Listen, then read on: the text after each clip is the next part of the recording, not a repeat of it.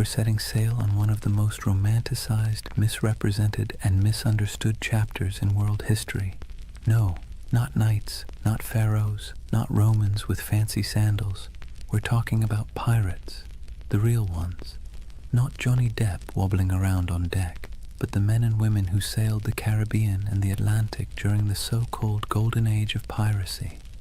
Now here's the thing, we all think we know pirates, eye patches, parrots, R-matey, treasure maps with a big red X, but spoiler alert, that stuff mostly comes from novels, theater, and later Hollywood rewrites. Real piracy was less swashbuckling and more sweaty, smelly, filled with salted beef crawling with maggots, water that tasted like a rotting barrel, and constant anxiety that your ship might sink in a storm, or your captain might keelhaul you for stepping out of line. And yet somehow the legend of pirates has become this glamorous story of freedom, adventure, and treasure. But here's the contradiction, and it's worth letting it sink in. The Golden Age of Piracy wasn't golden at all. It was born out of war, poverty, hunger, and desperation. It wasn't about noble freedom, it was about scraping survival out of salt air, blood, and backbreaking work. Yet people keep retelling their stories because deep down we're drawn to the fantasy of escape, of rejecting rules, of carving out a small piece of freedom on the open sea. So, as you settle in, maybe dim your lights or turn on some soft background sounds, let's drift together into this world. Imagine the creak of ropes, the groan of wooden planks, the crash of waves on the hull. Tonight, we'll wander through crowded ports, stand under the Caribbean sun with sweat dripping down our backs, and listen to the salty curses of men who gambled everything on the sea. Before we start, a small ask. If you enjoy drifting off with these stories, give this video a like, and maybe even subscribe. And tell me in the comments, what's keeping you up tonight? I'd love to know. Now, let's begin our first chapter with a world teetering on the edge of chaos, just perfect for the rise of piracy. Chapter 1. A world ripe for plunder. Picture the year 1690. Europe has been locked in endless wars, Spain versus England, England versus France, the Dutch fighting everyone. The whole continent is basically one long family feud where nobody remembers what the argument was about, but everyone is still holding grudges. And while kings and queens play chess with soldiers, their colonies across the Atlantic become treasure vaults waiting to be cracked open. The Caribbean at this time was a furnace, not just from the heat, though the sun baked everything in a way that made even the shadows shimmer, but because it was where European empires collided, traded, and stole from one another. Spanish galleons hauled silver from Peru and Mexico, loading it into massive convoys that lumbered across the ocean toward Spain. English, French, and Dutch merchants sailed their own fleets filled with sugar, rum, tobacco, and enslaved Africans, commodities that would fuel entire economies back in Europe. The ports were alive with contradictions. Imagine standing on the docks of Port Royal in Jamaica around 1700. The smell hits you first: tar, rum, smoke, and human sweat. Dock workers shouted in a dozen languages, sailors stumbled drunk, their shirts stiff with salt, elegant merchants in powdered wigs strutted past barefoot fishermen hauling nets of twitching fish. The soundscape was relentless, donkeys braying, sailors cursing, coins clattering on wooden counters, priests mumbling blessings, cannons occasionally booming in the harbor just to remind everyone who was in charge. And here's the irony.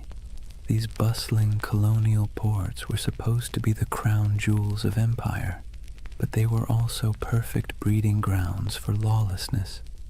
Governments thousands of miles away tried to impose order, but the reality was chaos. Governors took bribes, soldiers deserted, officials looked the other way when merchants smuggled contraband. The Caribbean was a place where, if you had a ship and a crew desperate enough, you could either make a fortune or lose everything in a week. Now think about the sailors themselves. Life at sea under a Royal Navy wasn't glamorous. It was miserable. Sailors were often press-ganged, basically kidnapped into service, dragged aboard ships against their will. Conditions were horrific. Cramped hammocks, weevil-infested bread, floggings for minor offences. Pay was late, if it ever came at all, and if you happened to survive the voyage, chances were you'd be discharged with nothing but a few coins jingling in your pocket and a body half ruined by scurvy. So when word spread that some sailors had gone rogue, ditched their oppressive commanders, seized ships and struck out as freebooters, it sounded less like criminality and more like rebellion. Piracy wasn't just a crime, it was a way out.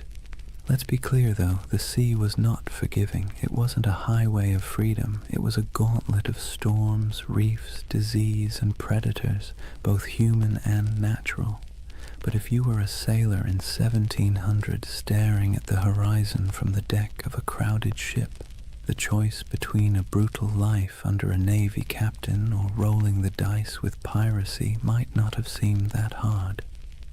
By the turn of the century, the Caribbean had become what you might call a floating economy of risk. On one side, kings, merchants, and governors trying to keep order. On the other side, a growing army of dispossessed sailors, mercenaries, and adventurers who decided order was overrated. All it took was the right moment, a gap in empire, a weakly guarded convoy, a ship with sails trimmed just so, and fortunes could be made overnight. And so, with every galleon groaning under the weight of silver, every sugar plantation coughing up profits, and every port overflowing with sailors who'd had enough of being cheated, the stage was set.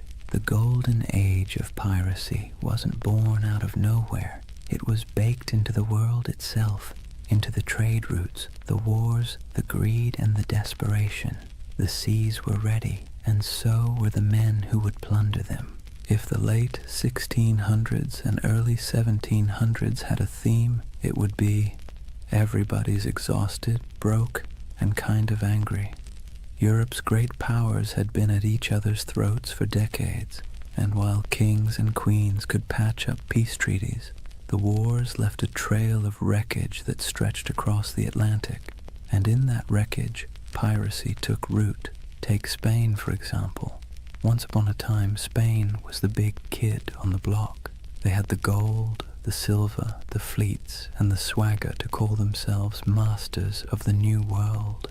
But by the late 1600s, their empire looked less like a shining crown and more like a rusty bucket with holes.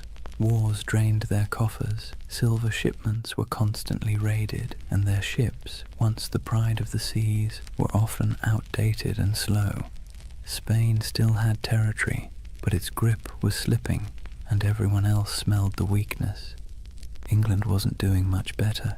Sure, they were clawing their way toward global power, but back home, ordinary sailors were being tossed around like dice in a rigged game.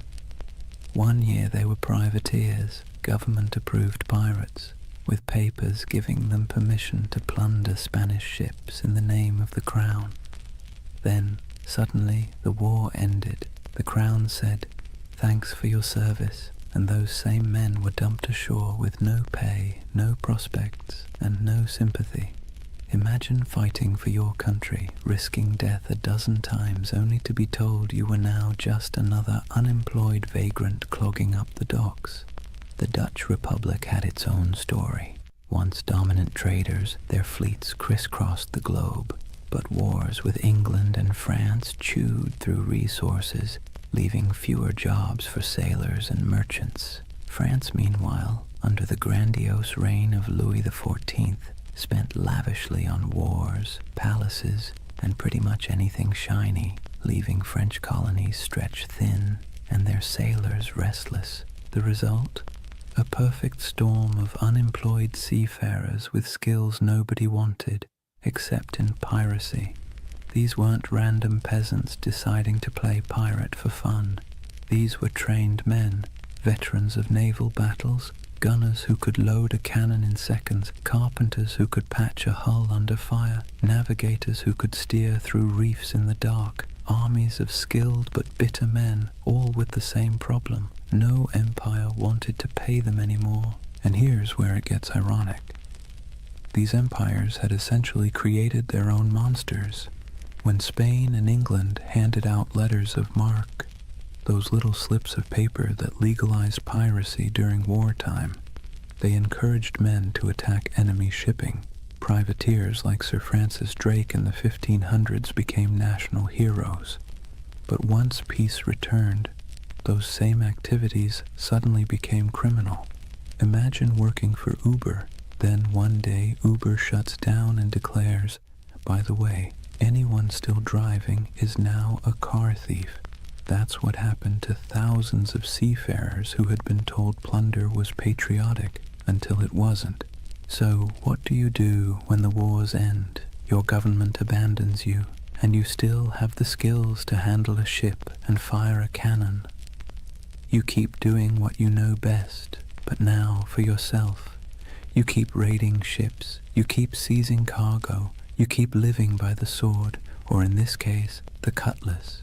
Piracy wasn't just desperation, it was habit.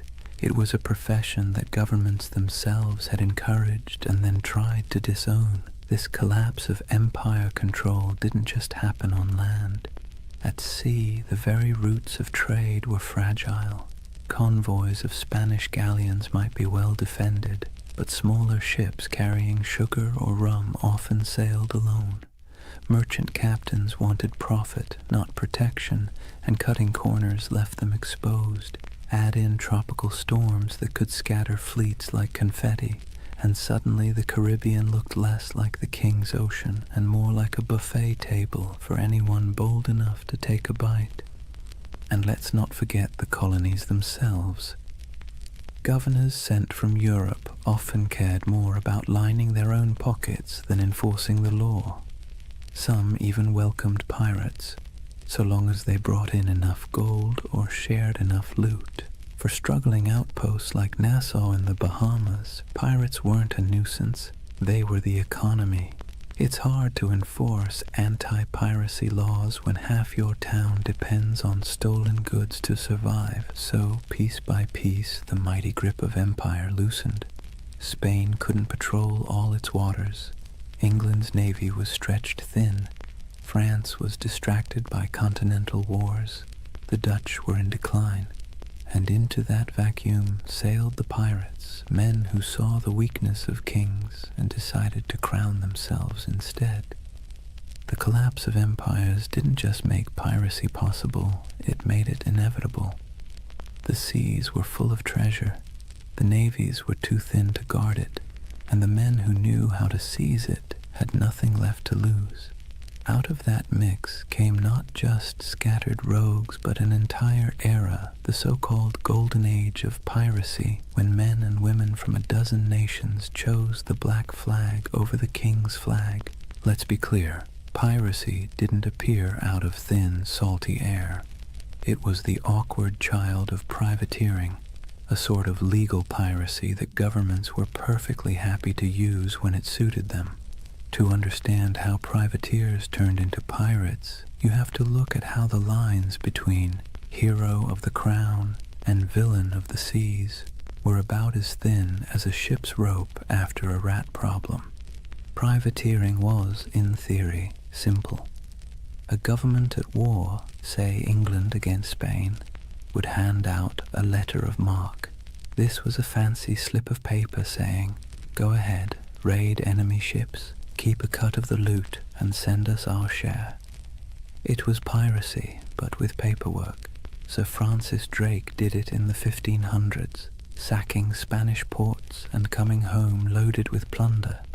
England called him a knight, Spain called him a criminal. One man's pirate was another man's patriot. Fast forward to the late 1600s, and the system was still in play. Privateers swarmed the Caribbean and Atlantic during wars, seizing sugar shipments, Spanish galleons, and anything else they could get their hands on. The Caribbean became a giant chessboard, and privateers were the pawns, expendable but useful. As long as the war lasted, they were tolerated, even celebrated. But here's the twist. Wars end. And when they did, governments suddenly didn't need these men anymore.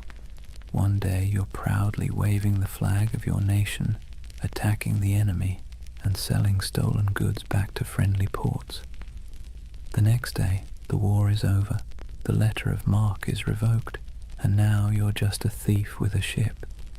There was no retirement plan, no pension, no thank you parade, just a shrug and an unspoken suggestion to quietly disappear.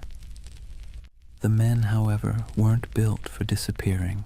They were hardened sailors who knew the rhythms of the sea better than the rhythms of ordinary life. They knew how to fight, how to navigate, how to survive storms, and, most importantly, how to take wealth by force. These were not skills easily repurposed into farming or shopkeeping. So what did they do? They kept at it. The only difference was that now, instead of doing it for a king or queen, they did it for themselves. This transition was so common it almost feels inevitable. Many of the most famous pirates of the Golden Age had first cut their teeth as privateers. Men like Henry Morgan, who began under English sanction and later operated in a grey zone that looked a lot like piracy. Others, like Blackbeard, likely started out on privateering ships during the War of Spanish Succession before slipping into outright piracy when the war dried up. The habits, the networks, even the bases were already in place. It was just a matter of removing the official paperwork and keeping the cannons loaded. And here's the delicious irony. Governments created the very monsters they later tried so hard to destroy by training thousands of sailors in the art of state-sponsored looting. They gave them a taste for plunder. Then, by abandoning them in peacetime, they essentially shoved them straight into piracy. Imagine teaching someone to pick locks during a war because you need spies, then firing them when the war ends and expecting them not to use their skills. Of course they'll keep picking locks, only now it's your house. There was also the question of identity. Once a man had lived as a privateer, free from the crushing discipline of a navy, sharing loot with his mates, and living by the tides, could he really go back to scrubbing decks under the bark of some lieutenant? Navy life was brutal, punishments were harsh, pay was low, and the class system was rigid. By comparison, the life of piracy, even with its hunger, storms, and risk of hanging, offered more equality and excitement. It wasn't just survival, it was liberation from the grind of the empire. Ports like Port Royal in Jamaica and Tortuga off Hispaniola blurred the line even further. Merchants there didn't care if the goods were captured legally or not. Sugar, silver, rum, if it could be sold, it was welcome. Tavern owners, traders, even governors quietly winked at piracy, especially when it brought wealth into their struggling economies. Some governors even kept pirates as unofficial attack dogs, unofficial allies when convenient, expendable scapegoats when politics shifted. So, from privateers to pirates wasn't a sharp break. It was more like a slow, sloping slide into the inevitable. Men who had been celebrated for plundering Spanish ships found themselves doing the exact same thing, only now branded as criminals. And they embraced it because what was the alternative? Starvation, subservience, a return to naval whippings and starvation wages? No, thank you. Better to live on your own terms, however short that life might be. It's easy now to think of pirates as chaotic rebels who suddenly popped up to terrorize the seas. But really, they were a byproduct of empire, born from its wars, abandoned in its peace and sustained by its greed. The black flag wasn't a rejection of Europe's system. It was its mirror, twisted and stripped of pretense.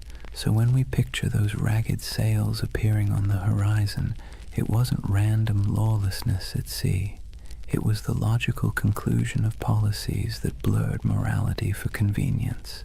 Privateering was piracy in a fancy coat, and piracy was privateering with the coat torn off, and for the men who lived it, there wasn't much difference at all. Now let's imagine, for a moment, what happens when thousands of unemployed sailors, disgruntled privateers, and general misfits all end up in the same place. No law, no oversight, no queen wagging her finger from across the ocean. Just wide open seas, islands thick with sugarcane and palm trees, and ports desperate for trade, even if that trade came dripping with blood. Welcome to the Pirate Republic, a loose patchwork of havens across the Caribbean that briefly turned outlaw life into a kind of anti-establishment experiment. The most famous of these havens was Nassau, on New Providence Island in the Bahamas. Today it's a tourist destination with beach chairs and cruise ships. Back then, it was more like a dusty stage set built for chaos.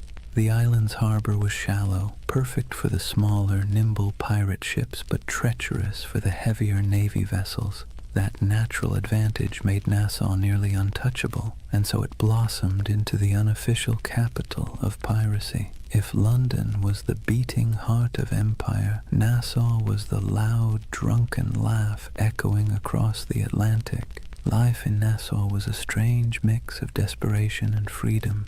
Picture ramshackle huts leaning against each other like tired sailors, taverns spilling music and shouting into the night, and the constant smell of rum, sweat, and salt. Pirates from every corner of the Atlantic crammed together, English, French, Dutch, African, even a few indigenous sailors who'd escaped the crushing grip of European colonization. The result was something Europe would never have tolerated back home, a society stitched together by outcasts, running on booze, barter, and the occasional cannon. What made it so intoxicating was the sense of equality. A runaway slave could find a berth on a pirate ship and suddenly be treated, at least relatively speaking, like an equal. A woman could dress as a man, grab a cutlass, and carve her place on deck. Anne Bonny and Mary Read, two of the most famous pirates in history, lived that very reality. The rigid hierarchies of Europe, lords and serfs, captains and peasants, broke down in Nassau's taverns. Everyone was broke, everyone was sunburned, everyone was one bad decision away from the noose. That kind of shared peril made for a twisted kind of democracy. And then there was Tortuga off the coast of Hispaniola. French buccaneers had started it as a base in the 17th century, and over time it became another pirate haunt. Tortuga was wilder, less organized than Nassau, but it shared the same energy, a place where authority didn't reach. Port Royal in Jamaica, before an earthquake literally dropped half of it into the sea in 1692, was the original pirate playground. It was called the wickedest city on earth, a place where taverns outnumbered churches and every second house was either a brothel or a gambling den. Imagine Las Vegas, but with more cannons and fewer neon lights. These places weren't just drunk paradises, they were strategic. Pirates needed somewhere to fix ships, sell stolen goods, and recruit new crews. Without havens, piracy would have been short-lived. With them, it flourished. Merchants, governors, and tavern owners often looked the other way, because piracy was good for business. Silver, sugar, indigo, rum, it all flowed into these ports. And once it was in the market, who really cared where it had come from? The world's first free trade zones, if you like, just with more swashbuckling. The dream of the Pirate Republic was intoxicating because it offered what Europe didn't: freedom from rigid social classes, for the sailor who'd been whipped half to death on a navy ship, for the indentured servant who had been treated like disposable property, for the runaway enslaved person. Nassau or Tortuga was a chance to live on your own terms. Yes, those terms often meant short lives, disease, and eventual capture. But for a fleeting moment, the Pirate Republic offered something resembling equality. It was messy, chaotic, and fueled by rum, but it was theirs. It's easy to romanticize this as some proto-democracy at sea, and in truth, pirates weren't building utopias. They fought among themselves, they drank themselves half to death, and they betrayed each other when the loot was good enough. But there was a kernel of something radical here. Ordinary people, most of them poor, illiterate, and cast aside by empire, were writing their own rules. Captains could be voted out.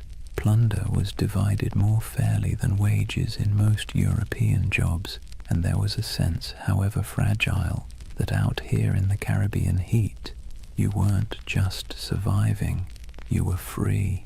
Governments, of course, hated it. To them, the Pirate Republic was an insult, a slap in the face of civilization. They saw it as a cancer spreading across the Caribbean, undermining trade and embarrassing the crown. And so, predictably, they began plotting its destruction. But for a brief, shining decade or two, the dream held. A world of tattered sails and lawless harbors, where outcasts became rulers, if only of themselves. So when you hear the phrase Pirate Republic, don't imagine marble halls or noble ideals. Imagine crowded taverns with lantern light flickering on sweat-streaked faces, mugs of grog slamming onto wooden tables, and the hum of 50 different languages mixing in the night. It wasn't a nation in any official sense, but it was a community, strange, fragile, reckless, that gave piracy its beating heart. By the early 1700s, piracy wasn't just a nuisance, it was a global scandal. Imagine you're a London merchant who's just sent off a ship full of sugar from Barbados. You're already dreaming about the profits, about the clinking of coins on your counting table. Then word arrives that your ship was intercepted somewhere between Tortuga and Nassau by a crew of outlaws who now plan to sell your precious cargo at a discount in the very next port. Frustrating, absolutely. Embarrassing, even more so. And it wasn't just London merchants, Dutch traders, French planters, Spanish governors. Everyone had a stake in the Caribbean economy, and pirates cut into all of them like barnacles on a hull. News of piracy spread quickly, carried in letters, pamphlets, and gossip that traveled almost as fast as the ships themselves. In coffee houses in Amsterdam or taverns in Boston, people swapped stories of Blackbeard's blockade of Charleston or of Bartholomew Roberts capturing hundreds of vessels. Pirates became both feared and oddly admired, the same way we talk about celebrities who behave badly. They were disruptive, scandalous, but undeniably fascinating. Governments tried to project strength, but the truth was they were embarrassed. The Caribbean was supposed to be proof of European dominance, a playground of plantations, trade, and naval power. Instead, it was crawling with independent outlaws who mocked imperial authority with every stolen sail. Spain, already stretched thin across its empire, struggled to protect the treasure fleets. England, riding high after victories in European wars, now had to explain why ragged men in patched coats could blockade entire colonial cities. France and the Dutch weren't faring much better. In a world obsessed with image, piracy made the great powers look incompetent. What made it worse was that ordinary people were often rooting for the pirates, at least quietly. Think about it. If you were a poor sailor in Bristol, or an indentured servant in Jamaica, or even a small-town farmer in Virginia, Who would you rather cheer for?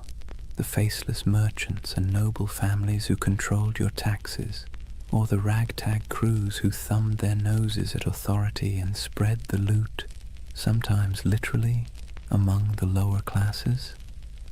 Pirates had a populist appeal. They were villains to the elite, but folk heroes to the downtrodden.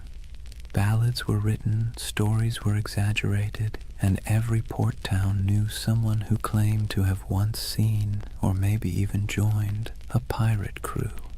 That uneasy admiration worried rulers as much as the piracy itself. It wasn't just about stolen goods anymore. It was about stolen loyalty. If too many sailors chose piracy over honest naval service, if too many colonists chose to trade with outlaws instead of legal merchants, the whole system could unravel. In this sense, the Pirate Republic wasn't just an economic threat. It was a political one. It represented a kind of freedom, however messy, that stood in direct contrast to empire. And so, as the first decade of the 1700s drew to a close, the world was watching. Governors wrote desperate letters to their monarchs begging for naval reinforcements. Merchants lobbied for protection. Admirals were dispatched with orders to stamp out the scourge.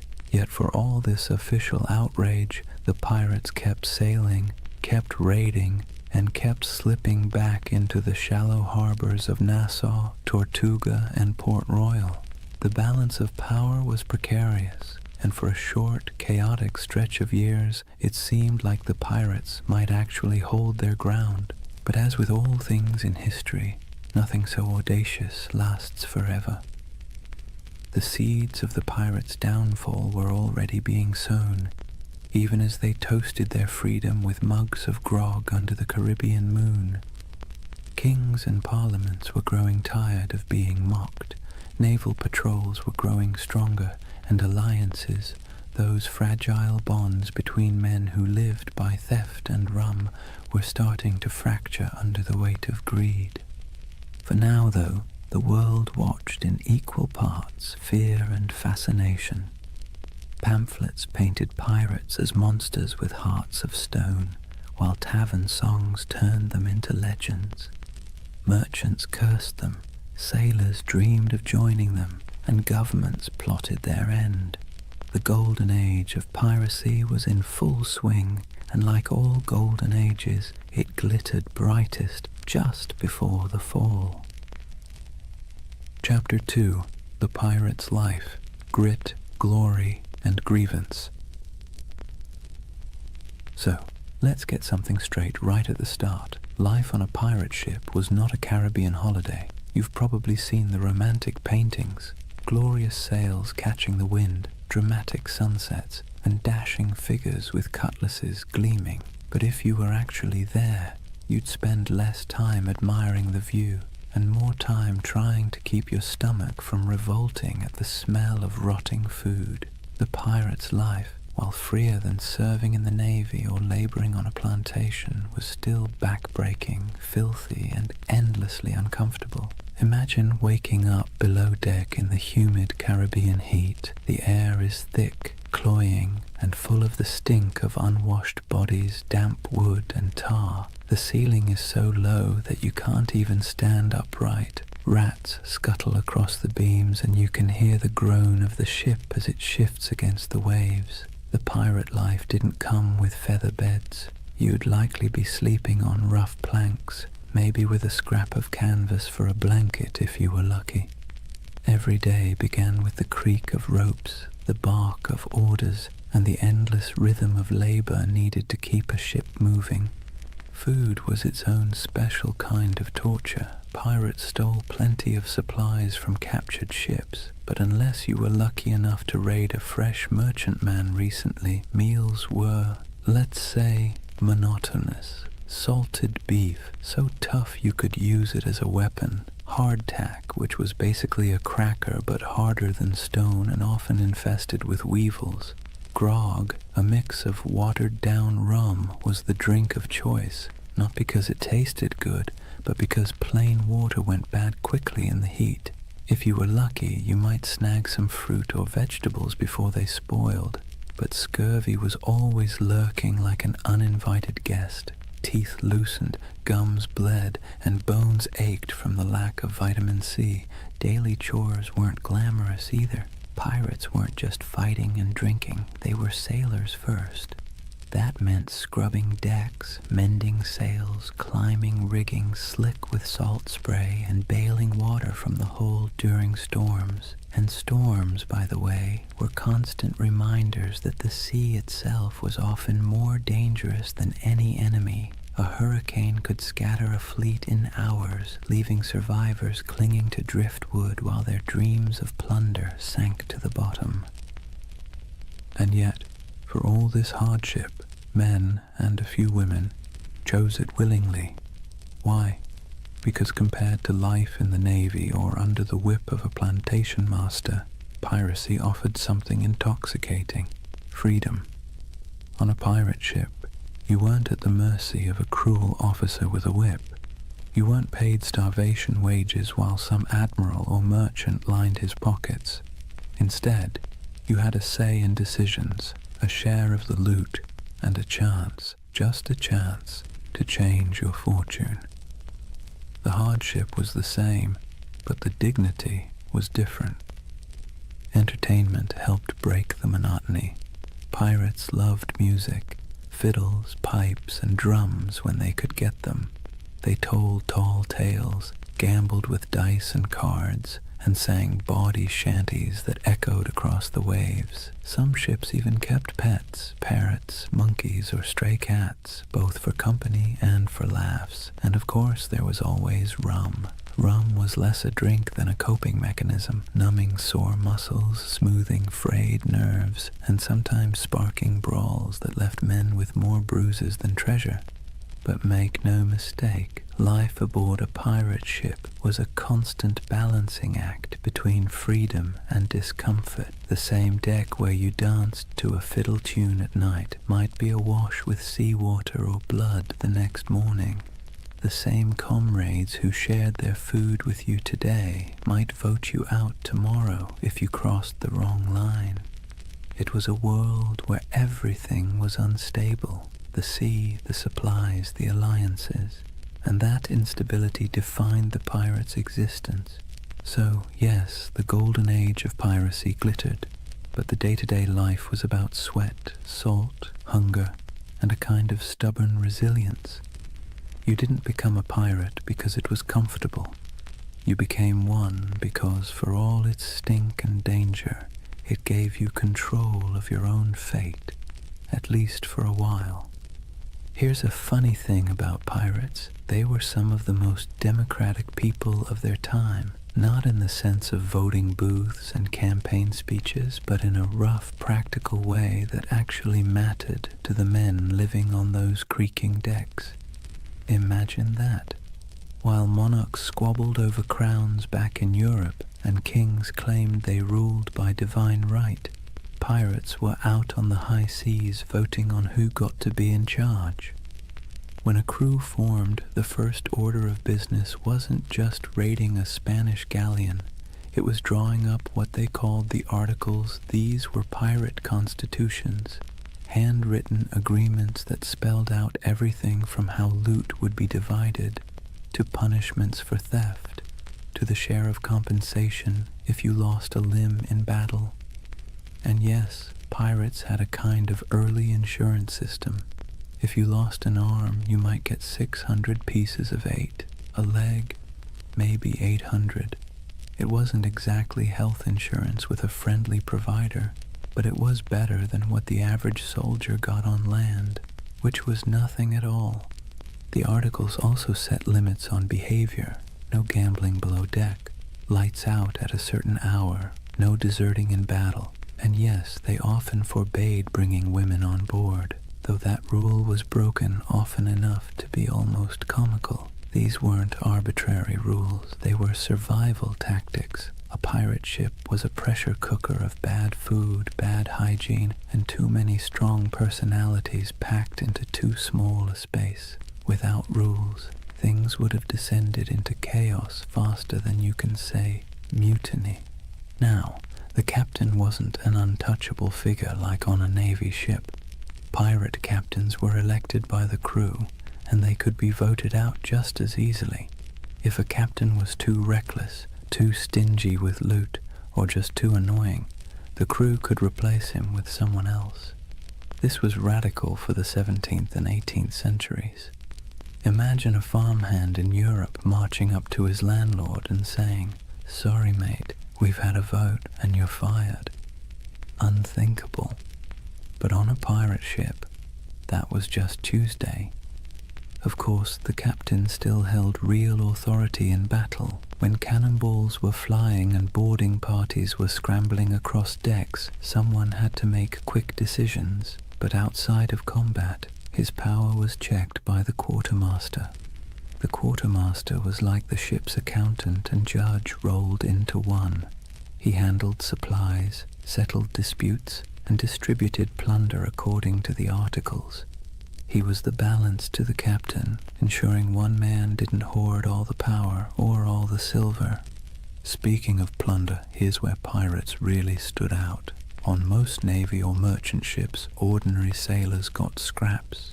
Captains and owners took the lion's share. Pirates, by contrast, split loot far more evenly. Yes, captains and officers usually got larger shares, but the gap wasn't massive. A captain might get 2 or 3 shares, while a common sailor got 1. Compare that to the Navy, where a captain could rake in a fortune while the sailors were paid in arrears, if at all. For men used to being at the bottom of the social ladder, this was revolutionary. This system created a sense of buy-in. Everyone had a stake in every raid. Everyone had a voice. It's one reason pirate crews could be so terrifyingly effective. They weren't being flogged into action by some officer. They wanted to fight because victory meant coin jingling in their pockets. Cold, heavy, jangly, deliciously spendable coin. It's tempting to see this pirate democracy as noble or progressive, but let's be clear, it wasn't about ideals. It was about practicality. Pirates knew they lived hard, dangerous lives. They needed a system that kept people motivated, minimized infighting, and gave everyone a reason to stick together when things got ugly. Fair shares and voting rights weren't about enlightenment. They were about survival. Still, there's something oddly charming about it. At a time when peasants were tied to land and sailors in navies were practically prisoners, pirates carved out their own rough republics. Nassau in the Bahamas was famously called a pirate republic, and while that sounds grand, it was mostly a sandy haven of broken-down taverns, makeshift huts, and a whole lot of rum. But for the men who had once been whipped by naval officers or cheated by merchant captains, it was paradise. So picture it. A ship rolling gently on the waves, men gathered on deck, a set of articles being read aloud by lamplight, each pirate nodding, agreeing to the rules, knowing that at least here, on this rough plank of wood floating in a dangerous sea, their voice mattered. It wasn't democracy as we think of it today, but it was a kind of freedom most of them had never known before. One of the most brilliant things pirates ever did wasn't about cannons or cutlasses. It was branding. Pirates understood that half the battle was won before the first shot was fired, and their greatest weapon wasn't always steel, it was fear. They cultivated it, packaged it, and sold it with skulls and crossbones. Let's talk about the Jolly Roger. That iconic black flag wasn't just for show, it was psychological warfare. Picture yourself as a merchant sailor in the Caribbean. You're already nervous. The sea is treacherous, storms are brutal, and half your crew is seasick. Suddenly, you spot a ship on the horizon raising a black flag, its canvas snapping in the wind. Painted on it is a grinning skull, a pair of crossed bones, maybe even an hourglass dripping sand. You know instantly these are not friendly visitors. You have a choice: surrender and hope for mercy, or fight and almost certainly die. And here's the genius. Most merchant crews didn't fight. They gave up. Pirates knew that if they could terrify you into surrender, they could plunder your ship without firing a shot, without losing a man, and without wasting precious gunpowder. The Jolly Roger was essentially the world's first corporate logo, and it worked like a charm. But flags weren't the only symbols. Pirates loved spectacle. Some captains made themselves into walking horror shows. Blackbeard, for example, tied slow-burning fuses into his beard before battle. Imagine a man storming across your deck with his hair literally on fire, eyes wild, smoke curling around his face like some demon from the deep. That's not just intimidation, that's theater. He was turning himself into a nightmare that sailors would retell in every port from Jamaica to London. Superstition also ran deep.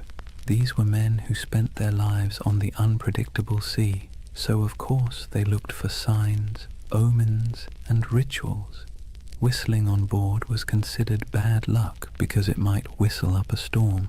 Bananas were famously avoided on ships, tied to tales of vanished vessels and mysterious deaths. Cats, on the other hand, were seen as good luck, their twitching tails thought to calm the winds. Some pirates tattooed symbols for protection: crosses, anchors, mermaids, inked in crude lines that doubled as badges of identity and talismans against doom.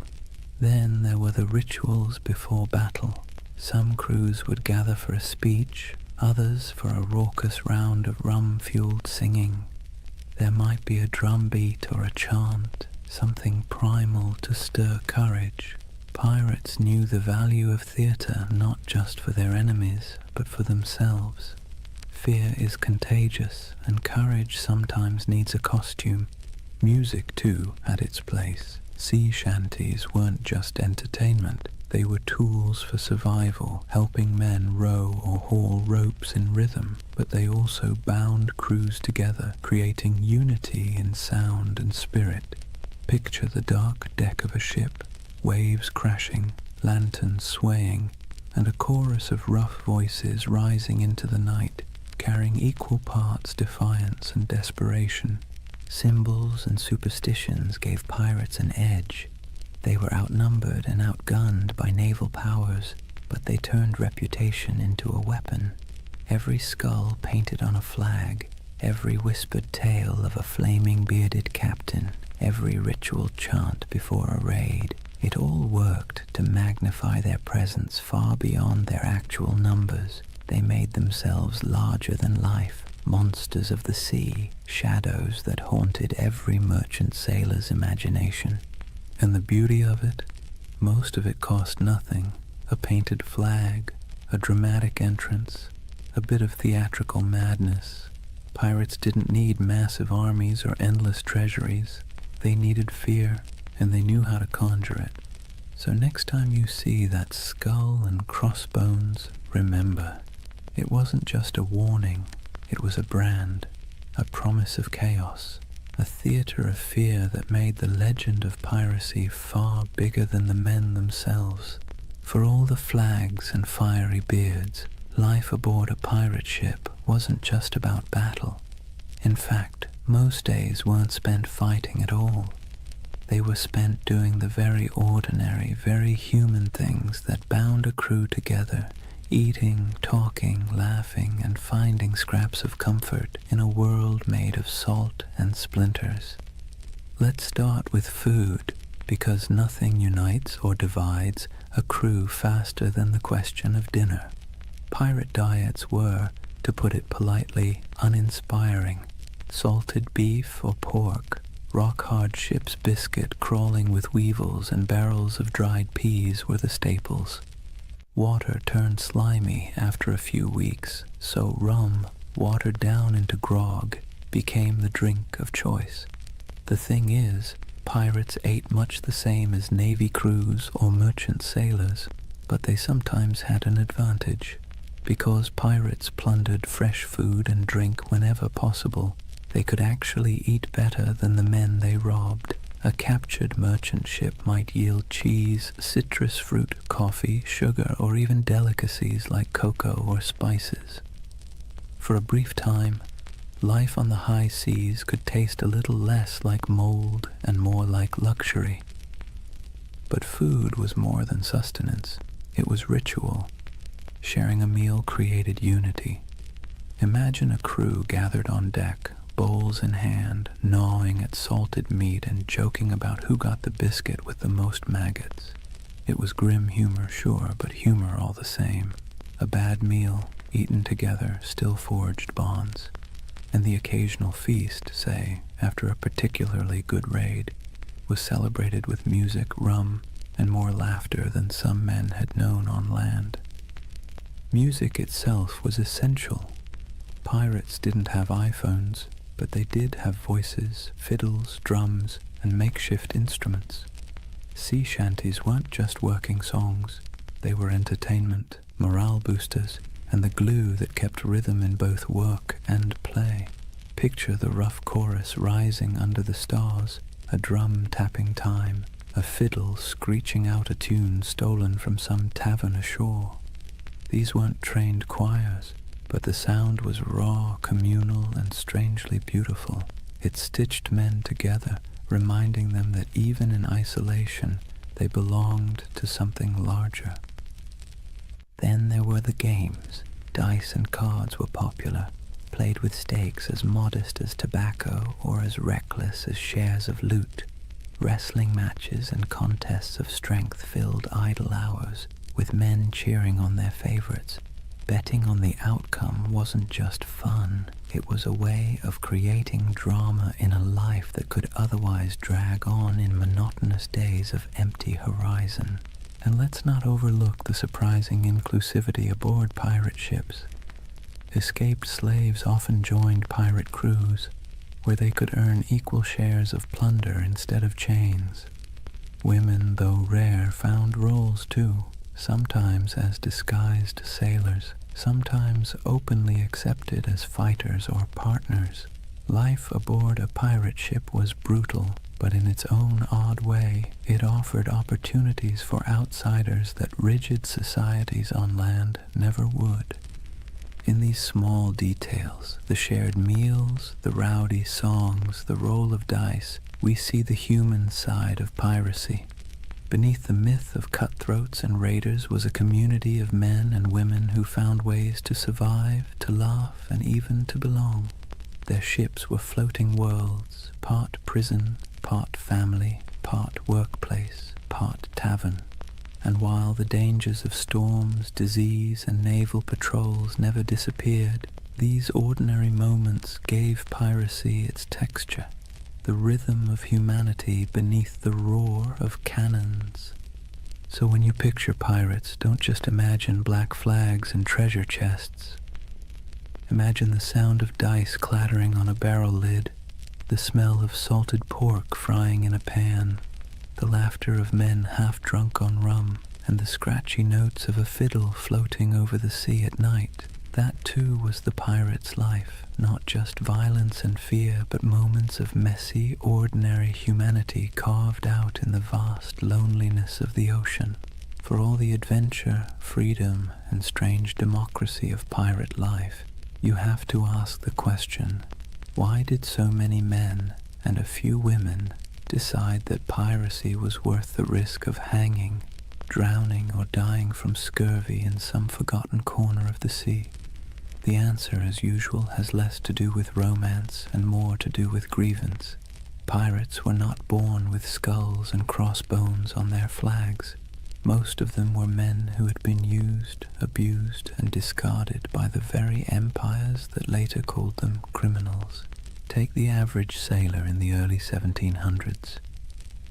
His life was a cruel contract, low pay, brutal discipline, and punishments that bordered on torture. The British Navy in particular ran on forced service. Impressment gangs snatched men off the streets, dragging them aboard ships where they might serve years against their will. Once aboard, they were flogged for minor infractions, fed poorly, and often paid late, if at all. It was a life so grim that joining a pirate crew, where you at least got a vote, a share of plunder, and the occasional feast, looked less like criminality and more like opportunity. Then there were the privateers. These men had once sailed under legal commissions, essentially hired by governments to plunder enemy ships during wartime. But when treaties were signed and peace declared, those commissions were revoked. Overnight, skilled sailors became unemployed and unwanted. Some went home to poverty. Others, unwilling to give up the taste of plunder or unable to find work, simply kept raiding. The difference was only paperwork. Yesterday's patriot privateer was today's villainous pirate. Economic desperation played its part too. Europe churned with unemployment, inequality, and waves of displaced workers. Colonies offered work, but much of it was brutal plantation labor or indentured servitude. If you were poor, your choices were few. Toil endlessly for scraps on land, serve miserably in the navy, or gamble your life on piracy, where at least the rewards were immediate, tangible, and occasionally extravagant. Even a short run of luck could mean pockets full of coin, fine clothes stripped from captured merchants, or a chance to live like a king for a few weeks before it all fell apart. And make no mistake, piracy was a protest of sorts.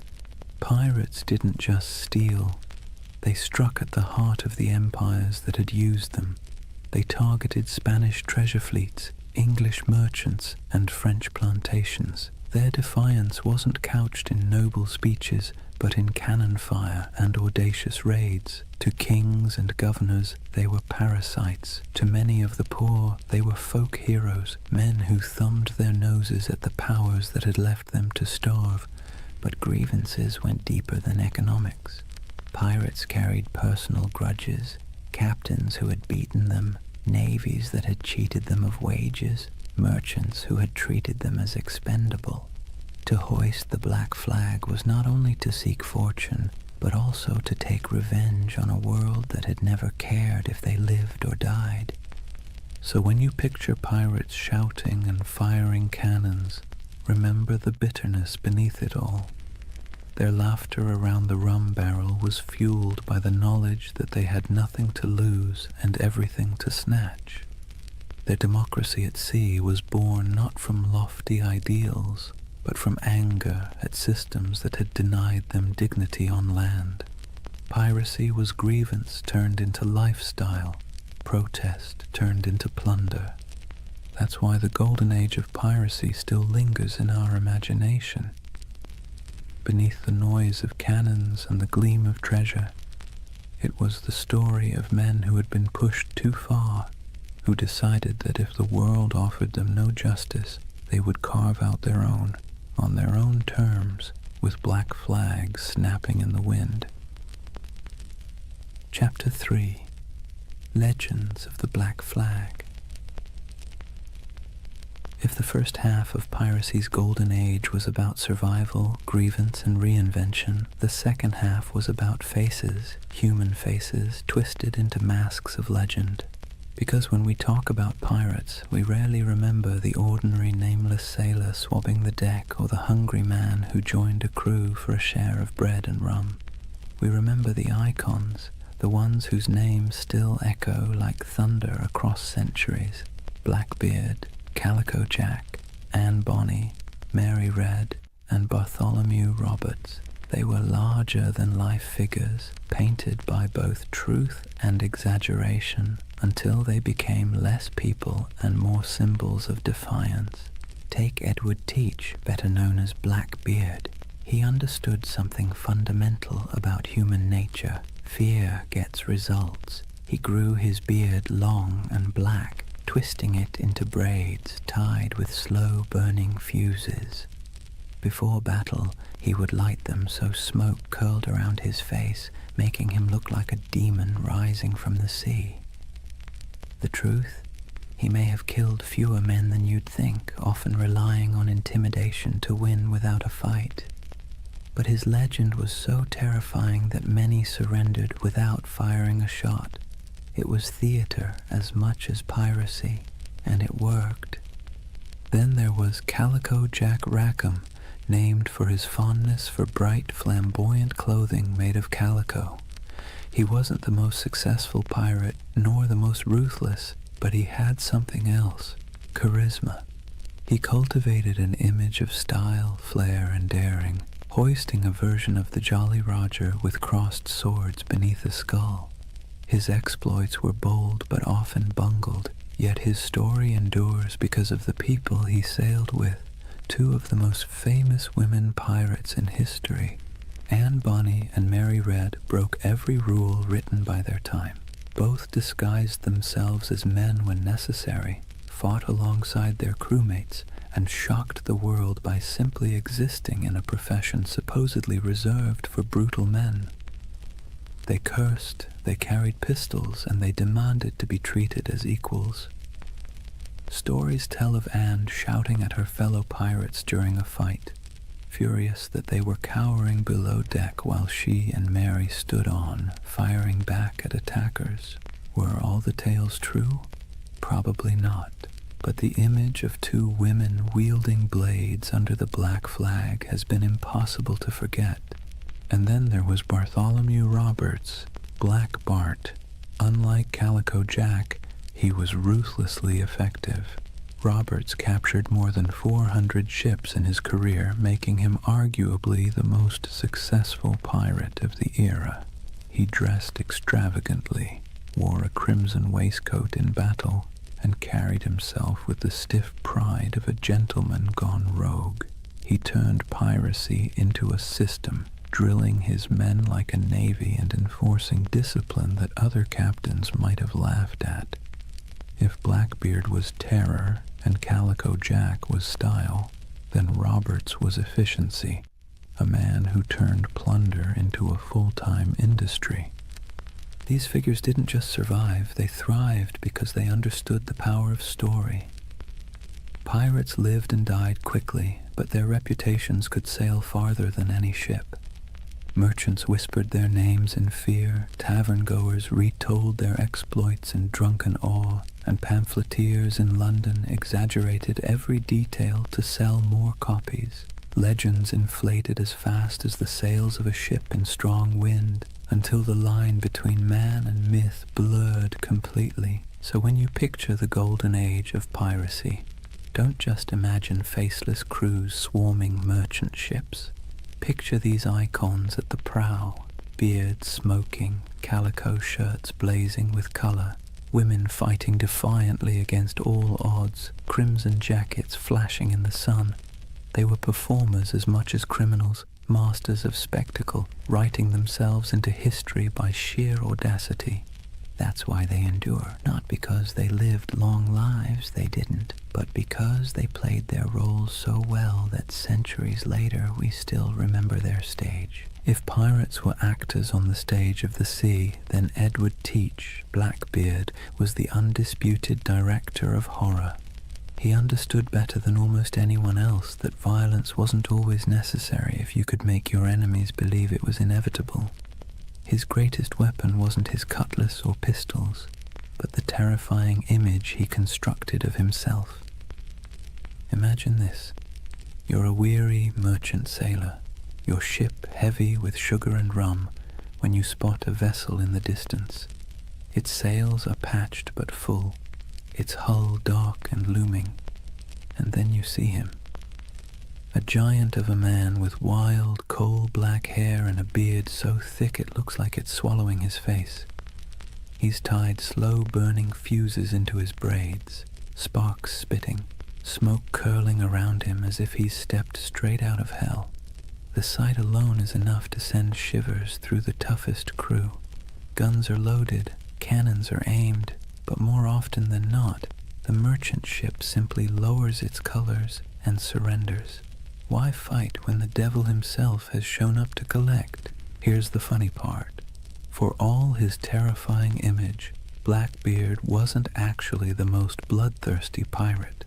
In fact, his ledger of confirmed kills was surprisingly slim compared to others. He didn't need to spill blood when his performance did the work for him. He crafted a persona so fearsome that it did the fighting long before the first cannonball flew. Think about it. Would you rather battle a man who looked like your neighbor or a smoke-shrouded demon who seemed to revel in chaos? Most captains chose the wiser option and handed over their cargo. Blackbeard also knew the value of spectacle beyond the battlefield. He cultivated stories about himself, feeding into his myth. He'd fire pistols in the air just to startle his own crew. He once blockaded the entire port of Charleston, South Carolina, holding the city hostage until he was supplied with medicine. This wasn't just piracy, it was theater on a grand scale, a demonstration that one man and a few ships could humiliate an entire colony. It was both ridiculous and awe-inspiring. But beneath the smoke and noise, Blackbeard was a practical man. He divided plunder with some fairness, treated his crew as partners more than slaves, and knew when to negotiate. He wasn't some mindless brute. He was calculated.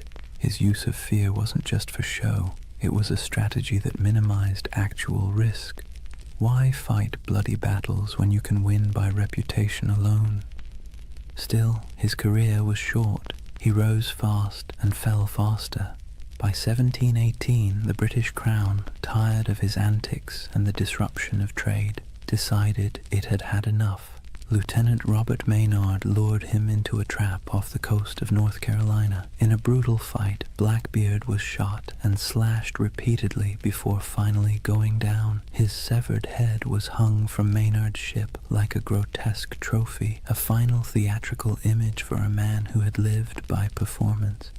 And yet, did death end the legend? Not at all. If anything, it sealed it. Blackbeard's ghost was said to haunt the waters where he died, his headless body swimming in the waves, searching for its lost skull. Fishermen swore they saw his spectral ship, the Queen Anne's Revenge, drifting silently across the horizon. Whether or not any of it was true didn't matter. The myth had already outgrown the man. So when you hear the name Blackbeard today, you're not just recalling a pirate, you're recalling one of history's greatest performers, a man who understood fear as both an art and a weapon. His stage was the sea, his audience the world, and his performance so unforgettable that centuries later we're still applauding in awe and a little bit of dread. If Blackbeard was the terrifying face of piracy, then John Rackham, better known as Calico Jack, was its fashion icon. The man wasn't particularly fearsome, nor was he especially successful compared to others, but he had something almost as valuable as gold: style. His nickname came from the brightly patterned calico coats he wore, loud enough to be seen from a mile away. It was a choice that said, I may not be the biggest or the baddest, but I'll be the most noticeable. And in a world where fear and reputation kept you alive, being memorable mattered. Calico Jack's story would likely have been a footnote in the annals of piracy, if not for two extraordinary women who joined his crew, Anne Bonny and Mary Read. Their presence turned his otherwise average exploits into a legend that has fascinated people ever since. Anne Bonny was born in Ireland, but grew up in the Americas, the daughter of a wealthy planter. She had a fiery temper and a restless spirit. Stories say she once stabbed a servant girl with a kitchen knife, though the truth is hard to pin down. What we do know is that she wasn't content with the role society expected of her. Marrying a small-time sailor didn't calm her spirit. Running away with Calico Jack did. She traded the plantation house for the rolling deck of a pirate ship, proving herself as fierce with a blade as any man. Mary Red's tale was even stranger. Born in England, she was disguised as a boy from childhood so her family could inherit money. She grew up living as Mark Red, working as a soldier and sailor. By the time she crossed paths with Calico Jack and Anne Bonny, Mary had long since mastered the art of slipping between identities. When she joined their crew, she initially kept her disguise. But Anne, curious and bold, discovered the truth. Instead of turning her away, Anne accepted her, and the two became close allies. Now picture it, a small pirate crew led by a man in flamboyant coats, backed by two women who defied every expectation of the age. While other pirates leaned on spectacle or terror, this trio leaned on audacity. Reports from the time describe Anne and Mary fighting openly in men's clothes, wielding pistols and cutlasses, cursing louder than the men beside them. They weren't mascots or novelties, they were feared combatants. When boarding parties went over the rails, Anne and Mary were often the first in line. One of the most famous stories of their courage came during the final days of Calico Jack's career. His ship was cornered by a pirate hunter. Most of the crew, drunk and unwilling to fight, cowered below deck. But Anne Bonny and Mary Read fought ferociously, shouting at the men to come up and defend themselves. Outnumbered and abandoned, they couldn't hold out forever. The ship was captured, and the crew taken to trial in Jamaica. Calico Jack was sentenced to hang, and before his execution, Anne Bonny reportedly delivered the coldest line in pirate history. She told him, "If you had fought like a man, you need not be hanged like a dog."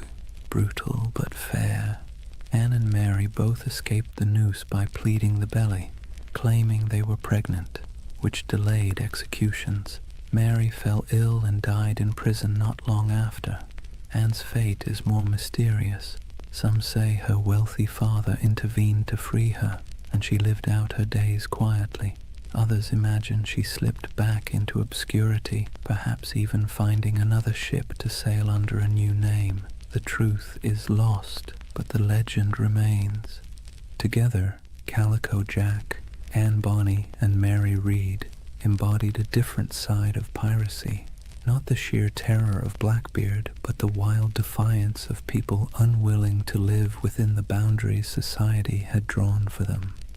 They weren't the richest or most feared pirates of their age, but they became symbols of rebellion, of choosing freedom over obedience, even if that freedom came at the cost of the gallows.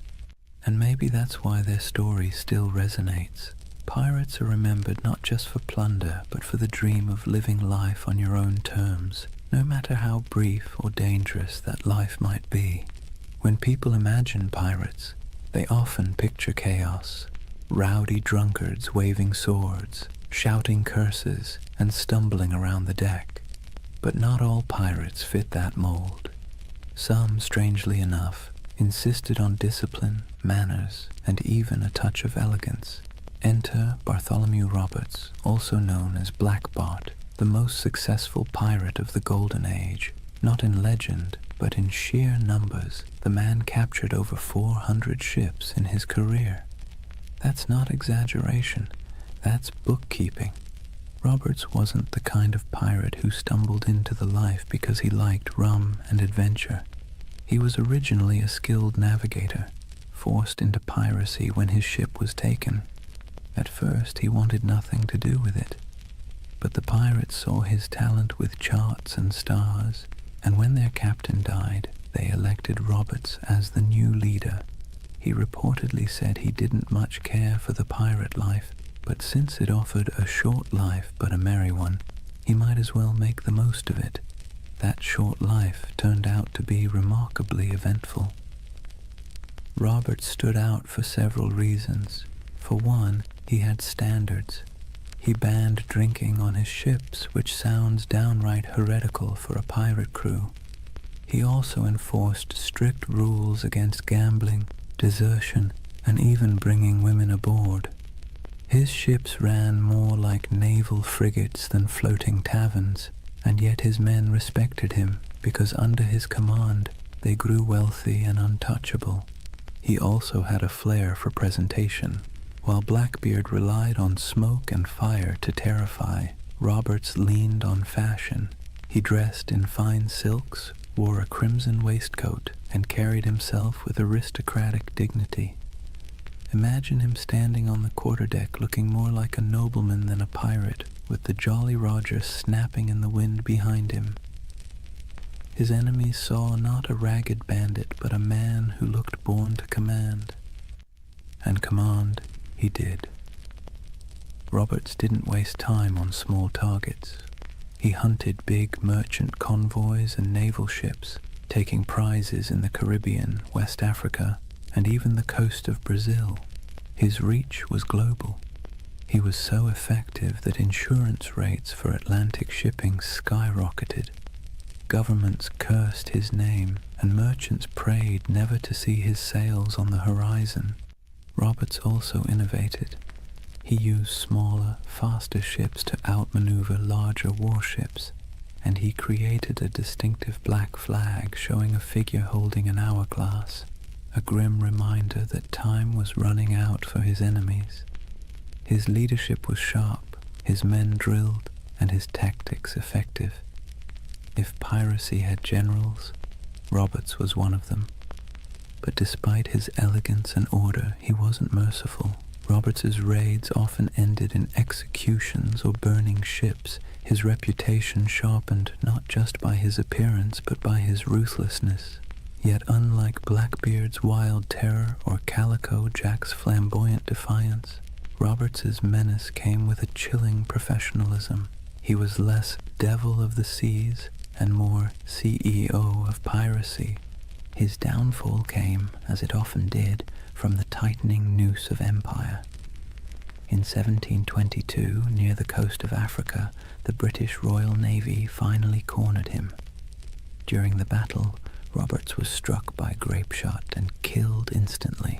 His men, knowing what capture meant, dressed him in his finest clothes, weighted his body with chains, and cast him into the sea, denying the Navy the satisfaction of displaying him in death. Bartholomew Roberts's reign lasted only a few short years, but in that time he reshaped piracy. He proved it could be efficient, disciplined, and terrifyingly successful. More than Blackbeard, more than Calico Jack, he showed that piracy wasn't just chaos on the waves. It could be a well-oiled machine, run with precision and purpose. And in a way, Roberts's legacy marks the peak of piracy's power. After his death, the Golden Age began to dim. The seas grew less welcoming to outlaws, and the balance of terror shifted back to the empires. But for a moment, one elegantly dressed pirate managed to turn the oceans into his empire, and he did it not with smoke or theatrics, but with order, discipline, and an iron will. If pirates were remembered only for their hunger, sickness, or sunburn, the Golden Age wouldn't have stuck in our imagination. What really carved them into legend were the moments when ragged crews on creaking ships went toe-to-toe with empires and lived to tell the tale. These were the epic raids and showdowns that spread their reputation across oceans like wildfire, whispered from tavern to tavern, and exaggerated until they felt larger than life. Let's start with the Caribbean, where Spanish galleons groaned under the weight of treasure hauled from the New World. These ships were floating vaults, packed with silver from Peru, gold from Mexico, and spices from across the empire. They were also well-armed and heavily guarded, but that didn't always save them. Pirates struck with speed, knowing that a single galleon could fund a lifetime. Stories circulated of bold raids where men climbed aboard under musket fire, smoke filling the decks as treasure chests were dragged away. The truth was often messier, with smaller victories and more frustration, but the image of pirates plundering Spanish treasure ships became the core of their legend. Then there were the blockades, audacious acts where pirates essentially declared themselves rulers of the sea. Imagine sailing into a harbor, dropping anchor across the entrance, and holding an entire town hostage. That's exactly what Blackbeard did at Charleston in 1718. For nearly a week, he strangled the city's trade, capturing ships and ransoming hostages. The people of Charleston, terrified of massacre, had no choice but to give in to his demands. It wasn't just robbery, it was theater, a statement to the world that pirates could hold whole cities in the palm of their hands. Other raids were more brutal, like the infamous attack on Ouida on the coast of Africa by Bartholomew Roberts. Roberts stormed the harbor, seizing ships, killing crews, and leaving smoking wrecks behind him. His reach across continents showed how piracy had gone global.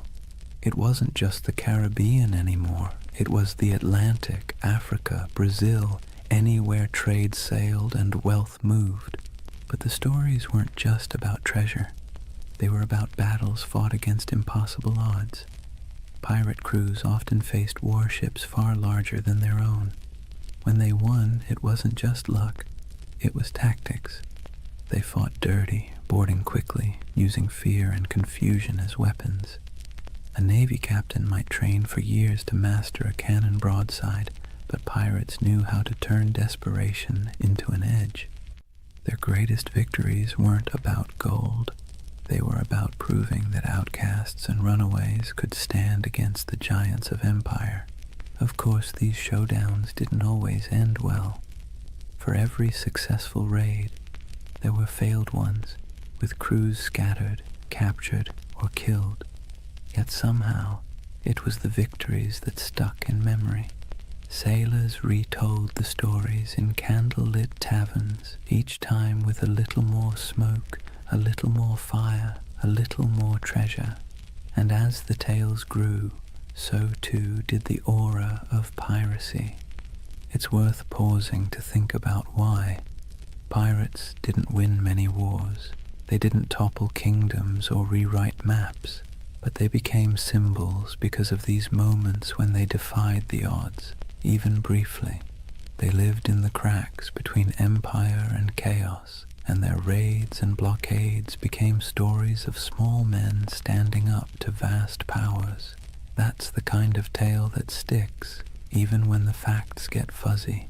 So whether it was Blackbeard choking a city, Roberts storming a harbor, or nameless crews slipping away with treasure under the moonlight, these epic showdowns kept the legend alive. And while empires eventually struck back in those brief, violent, theatrical moments, it was the pirates who ruled the seas. Chapter 4. The End of an Era. For all the bravado of pirates waving black flags and swaggering into taverns, their freedom was always temporary. The Golden Age of Piracy wasn't built on strength, it was built on neglect. The empires of Europe had been too busy fighting each other to deal with the nuisance of rogue captains. But once the wars settled and merchants began counting their lost profits, the patience snapped. Suddenly, the same kings and governments who once winked at piracy decided it was a scourge that had to be eradicated. Picture the mood in London, Paris, and Madrid in the early 1700s. Merchants stormed into government halls, waving reports of ships lost, insurance rates skyrocketing, and ports paralyzed by blockade. Politicians, who once quietly enjoyed pirate loot filtering through colonial markets, now heard the complaints of bankers and shipping magnates, and when money complained, rulers listened. What followed was a coordinated crackdown, an imperial revenge tour. Naval patrols that once turned a blind eye now prowled the Caribbean. The British Royal Navy, tired of seeing its reputation mocked by half-drunken rogues, sent heavily armed frigates to hunt pirates with relentless focus. Spain, long humiliated by raiders stealing its treasure fleets, tightened its convoys and poured resources into coastal defenses. Even France, which had once tolerated privateers operating on its behalf, began closing off safe harbors. The age of indulgence was over, but it wasn't just the ships, it was the laws. Governments realized they needed not only cannons but also courts. Piracy was declared a universal crime, meaning that any nation could capture and prosecute pirates, regardless of where the crime occurred.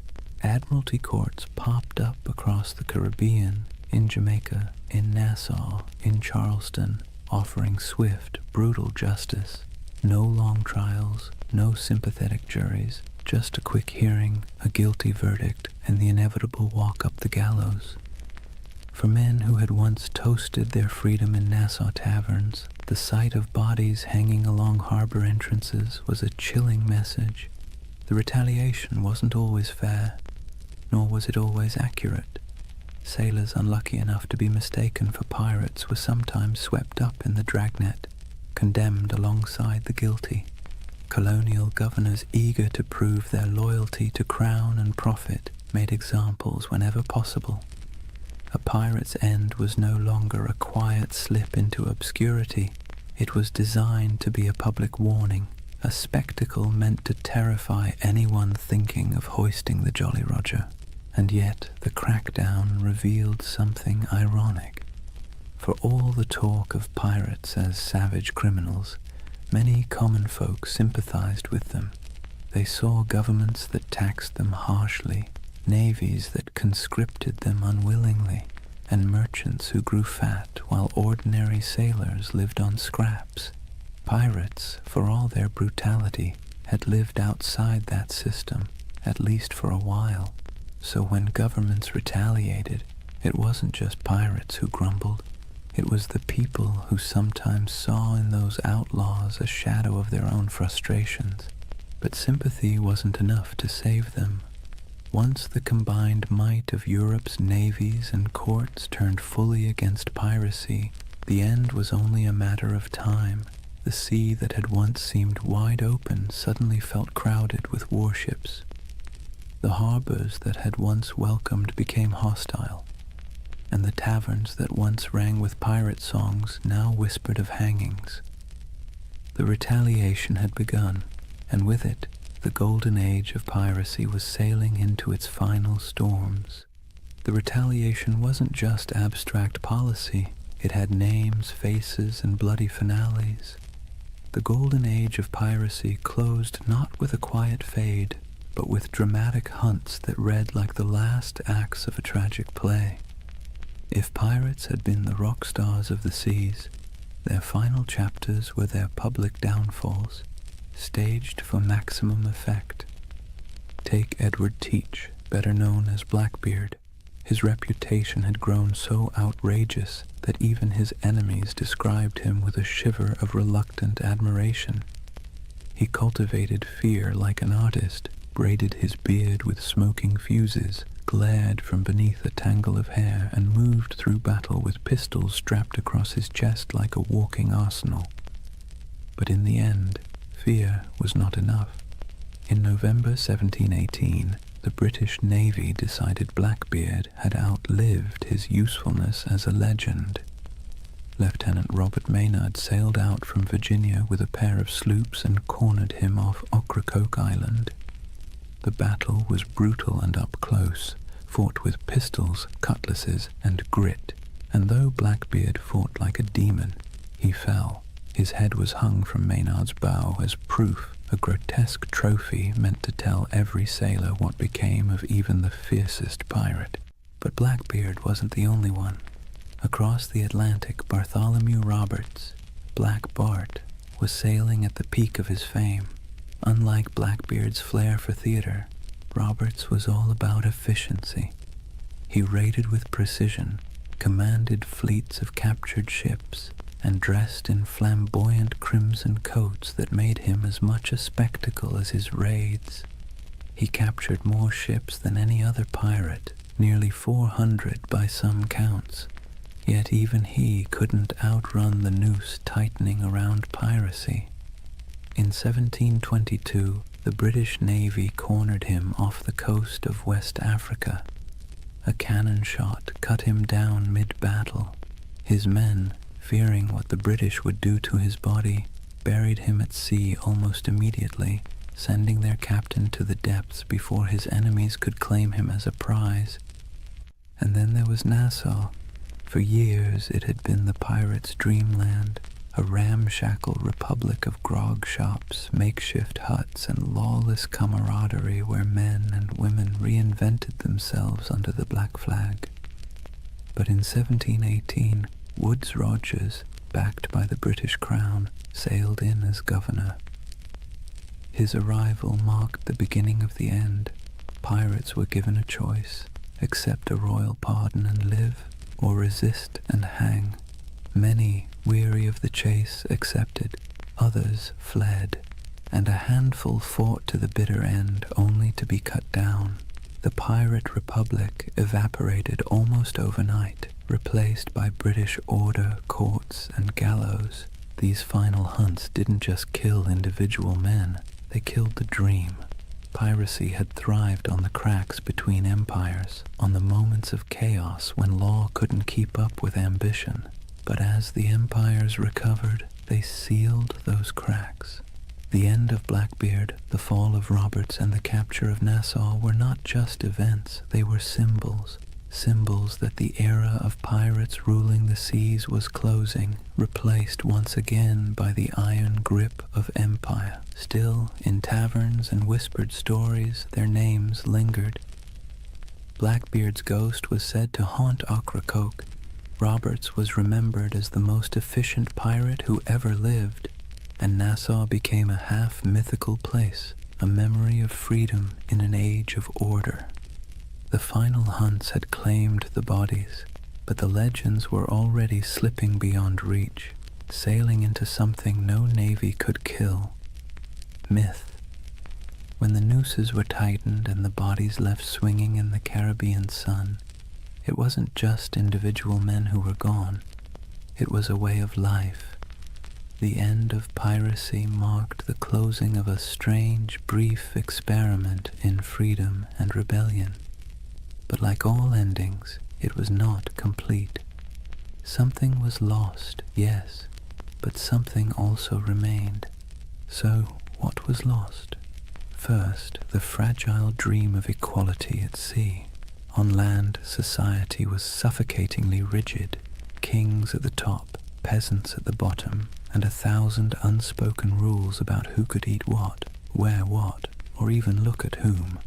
But on a pirate ship, things were startlingly different.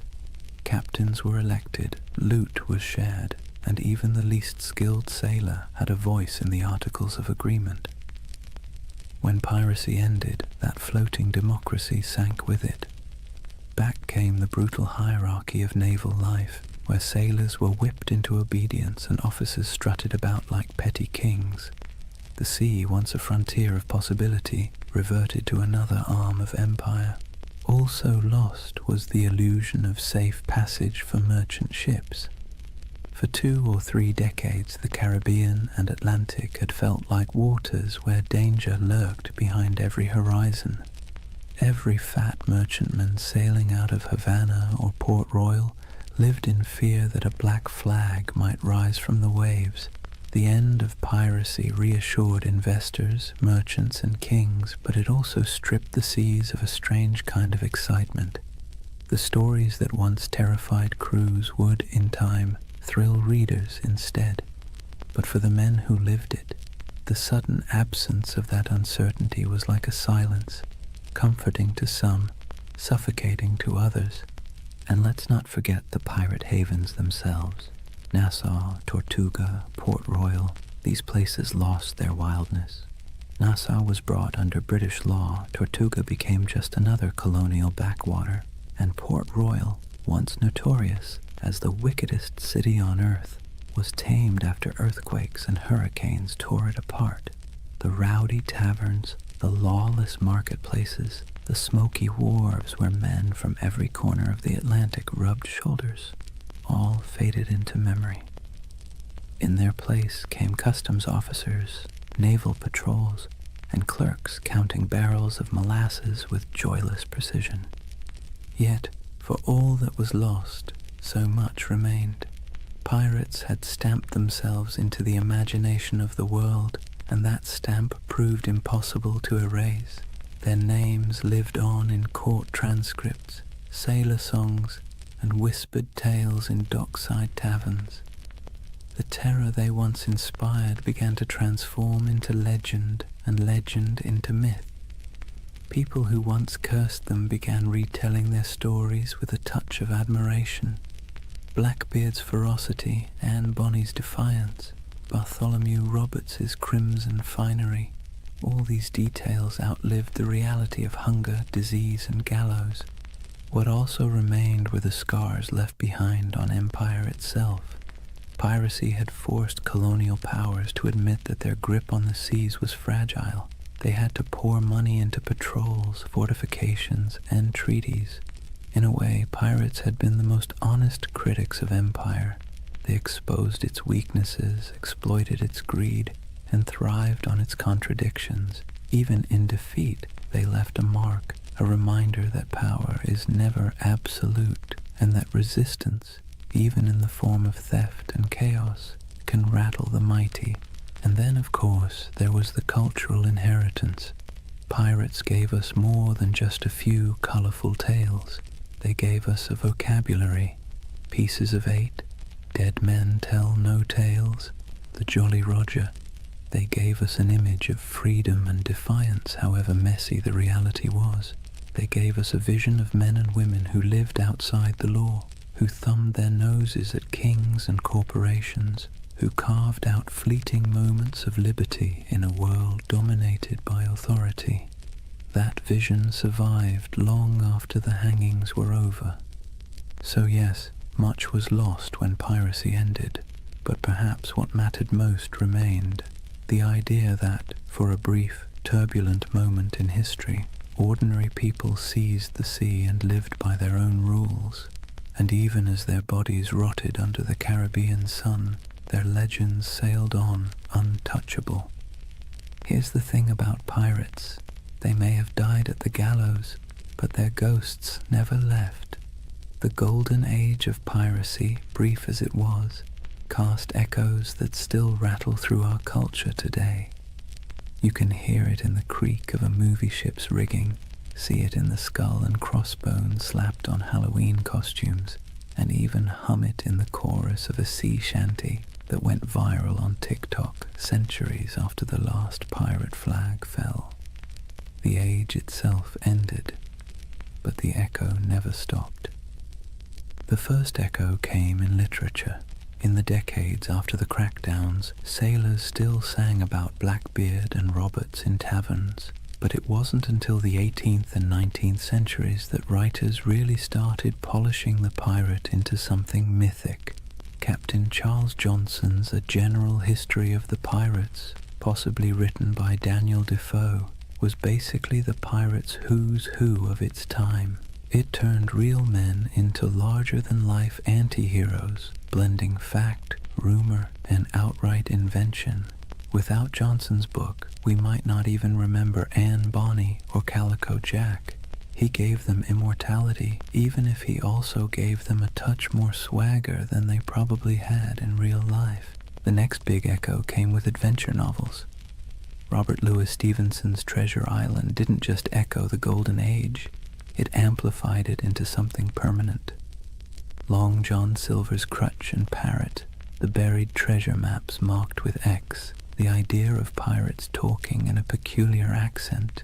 These weren't direct from history, they were creations, echoes distorted into legend, and yet they stuck so firmly that even today, when you picture a pirate, you're probably picturing Stevenson's imagination more than anything Blackbeard ever did. The echo spread into song and theater, then into Hollywood. Errol Flynn swung from rigging with suspiciously clean teeth. Disney built an empire of its own with Pirates of the Caribbean, turning Captain Jack Sparrow into a global icon. And with each retelling, the pirate grew further from the salty, disease-ridden truth and closer to an eternal symbol of rebellion, freedom, and adventure. Pirates once hanged for terrorizing shipping lanes were recast as lovable rogues. History got smoothed over, but the echo carried on. There's another echo too, one that's less flashy but maybe more important. Pirates left behind ideas that have crept into modern conversations about democracy, labor, and resistance. The way they divided plunder fairly, the way they voted for leaders, the way they allowed voices that were silenced on land to be heard at sea, all of that has fascinated historians. Some have even argued that pirate ships were floating laboratories of democracy, a rough but radical experiment in fairness. The echo of those ideas about equality, about rejecting hierarchy, still has a strange resonance today, whether or not we acknowledge the source. And then there's the personal echo, the one that whispers in our imaginations when we stare at the horizon. Pirates embody the dream of escape, the fantasy of cutting ties, hoisting sails, and vanishing into the blue to live by no one's rules but your own. Most of us would never want the reality, the scurvy, the lice, the constant threat of death, but the dream lingers. It's why pirate flags still flutter on college dorm walls, why people still hold talk like a pirate day, and why buried treasure stories still make kids dig holes in the backyard.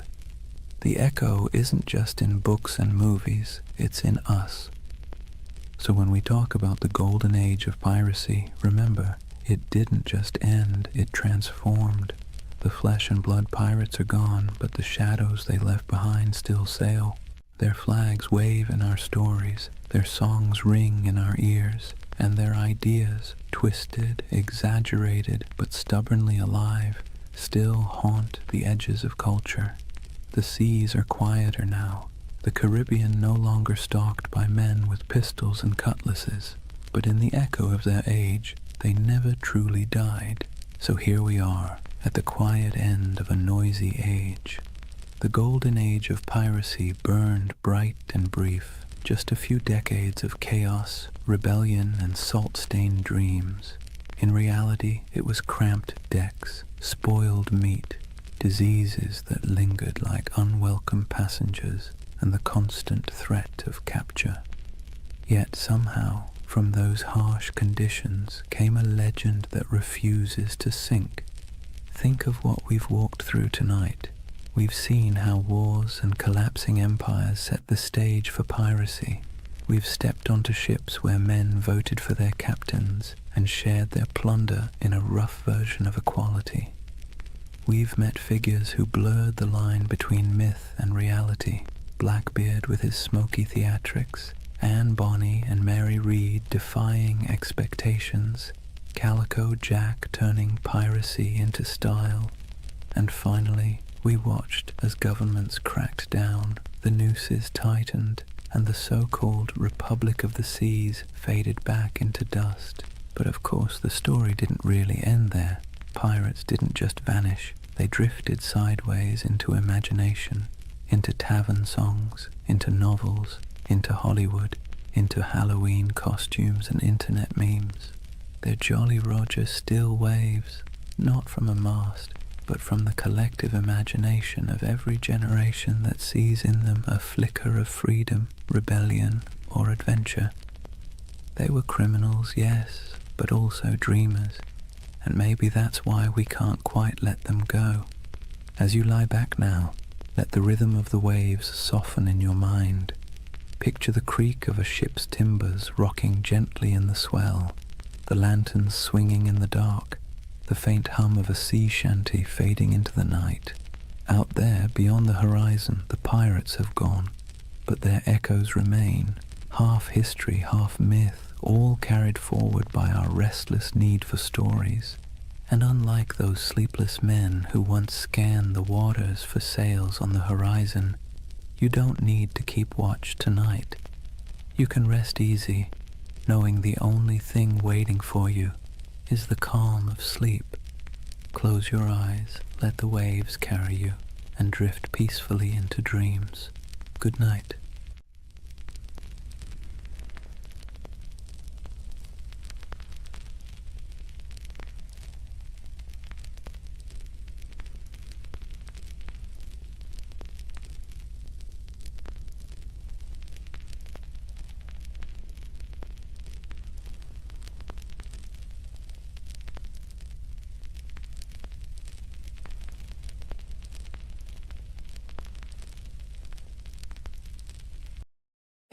guys, welcome back to the Sleep Atlas. Before we start tonight's journey, take a moment, dim the lights, let the noise of the day dissolve.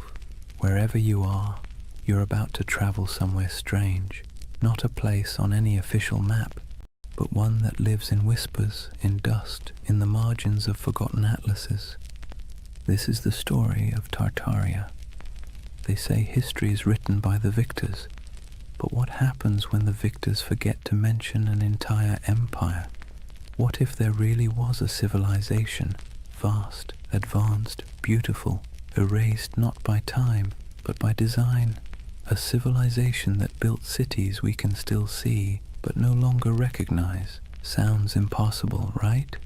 Yet somehow you've probably already seen pieces of it. The old photos of cities with windows buried beneath the streets, the maps labeled Grand Tartary, the ornate architecture that feels out of place as if it belonged to someone else, someone older, someone gone. Now, to be clear, Tartaria isn't a historical fact. It's a theory, a myth, a dream, if you want to be kind. But it's a dream that refuses to die, because at its heart lies something irresistible. The idea that history isn't what we think it is, that we've been handed a world with a few missing chapters, and whether you believe the myth or not, it's hard not to feel something when you see it. So tonight, we're going to drift through that myth together, through maps, ruins, and half-buried cities, through stories of explorers and erased empires, through the dusty edges of history where imagination and memory blur together. And if you fall asleep along the way, that's fine. That's kind of the point. For more journeys through history to help you sleep, please subscribe to the Sleep Atlas. And hey, what's keeping you up tonight? Let me know in the comments. All right, let's begin. Imagine fog rolling over endless plains, gold grass bending under the wind.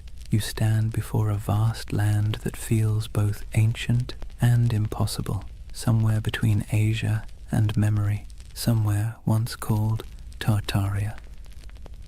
Chapter 1. The Empire That Never Was, or was it?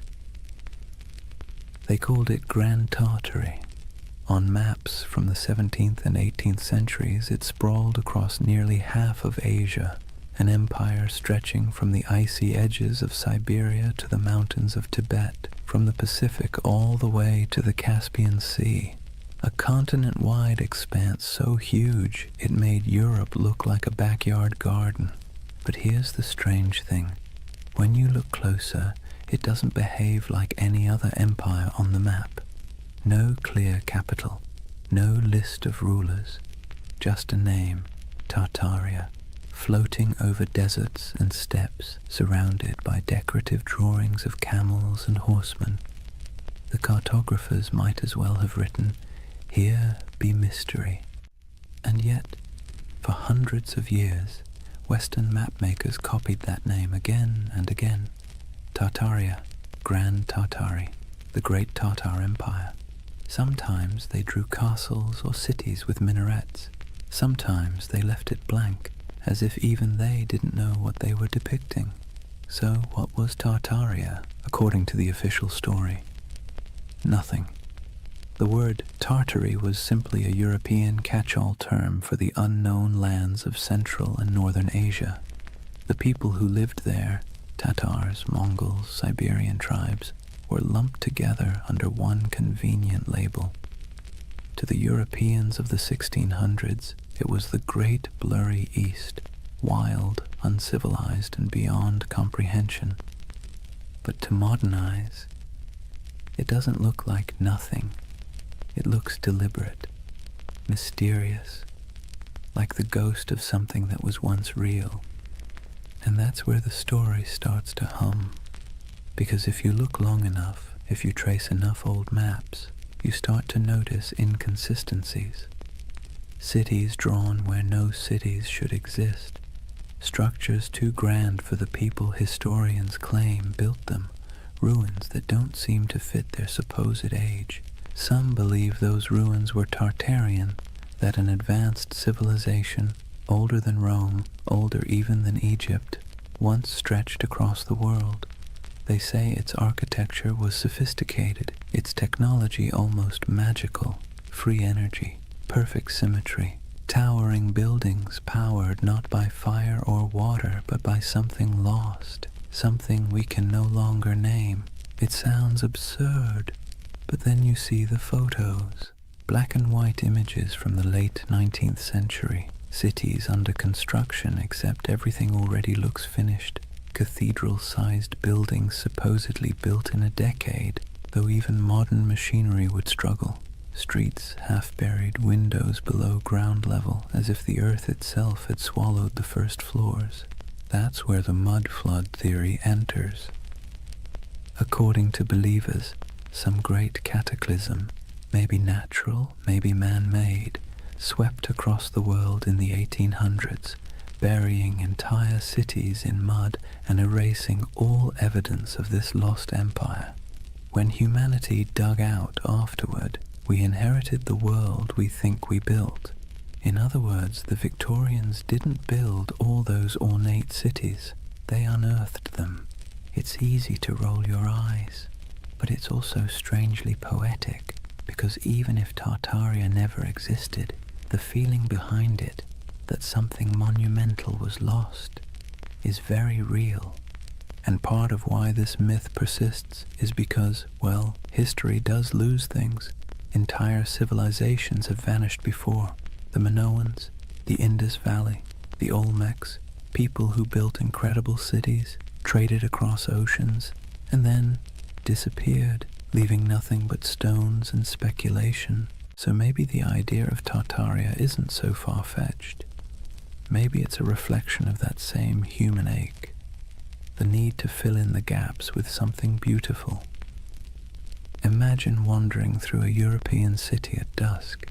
The sky is pale gold, pigeons circle over rooftops. You walk down a street where the buildings rise like cathedrals, domes, arches, pillars carved in perfect balance. It all feels too good, too symmetrical, too ancient to have been born in the soot and smoke of the industrial age. For a moment you wonder, did we build this, or did we inherit it? The theory of Tartaria taps into that quiet doubt, the sense that somewhere along the way, humanity rebooted, restarted, forgot, and the mud flood is a metaphor for time, for amnesia, for the way civilizations bury their own pasts under layers of progress. It's an idea that's equal parts eerie and comforting, because if there really was a forgotten golden age, maybe the world isn't as random as it seems. Maybe we've been here before. Maybe we'll find it again. And even if it's all a myth, it's a myth that asks good questions. Who decides what counts as history? How much of what we know is just the version that survived? So as we drift deeper into the story, try not to worry about what's true or false. Just imagine the possibility. A civilization erased not by war, not by time, but by forgetting. A memory whispered by wind over empty plains. The empire that never was. Or maybe the one we no longer remember. Imagine you're an explorer in the late 1700s. You've left behind the comfortable parlours of London or Paris, the powdered wigs, the smoky taverns, the endless debates about civilization and progress. You're trudging through a landscape so vast it feels like the sky itself is falling toward the horizon. This is the world early explorers called Tartary. Endless plains, windswept deserts, forests that swallow sound. You could ride for weeks without seeing a soul, yet somehow you never feel alone. There's something in the air, the sense that once something grand was here, something old, something that had the decency to leave quietly. Western explorers were baffled by what they found. Vast stone ruins scattered through Central Asia, half-buried fortresses, walls that seemed to go nowhere. Nomadic tribes spoke of ancient cities lost to storms and floods, old temples built by hands they could no longer name. And yet, in their journals, these explorers rarely admitted confusion. Europeans of the Enlightenment were not fans of mystery. They preferred tidy explanations. Primitive people, ancient ruins, nothing to see here. Still, a few of them couldn't quite let it go. In 1755, the English geographer Emmanuel Bowen published a map labeling nearly the entire interior of Asia as Great Tartary. To the west lay Little Tartary, and further south, Independent Tartary. Even China was labeled part of the Great Tartar Empire. Historians later claimed it was simply ignorance. Cartographers didn't know what else to call it. But if you're a conspiracy-minded insomniac scrolling through old atlases at 3 a.m., it starts to look deliberate, like someone drew a curtain over half the world and wrote, "Don't ask." Those maps became the backbone of the Tartarian legend. The idea that there was once a sprawling civilization across Siberia and Central Asia, erased from history and memory alike. And when explorers traveled through those regions, what they described often sounded contradictory. They found nomadic tribes living in tents, herders, hunters, perfectly ordinary people. But they also found traces of things that didn't fit. Ancient irrigation systems, half-buried brickworks, strange mounds that hinted at forgotten settlements. The farther they went, the more surreal it became. In Siberia, there were reports of colossal ruins swallowed by forests. In Mongolia, strange carvings and fortifications half lost to the sands. Some described crumbling citadels near the Altai Mountains, built of stone so precisely fitted it might as well have been cast, not carved. To modern historians, it's no great mystery. Remnants of older cultures, Turkic kingdoms, Mongol fortresses. But to the romantically inclined, it's something else. Evidence, perhaps, of a civilization that once ruled these lands, far older and more advanced than the textbooks admit. And then there's the emptiness, the eerie, silent expanse that made even hardened travelers uneasy. Take the accounts of Peter Simon Pallas, a German naturalist who explored Russia and Siberia in the 1770s. He described vast areas devoid of inhabitants, where ruined settlements lay beside abandoned mines and decayed fortifications. He mentioned rivers cutting through landscapes that seemed to have been reshaped by catastrophe, as though floods or mudslides had swept entire cities away. When his journals were published in Europe, readers found them haunting. The image of a land once filled with life, now reduced to wind and silence.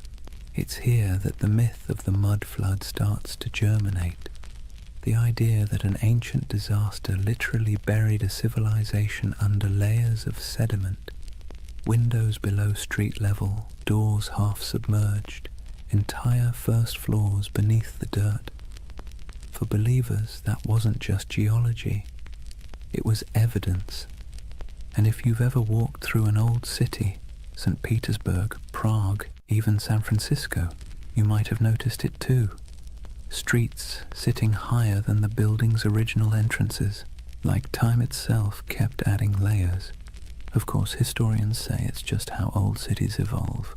Roads get repaved, foundations sink, streets are raised to prevent flooding. But the human imagination doesn't like boring answers. Geological settling doesn't keep you awake at night. The idea of a worldwide cataclysm, though, that does. What's compelling about these explorers' reports is not what they found, but what they felt. The sense that they were moving through someone else's world, one that had been erased. There's a moment in nearly every explorer's journal, the kind that never makes it into the abridged editions, where they sound tired. The grand adventure wears off, and what's left is silence. Cold wind, vast skies, the creak of leather, and a feeling that they are walking through the afterlife of history. They pass strange earthworks, abandoned stone foundations, carvings of faces eroded to anonymity. Sometimes they sketch them, sometimes they move on. Always there's the sense of almost understanding, almost remembering. And maybe that's what Tartaria really is, a landscape of almosts, almost history, almost memory, a civilization that feels like it should have existed, even if it didn't. Think about it. How many times has humanity stared at something old and half-broken and said, we could never build that today? It's an illusion, but a powerful one. Standing before ruins or monuments, we see not just stone and mortar, but the faint shadow of our own fragility. We want the past to be smarter than us, nobler than us, more advanced than we deserve. It's easier to believe we're living in the ruins of greatness than to admit that maybe we're the ones who'll be forgotten. So when explorers trudged across those endless Asian plains and saw remnants of something they couldn't explain, it planted a seed, a legend. And legends, once born, never die. They sleep, they wait, they resurface in new forms, on message boards, in YouTube videos, in late-night rabbit holes where half the fun is not believing, but wondering. The Tartarian myth is less about what those explorers found and more about what we want to find, meaning, continuity, proof that the world once made sense and that maybe beneath all this noise and chaos, it still does. Imagine the explorer's campfire. The air is thin and cold. Sparks float upward, swallowed by the night. Somewhere in the distance, wolves call to each other, and above stars shimmer, the same constellations those long-lost Tartarians might have seen if they ever existed at all. The explorer looks out over the dark plain, notebook open, and writes one word on the page, Tartaria, a word that means nothing and everything. They say the earth remembers. Every stone, every layer of dirt, every foundation buried beneath a modern street is a diary, written in silence. But if you listen to the believers of the mud flood, the earth doesn't just remember, it hides. Picture this, a city half buried, windows that look out onto soil instead of streets, doorways that open into nothing but packed dirt, buildings whose first floors have vanished beneath layers of earth and time. To most it's a quirk of old construction. To the followers of Tartaria, it's evidence of something far stranger, a global cataclysm that erased an entire civilization in a single, muddy sigh. The mud flood theory is one of those beautiful modern myths that could only have been born in the age of the internet. It began quietly, like a whisper in digital catacombs, obscure forums, old photography groups, amateur historians trading ideas. Someone noticed something odd. Antique photos from the 1800s showing cities with half-buried buildings, windows at ground level, strange architectural anachronisms. Then someone else noticed the same thing somewhere else, and suddenly a pattern emerged, or seemed to. If you stare at enough old photos for long enough, patterns start to appear everywhere, and soon the whispers took form. What if history isn't what we think it is? What if there was a reset, a literal flood of mud that buried the old world, wiped it clean, and left us to rebuild on top of its bones? It sounds ridiculous, but also admit it. It's a little bit seductive. Let's take a closer look at what this story really says. According to the myth, sometime in the 18th or 19th century, dates are always vague, an immense cataclysm struck the earth. Not water, but mud. Thick, heavy, suffocating mud that rolled over cities like a blanket. swallowing buildings, streets, even entire civilizations. What survived was what we now call our world, a reset civilization built atop the ruins of the one before. The theory claims we are the survivors of an amnesiac world living in the shadow of a forgotten age. And once you start looking for it, you see it everywhere. Old photographs of St. Petersburg, where neoclassical buildings seem to have half their height underground. Doorways that lead nowhere in Istanbul. Strange window wells in San Francisco. Cathedrals whose ground floors appear oddly misaligned with the modern streets around them. The world, it seems, is full of buried stories. But here's where the magic, or the mischief, lies. Context. Cities grow, streets rise, pavements get repaved, foundations sink, earthquakes shift land. Engineers, bless their pragmatic hearts, have been dealing with that since ancient Mesopotamia. It's normal, but the human imagination doesn't want normal.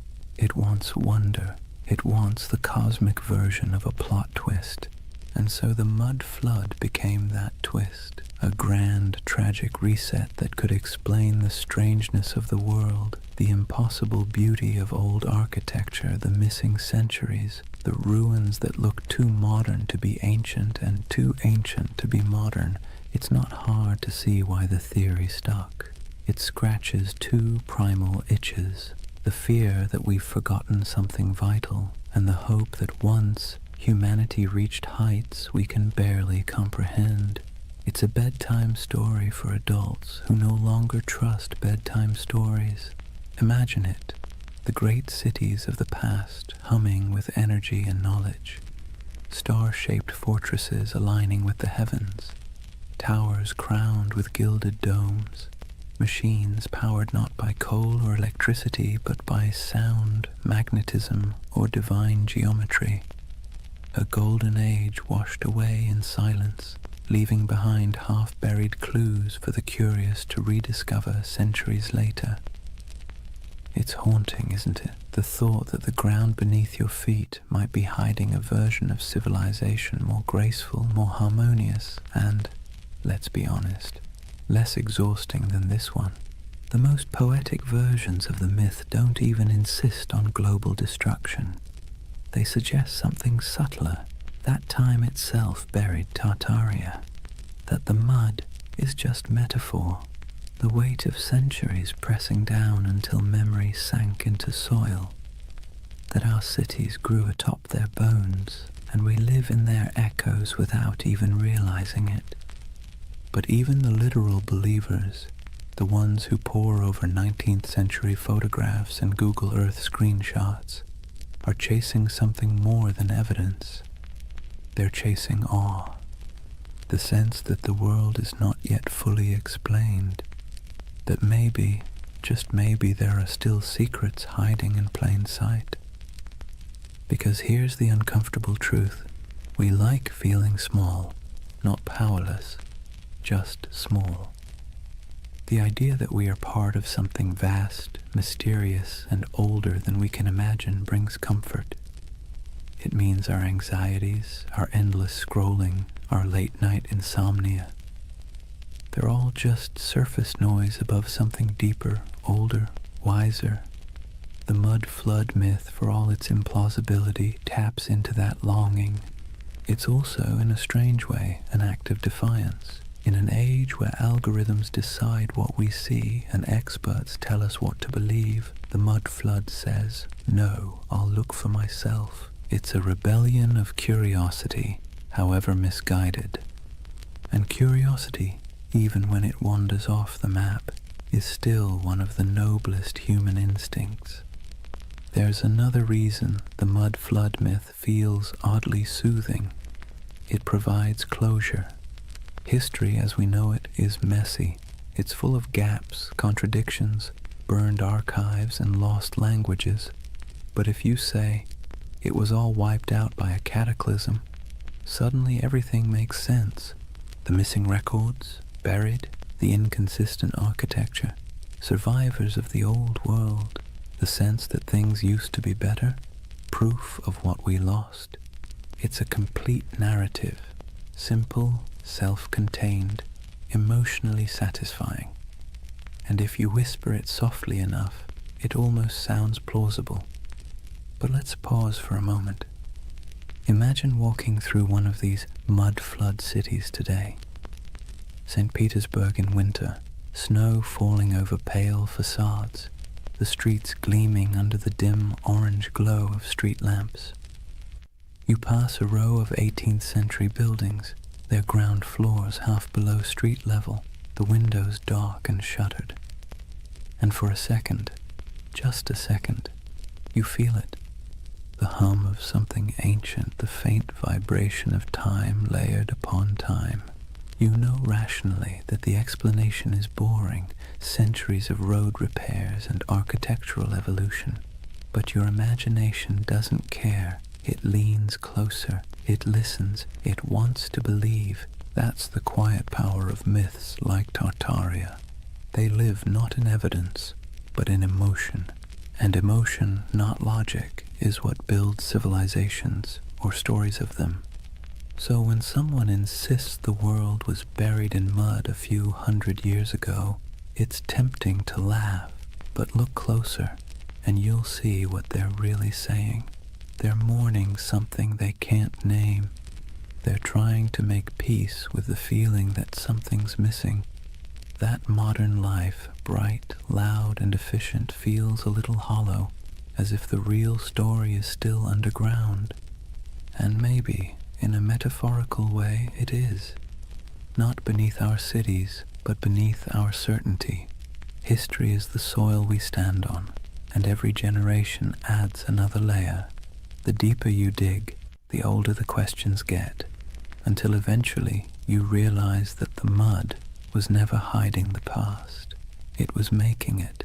The world is built on burial, and everything beautiful is, in some sense, reclaimed from the dirt. So maybe Tartaria was never an empire at all. Maybe it's an idea, a longing for the lost wholeness of things. Or maybe it's just a very elaborate excuse for why so many basements flood in spring. Take your pick. Either way, as the night deepens and your thoughts drift like dust in lamplight, the question lingers: if an entire civilization could be buried under centuries of mud and forgetfulness, would we even recognize it when we uncovered it? Or would we mistake it for ruins of our own? It's a strange thing, how ruins can feel alive. You walk among them and swear you can hear breathing. Not loud, not human, but the slow exhale of stone, the whisper of time smoothing edges and swallowing stories. That's the allure of forgotten grandeur, the feeling that the past isn't gone, just drowsing, half buried, half awake, waiting for someone to notice. When people speak of Tartaria, they don't imagine mud and dust.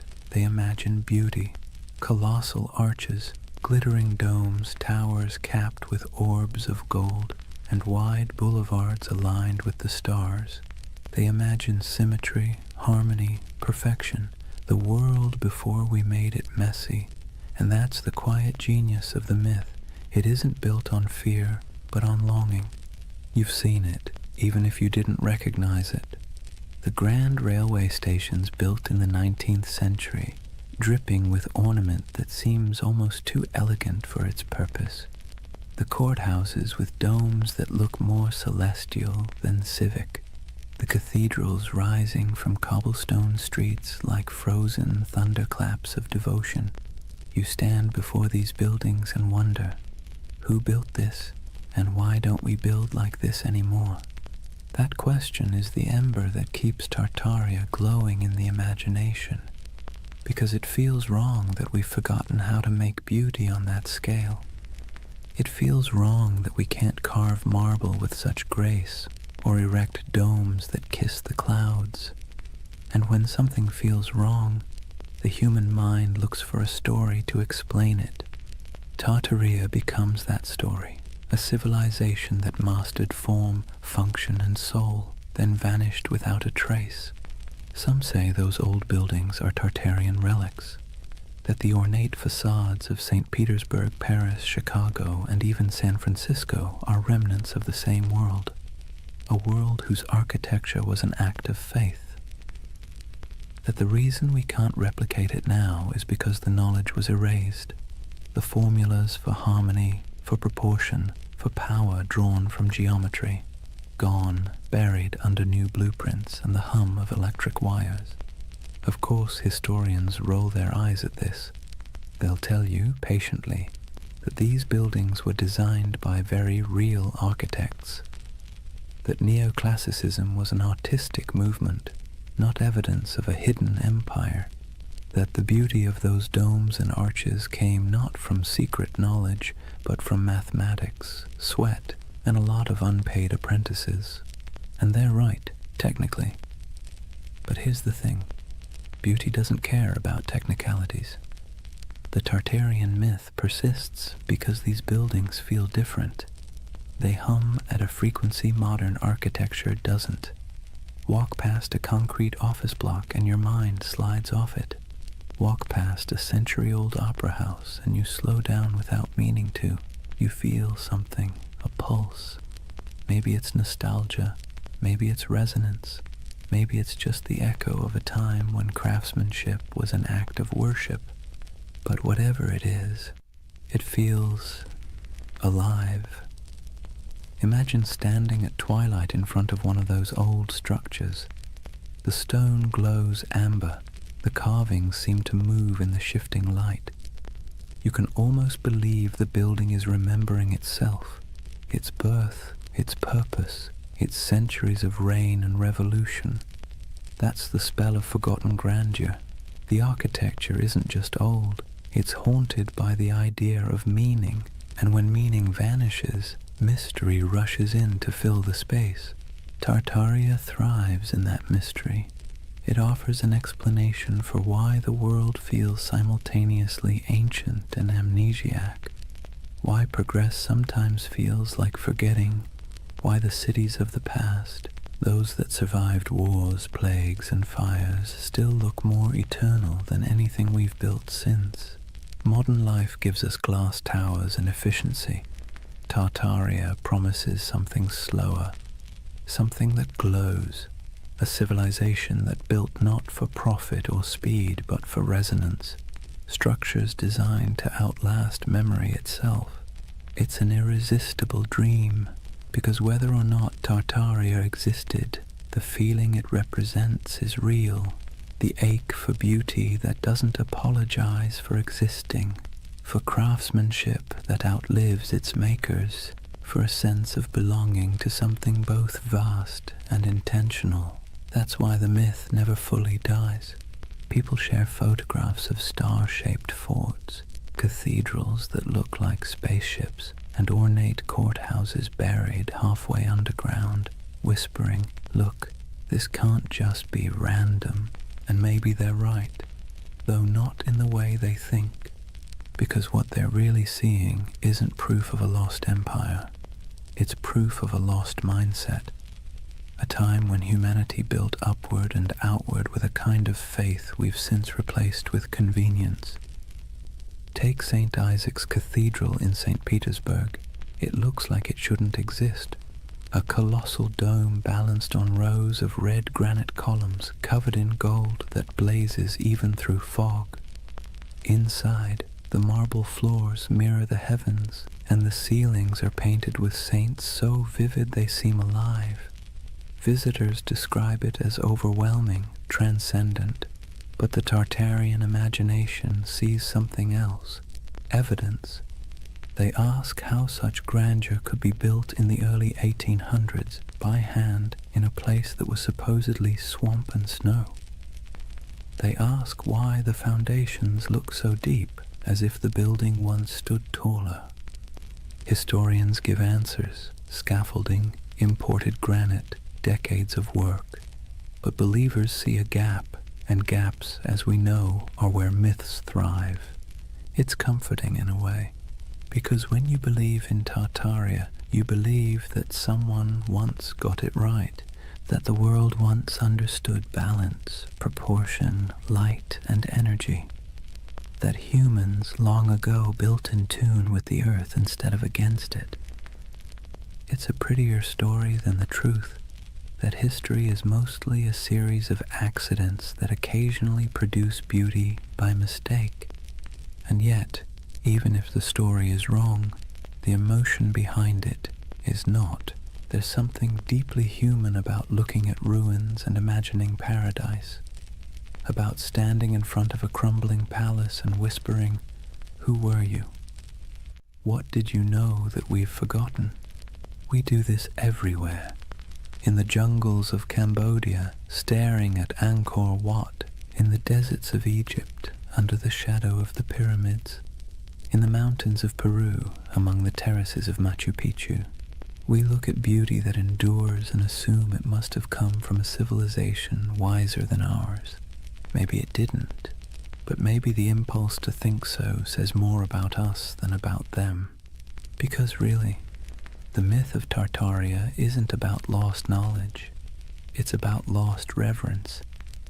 We miss believing that beauty meant something, that it wasn't an accessory, but a form of truth. That stone could hold memory, and domes could sing. So when you see those impossible old buildings and feel that small, unexplainable ache, don't rush to fill it with conspiracy. Let it linger. That ache is the story. It's the ghost of wonder, tapping you on the shoulder, reminding you that history is not a timeline. It's a mood, a long, slow chord, still resonating beneath the noise. And maybe that's what Tartaria really is, the echo of a world that believed in harmony more than speed, a civilization of imagination, built not in stone, but in longing.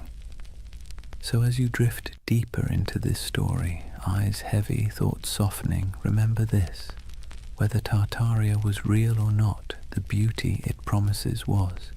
You can still walk through it, touch it, breathe it in brick and marble and dusk. It's there, waiting quietly behind every ornate facade and every buried window, forgotten grandeur humming in the walls.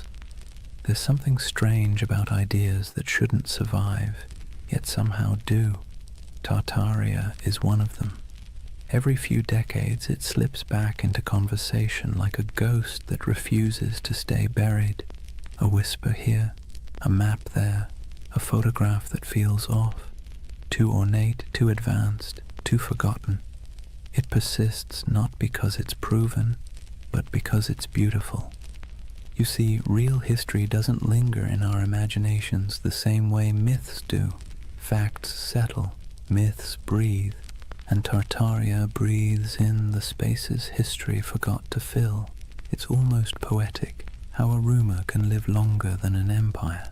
How a half-remembered word on an antique map, Tartary, can spark entire worlds in the modern mind. Because the truth is, humans don't remember data, we remember stories. And this one, it's irresistible. A world erased, a golden age hidden beneath our feet. The paradox of Tartaria is that it survives precisely because it never existed. A real empire would have ended, decayed, been replaced, but something that never was can never truly die. It hovers in imagination, endlessly renewable, unprovable, untouchable. The perfect myth for the digital age, weightless, viral, and infinitely remixable.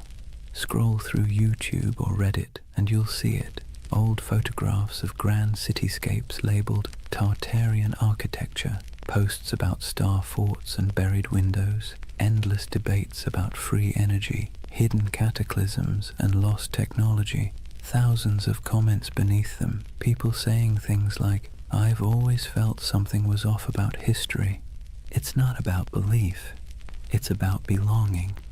The myth offers comfort to anyone who looks at the modern world and feels like something essential slipped through our fingers. Maybe that's the real allure. Tartaria gives shape to a feeling we all have but rarely admit, that somewhere along the way, humanity traded mystery for machinery. We built faster, higher, louder, but maybe not better. We paved over silence, replaced curiosity with certainty, and called it progress. And when that certainty began to crack, when our cities started to feel soulless, our histories fragmented, people began looking backward, not for answers, but for meaning. It's easy to mock that impulse. Historians roll their eyes, scientists sigh. But behind the internet rabbit holes and Photoshop theories lies something genuine. A hunger for enchantment, a longing to believe that the past wasn't just dirt and survival, but art and light and knowledge we've somehow misplaced. And in that sense, Tartaria isn't a conspiracy, it's a lullaby, a story people tell themselves when the modern world feels too sterile, too linear, too loud. A bedtime tale for adults who sense that truth might not always fit inside textbooks. Think about it. We've mapped the Earth, decoded the genome, photographed black holes, and yet we're still drawn to mystery.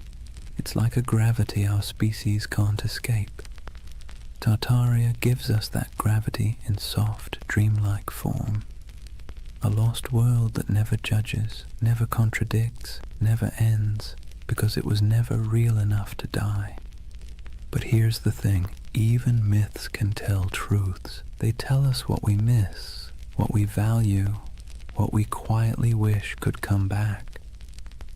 When people imagine Tartaria, what they're really longing for isn't a lost empire, it's coherence. A sense that the world once made sense, that knowledge was sacred, that beauty and purpose weren't at odds. In a way, Tartaria is less about history and more about therapy, a collective daydream for a civilization that feels spiritually jet-lagged. We scroll through endless feeds, flickering between wars, gadgets, and memes, and somewhere inside a voice whispers, "Wasn't there supposed to be more than this?" Tartaria answers softly, "Yes, there was, or maybe there could have been." And so the myth persists, traveling through forums and documentaries and late-night conversations, wrapping itself in fog and marble. It survives because it speaks to something the Enlightenment forgot, that mystery itself has value, that not knowing is sometimes more comforting than knowing. But here's the paradox. Tartaria's greatest gift isn't in proving itself true. It's in reminding us that belief is part of what makes us human, that even in an age of algorithms, we still crave wonder. We still want to stand before something vast and say, "I don't understand, but it feels sacred." Maybe that's why late at night you find yourself staring at photos of old cities, their streets glimmering with gaslight, their domes fading into fog, and feel that tug in your chest. It's not nostalgia for Tartaria. It's nostalgia for awe, for the feeling of being small beneath something magnificent, something that doesn't explain itself. So as you lie there now, the room dim, the hum of the modern world soft around you, imagine that somewhere, beneath centuries of soil, beneath stories and skepticism, there's a quiet city still dreaming. Its towers shimmer faintly under the weight of time. Its fountains murmur in forgotten languages, and if you listen long enough, you can almost hear it, the heartbeat of the world before we named it. They called it Tartaria. Maybe it never was, but its echo, soft, patient, luminous, still lingers. Drift with it for a while. Let the questions fade. You don't need answers tonight, only the wonder. Chapter 2. The Real Tartars, Nomads, Empires, and Misunderstood Worlds. Let's take a breath. We've wandered through the fog of myth, through maps that hum with impossible empires and ruins that seem to remember more than they should. But now it's time to peel back the dream and look at the ground beneath it, the soil, the wind, and the people who actually lived there. Because behind every legend lies something real, even if it's been twisted beyond recognition. So let's step out onto the steppe. Imagine yourself standing somewhere between Russia, Mongolia, and Kazakhstan. Not today, but thousands of years ago. There are no borders here, no lines on a map, no marble cities, just horizon, an ocean of grass rolling under a sky so wide it makes you dizzy. The air smells like dust and horses. The sound of wind is constant, threading through tall stalks of feathergrass. This is the birthplace of what Europe once called Tartary. Not a single empire, but a world of motion, a civilization without walls. To Western minds, this landscape always felt alien. How could a people rule without cities? How could a culture thrive without monuments? To the steppe nomads, that question would have sounded absurd. Their monuments were movement. Their empire was the horizon itself. Centuries before anyone drew Tartaria on a map, there were the Scythians, archers and horsemen who painted their bodies, buried their dead in golden tombs, and drank fermented mare's milk. The Greeks feared them, the Persians tried to conquer them, and yet they moved like smoke, impossible to hold. Herodotus called them a people who have no towns, no walls, no fixed abode, as if that made them lesser. But in truth, it made them free. The Scythians mastered the horse long before Rome even dreamed of chariots. They stitched their world together with leather, not mortar. They carried fire in bronze cauldrons, slept beneath felt tents, and worshipped gods of wind, sun, and sky. To them, the land wasn't empty. It was alive, a vast breathing plain where everything connected through motion and story. After the Scythians came the Sarmatians, then the Huns, then the Turkic Khaganates. The names shifted, but the rhythm stayed the same. Nomads rising like storms, surging westward, reshaping everything in their path. They raided, traded, intermarried, and vanished into the mist again, leaving behind only graves and legends. And so, by the time medieval mapmakers in Europe began sketching the world, this enormous, ungovernable space had already become a myth. To them it was a blank, the unknown lands beyond the Christian world, filled with monsters, giants, and Tartars. That word, Tartar, wasn't even theirs. It came from outsiders, likely twisted from the name of a Turkic tribe, the Tatars, with a dash of poetic menace added.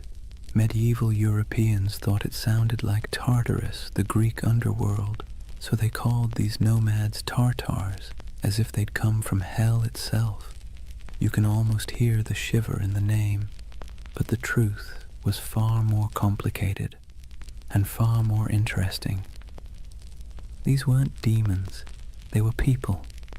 Traders, horsemen, mothers, poets. They lived lives as rich as any Roman senators, just measured differently. Picture a nomadic camp at sunset. The steppe glows gold.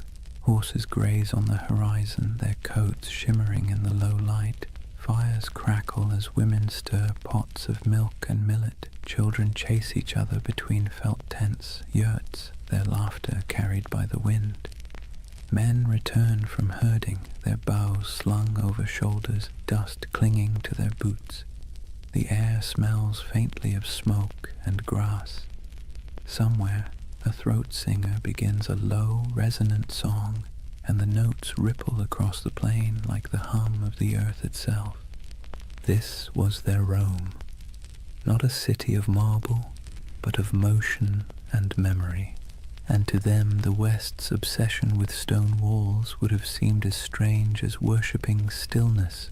But as centuries rolled on, stillness began to win. Empires like China, Persia, and eventually Russia pushed outward, trying to tame the steppe. They built forts, drew borders, demanded tribute. The nomads resisted, then adapted. They traded horses for silk, hides for grain, freedom for survival. Slowly, their infinite world began to shrink. By the time European explorers stumbled across these lands in the 17th and 18th centuries, the old steppe empires were fading. The Scythians were long gone. The Mongols' great Khanates had fractured. The once fluid borders had hardened into lines on parchment, and those lines, curved by ignorance, exaggerated by imagination, became the first maps of Tartary. To the west, it looked like a mystery, an empire that wasn't quite there, a vast, seemingly empty space once teeming with civilizations that had vanished. But to those who lived there, it wasn't emptiness, it was memory. The bones of ancestors beneath the grass, the hum of stories in the wind, the echo of hoofbeats across the centuries. And maybe that's where the myth begins to make sense, because when you stand on a plain that stretches to the horizon in every direction, it's easy to believe that time itself might fold here, that something ancient could still be sleeping under the soil. Perhaps the world didn't erase Tartaria at all. Perhaps it just forgot how to see it. Let's be honest, Europe never really understood Asia, not in the Middle Ages, not in the Renaissance, and arguably not even now. For centuries, the lands east of Moscow and west of China were less a geographic reality and more a psychological one, an enormous blank space where anything could exist. And in that blankness, the idea of Tartary began to grow like a mirage. Imagine a candlelit room in Venice, sometime around the 14th century. A mapmaker hunches over his parchment, hands stained with ink. On the table beside him lie fragments of rumors, sailors' tales, merchant gossip, and a half-remembered account of a man named Marco Polo, who claimed to have seen palaces of gold and cities of stone somewhere beyond the horizon. He dips his quill and begins to draw. Europe is clear. So is Africa mostly. But once he crosses the Ural Mountains, the lines begin to blur. His hand hesitates. What lies beyond? He's never been there. No one he trusts has either. So he fills the void the way humans always do. He imagines. He writes Tartaria in sprawling letters across the page, large enough to cover thousands of miles. Because what else can you do when you're staring into the unknown? For Europeans, Tartary became a convenient label, an umbrella term for everything east of civilization and west of comprehension. It wasn't a nation, it was a category, a way to point at a map and say, this belongs to the others. But here's the funny thing. The more they tried to define it, the more mysterious it became. In the 13th century, when the Mongols exploded across Eurasia like a thunderstorm, Europe finally came face to face with the so-called Tartars. Villages burned, kingdoms crumbled, and word of unstoppable horsemen spread faster than the riders themselves. To a continent already steeped in superstition, it must have felt like the end of the world. Priests whispered that the horsemen were the scourge of God, a punishment for human sin. Chroniclers described them as monsters with faces of beasts and hearts of iron. And yet, when the first diplomatic envoys actually met them, they found something unexpected: organization, bureaucracy, even tolerance. The Mongol Empire, at its height, ran on order, not chaos. Messengers carried official seals, merchants moved safely under Mongol protection, and conquered cities often kept their own rulers so long as they paid tribute. The great Khans weren't savages, they were administrators. Ruthless ones, sure, but methodical. But Europe didn't want to believe that. It was easier, somehow, to imagine an empire of shadows, to turn complexity into myth. So the name Tartary stuck, not as a real place, but as a kind of warning, a whispered reminder that beyond the edge of the familiar world, something vast and unknowable waited. By the Renaissance, the legend of Tartary had evolved into something even stranger. The age of exploration brought better maps, but not necessarily better understanding. Cartographers began drawing Great Tartary, Little Tartary, and Chinese Tartary across their globes, carving up Central Asia into neat territories that existed mostly in imagination. If you were a European scholar in 1700 and you saw a map of Great Tartary stretching from Siberia to the Caspian Sea, you'd assume there was a single civilization there, a mighty hidden empire rivaling Rome or China. And if you were an explorer wandering through empty steppes, stumbling across crumbling ruins or strange earthen mounds, your mind might start to fill in the blanks. Who built this? Where did they go? Humans hate loose ends. We crave narrative closure. And Tartary, this vast echoing blank on the map, offered none. Marco Polo didn't help either. His travels fed the fire beautifully. He spoke of vast courts, cities paved in stone, golden palaces, and khans who ruled lands so wide that weeks of riding couldn't cross them. He wasn't wrong exactly. The Mongol Empire really was that enormous. But when his book was copied, translated, and retold, his words grew elastic. People read his tales and imagined something grander still, a civilization older than memory, hidden beneath layers of dust and time. You can almost see it, the way myths grow like vines around facts. Even the Enlightenment couldn't kill it. In the 18th century, as Russian explorers pushed eastward into Siberia, they stumbled upon ancient fortifications, strange geometries in the earth, and traces of civilizations long gone. The local tribes spoke of ancestors who built great cities before the snows came. The scholars, baffled, wrote it all down. And back in Europe, those reports fed the imagination once more. By now, Tartary had become more than geography. It was an aesthetic. The word conjured mystery, distance, and faded grandeur.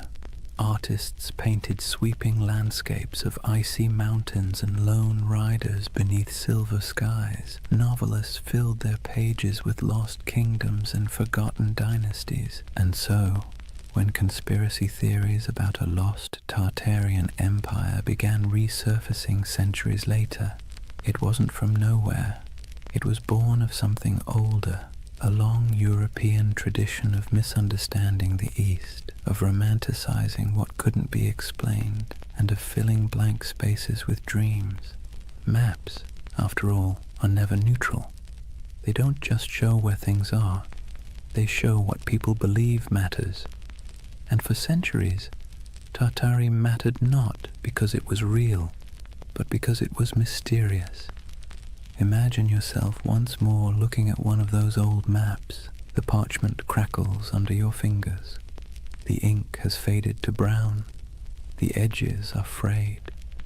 Across the top, in flowing letters, are the words, Magna Tartaria. You trace the line of mountains, the curving rivers, the scattered cities whose names you don't recognize. You realize you're staring not at geography, but at imagination, a dream caught in ink, a memory of a place that never quite existed, but that never fully went away either. And maybe that's why Tartaria still captures people today. It wasn't born in a lab or on a message board. It was born in candlelight on parchment, in the minds of men who couldn't stand not knowing.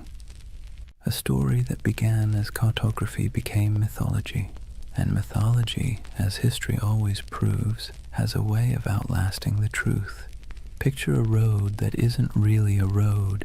It's not marked by signs or asphalt or tidy lines of direction. Instead, it's an invisible web of paths, camel tracks winding through dunes, mountain passes marked by cairns, river barges drifting under starlight. This was the Silk Road. Not one road, but thousands, threading together China, Persia, India, Byzantium, and everything in between. And somewhere in the middle of that vast tangle lay the ghost of Tartary. The Silk Road was less about silk than it was about exchange. Of goods, yes, but also of ideas, stories, and beliefs. Every caravan that set out carried more than fabric and spices. It carried imagination. The West dreamed of the East as a place of wonder, while the East saw the West as a land of restless curiosity. And where those two imaginations met, right there, In the open steppes of Central Asia, the myth of Tartary quietly took root. Imagine the rhythm of a caravan, bells jingling from camel necks, dust swirling beneath hooves, a merchant humming softly, half to himself, half to keep his pace. At night, when the fires burned low, stories flowed like wine, tales of lost cities swallowed by sand, temples of gold hidden in the desert, empires that rose and vanished before the next dawn. Every traveler added a new layer to the legend, and the Silk Road became less a trade route than a whispering gallery of the world's dreams. Now let's be clear, there were empires here, real ones. The Scythians, Parthians, Sogdians, Kushans, and of course the Mongols. Civilizations that thrived for centuries, building fortresses, minting coins, and carving art that fused Greek realism with Persian geometry and Indian grace. These were the real architects of what Europe would later call Tartary. But to a traveler passing through, the borders blurred. One city's language faded into another's. One god's statue looked suspiciously like a god from somewhere else. The world felt unified and strange all at once. The Silk Road had a way of softening distinctions. It made neighbors of distant worlds. Greek philosophers' ideas found their way into Buddhist monasteries. Chinese silk wrapped Roman senators. Persian astronomers charted the same stars that guided caravans across the steppe. But myths travel even faster than silk. When a merchant from Samarkand sold a roll of fabric in Venice, he didn't just trade goods, he traded worlds.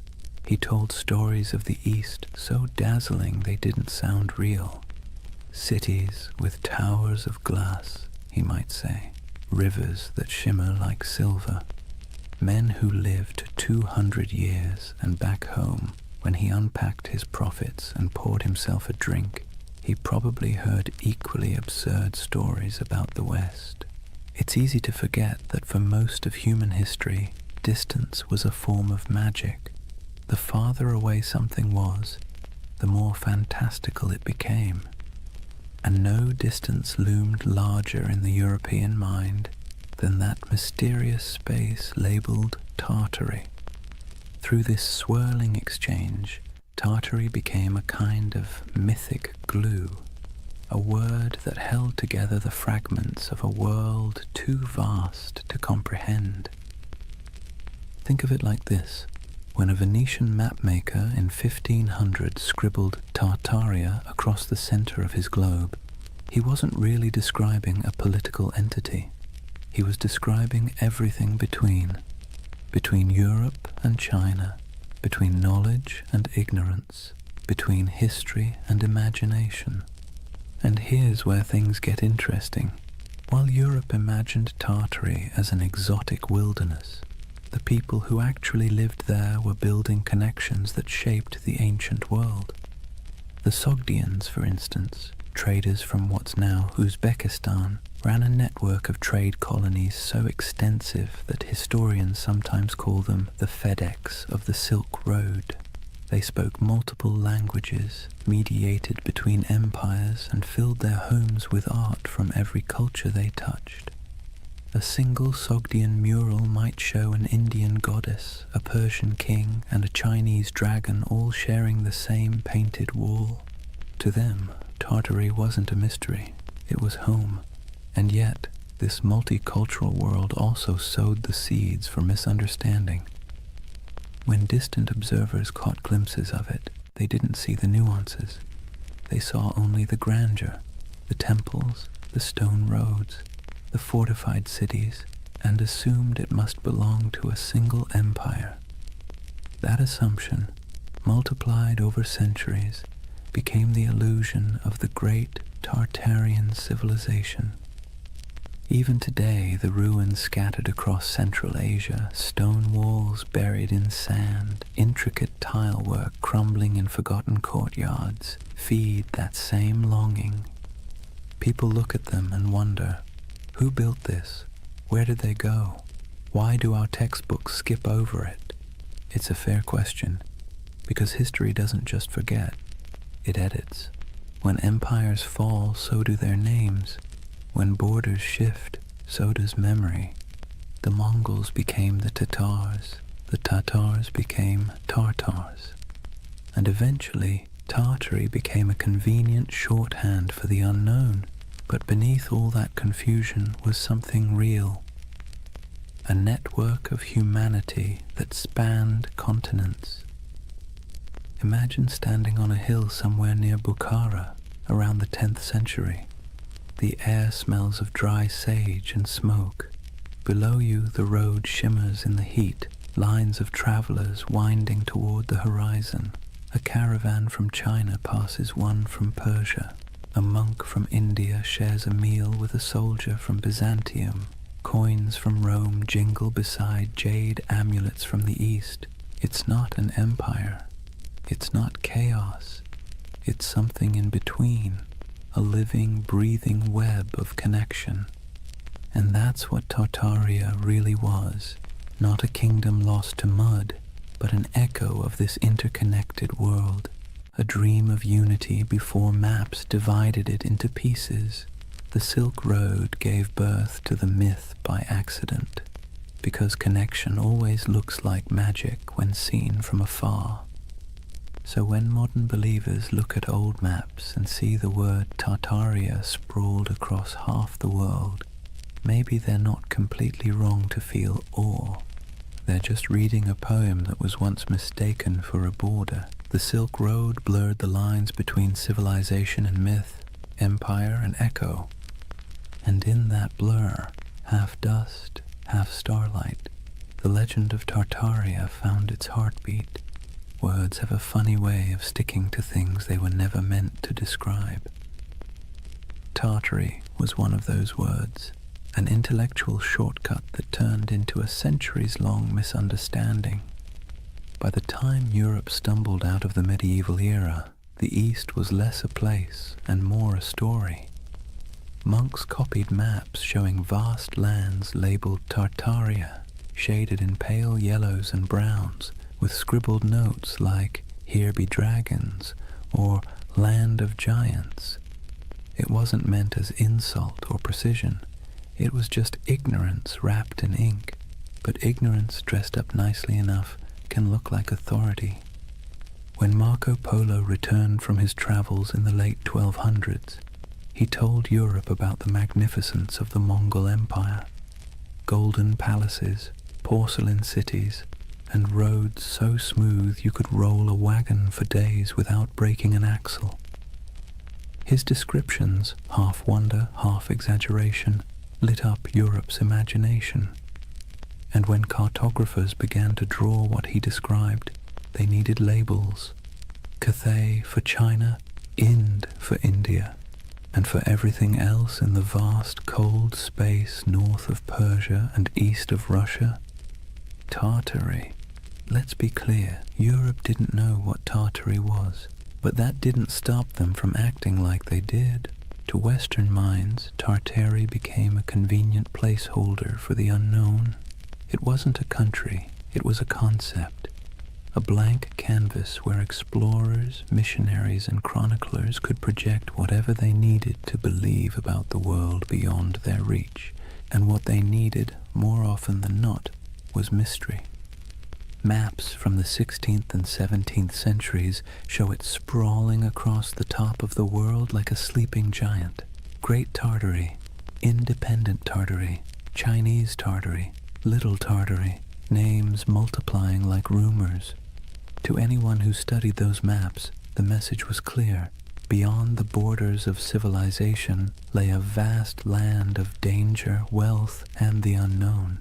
And there's something deeply human about that.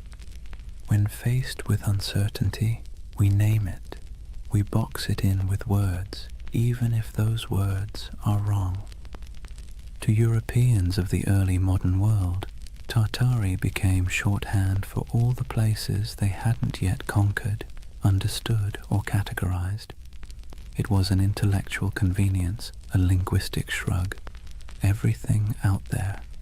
If you were a 17th century scholar in London and someone mentioned the Tatars, you might imagine fur hats, horsemen, frozen tundra, and endless plains. You wouldn't know the difference between a Mongol prince in Karakorum and a nomad in the Kazakh steppe. To you, it was all Tartary, but that flattening, reducing countless cultures into a single word, had consequences. It erased identities, histories, and languages in the Western imagination long before any empire actually reached those lands. Imagine an atlas from the 1700s, lying open on a polished oak table. The continents are familiar enough now. The Americas are roughly shaped. Africa's coasts are charted. But look at Asia, and you'll see something odd. Above India and China stretches an ocean of blankness, punctuated only by the word Tartaria, scrawled in proud, swirling letters. No cities marked, no rivers traced, just emptiness. That emptiness became an invitation. Missionaries imagined lost Christian kingdoms hidden in those plains, descended from the mythical Prester John. Explorers fantasized about tribes of giants or entire cities of gold.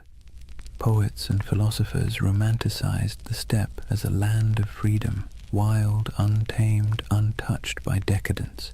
And over time, that fantasy hardened into pseudo-history. Tartary wasn't just a blank spot anymore, it was a world view. Even the word itself carried a sting. Derived from Tatar, it got twisted into Tartar, echoing the Greek Tartarus, the underworld. Early chroniclers saw the Mongols storm into Europe in the 13th century and thought, "Ah, yes, these must be the people from hell." The name stuck, and for centuries afterward, Tartar became synonymous with savagery, chaos, and apocalypse.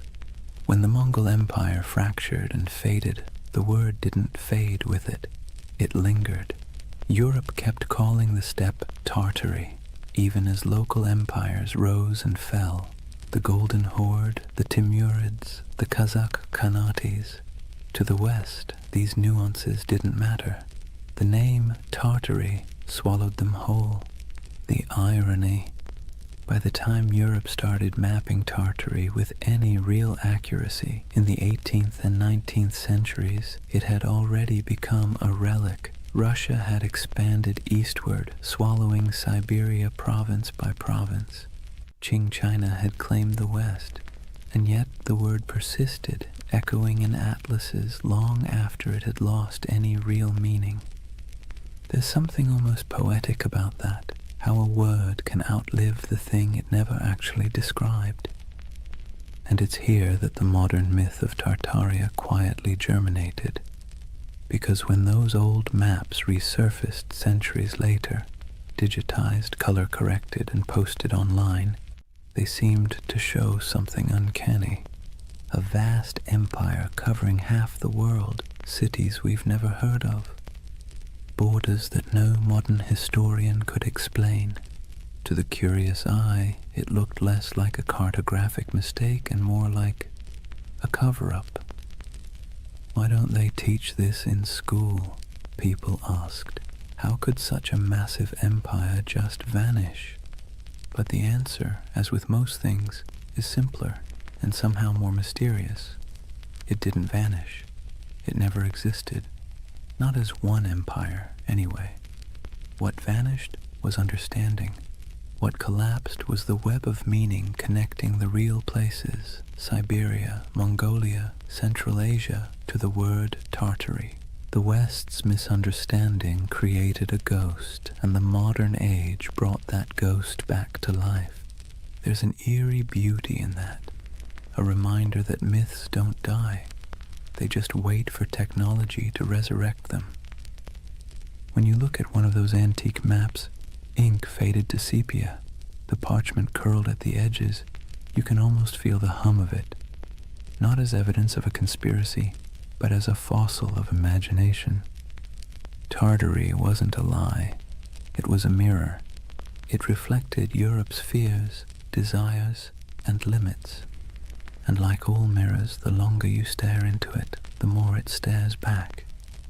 By the dawn of the 18th century, the old mystery of Tartary was about to meet its slow death, not in battle, not in flames, but in bureaucracy, in borders drawn, treaties signed, and maps updated by men who preferred paperwork to poetry. It wasn't an erasure in the way myths like to imagine. No secret cataclysm, no forbidden knowledge sealed away by shadowy elites. It was something quieter, more mundane, and somehow more tragic. Tartary was about to be swallowed, not by time, but by empire. Let's set the stage. The year is 1721. Peter the Great has just declared the Russian Empire. He's reformed the army, modernized the navy, shaved the beards off his nobles, and built a brand new capital, St. Petersburg, on a swamp that would one day gleam like a mirror of Europe itself. Russia, once the frontier of the old Tartarian wilderness, now saw itself as its conqueror. And conquest, as Peter understood, was as much about naming as it was about fighting. Where the maps once said Tartaria, Russia began writing Siberia, Yakutsk, Omsk, Irkutsk. The empty spaces of imagination were replaced with administrative precision. Governors, garrisons, and census records. You can almost hear the scratching of quills replacing the crack of hooves across the steppe. This was empire by cartography. For centuries, Europe had peered east and seen a void. Russia filled it with coordinates. And just like that, the last breaths of Grand Tartary disappeared under layers of ink and decree. But here's the irony. While the West's maps were losing their mystery, the lands themselves were as unknowable as ever. Siberia wasn't tamed. It was endured. Frozen rivers, taiga forests, mountains that chewed up expeditions and spat them out as legends. To the empire, it was a treasure chest of resources, furs, minerals, and later oil. But to the people living there, it was home. The native tribes, the Evenki, Buryats, Yakuts, and dozens more, didn't think of themselves as Tartarians or Russians. They were simply themselves, and yet, in the tidy world of European cartographers, they became footnotes to someone else's empire. Take a moment to picture a Russian expedition in the mid-17th century, trudging through snow so bright it hurts to look at. The air burns the lungs, the dogs pant steam. A Cossack officer marks a new river on a map, proud that he's bringing civilization to the wilderness. But behind him, an old shaman watches silently, knowing that the land doesn't belong to anyone who needs to draw it to believe it's real. That's how Tartary truly vanished, not by disaster, but by documentation. The Enlightenment had arrived, and mystery was no longer fashionable. The world had to be measured, categorized, and explained. A single romantic name like Tartaria didn't fit into that neat little system. It was too vague, too mythic, too medieval. By the early 19th century, Tartary lingered only as a kind of ghost word on maps, an anachronism that survived in outdated atlases or in the minds of travelers who still preferred fantasy to geography. You might find Chinese Tartary scribbled across what is now Xinjiang, or independent Tartary hovering somewhere over Kazakhstan, but it was already fading, the ink almost apologetic. What had once stretched across half the known world was reduced to a linguistic relic, an old world word for a world that no longer existed. But this quiet death of Tartary created a strange paradox. By removing the name, the empires of the 18th and 19th centuries thought they were clarifying history. In truth, they erased a mystery so thoroughly that, centuries later, people would come looking for it again. Because that's the thing about erasure, it always leaves an outline. In the modern age, when digital archaeologists started poring over antique maps, The rediscovery of Tartaria didn't feel like uncovering a lie. It felt like uncovering a secret. Here was proof, they thought, that something immense had once existed and been scrubbed from the record. The irony? They weren't wrong about the erasure. They were just wrong about what was erased. It wasn't a hidden utopia or an advanced global empire. What disappeared was ambiguity itself, the willingness to admit we didn't know everything. The 18th century push for rational order, scientific mapping, and imperial control smoothed the rough edges of the world, and in doing so, it flattened mystery into history. Let's be clear, the loss of Tartary wasn't a conspiracy. It was a side effect of certainty, and maybe that's why its ghost haunts us still, because deep down humans don't actually like a world that's too explained. We crave wonder, we miss the blank spaces, so when we see Tartaria glowing faintly on an old parchment, we don't just see a name, we see a question. A whisper from the past asking, "What did you forget?" The collapse of Tartary wasn't a fall. It was a fade-out, a slow dimming of a word that once carried the vastness of the unknown, and the quieter it got, the louder the myth became. By the time Russia completed its imperial expansion across Asia, by the time the British, French, and Qing empires carved their pieces of the East, Tartary had been buried not under mud, but under maps. And centuries later, when people began brushing that dust away, what they found wasn't evidence of a lost civilization. It was evidence of our collective imagination still alive and searching. That is the strange beauty of this myth. Tartaria may never have been real in the way empires are real, but its death, its quiet bureaucratic burial, feels as monumental as any fall of Rome, because sometimes the end of mystery is its own kind of catastrophe. Chapter 3. The Great Erasure. Lost knowledge, world fairs, and the architecture of amnesia. Take a deep breath. We're leaving behind the dust of the steppe and stepping into marble, into the gaslit glow of the 19th century, because this is where the story of Tartaria is reborn. Not in Siberia, not on the maps, but in the imagination. Picture it. The year is 1893. The World's Columbian Exposition in Chicago. 200 white buildings rise like mirages along the lake, glowing in electric light. Domes, arches, columns, architecture so grand that people literally wept when they saw it. It looked ancient, impossible, like something from a forgotten golden age resurrected overnight. And here's the kicker. It was built overnight. A team of architects and laborers had thrown up that entire city in less than 2 years. They called it the White City. To the public, it was a triumph of modernity, but to later eyes it looked suspiciously like something else. Massive domed palaces, ornate fountains, obelisks, colonnades stretching into mist. It looked ancient, yes, but not Greek, not Roman. It looked out of time. Now fast forward a century. A man sitting at his computer zooms in on old photos of the fair.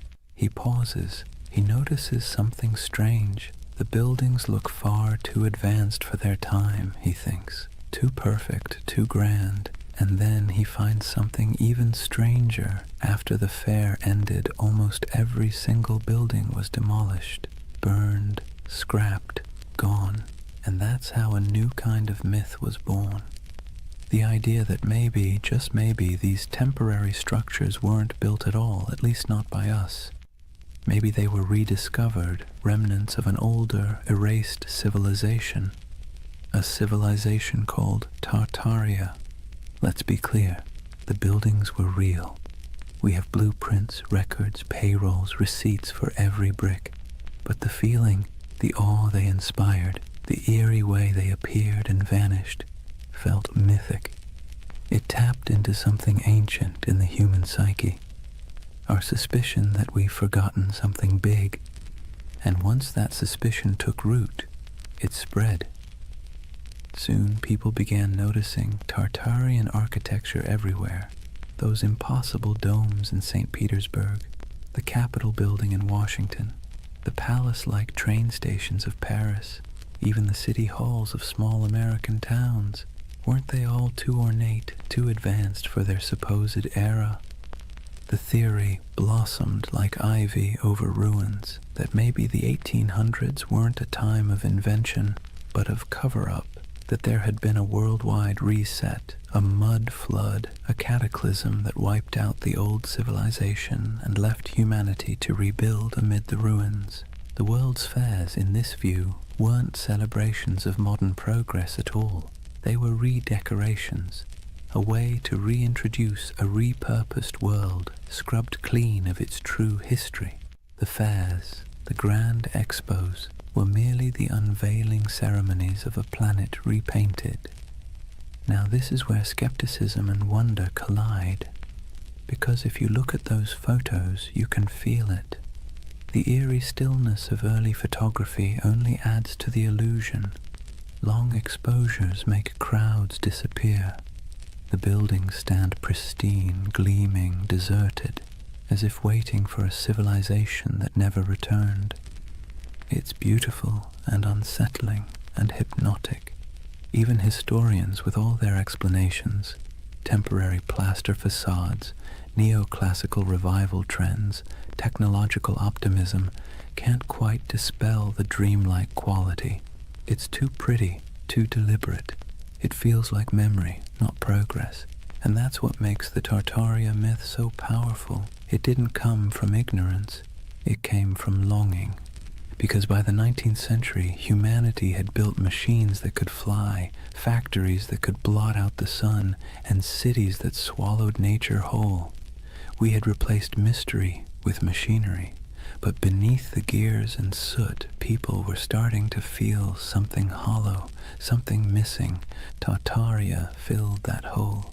It became the name for everything that seemed too beautiful, too harmonious, too purposeful to belong to the chaotic modern world. It was nostalgia in disguise, a yearning for an imagined time when architecture was sacred, when energy was free, when civilization felt like art rather than industry. Of course, the irony is exquisite. The people of the 19th century built those palaces themselves, but we, centuries later, look back and refuse to believe them capable. Maybe it's easier to believe in a lost utopia than in the idea that our ancestors simply cared more about beauty than we do. So imagine walking through that white city. The lamps hum softly. The canal reflects the moonlight. Music drifts from the pavilions. You hear the shuffle of dresses, the murmur of voices, the click of carriage wheels, and for a moment you can almost believe the myth that you've stumbled into the remains of a vanished empire, briefly resurrected for one last dance before fading again into legend. That's the strange charm of Tartaria. It doesn't matter if it's real. What matters is how it makes you feel, because beneath every conspiracy is a heartbeat, the desire to belong to something greater, to touch a truth the textbooks forgot to mention. And so, through the flickering gaslights of the 19th century, the dream of Tartaria returned. Not in stone, but in spirit, not as an empire rediscovered, but as a memory resurrected. Let's be honest for a moment. Modern architecture doesn't exactly make the heart sing. Steel boxes, glass towers, angles sharp enough to injure your soul. Function over form, they say. Minimalism, efficiency, progress. But walk past an old courthouse or a crumbling railway station with columns carved like Roman temples, and suddenly something stirs. It feels like memory. Not your memory, but someone's. And that's exactly where Tartaria hides, in that emotional shadow between nostalgia and doubt. See, the 19th century didn't just give us new machines, it gave us new eyes. Photography froze the world for the first time. Urbanization made old beauty vanish beneath brick and smog. And as the industrial age thundered forward, the West began quietly rewriting itself, paving over not just landscapes, but the very story of civilization. This was the age of erasure disguised as progress.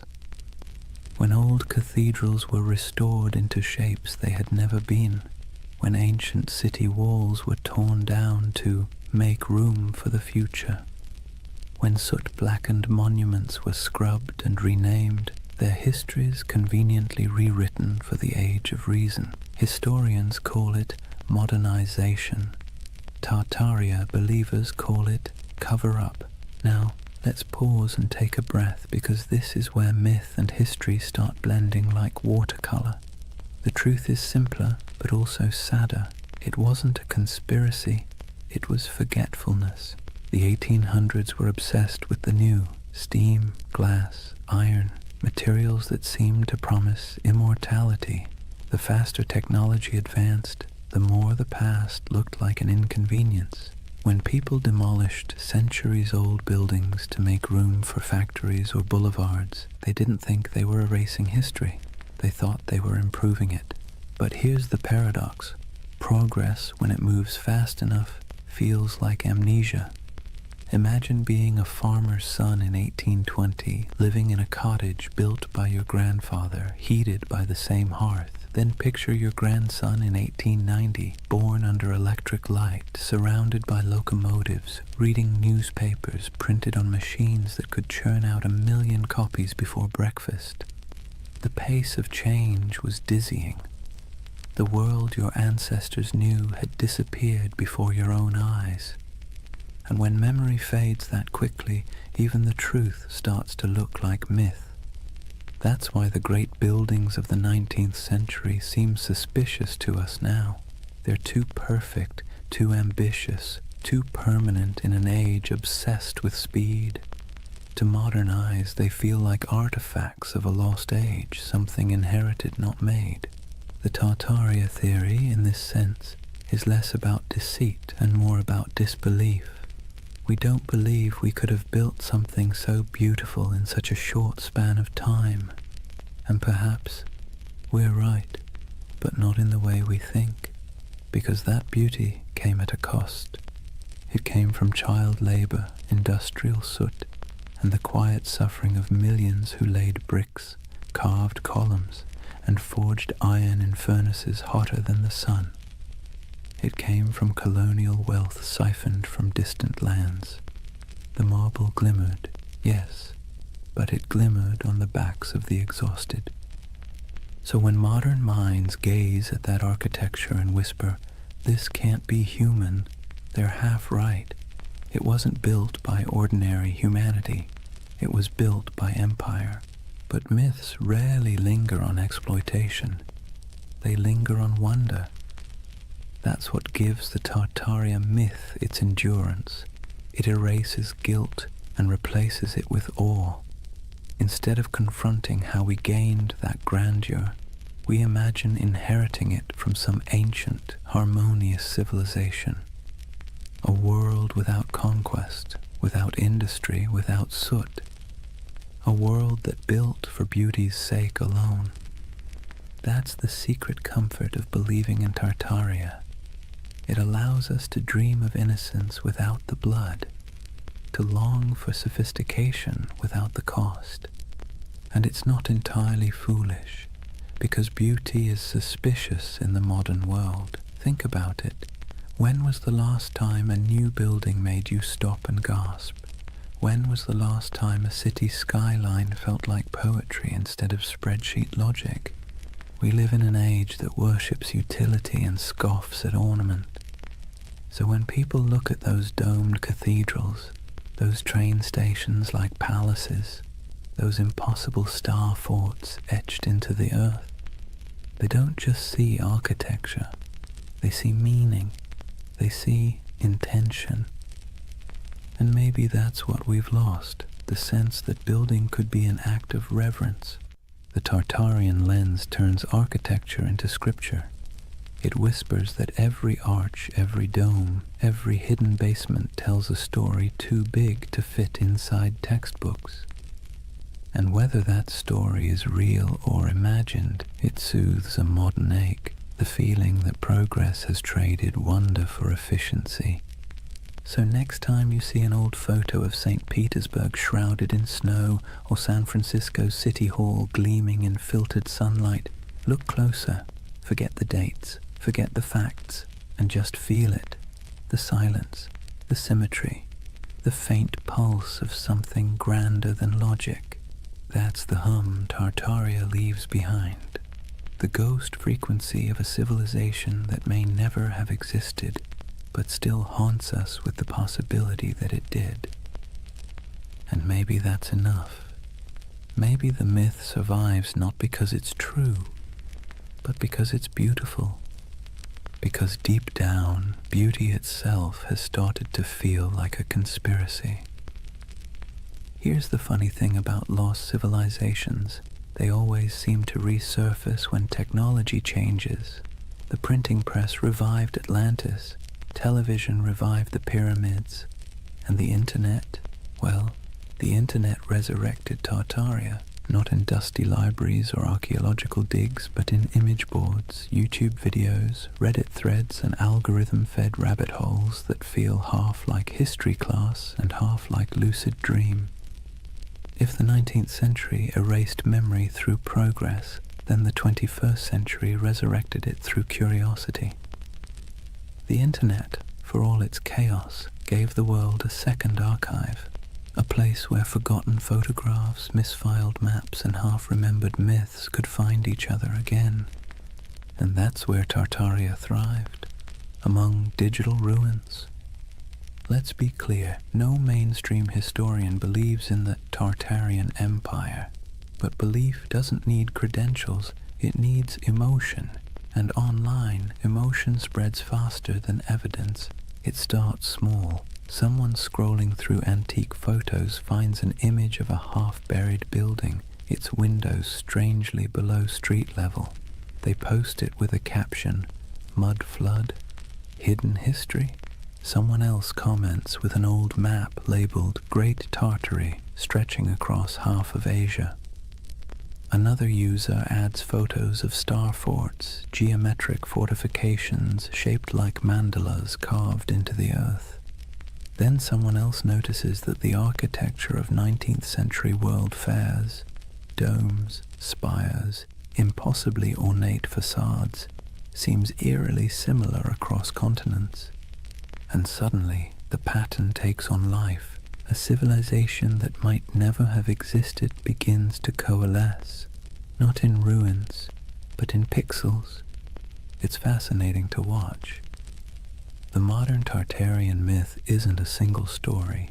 It's an ecosystem, a living organism built out of collective imagination. People piece together images, compare architectural styles, track supposed mud flood layers in Google Earth, and speculate about ancient technology, free energy, and global resets. And let's be honest, there's something soothing about it. It scratches the same itch that makes people organize puzzle pieces at 2 a.m. You start with fragments, photographs, engravings, forgotten buildings, and try to make sense of the world's dissonance. Why does history sometimes feel incomplete? Why do our cities seem to rest on older bones? Why does beauty feel borrowed? The Tartaria theory online isn't just conspiracy, it's therapy for disillusionment. See, we live in an age drowning in data but starving for coherence. Billions of facts, timelines, and explanations float around like loose screws. But the more we learn, the less it feels like we understand. We've traded mystery for information, and somehow that doesn't feel like progress. Tartaria brings the mystery back. Scroll through its digital cathedrals, YouTube thumbnails of glowing domes and forgotten maps, and you'll see that what people crave isn't deception, it's wonder. the feeling that history still holds secrets, that maybe we haven't already found every answer, that maybe, just maybe, there's still magic left under the mud. And the internet, for all its cynicism, feeds that craving beautifully. Where old historians dismissed oddities as coincidences, the online world stitches them together with creativity. Star forts become energy hubs, domes become ancient power stations, mud floods become symbolic of global resets, metaphors for forgotten knowledge buried under modern noise. It's easy to laugh, but maybe we shouldn't, because behind every pixelated claim is something deeply human, the refusal to accept a world without mystery. The same impulse that made explorers sail off the map now makes people scroll through archives at 3 in the morning, chasing the ghost of a civilization that never left a skeleton behind. And there's something else, an aesthetic truth.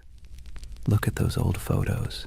The sepia skies, the faint haze, the impossible scale of those buildings. They feel dreamlike, like glimpses from another timeline where humanity built for eternity instead of quarterly profits. When people online say, "This architecture is too perfect to be from our timeline," what they're really saying is, "This feels like a dream I half remember." And that's what Tartaria has become, a collective dream stitched together from the past's photographs and the future's loneliness. Of course, the irony is delicious. The very technology that gave us infinite knowledge also gave us infinite uncertainty. The more we digitized our history, the more unreal it began to look. Old black and white photos uploaded at high resolution don't make history clearer. They make it stranger. The lighting, the shadows, the absence of movement, it all feels frozen, ghostly, like the world before electricity was somehow more alive. So when you see someone online connecting old city photos and whispering Tartaria, what you're witnessing isn't delusion, it's longing, a search for coherence, for the feeling that history isn't just progress and decay, but a cycle of remembering and forgetting. And isn't that what all civilizations do? They rise, they crumble, and then they return in imagination. Rome, Atlantis, Lemuria, Tartaria, each one a mirror reflecting not the past, but our hunger to belong to something grander than the present. In that sense, the internet didn't invent Tartaria. It simply gave it a voice, a new empire of whispers sprawling across servers and screens, where myths are immortal and disbelief is optional. Scroll long enough and you'll start to see why people stay. The posts feel soothingly repetitive. Arches, domes, star forts, mud floods, each image a little lullaby of lost grandeur. A bedtime story told by algorithms instead of grandfather. So maybe Tartaria isn't a place at all.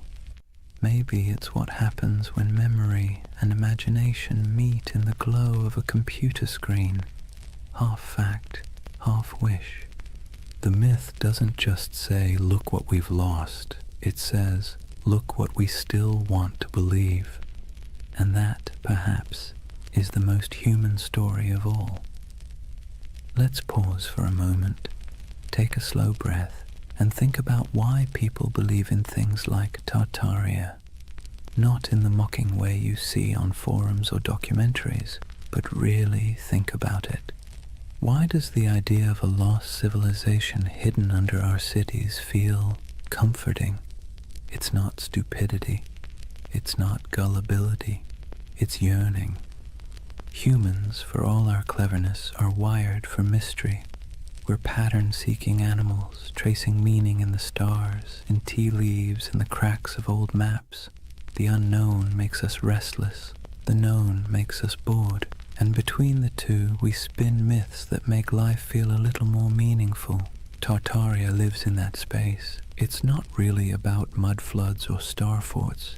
It's about the suspicion, deep down, that the world we've been handed is incomplete, that someone, somewhere, has hidden something important, that maybe history isn't a straight line of progress, but a looping dream where civilizations rise, fall, and are forgotten not by accident, but by design. And honestly, that's not such a crazy thought. Think about how much of history you've forgotten personally. Think of everything humanity has lost to fire, war, vanity, or neglect. Libraries burned, languages erased, empires swallowed by desert and jungle. The dark ages weren't dark because nothing happened. They're dark because the light of memory didn't reach that far. So when someone looks at an ornate 19th century building and says, "I don't think we built that," they're not rejecting history. They're mourning it. They're mourning a world that seems to have misplaced its wonder. Let's be clear, modern life doesn't give us much mystery anymore. We have answers for everything, or at least the illusion of them. You can type any question into a search bar and get a dozen replies in seconds. But that convenience has a side effect. It kills the thrill of not knowing. And mystery, as it turns out, is essential to the human spirit. Without it, the world feels flat. That's where conspiracies slip in. They fill the void left by lost awe. When people say the elites hid the truth of Tartaria, what they're really saying is, I miss when the world felt magical. It's an emotional rebellion against boredom, a soft protest against a sterile universe made of facts but lacking enchantment. And here's the interesting part, it's not new. Every age invents its lost golden age. The Greeks dreamed of Atlantis, the Victorians romanticized Lemuria, the 20th century turned the Mayans into cosmic prophets, and now in the digital age we have Tartaria, an empire of dreams built on archives and algorithms. Each generation looks backward and imagines perfection because it's easier than imagining perfection ahead. We do it because the past is safe. It can't disappoint us anymore. Psychologically, belief in a hidden civilization like Tartaria scratches multiple itches at once. There's pattern recognition, the brain's love for connecting dots even when they don't belong together. There's narrative control, the soothing illusion that the world makes sense, that nothing happens by accident. And there's nostalgia, the bittersweet ache for a world that may never have existed, but should have. And then there's trust. Modern institutions, media, government, academia, have lost credibility with the public. When experts say, that's impossible, a growing part of the population quietly replies, so was flight once. The more closed and dismissive authority becomes, the more open people become to alternative voices whispering, maybe they're hiding something. It's not that people trust random YouTube channels more than historians. It's that the channels sound human, curious, skeptical, fallible. The voice of official history often sounds cold, certain, and patronizing. The voice of the Tartaria believer sounds like someone sitting beside you late at night saying, "Look at this, doesn't it make you wonder?" And wonder is addictive. Once you feel it, it's hard to go back to plain explanations. Even the act of believing, of piecing clues together, creates a small dopamine rush. It gives the believer a sense of purpose. You're not just scrolling, you're investigating. You're part of something big, something secret. It's empowering in a world that makes most people feel small and powerless. So the Tartarian myth becomes more than a theory. It becomes a community, a shared dream. People trade discoveries, maps, and theories not because they're delusional, but because it feels good to search together. The hunt becomes the reward, and in that sense, Tartaria isn't a symptom of ignorance. It's a symptom of loneliness. Think about it. The more connected we are online, the less connected we feel in real life. Cities are crowded but isolating. News is constant but disorienting. Our modern world gives us everything except belonging. And so, people build belonging out of mystery. Believing in a hidden past means believing in meaning itself, that we're not just floating through chaos, that someone somewhere once built something extraordinary, and maybe we can again. That's not conspiracy. That's hope in disguise.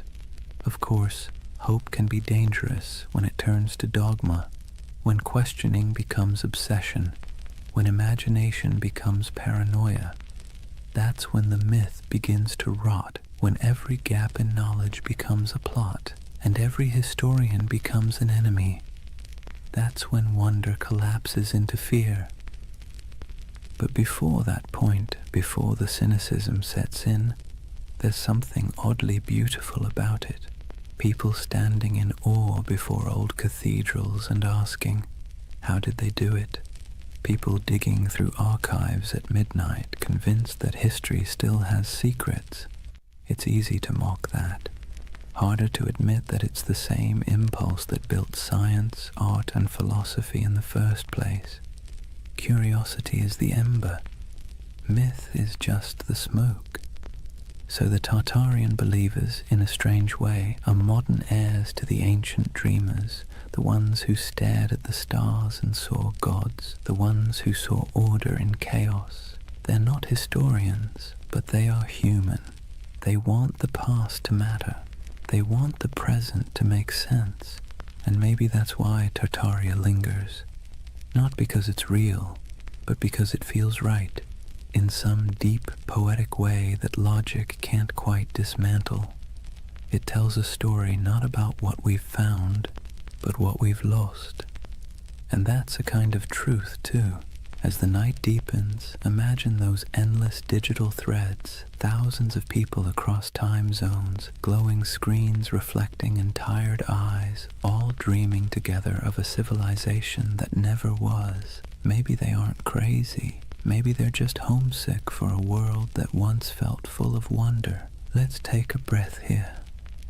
After all this talk of vanished empires and buried cities, it's time to do what the best historians always do.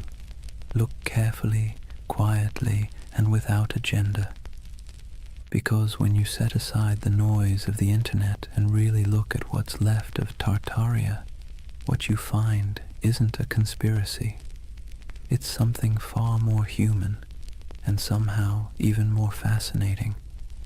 The term Tartary was not a secret code name for a lost empire. It was a geographic placeholder, a cartographer's shrug. For centuries, Europeans simply didn't know what lay beyond the Ural Mountains or deep in the Siberian steppe. So they wrote Tartaria, like writing "Here be dragons," a kind of verbal fog to fill the blanks.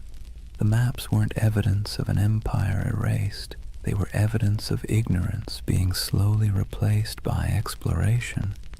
And those grand old buildings, the ones people point to as proof of impossible architecture, they're very possible. Magnificent, yes. Impossible, no. The ornate city halls, cathedrals, and palaces of the 19th century weren't built by some forgotten super-civilization. They were built by humans with chisels, scaffolds, and a near-religious obsession with grandeur. The 1800s were a century drunk on ambition. Industrialization made iron, glass, and concrete cheaper than ever. Colonization and global trade poured wealth into Europe's cities. Architects looked backward to Greece, Rome, Byzantium, and Egypt, and then combined everything like over-enthusiastic chefs. The result was the neoclassical explosion, domes, columns, and marble facades that looked ancient but were brand new. That's why so many people mistake them for relics, because they were designed to look timeless. They were Rome in steel corsets, deliberate nostalgia built in brick and plaster. The world's fairs that fuel so many Tartarian videos, they were real, yes, and they really did look astonishing. Whole temporary cities of palaces, fountains, and gleaming towers that appeared overnight and vanished just as quickly. But they weren't cover-ups. They were theatre. They were the 19th century showing off. Most of those buildings were plaster over wood, not marble. They were meant to impress, not endure. When the fair ended, the facades were torn down or burned, leaving only photographs that today look eerily like the ruins of a forgotten world. No secret empire, just show business. And those famous mud flood buildings with their half-buried windows, they too have ordinary explanations. Cities sink, streets rise, over centuries as populations grow and roads are repaved. Layers of soil and stone accumulate. Old ground floors become basements. It's not mystery, it's maintenance. Yet it's easy to see why the illusion caught fire. Because even the real explanations, erosion, engineering, economics, are, in their own way, beautiful. The world doesn't need hidden magic to be miraculous. Consider this. The same roads once labeled Tartarian carried traders, nomads, poets, and conquerors across continents. Cultures met, clashed, and blended until identities blurred. What Europe called Tartary was not one empire but a kaleidoscope of peoples, Turkic, Mongol, Persian, Russian, Chinese, each with their own stories, languages, and gods. Out of their collisions came ideas, inventions, and art that shaped the world we still live in. The myth says Tartaria was erased. The truth is that it was never singular to begin with. It was many, and that's why it's hard to pin down. The steppe doesn't lend itself to borders. Empires there were fluid, waves of power that rolled across the grasslands and receded again. The Scythians, the Huns, the Mongols, the Khazars, they all rose, ruled, and vanished, leaving behind only fragments. To an outsider, that flux looked like a void. To those who lived it, it was life itself. And maybe that's where the misunderstanding lies. Western history loves walls and dates, beginnings, endings, dynasties. The steppe doesn't play by those rules. Its empires were seasonal, migratory, woven into the land and wind. If you expect pyramids, you miss the poetry. So no, there was no single global Tartarian empire, but there was a vast interconnected world of trade, culture, and movement that stretched from Europe to China long before globalization had a name. The Silk Road wasn't just silk, it was the internet of its day, transmitting not data but ideas. Buddhism, astronomy, metalwork, medicine all passed through those dusty caravans. The real miracle isn't that something was erased, it's that so much survived, and yet debunking doesn't have to mean disappointment. If anything, it should make the world feel richer, because the truth is not dull, it's layered. The mud flood isn't proof of deception, it's proof of time. The ornate buildings aren't relics of a forgotten empire, they're monuments to human excess. The missing maps aren't evidence of suppression, they're artifacts of discovery. And here's the quiet irony. Even the myth itself is part of history now. The videos, the forums, the believers, they've become a digital folklore, our century's way of myth-making.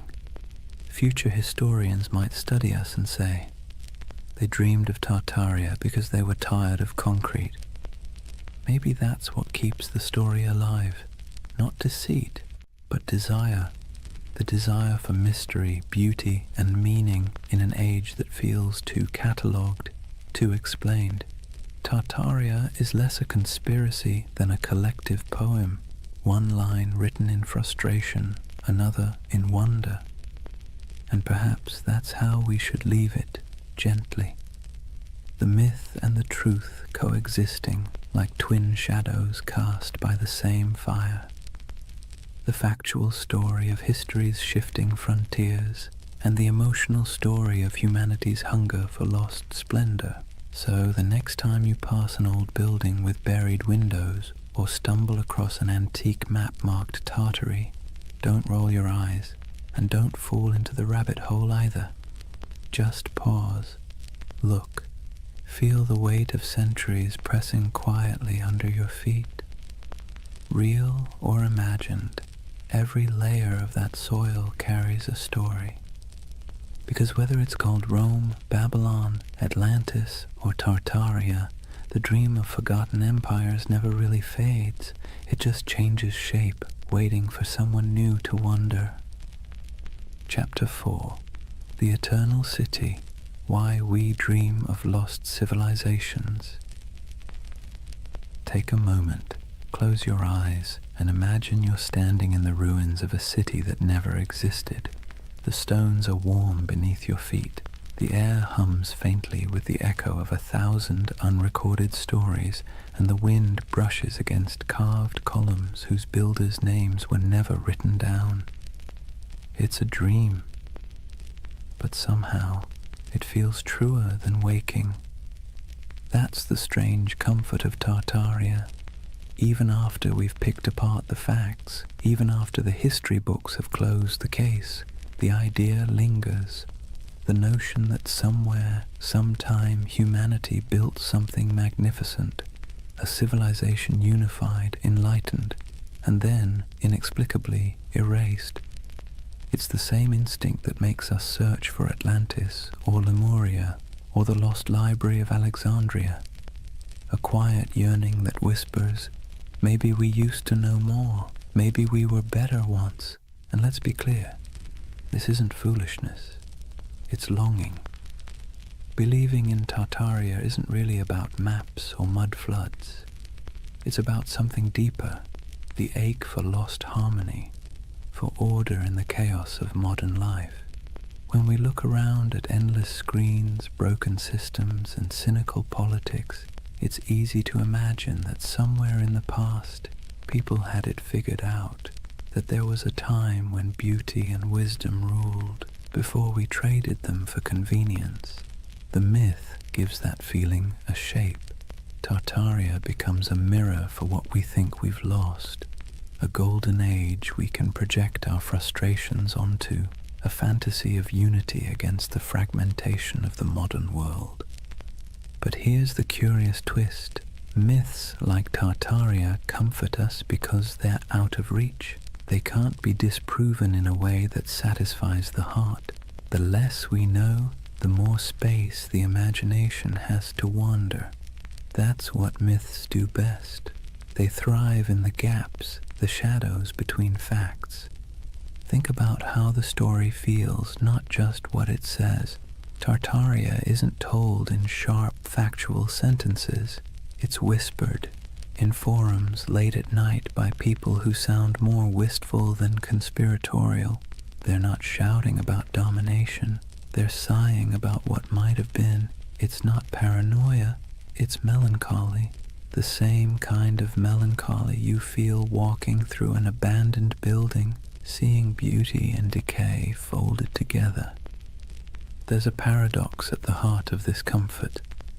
We know modern life is more advanced than any age before it, yet it rarely feels that way. We have the internet, medicine, spaceflight, instant communication, but we also have loneliness, burnout, and an undercurrent of loss. The myth of a vanished civilization fills that emotional void. It says, you're right to feel that something's missing.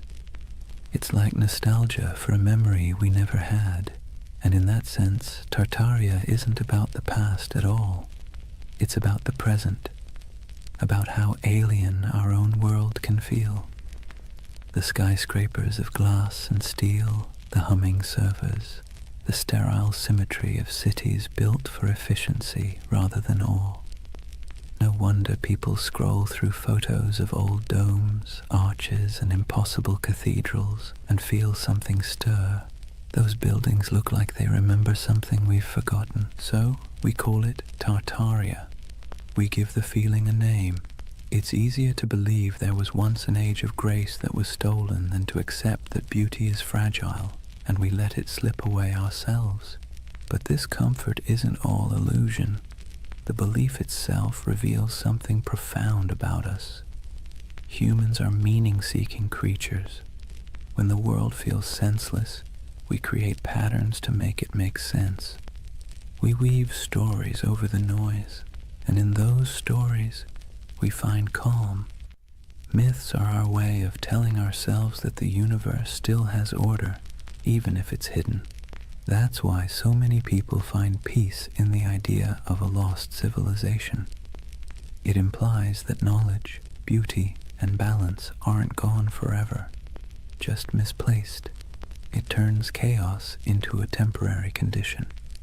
And maybe that's why Tartaria caught fire in the digital age. The internet is chaos incarnate, 1,000 overlapping timelines, all screaming for attention. In that noise, the myth feels like a lullaby. It slows everything down. It says, once there was harmony. Once the world was whole. Now, whether that's true or not almost doesn't matter. What matters is the feeling it evokes, the quiet pull toward something larger, wiser, softer than the present. The myth becomes a kind of spiritual balm for an age that measures everything but meaning. Imagine yourself late at night, scrolling through photos of ornate ruins, strange domes, or cities half buried in snow. You feel that twinge, that recognition without memory. The beauty is haunting, not because it hides a secret empire, but because it reminds you that time erases, and yet somehow we still search for permanence. That search, that ache, is what keeps myths alive. They aren't about fooling ourselves. They're about coping, finding wonder again in a world that's forgotten how to dream. And maybe that's the greatest comfort of all.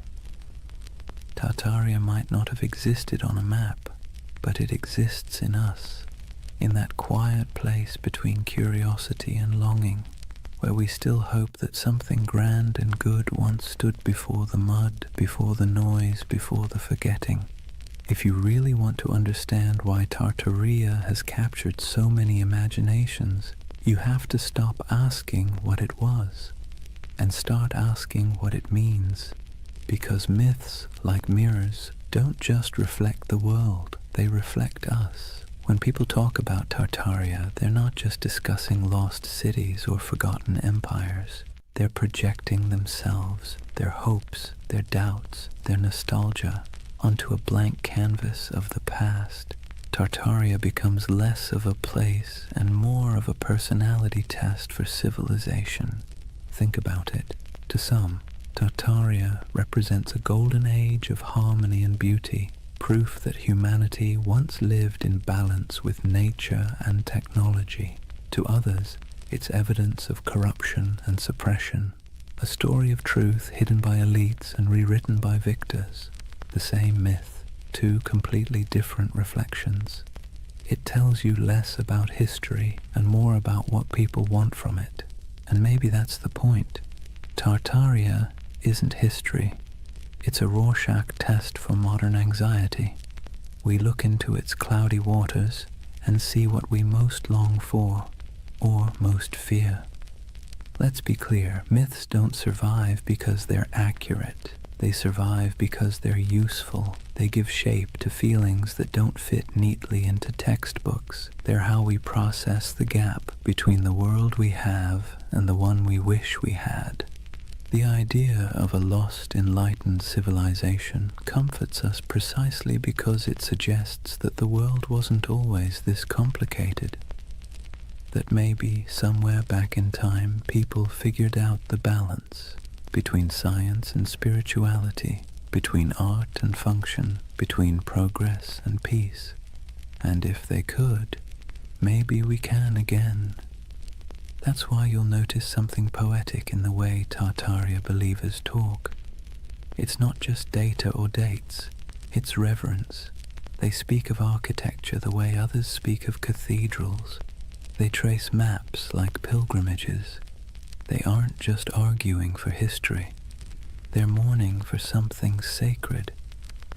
You can see it in the fascination with architecture, the domes, arches, spires, and towers that dot the myth. These buildings feel alive, don't they? Too beautiful to be merely functional, too symmetrical to be accidental. When people say, "There's no way we could build this today," what they're really saying is, we don't build like this anymore. We don't fill our world with beauty unless it serves a profit. The myth becomes a critique of our own era, disguised as nostalgia for another. Tartaria, then, is the mirror we hold up to our own cultural amnesia. We scroll through pictures of palaces and fairgrounds, domes and star forts, and we whisper, "How did we forget to dream like this?" The myth reflects not a lost empire, but a lost aesthetic soul. There's something almost therapeutic about that reflection. Myths like Tartaria allow us to grieve, not for people we've lost, but for possibilities. They let us feel that our yearning for meaning isn't crazy, that maybe it used to exist, that maybe someone, somewhere, built a world that made sense. And maybe that's why Tartaria feels more mystical than menacing. Most conspiracy theories isolate people, make them suspicious of the world. Tartaria, strangely, connects them. It invites wonder instead of fear. It suggests that the past might still hold beauty waiting to be rediscovered. But reflection cuts both ways. Myths also reveal our blind spots. When people claim that all grand architecture must have come from a lost civilization, they sometimes overlook the real genius of the humans who built it. The artisans, masons, and engineers who left their fingerprints in stone. The myth honors beauty, but erases the hands that created it. It's a paradox. In searching for greatness, we forget the greatness already recorded, and maybe that's the truest mirror of all. We live in an age obsessed with rediscovery, yet blind to what's in plain sight. We chase mysteries across continents while ignoring the ones humming beneath our feet, the hidden systems, the forgotten craftsmanship, the quiet brilliance of ordinary people. Tartaria, then, tells us something we don't often admit, that we don't fully trust our own civilization. We sense that something's off, something hollow beneath all the progress. So, we project our doubt backward into the comforting distance of myth. In the reflection of Tartaria, we see ourselves, advanced yet uneasy, connected yet lonely, powerful yet perpetually nostalgic. It's less about whether an empire was erased, and more about whether we've erased our ability to feel awe. Maybe that's why the myth persists, because deep down, we're not really searching for proof of Tartaria. We're searching for proof that humanity still knows how to build something beautiful and believe in it. And if myths are mirrors, then maybe looking at Tartaria long enough isn't about finding truth in the past, but rediscovering it in the present, in the domes still standing, the dreams still lingering, the stories we keep retelling because they make us feel a little less small. So the next time someone mentions the lost empire, don't argue, just listen, because behind every myth is a whisper of what we wish were real. And sometimes that wish tells you everything you need to know about the people dreaming it. Every empire, no matter how radiant, tells the same quiet story, one of ascent, arrogance, and entropy. Rome, Egypt, the Maya, the Mongols, the British, the Ottomans, and if you believe the whispers, Tartaria. The names change, the rhythm doesn't. Civilizations are like tides. They rise with clarity, crest with confidence, and recede with denial. It's not failure, it's physics. Even stars burn out, and they're made of far sturdier stuff than marble or pride. So maybe that's why Tartaria lingers in our collective imagination, because it fits the pattern too well. A lost empire swallowed by time, a forgotten people erased by cataclysm, a name that once filled maps and now feels like a ghost. It's familiar, almost comforting in its tragedy. Let's be clear though, No empire believes it's the one that's going to fall. Every generation thinks it's special, unique, immune to collapse because it has better technology, more data, smarter systems. But arrogance, like gravity, pulls everything back to Earth. If Tartaria existed, if even a fragment of the legend were real, its disappearance would have followed the same script as every empire's twilight. The small cracks first, corruption, complacency, overreach, then the slow decay disguised as progress, and finally the quiet moment when the last flame flickers out and the world simply moves on. You can almost imagine it, the final days of a grand civilization, not with war or fire, but with exhaustion, merchants still trading, scholars still writing, architects still sketching impossible domes for clients who will never pay. The end doesn't always come with thunder. Sometimes it's a sigh. And here's the thing. We need myths like Tartaria because they remind us that our own civilization isn't exempt. It's a soft warning wrapped in wonder. The idea that maybe, just maybe, we've been here before. Towering cities, vast networks, unshakable certainty, and lost it all to hubris and time. You see, the cycle isn't just historical, it's psychological. We build, we forget, we rebuild. We burn libraries, then mourn the loss of knowledge. We pave over ruins, then spend centuries digging them up again. The pattern is maddeningly human. The Greeks had a term for this, anarchiklosis, the cycle of government and decay. Kingdoms become tyrannies, tyrannies become democracies, democracies collapse back into chaos. Wash, rinse, repeat. The myth of Tartaria just takes that ancient idea and stretches it across a planetary scale. And that's what makes it powerful, because deep down we know the pattern fits us too. Look at the ruins of any civilization, and you'll find the same fingerprints. Ambition, brilliance, greed, denial. The same stone roads leading nowhere. The same monuments built to outlast time, quietly losing that argument. Even today we build our towers of glass and steel, our data empires, our digital libraries with the same optimism that we're preserving knowledge forever.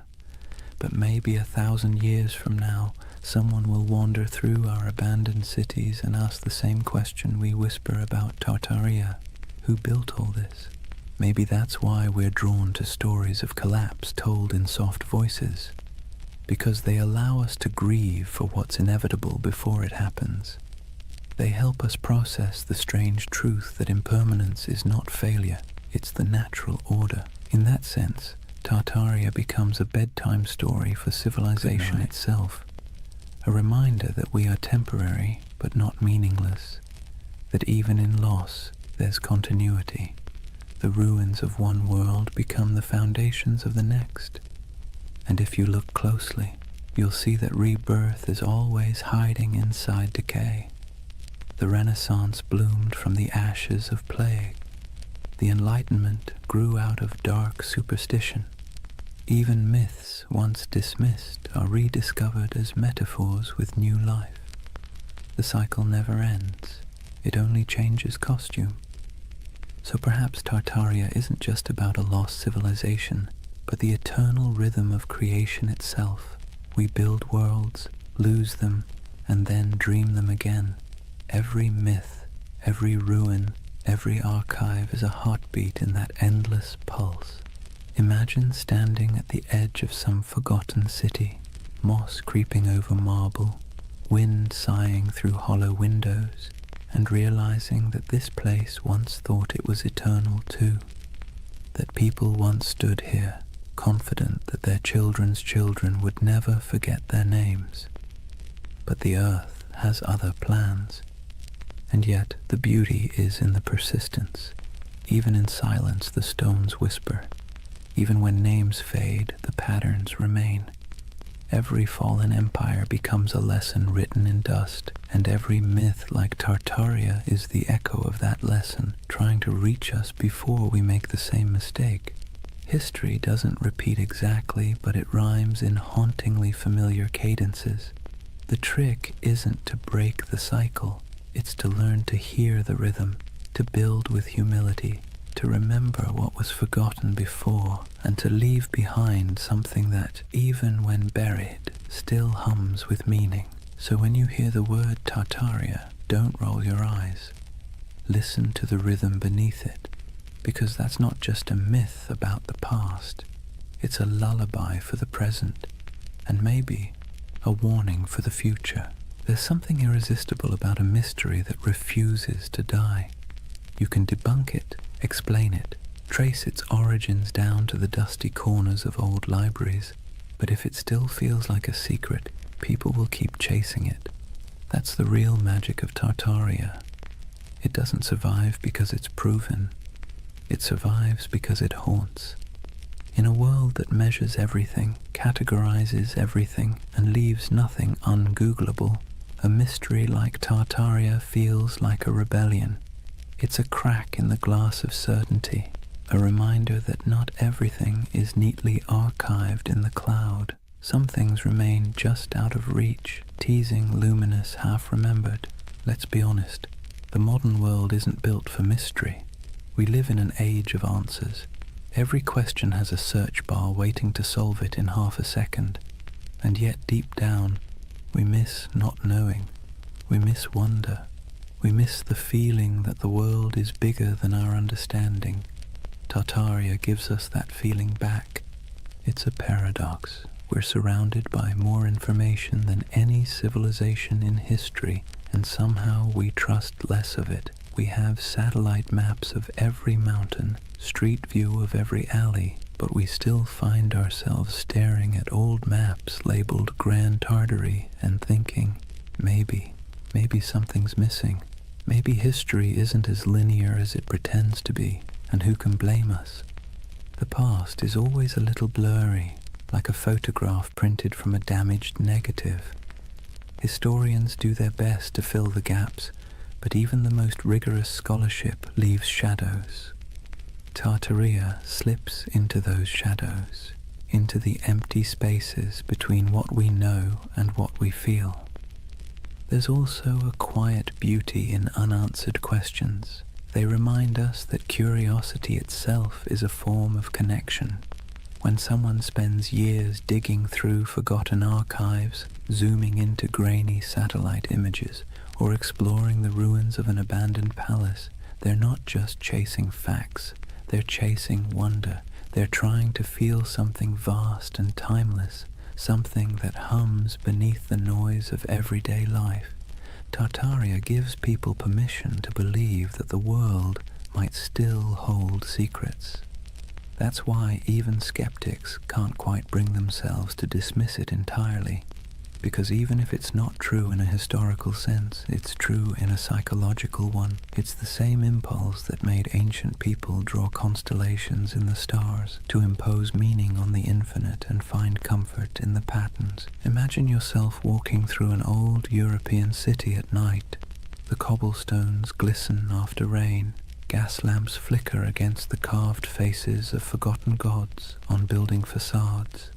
You look up, and the skyline feels impossibly ancient. Arches, domes, and spires stacked like a dream you can't quite interpret. You don't know who built it. You don't need to. The mystery itself is enough. It's like hearing a song in a language you don't understand but somehow recognize. Tartaria lives in that feeling. The hum between knowing and not knowing. The soft echo of lost craftsmanship, the sense that time might be a loop and we're just tracing paths our ancestors already walked. And the irony is, the more we learn about history, the more mysterious it becomes. Every discovery opens 10 new questions. Every answer reveals how much we don't know. The ruins of Göbekli Tepe pushed back the dawn of civilization by thousands of years. The Antikythera mechanism rewrote what we thought the ancients could build. Maybe Tartaria doesn't exist, but the idea that civilizations rise and vanish, leaving traces we mistake for impossibilities, isn't so far-fetched after all. Even the skeptics, the scientists, the historians, they're chasing the same thing as the dreamers.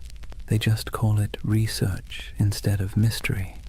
But deep down, it's the same hunger to understand what came before, to find meaning in the ruins. There's a gentle wisdom in letting some mysteries remain mysterious. Not every story has to be resolved.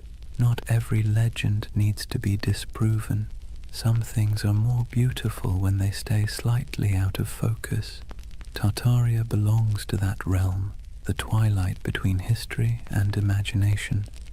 Because here's the truth. Even if we mapped every ruin, deciphered every language, catalogued every artifact, we'd still find ourselves asking, what's missing? What did we overlook? What used to be here? And that question, that ache, is what keeps humanity moving forward.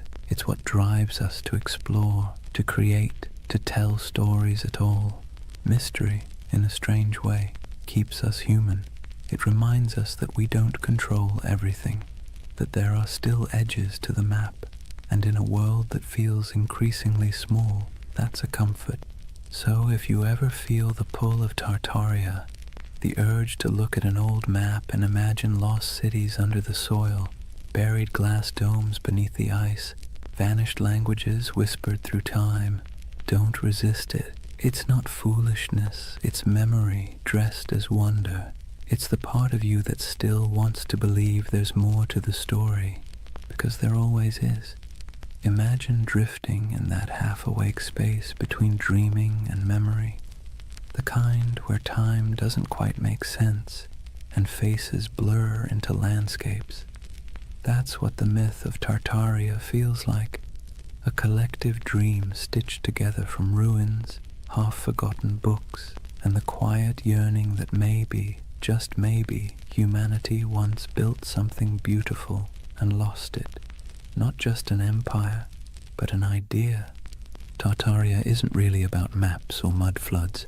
It's about longing, the longing for a golden age before the noise, before the smog, before the blinking lights of modern anxiety.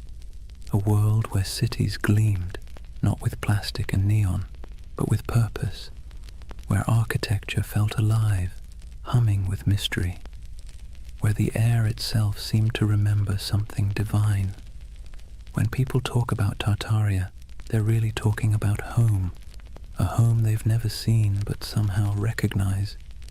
It's tempting, isn't it, to imagine that once there was a civilization so advanced it left behind the blueprints of paradise, smooth white marble gleaming under perpetual sunlight, towers spiraling toward the heavens, not in arrogance but in harmony, streets where water flowed instead of traffic, and knowledge wasn't locked in institutions but breathed like air.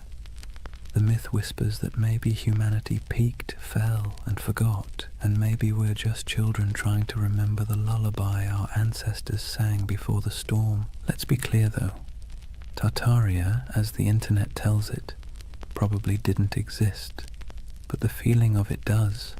That's what matters. Because myths are just dreams that cultures refuse to wake up from. They serve a purpose, especially in times like ours, when everything feels impermanent, synthetic, and accelerated. Tartaria slows the world down. It reminds us of the beauty of mystery, craftsmanship, and the sense that not everything has to be profit or progress.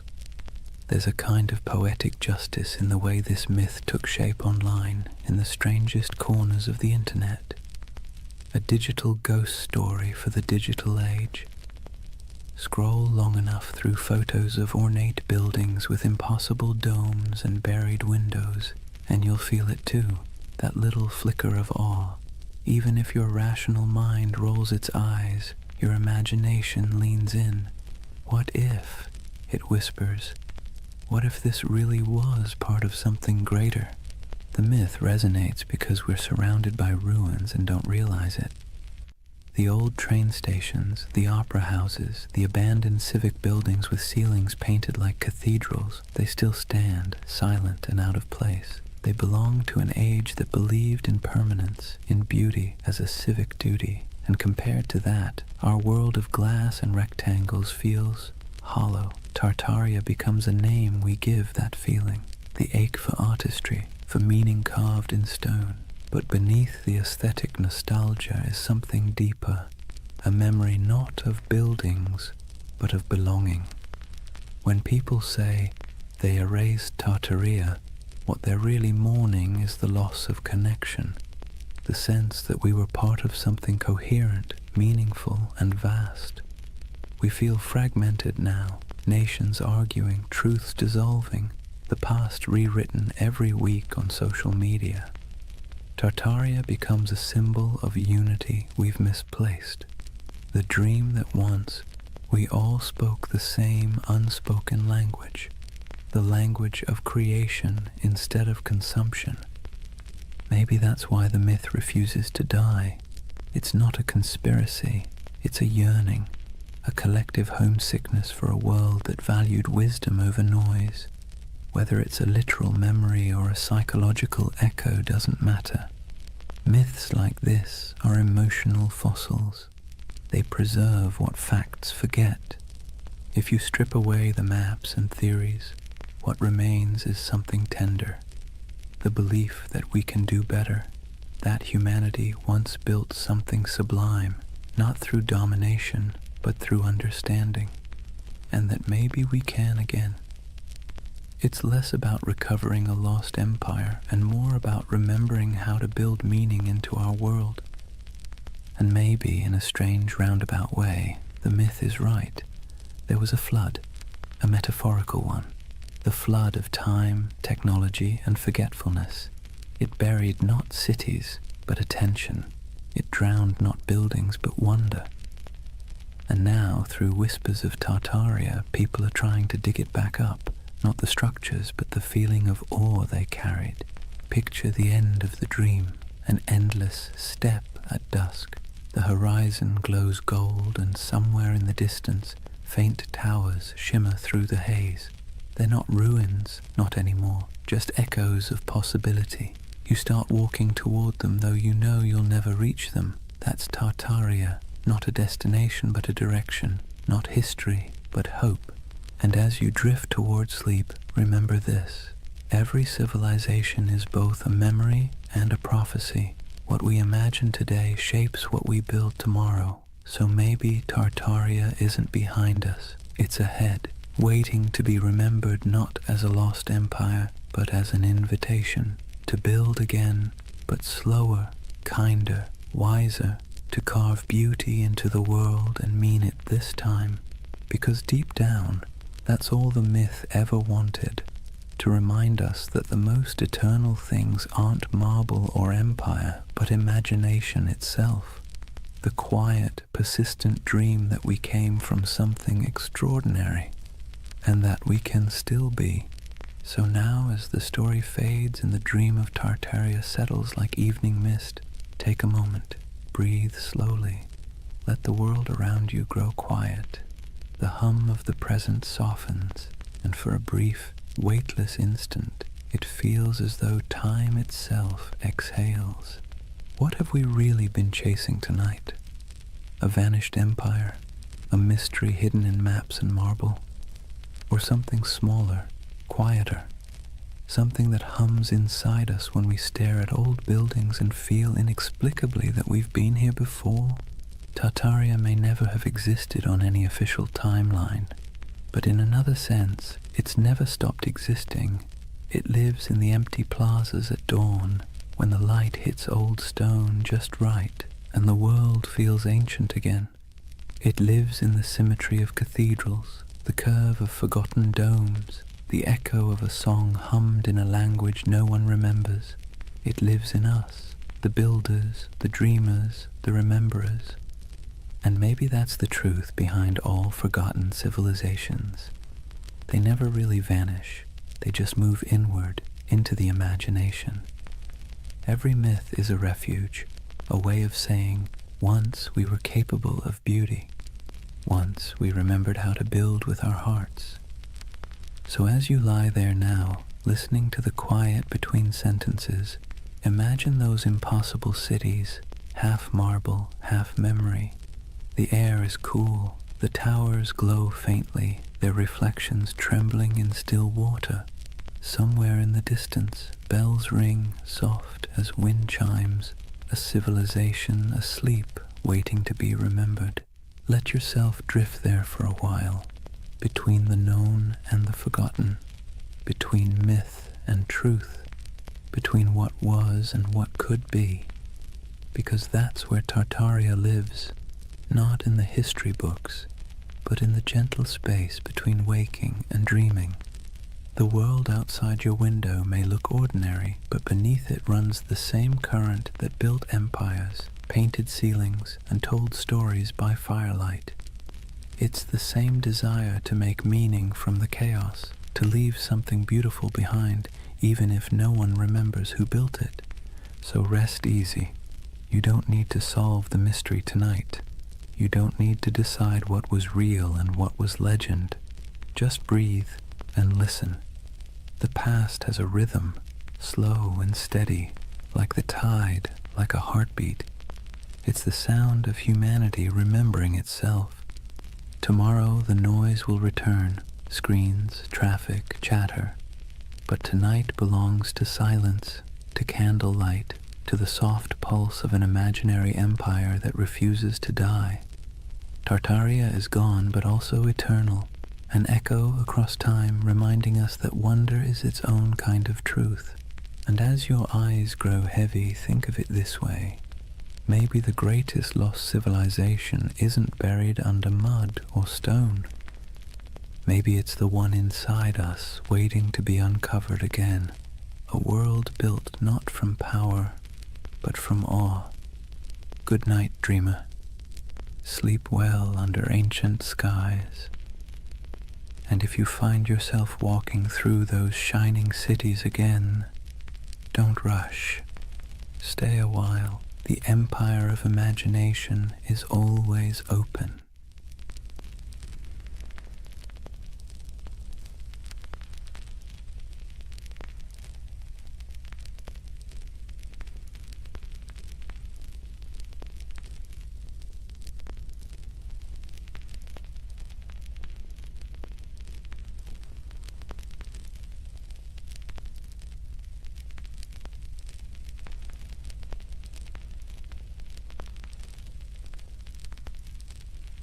Hey guys, welcome back to the Sleep Atlas.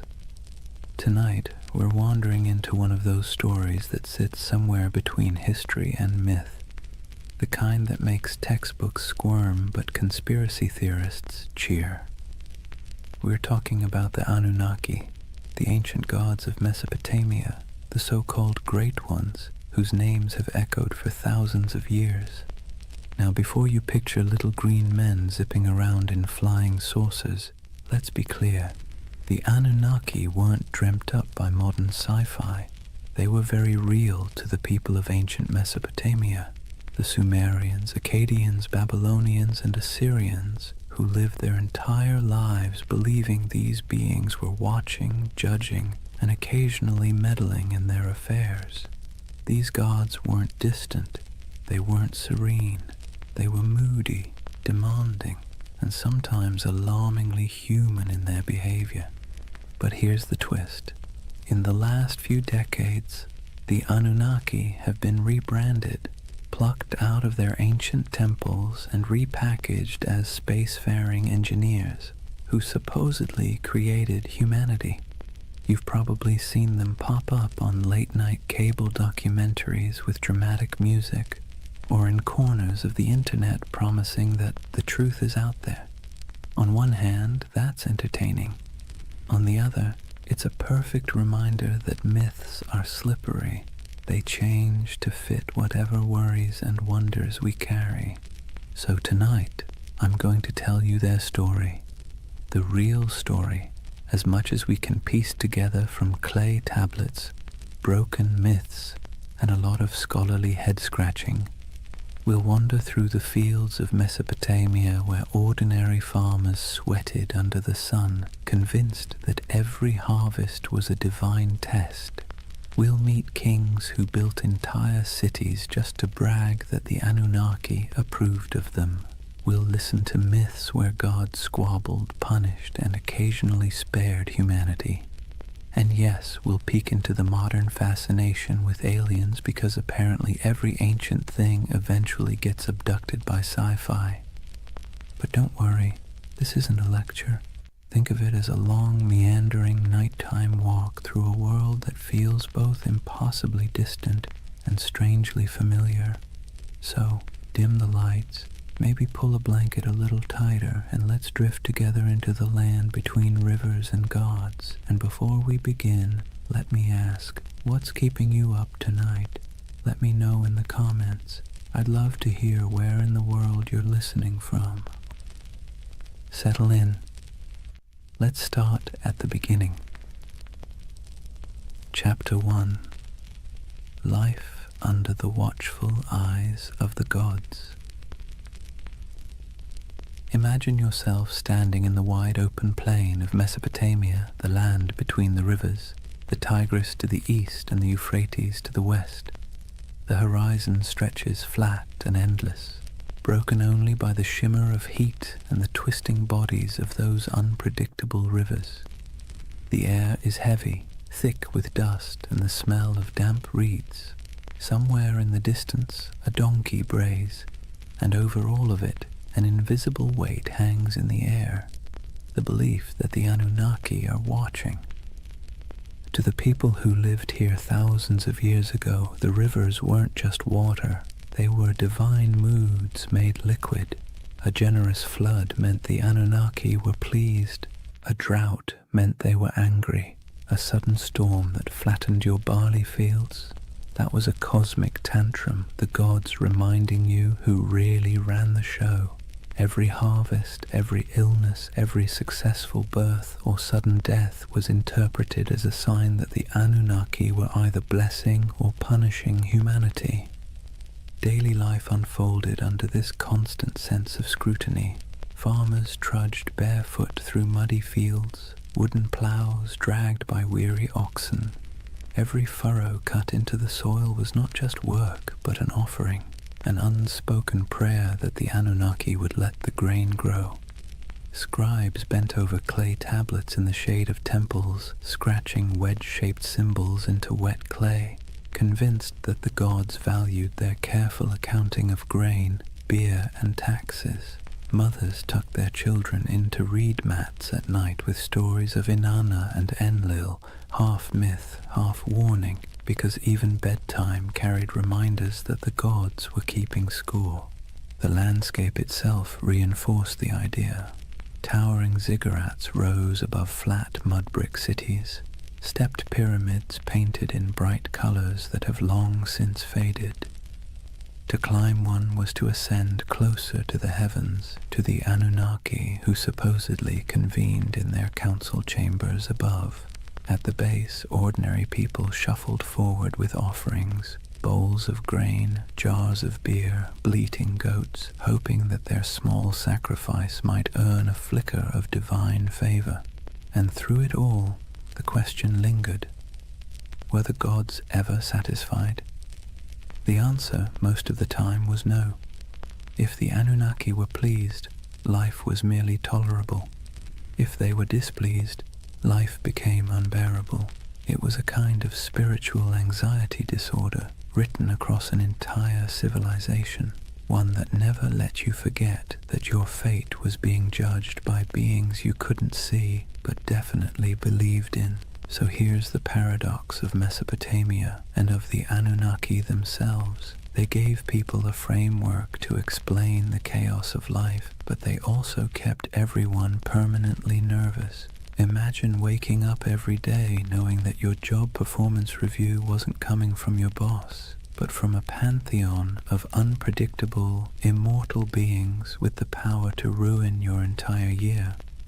Comforting? Not exactly. Necessary? Absolutely. That was life under the watchful eyes of the Anunnaki, and it was only the beginning. Now that we've set the scene, the dust, the rivers, the nervous glances toward the heavens, let's lean into the daily grind of keeping the Anunnaki happy. Because if there was one thing everyone in Mesopotamia agreed on, it was that the gods were needy. Think of the Anunnaki less like distant divine beings and more like an extended family of very spoiled aristocrats. They didn't simply exist in the background of your life. They were treated as if they lived right there in the city with you, lounging in temples that were really more like mansions stocked with food, drink, and endless attention. Priests fed the gods' statues elaborate meals. They clothed them in fine garments.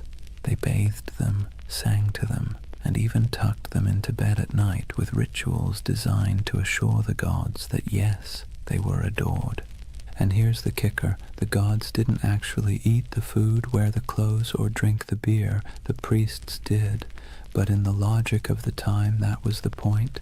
The offering wasn't about literal nourishment, it was about respect, about demonstrating submission to the divine order. Imagine working all day in a scorching field, hauling baskets of barley, and then handing over a chunk of your hard-earned harvest to a temple where priests would cook it up in front of a golden statue. You didn't get to enjoy the meal, the gods did, or so you were told. This wasn't optional. Failing to make offerings wasn't just rude, it was dangerous. Skip your temple duties, and you risked angering a god who could retaliate with a bad harvest, a plague, or a flood. It was like living with an unpredictable landlord who might torch your house because you didn't bring them enough bread. And so, day after day, people dragged their grain, their livestock, their jars of beer, and their prayers into the temple courtyards, hoping the divine egos were stroked enough to leave them in peace. Markets reflected this cycle of giving and appeasing. Merchants sold incense imported from far-off lands, exotic woods for temple furnishings, and precious stones for idol adornment.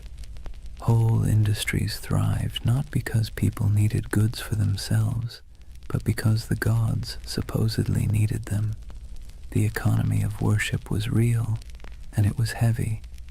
And then there were the rituals, constant, exhausting, and often bewildering. Priests performed chants, sacrifices, and ceremonies to interpret the gods' moods. Ordinary people had little say in the process. They simply trusted or feared that the professionals got it right. Was the river about to flood? Only the gods knew. Was a plague looming? Better pay for a ritual just in case. Imagine the anxiety. You might lose your family, your crops, your city, not because of something you did wrong in the field, but because a priest forgot to wash a statue properly before a ritual. This constant pressure shaped how people thought about themselves. You weren't just a farmer, a merchant, or a craftsman.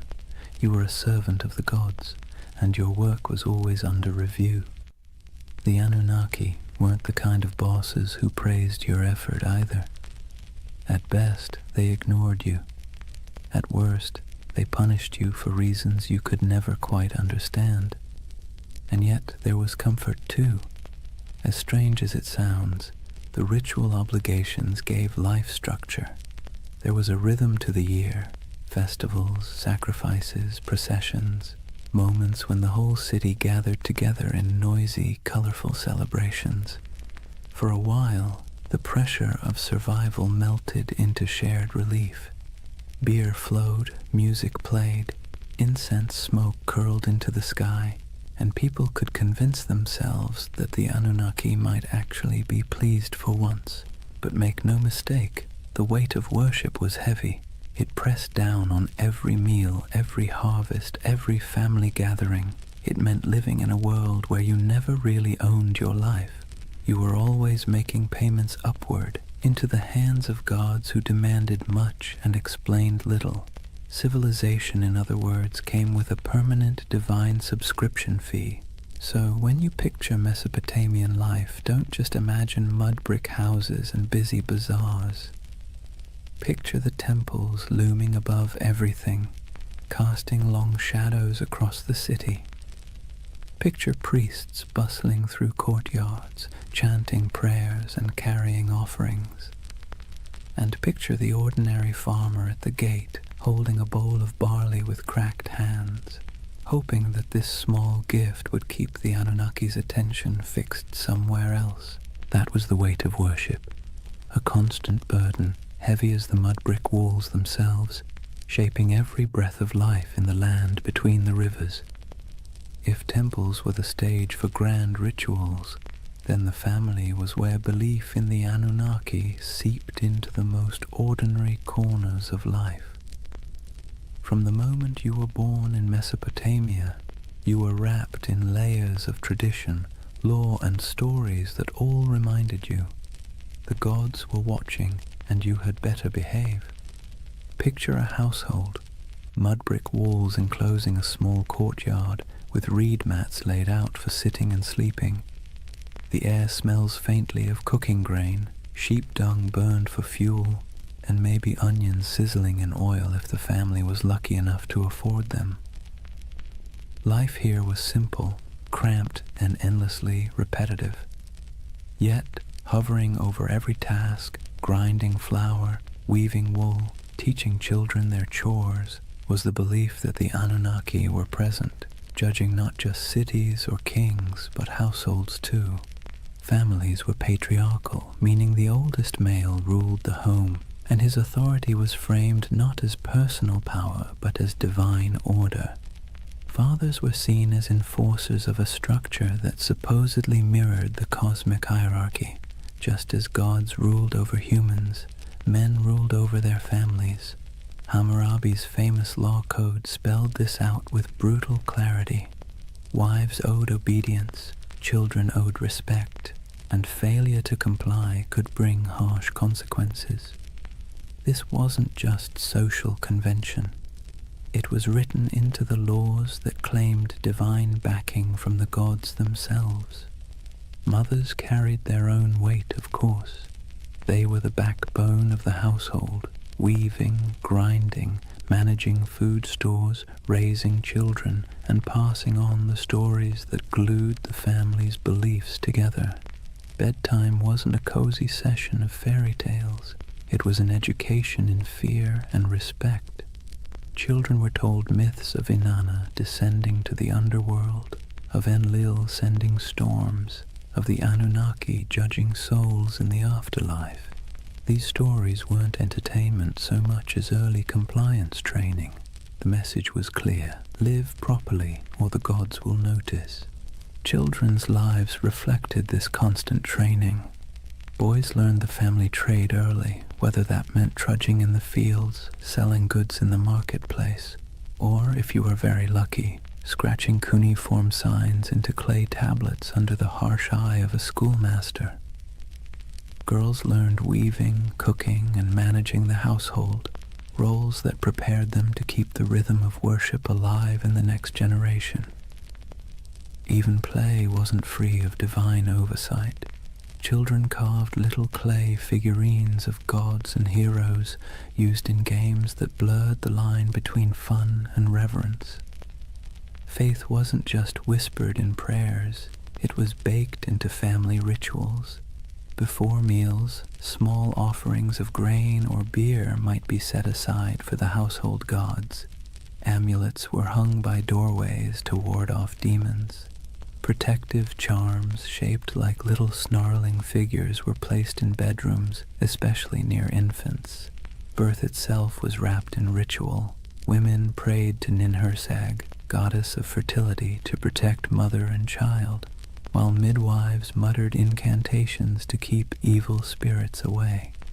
From the very first breath, life was understood as a fragile gift, one that could be snatched away if the Anunnaki weren't appeased. And here's the thing, families weren't just private units, they were miniature reflections of the larger city and its hierarchy. Just as kings claimed authority from the gods to rule nations, Fathers claimed authority from the gods to rule homes. The same logic that justified empires justified bedtime discipline.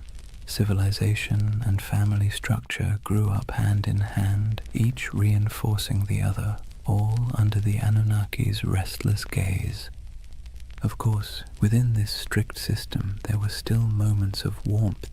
Picture a mother teaching her daughter how to weave, her hands guiding the thread through the loom. Picture a father showing his son how to plant barley, pressing the seeds into the soil with calloused fingers. Picture siblings squabbling in the courtyard, stealing figs, chasing each other until their laughter echoed against mud brick walls. These were human moments, timeless and familiar, lived out under the shadow of divine expectation. So when you think of Mesopotamian families, don't imagine cozy equality or freedom of choice. Imagine order, hierarchy, and obligation, structured from the top down, from the Anunnaki themselves to the smallest child in the household. Family wasn't just family, it was a rehearsal for serving the gods, and every story told at bedtime, every offering laid out at a threshold, every whispered prayer before sleep reinforced the same lesson. The Anunnaki were always listening. That was family and faith in ancient Mesopotamia, woven so tightly together that you couldn't separate one from the other. Home was never just home. It was a microcosm of the cosmic drama played out every day under the eyes of gods who demanded order, loyalty, and obedience. If Mesopotamian families carried the rhythm of worship in their courtyards, then the cities themselves thundered with it. The soundscape of Mesopotamia wasn't just donkeys braying or merchants shouting. Woven through the daily hum was an undercurrent of sacred noise, constant reminders that the Anunnaki were never far away. Imagine walking barefoot across the packed dirt streets of Ur or Uruk, the air heavy with heat and dust. The first thing you'd notice rising above the chatter of the marketplace is chanting, long, steady voices carrying from the temple courtyards. Priests chanted hymns in Sumerian or Akkadian, their words flowing like the rivers themselves, steady, unrelenting, rhythmic. To the people listening, these weren't just words, they were incantations meant to keep the cosmic order intact. If the chanting stopped, who knew what chaos might break loose?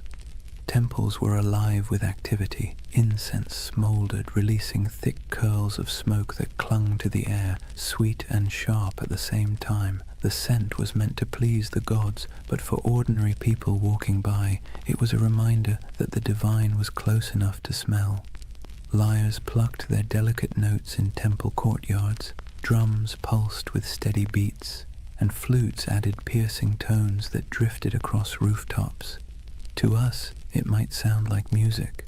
To them, it was more like maintenance, a sound system designed to keep the Anunnaki pacified. And it wasn't just priests who contributed to the sacred soundscape.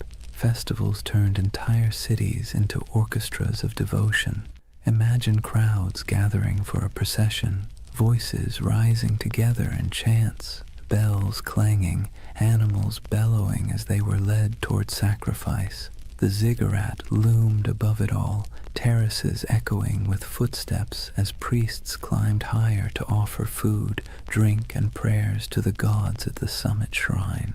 From miles away, travelers could hear the echo of music, the low murmur of thousands of voices, and know they were approaching a city where gods were fed daily like pampered royals. But the sounds weren't always grand. Sometimes they were intimate and unsettling.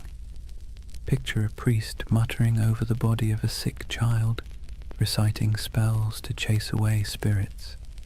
Picture whispered prayers at dusk, entire families speaking softly into the night air as oil lamps flickered. Picture the hush that fell when an omen was announced, the crowd quieting to hear the words that might decide whether the gods were pleased or furious. In these moments, sound wasn't background, it was the bridge between humans and the Anunnaki. The irony is that these sounds, sacred chants, booming drums, whispered prayers, blurred together with the noise of the city. A donkey braying outside a temple, a merchant shouting about his wares as priests sacrificed a goat, children laughing while incense smoke rose into the sky. The sacred and the ordinary overlapped constantly, like two melodies played at the same time. For Mesopotamians, there was no separation between daily life and sacred life. Every sound was part of the same chorus, one directed at keeping the gods content. So, when you imagine Mesopotamia, don't just picture silent ruins or dusty tablets in a museum. Picture a city alive with sound, chanting voices echoing from ziggurats, music rising from temples, prayers whispered in homes, markets buzzing with life. And beneath it all, the steady, unsettling hum of belief, the sense that every sound you made was heard, judged, and recorded by the Anunnaki.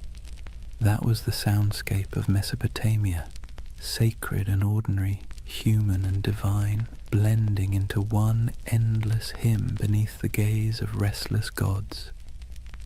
So far we've walked the fields, stepped into homes, and stood in the courtyards of temples. But if there's one thread tying all of Mesopotamian life together under the watch of the Anunnaki, it's struggle.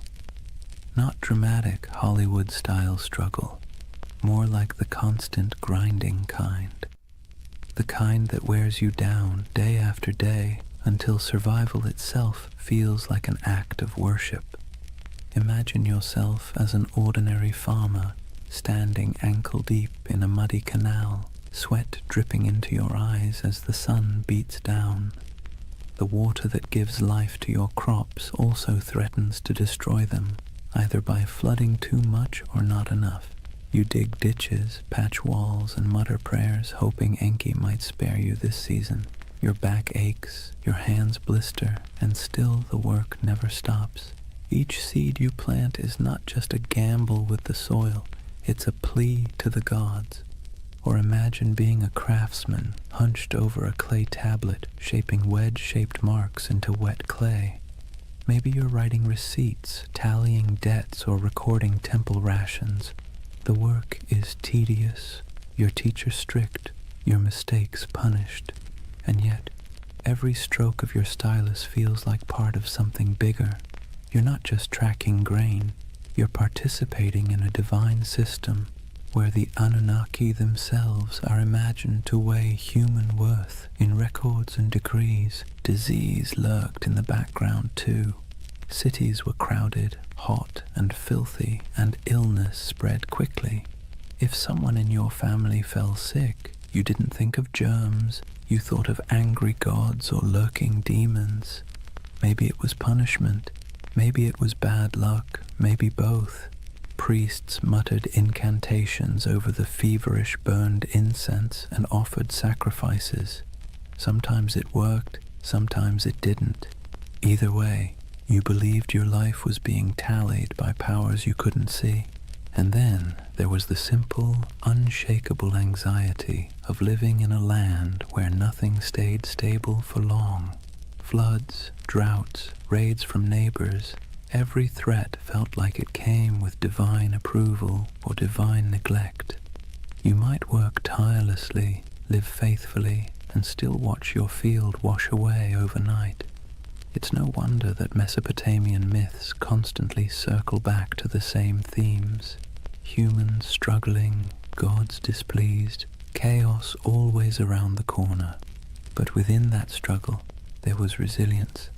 People endured. They dug new canals after floods, rebuilt homes after raids, prayed louder after disasters. Families bound themselves tightly together. Neighbors leaned on one another in the marketplace, and communities clung to rituals that gave their world meaning. The Anunnaki may have loomed like stern overseers, but the people found ways to keep living, laughing, and even celebrating in the cracks between their hardships. So, when you picture Mesopotamia under the eyes of the Anunnaki, don't imagine endless golden fields or carefree abundance.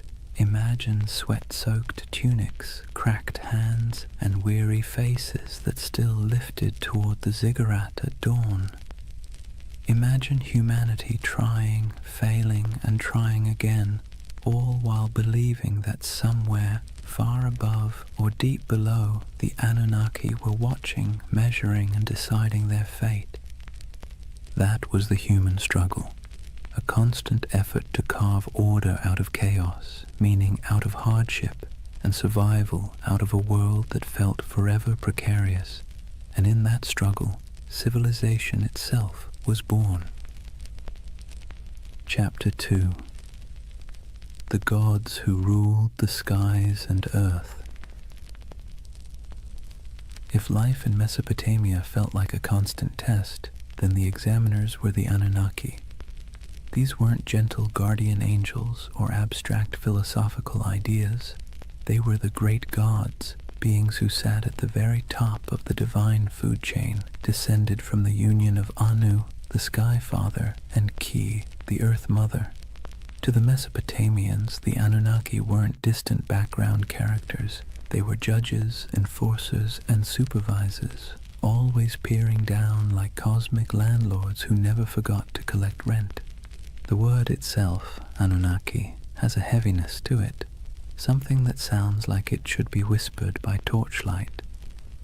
Ancient scribes described them as the 50 great gods, though their numbers shifted depending on which city you asked. Some texts placed them in the heavens, others in the underworld. In either case, their role was clear.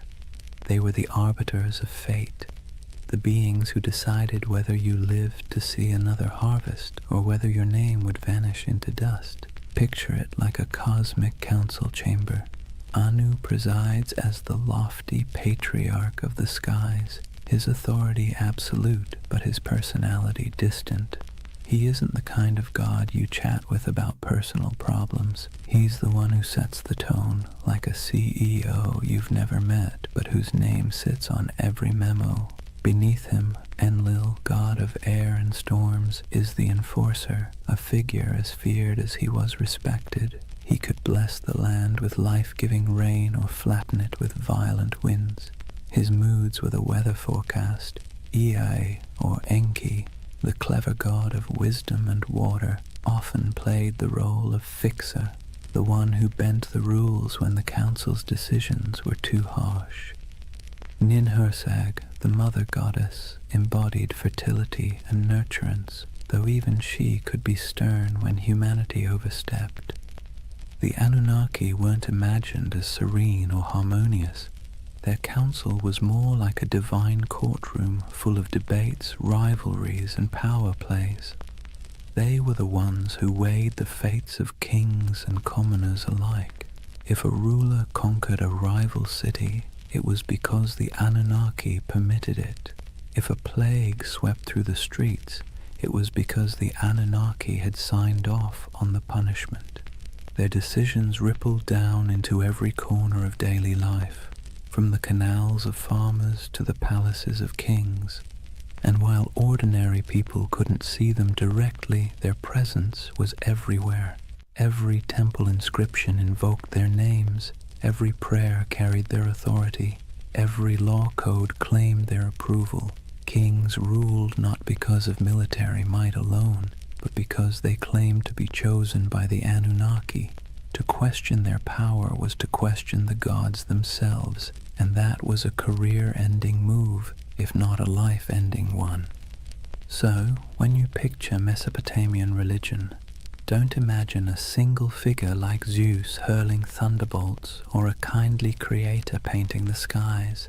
Imagine a boardroom full of moody, powerful beings, each with their own agenda, each wielding immense influence over humanity. Some offered guidance, some unleashed terror, and all demanded constant recognition. The Anunnaki were both the architects and the auditors of civilization, and their signatures were stamped on everything that survived from Mesopotamian life. They weren't just gods in stories. They were the living framework of reality, the background hum of existence.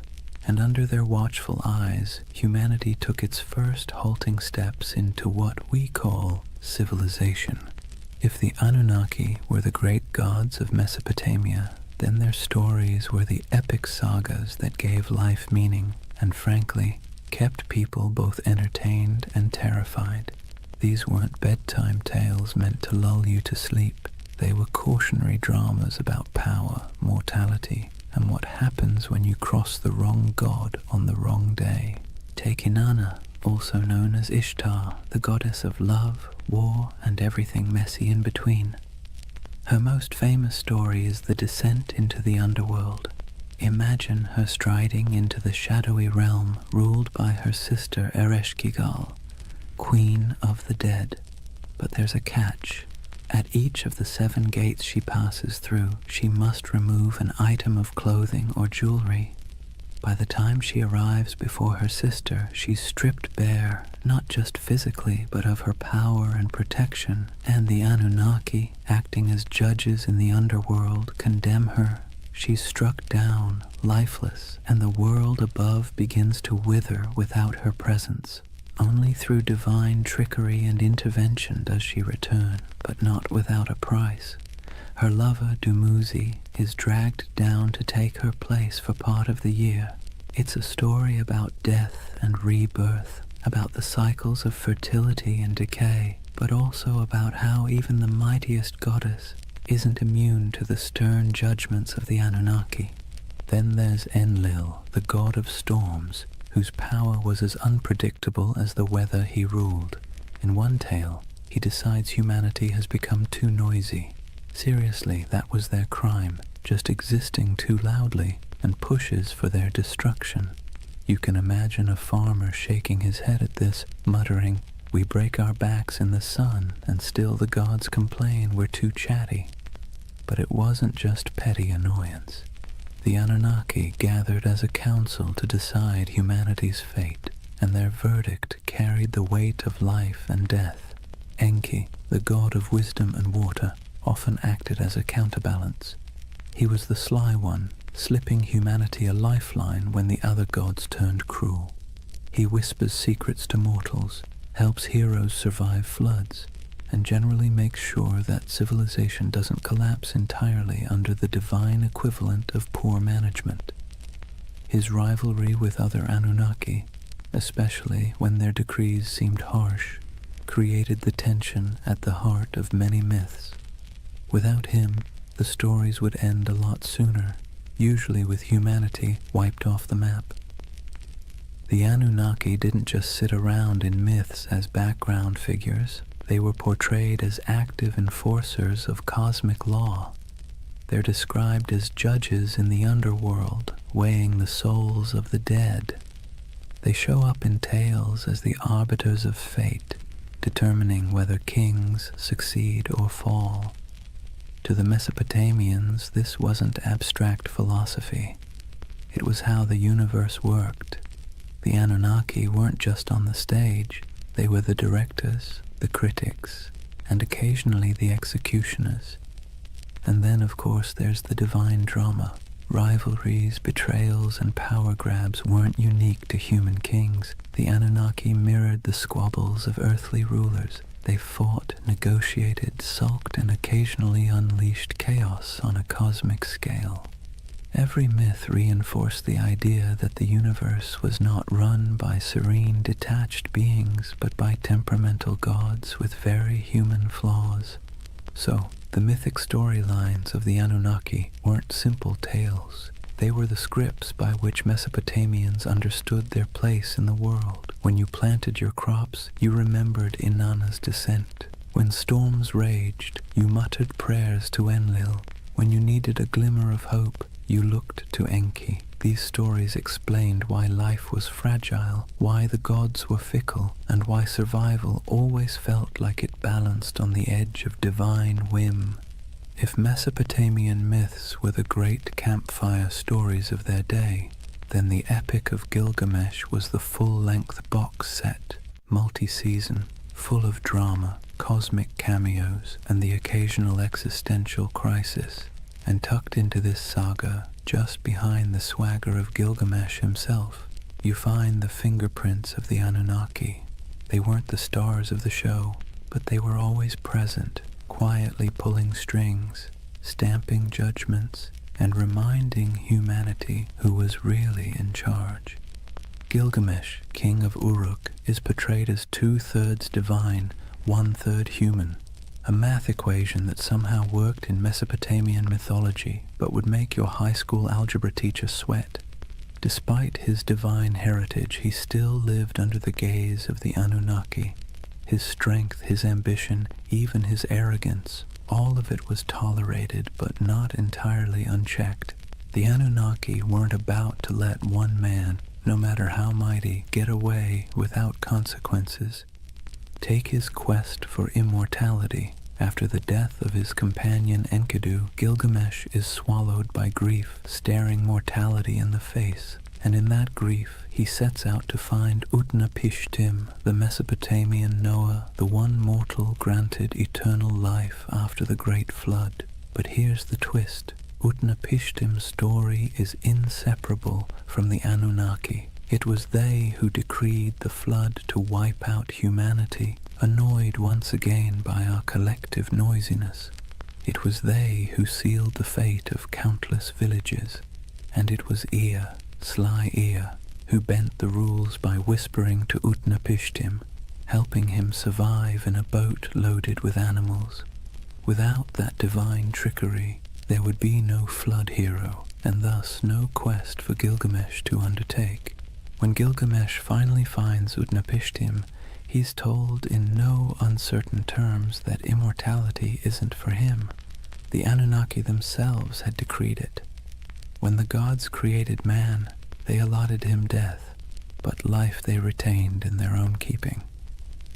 That line is essentially the fine print of existence. Humanity got the mud bricks, the barley, the back-breaking labor. The gods kept immortality for themselves. Tough luck. Even the great adventures within the epic, slaying Humbaba, guardian of the cedar forest, or killing the bull of heaven after Inanna sends it to punish him, circle back to the gods' involvement. The Anunnaki weren't background noise. They were the referees, deciding when Gilgamesh had crossed a line and when his hubris deserved punishment. The death of Enkidu, for instance, is the direct result of divine judgment. The Anunnaki convene and decree that one of the pair must die for their defiance. Enkidu becomes the casualty, and Gilgamesh, for all his divine strength, can do nothing but weep and rage. What's remarkable is how these stories resonate with us even now. The Epic of Gilgamesh isn't just about a king wrestling lions or digging canals. It's about humanity's oldest anxieties. Why we die, why we suffer, and why no amount of wealth or power can change those facts. And standing behind those anxieties are the Anunnaki, like cosmic administrators who handed humanity its most dreaded memo. Life ends, always. So, as Gilgamesh wandered deserts, scaled mountains, and crossed seas in search of eternal life, he wasn't just wrestling with his own fears. He was wrestling with the verdict of the Anunnaki, a verdict no mortal could ever overturn. His story wasn't just a king's adventure. It was a parable about the boundaries set by the gods and the futility of trying to break them.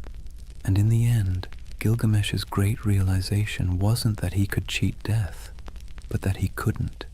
His city, his walls, his legacy, those would endure, not his body, which, ironically, is exactly what the Anunnaki seem to want.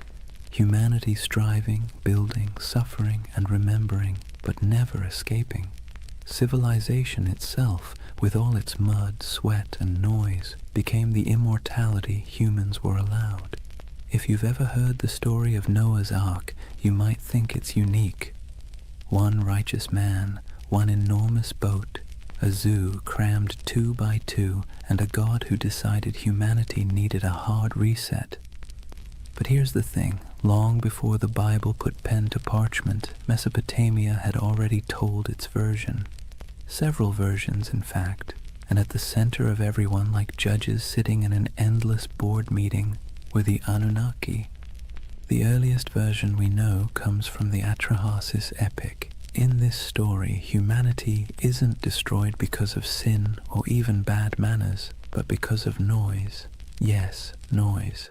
Apparently, humans were just too loud for the gods to get a decent night's rest. Picture the Anunnaki sitting in their divine chambers, grumbling like cranky landlords. These humans won't stop partying, yelling, clattering around with their plows. Enough. So they decide to wipe the slate clean. First they try droughts, then plagues, then famine, but nothing seems to stick. Humanity, stubborn as ever, bounces back. Finally, the Anunnaki pull the ultimate lever, a flood to drown every last village. Rivers swell, storms rage, and the land sinks beneath walls of water. Humanity is meant to vanish, a failed experiment erased by divine decree. But one god doesn't quite play along. Enter Ea, clever, cunning, and a little too sympathetic toward mortals for his own good. He whispers a warning to Atrahasis, a man chosen not for his holiness but for his usefulness. Build a boat, Ea advises, and not just any boat, a giant vessel sealed with pitch, stocked with food, and loaded with animals. Atrahasis obeys, and when the waters rise, he and his cargo survive, bobbing above the drowned world like the last ember of human life. A later version of the story appears in the Epic of Gilgamesh, where the survivor is called Utnapishtim. The details are eerily familiar: divine anger, whispered instructions, an ark, a flood, and birds sent out to find dry land. Sound familiar? It should. The echoes between these Mesopotamian tales and the later biblical flood story are too strong to ignore.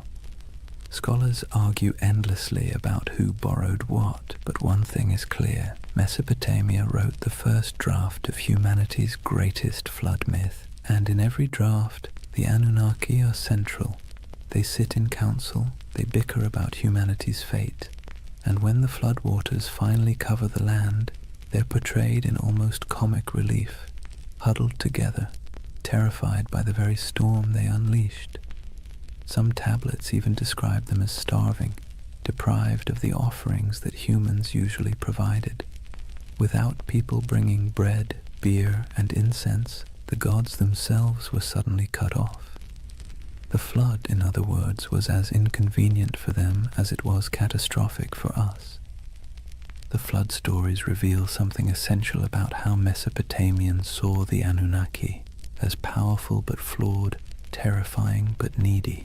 They could annihilate the world on a whim, yet still panic when their own survival was threatened. They were less like all-knowing deities and more like moody overlords with too much power and not enough foresight. For the people who told these stories, the message was clear. Humanity existed at the mercy of forces it could never control. Floods could sweep away entire harvests overnight. Droughts could starve villages.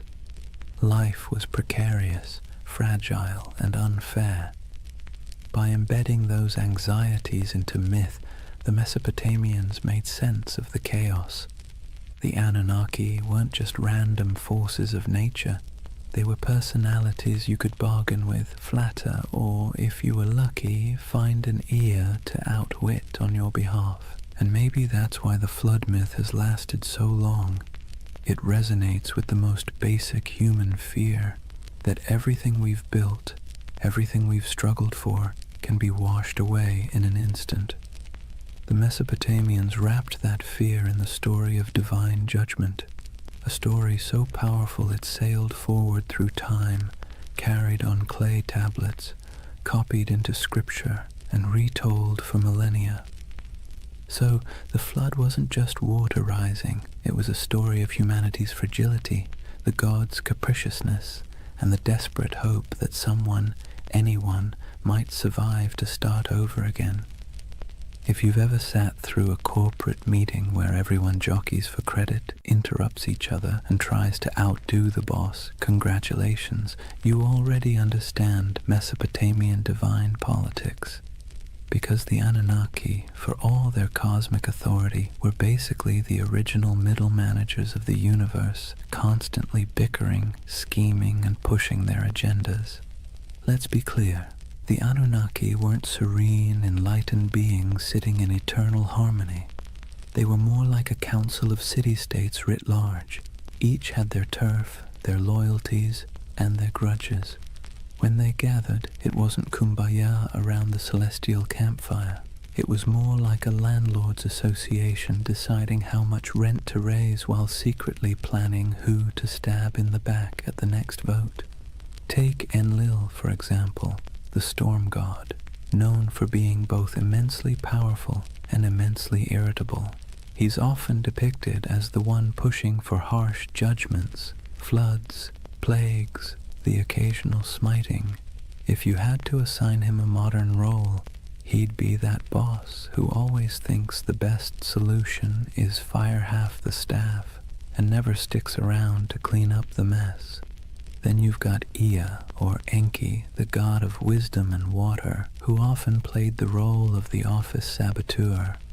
Whenever Enlil wanted to wipe out humanity, Ea would sneak behind his back, whispering to mortals like Atrahasis or Utnapishtim.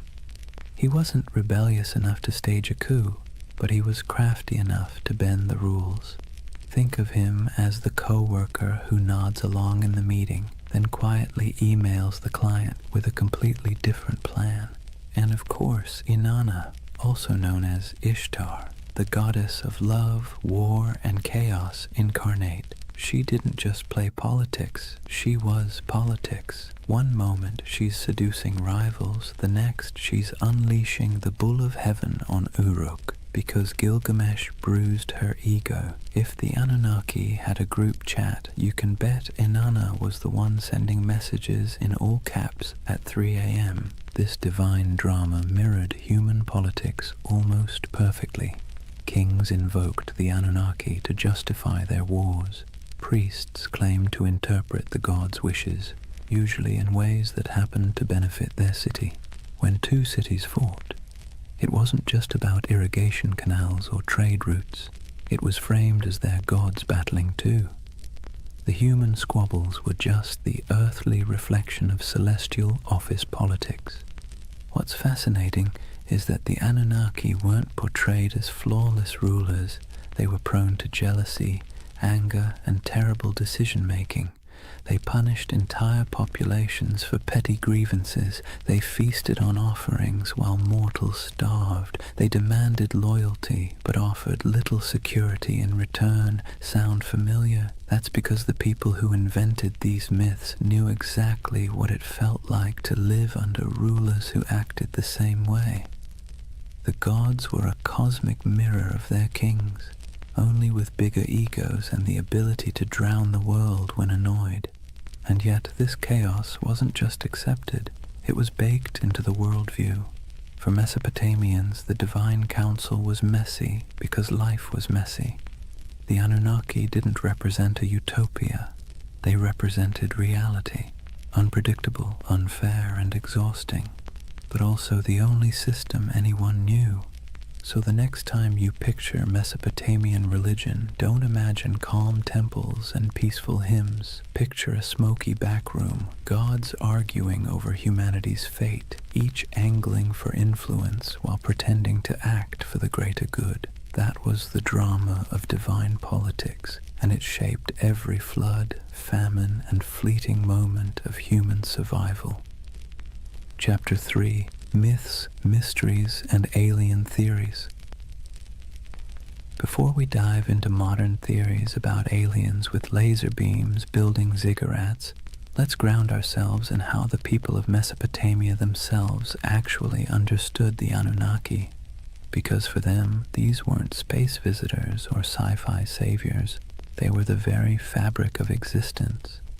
The Anunnaki were the great gods, descended from Anu, the sky, and Ki, the earth. They weren't casual background deities. They were the stern judges, the cosmic accountants of fate. Picture them sitting on a celestial council bench, scribbling down humanity's behavior like the universe's first HR department, except the performance reviews were terrifyingly final. They decided who lived, who died, and how the world ticked. But here's the twist. They weren't abstract. They were woven into every corner of daily life. A farmer digging an irrigation canal didn't just worry about weeds or floods. He worried about whether the Anunnaki were pleased with his offering of grain. A merchant weighing silver in the bazaar wasn't just concerned about fair trade. He wondered if the gods of fate were tallying his honesty.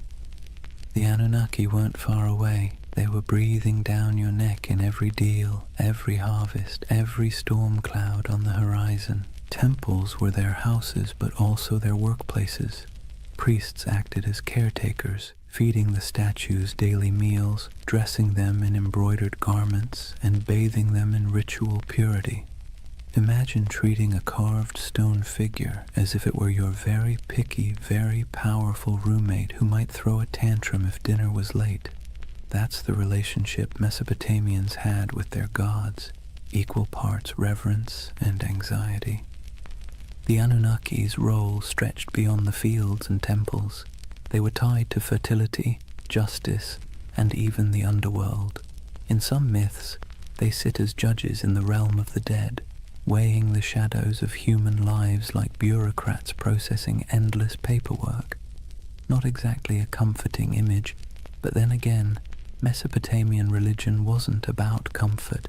It was about explaining a world that was dangerous, unpredictable, and constantly shifting. And the rituals reflected that. People poured out libations of beer, laid down offerings of bread, burned incense, and sang hymns to keep the divine machine running. Festivals were not just moments of joy, they were mandatory maintenance on the cosmic engine. Skip a ritual, anger a god, and suddenly your canal might collapse or your child might fall sick. So when we talk about the Anunnaki, the ancient understanding wasn't glamorous, it was anxious. These weren't benevolent guardians handing out blessings. They were moody overseers, cosmic bosses whose whims dictated survival. And humanity's job was simple, if exhausting. Keep them fed, keep them clothed, keep them entertained, and maybe, just maybe, they wouldn't ruin your week. In other words, the Anunnaki were less about lofty spirituality and more about survival management. They reflected the world their worshippers lived in, harsh, unstable, unpredictable, but impossible to ignore. So let's clear the fog a bit. When we talk about the Anunnaki, what do we actually know from the ground? What's been dug up, baked in clay, and translated by bleary-eyed archaeologists squinting at wedge-shaped cuneiform? Because while modern theories tend to leap straight into sci-fi territory, the ancient sources are both more grounded and, in some ways, more fascinating. The word Anunnaki itself pops up across thousands of years of Mesopotamian texts, from Sumerian myths to Babylonian epics. These weren't obscure fringe deities whispered about in one dusty tablet. They were front and center, woven into the very structure of Mesopotamian religion.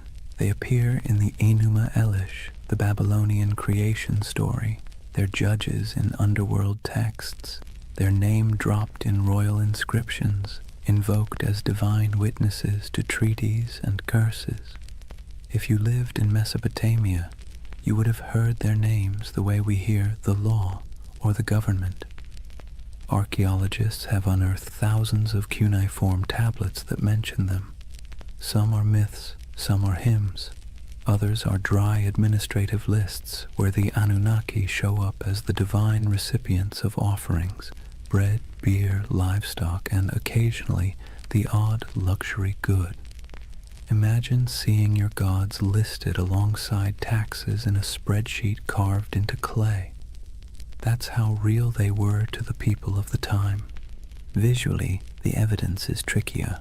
unlike Egyptian gods with instantly recognizable animal heads, the Anunnaki weren't locked into one iconography. Sometimes they're represented as human-like figures in elaborate robes with horned crowns, a symbol of divinity. Other times, they're mentioned collectively, more as a divine council than as individuals with distinct faces. Reliefs from places like Assyria show gods flanking sacred trees, holding ritual objects, or hovering in winged forms. Whether every winged figure should be read as Anunnaki is debated, but what's certain is that these divine images were meant to remind worshippers of cosmic hierarchy, gods above, humans below, no exceptions. Then there are the ziggurats themselves, the massive step temples that dominated Mesopotamian skylines. While we can't slap a label on the bricks reading Anunnaki headquarters, the texts make clear these structures were dedicated to them and their kin. Priests, trained scribes, and entire economic systems revolved around the upkeep of these temples. Archaeological digs at Ur, Uruk, and Babylon show storehouses stuffed with offerings, workshops producing ritual goods, and courtyards where processions would wind past colossal altars. These weren't quaint little shrines. They were institutions, part Wall Street, part Vatican, part government office, all in the name of gods like the Anunnaki. Of course, the tablets don't answer every question. They leave gaps. Frustrating gaps that modern minds love to fill with speculation.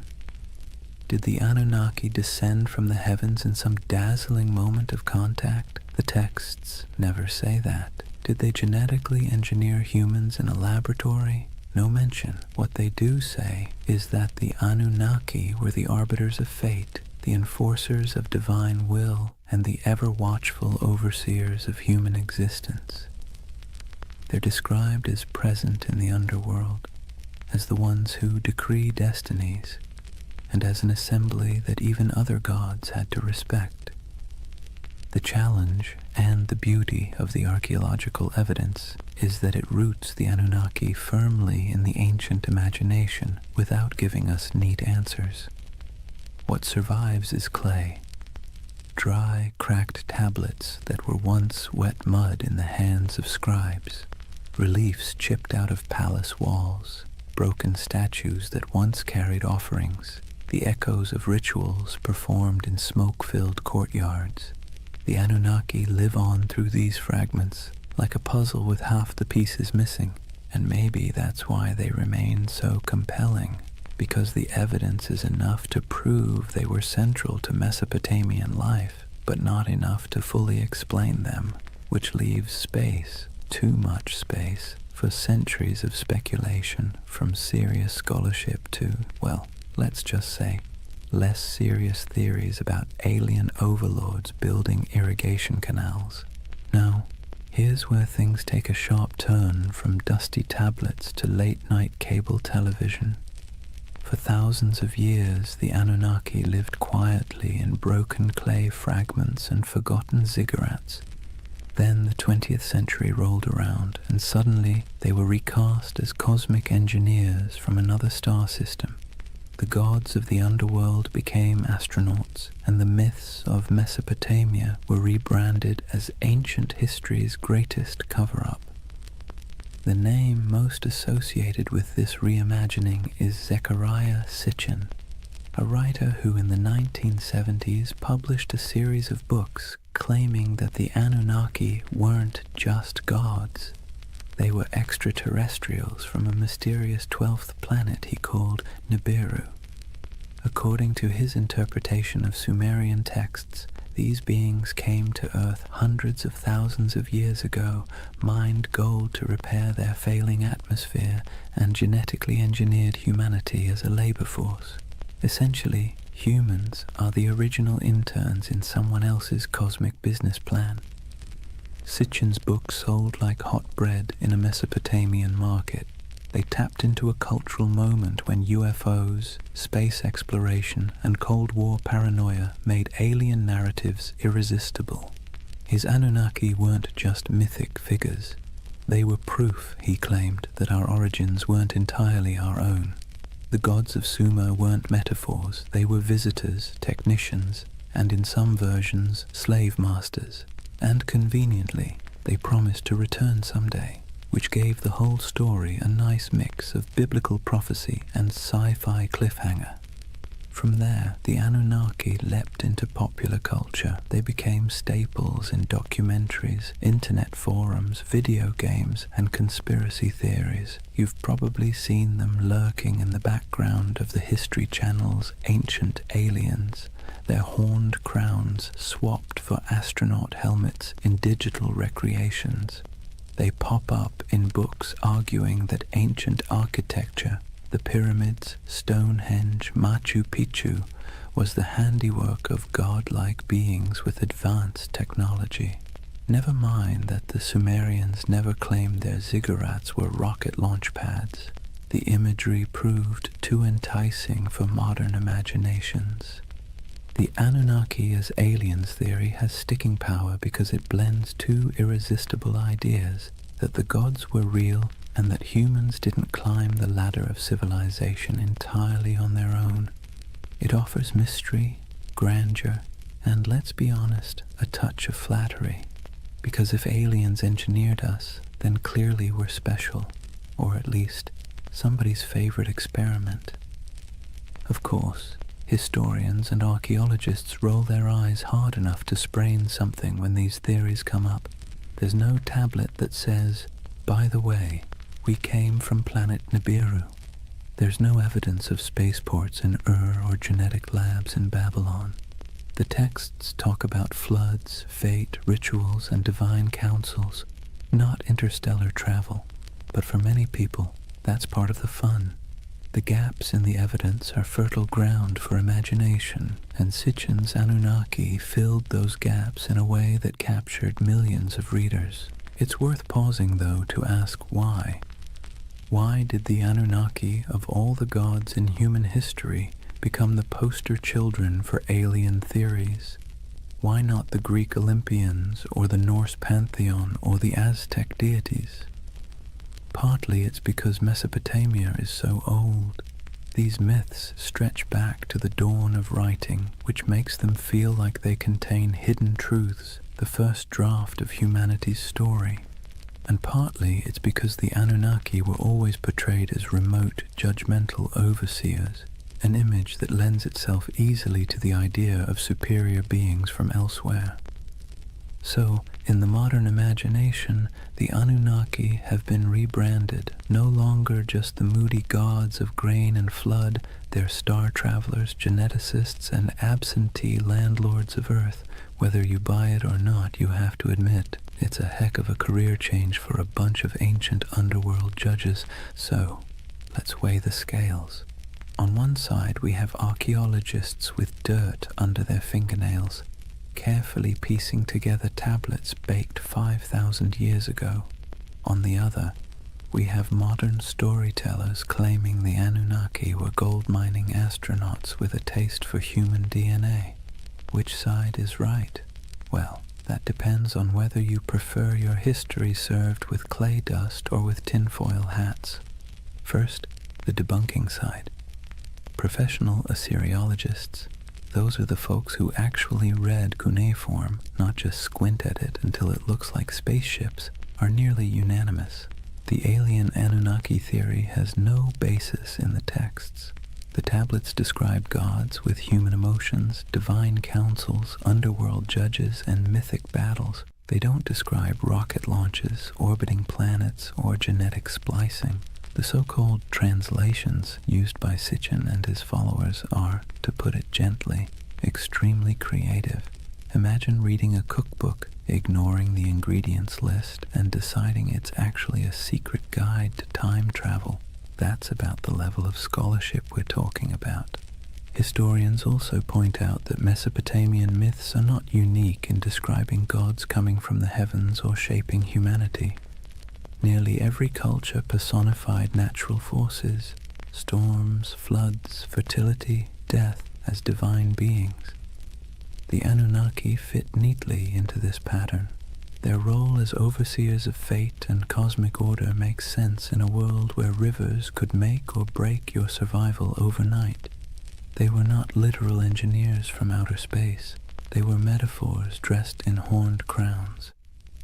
And yet, here's where the believing side makes its case, not necessarily because the evidence is strong, but because the allure is irresistible. People love mysteries.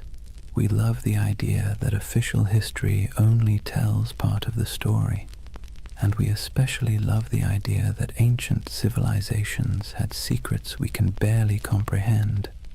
The Anunnaki as aliens theory scratches all those itches. It takes the gaps, the missing pieces in the archaeological record, and fills them with rockets, DNA labs, and interstellar empires. And let's be honest, the official scholarly version isn't exactly sexy. The Anunnaki were stern gods who oversaw the underworld and enforced cosmic order doesn't exactly sell a million paperbacks. The Anunnaki were aliens who built humanity as their labor force and promised to return. Now that gets you a book deal, a History Channel interview, and a lifetime supply of conference invitations. What's fascinating is how both sides talk past each other. Scholars insist, rightly, that there's no evidence for aliens. Believers insist, also rightly in their own way, that the mysteries of Mesopotamia leave plenty of room for speculation. And between those poles, the Anunnaki themselves sit in silence, their names carved into clay, waiting for us to argue over them. Maybe that's the real takeaway here. Not whether they were gods, judges, or astronauts, but the fact that the Anunnaki are still sparking debate thousands of years later.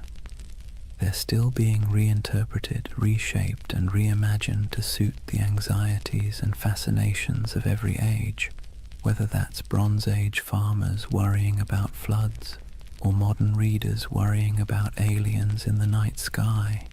So are they aliens? Almost certainly not. Are they fascinating? Absolutely. And in the end, whether you lean on the side of clay tablets or cosmic spaceships, you're participating in the same tradition the Mesopotamians started, using stories to make sense of a world that always feels a little bit out of our control. Here's the thing, whether you side with the cautious archaeologists or the ancient astronaut crowd, one fact is undeniable. The Anunnaki have staying power. Thousands of gods have come and gone, their names forgotten, their temples reduced to rubble, but somehow the Anunnaki still loom in our imagination, stubbornly refusing to fade. Why? What is it about this particular group of deities that continues to haunt us? Part of the answer lies in timing. The Anunnaki belong to the very earliest chapters of human history. When we talk about them, we're not just talking about some late add-on to mythology. We're talking about gods that walked hand in hand with the invention of writing, cities, and law. They're baked into the foundations of civilization itself. To imagine them is to imagine the dawn of human organization, when the rules of existence were still being scribbled on clay for the very first time. That alone gives them an aura of primordial authority. Another part is their personality. Unlike distant creator gods who retreat into the heavens after making the world, the Anunnaki were meddlesome.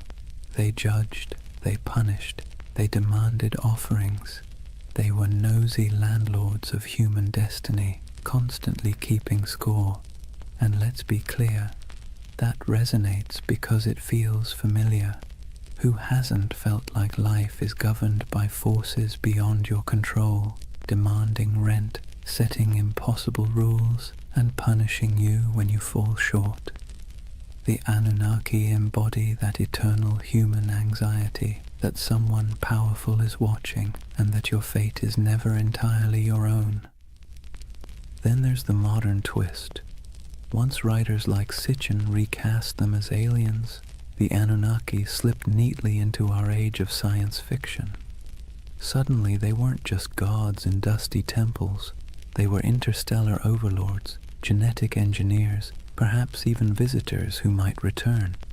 That storyline dovetails perfectly with our cultural obsessions, UFO sightings, government cover-ups, the dream that humanity's origin story has a cosmic footnote.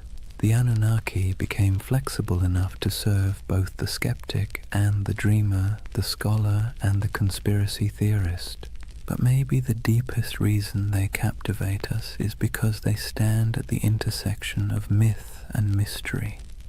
They are ancient enough to feel weighty, mysterious enough to feel open-ended, and human enough to feel relatable. They bridge the gap between the world we know and the world we suspect might exist just beyond our understanding. Whether as gods, symbols, or aliens, the Anunnaki invite us to ask big questions about control, destiny, and the possibility that humanity isn't entirely steering its own ship.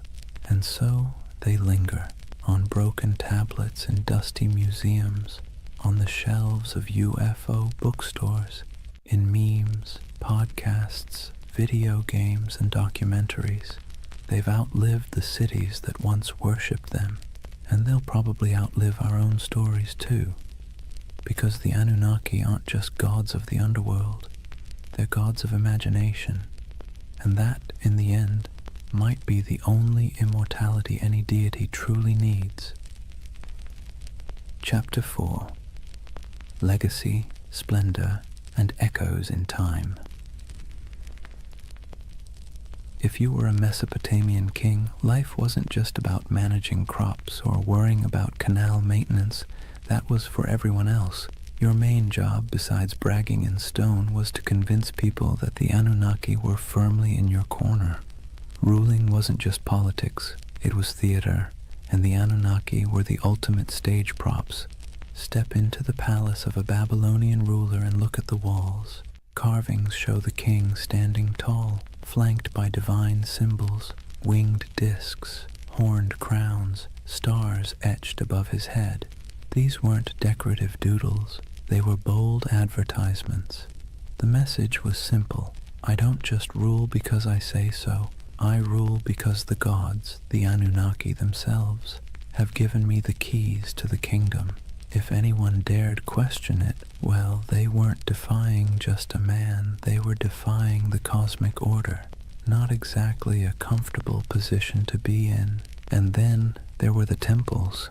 Massive ziggurats weren't simply for piety, they were political assets. Kings poured resources into these towering mud brick staircases to heaven, dedicating them to the Anunnaki as if they were paying off a divine mortgage. Each new level added, each gleaming brick was another way of saying, see how devoted I am? Clearly the Anunnaki love me more than the guy ruling next door. Priests, of course, benefited handsomely from this arrangement, receiving offerings, land, and workers, all in the gods' names. Kings and priests together formed a kind of divine PR firm, endlessly reminding everyone that their power flowed straight from above. Rituals, too, were carefully choreographed to spotlight this connection. The king might be shown pouring libations to a statue of a god, or personally leading a festival procession. Behind him trailed nobles, musicians, soldiers, and ordinary citizens, all participants in a drama where the king was both actor and messenger.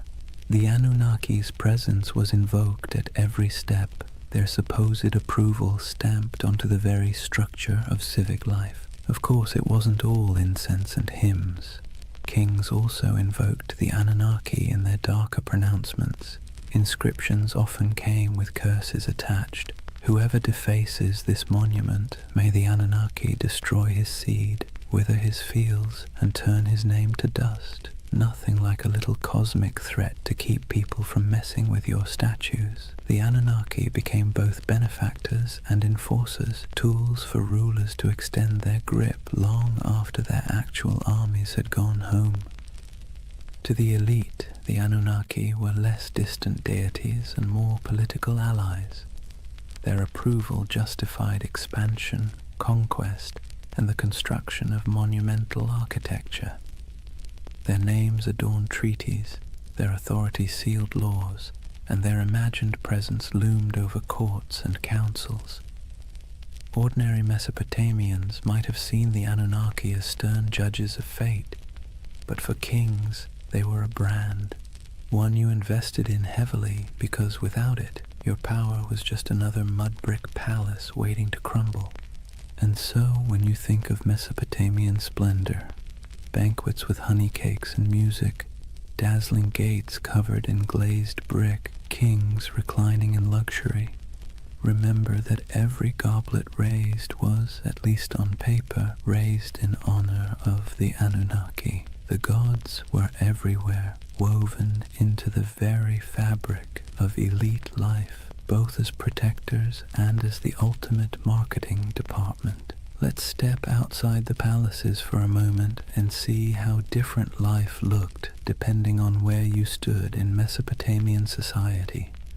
Because while kings and nobles could commission inscriptions boasting about their cozy relationship with the Anunnaki, ordinary people experienced those gods in very different, far less glamorous ways. Start with the farmer.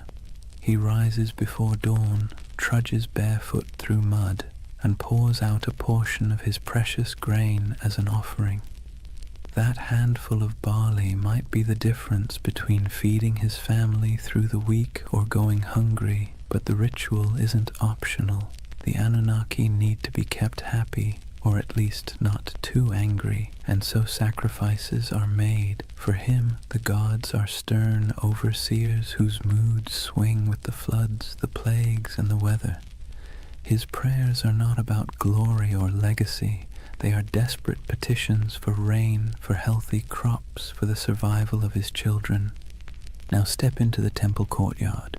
Here, priests oversee elaborate offerings, roasted lamb, beer poured into bowls, incense rising in aromatic clouds. Nobles and kings show up too, parading gifts of gold and silver, dedicating massive feasts in the gods' names. On the surface, it looks like everyone is worshipping the same deities, but the scale is entirely different. Where the farmer gives a clay bowl of bread, the king gives an entire bull. Where the laborer prays for enough water to survive the season, the ruler prays for divine sanction to conquer a neighboring city. Same gods, very different wish lists. And that's the irony. The Anunnaki were invoked as protectors of the entire community, yet the experience of worship was stratified. For the elite, ceremonies doubled as political theater. A grand feast for the gods also reminded the crowd who had the wealth to host it. Statues clothed in embroidered robes weren't just signs of piety. They were signs of power, gifts only rulers could afford to lavish. The gods, in other words, could be co-opted into a luxury brand. For ordinary people, the relationship was more anxious, even exhausting. You lived in constant fear of offending the divine, often through mistakes you didn't even understand. Did you skip a ritual unknowingly? Did a bad dream mean you had angered a god? The Anunnaki were less symbols of splendor and more reminders of how small, fragile, and vulnerable your life was. While kings used the Anunnaki to justify authority, you used them as insurance, however unreliable, against catastrophe. So picture the contrast. In the palace, banquets lit by oil lamps, honey cakes dripping with syrup, nobles reclining as musicians play, the king raising a jeweled cup to the gods. In the commoner's home, a dim reed fire, a bowl of barley porridge, children sleeping on mats, while parents whisper prayers that the river won't flood that night. Both acts are framed as honoring the Anunnaki, but the emotional reality could not be more different. And yet, this inequality was accepted because it was dressed in the language of religion. If the Anunnaki had chosen to bless the king with riches, then clearly the king deserved it. If a farmer struggled, well, perhaps he had failed to please the gods properly. Religion became the great explainer of inequality, smoothing over cracks by wrapping them in divine will. The gods, it seemed, loved hierarchy just as much as kings did. That divide between the opulence of elite worship and the bare-bones devotion of ordinary people reveals something profound about Mesopotamian civilization. The Anunnaki weren't just deities of the skies and underworld. They were instruments of power woven into the daily grind of survival for some and the dazzling spectacle of glory for others. Nothing lasts forever, not even gods. For centuries, the Anunnaki dominated Mesopotamian imagination. They judged in the underworld, presided in temples, and loomed over every prayer, curse, and clay tablet. But slowly, quietly, they began to fade, not because people suddenly stopped believing in gods altogether, far from it, but because new powers, new empires, and new religions rolled in, sweeping the old names into the shadows. It began with conquest. Mesopotamia was never an isolated bubble. It was a crossroads where Persians, Greeks, and eventually Romans stamped their own cultures onto the land. Each wave of rulers brought new pantheons, new rituals, and new myths. The Anunnaki, once the unquestioned arbiters of fate, were slowly blended, reshaped, or outright replaced. A Babylonian might once have whispered prayers to Inanna or Enlil, but by the time of the Persians, attention shifted toward Ahura Mazda. Later, under Hellenistic influence, Greek gods elbowed their way into local imagination, blending awkwardly with the old Mesopotamian figures. The Anunnaki became echoes, half-remembered names tucked into older hymns and inscriptions, less feared than they once were. Even in the myths, they began to shrink. In the earliest texts, the Anunnaki were grand, mighty judges of humanity, controllers of storms and harvests. But later, their roles were downplayed, reinterpreted, or demoted. Some became minor underworld deities, their names appearing only in lists or rituals, stripped of personality. Others were absorbed into the identities of more dominant gods like Marduk, who rose to prominence in Babylon. It's as if the divine stage grew crowded, and the Anunnaki were pushed to the background, while new stars took the spotlight. Part of their decline came from the simple fact that memory is fragile. Myths were preserved on clay tablets, but those tablets broke, crumbled, or were buried under centuries of dust.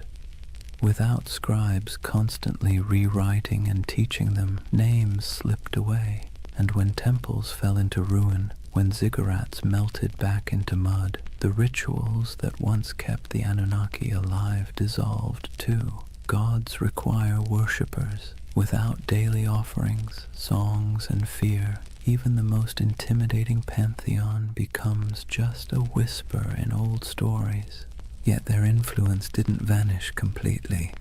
Biblical writers remembered Babylon and its gods, often casting them as symbols of arrogance or oppression. Later cultures hinted at shadowy beings who sounded suspiciously like the Anunnaki, stern judges, watchful figures, half-remembered echoes of older myths. But their names, once shouted in temple courtyards, became faint murmurs in academic footnotes and archaeological reports. Imagine walking through the ruins of Ur or Babylon centuries after their decline. The great ziggurats are crumbling, reeds sprouting between broken bricks. Once bustling courtyards are silent save for the wind. The statues of gods are toppled or eroded, their once bright garments long since rotted. To stand there is to feel the silence of forgotten worship, a silence where the Anunnaki once thundered. And yet there's a strange comfort in that silence. Even the gods, it turns out, are subject to time. They too fade, replaced, rewritten. The Anunnaki's decline is a reminder that nothing, no matter how powerful it seems, escapes the erosion of centuries. Their temples collapsed, their names blurred, but the idea of them lingers, proof that even when the divine fades, memory holds on, however faintly. The Anunnaki may have faded from temples and clay tablets, but they never disappeared entirely. Instead, they slipped sideways, out of daily worship and into memory, myth, scripture, and eventually pop culture. In some ways, they're more famous today than they were in the last days of Mesopotamia, though not always for reasons a Sumerian priest would recognize. Let's start with the Bible. The Hebrew writers who lived through exile in Babylon didn't forget the overwhelming presence of Mesopotamian gods. They may not have name-dropped the Anunnaki directly, but echoes of their imagery crept in.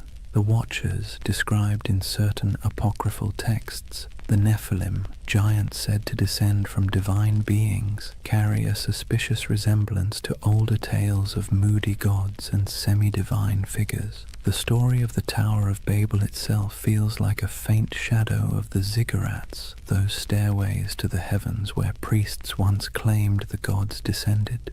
Babylon became a symbol of arrogance, sin, and divine punishment.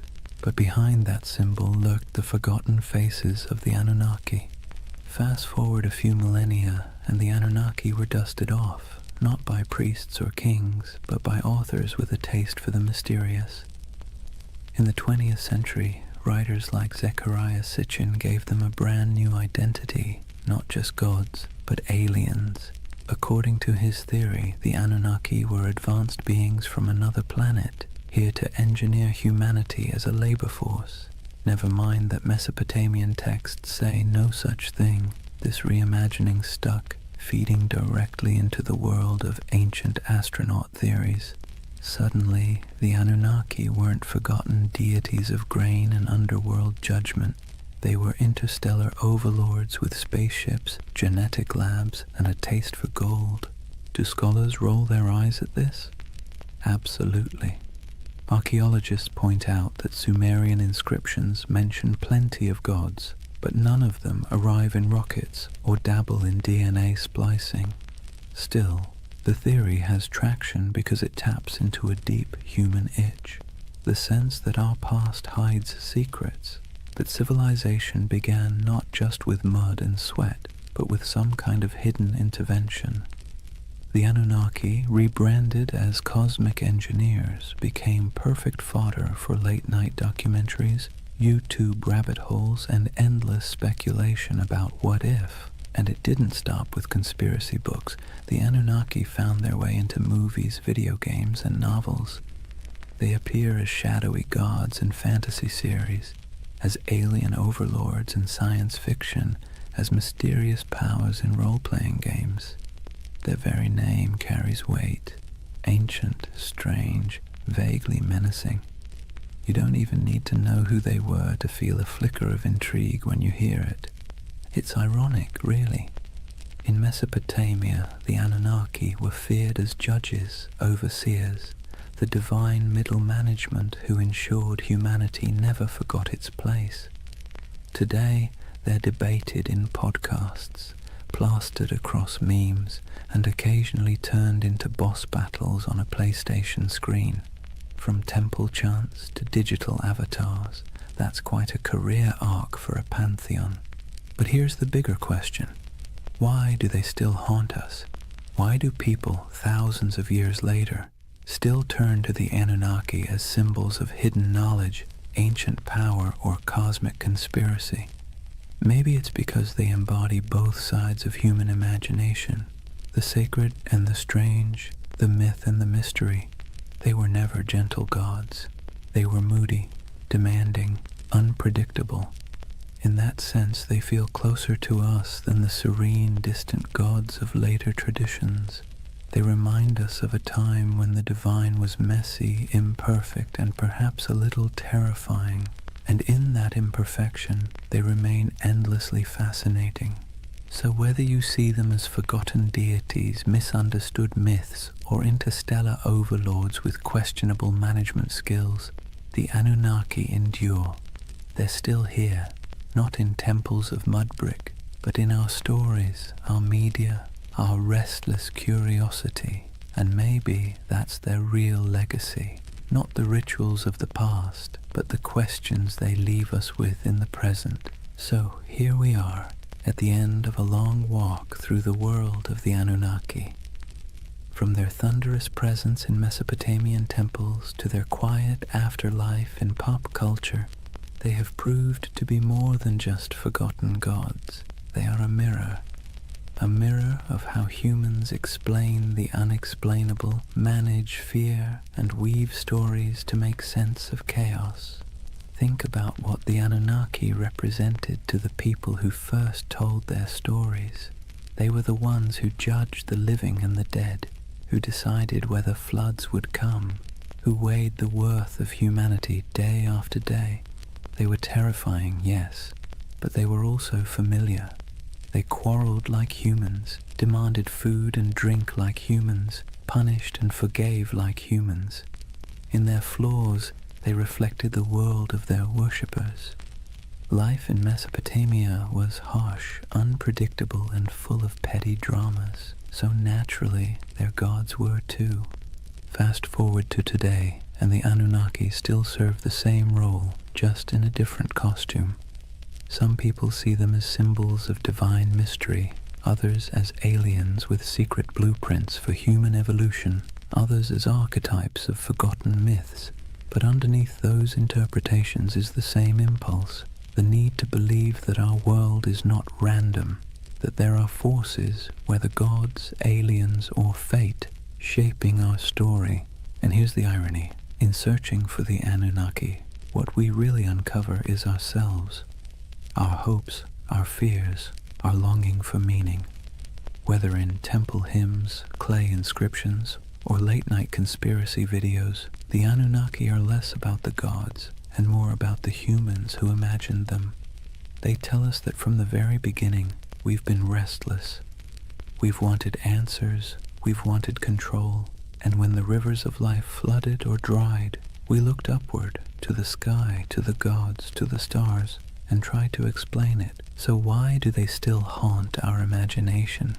Maybe because they embody the uneasy truth of civilization, that progress comes with anxiety, that knowledge comes with questions we can't quite answer, that power, whether divine or human, is always precarious. The Anunnaki remind us that even at the dawn of history, people wrestled with the same feelings we carry today: awe, fear, wonder, doubt. And as you drift into sleep tonight, let that thought settle in gently. The Anunnaki may be gone, their names eroded by time, their temples reduced to dust, but the echoes of their stories still ripple through us, not as warnings from stern gods, but as reminders of our own humanity. The rivers rise and fall, empires bloom and crumble, gods fade, then return in new disguises. Yet the rhythm of life carries on. In the quiet of your own night, you don't need to worry about divine judges weighing your worth. You can rest easy, knowing you are part of a story that stretches back to those ancient voices who once whispered prayers under starlit Mesopotamian skies. They too feared the night, they too searched for meaning, and in that connection, across thousands of years, maybe we find the most peaceful truth of all. We've always been human, and we've always been looking up. And so, we come to the end of our long journey with the Anunnaki. We've walked the muddy fields of Mesopotamia under their watchful gaze, sat in the courtyards of ziggurats while priests chanted, listened to myths of floods, heroes and gods who judged humanity like a never-ending performance review. We've seen them fade into dust, only to reappear in new disguises, as echoes in scripture, as theories of alien visitors, as symbols of mystery and power. What's remarkable is not that the Anunnaki vanished, but that they never truly left. They live on in the stories we tell, in the patterns of our thought, in the restless curiosity that keeps humans forever asking, what if? They are a reminder that civilization itself began with questions, with awe, with fear, with the desire to turn chaos into order. And in their myths, we can still hear the heartbeat of the first cities, the first prayers, the first sleepless nights. But unlike those ancient people lying awake under reed roofs, fearing floods, demons, and divine wrath, you don't need to worry tonight. The Anunnaki may have been restless gods who never slept, but you can. The rivers outside your window aren't about to rise and sweep you away. The stars aren't omens of disaster, just quiet lights marking the night sky. The fears of yesterday can stay in yesterday. So take a breath. Let the weight of history ease your own thoughts. The Anunnaki watched over their world with suspicion and judgment, but you can rest in a world that has carried their stories forward, softened by time, transformed into echoes. Close your eyes and let the myths fade into dream.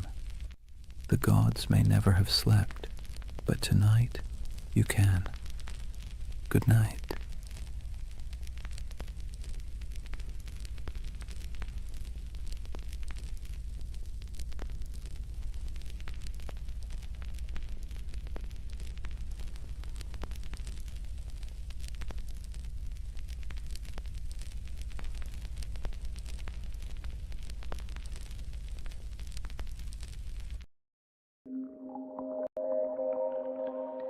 Sometimes history hides things so enormous that we only notice them when we leave the planet.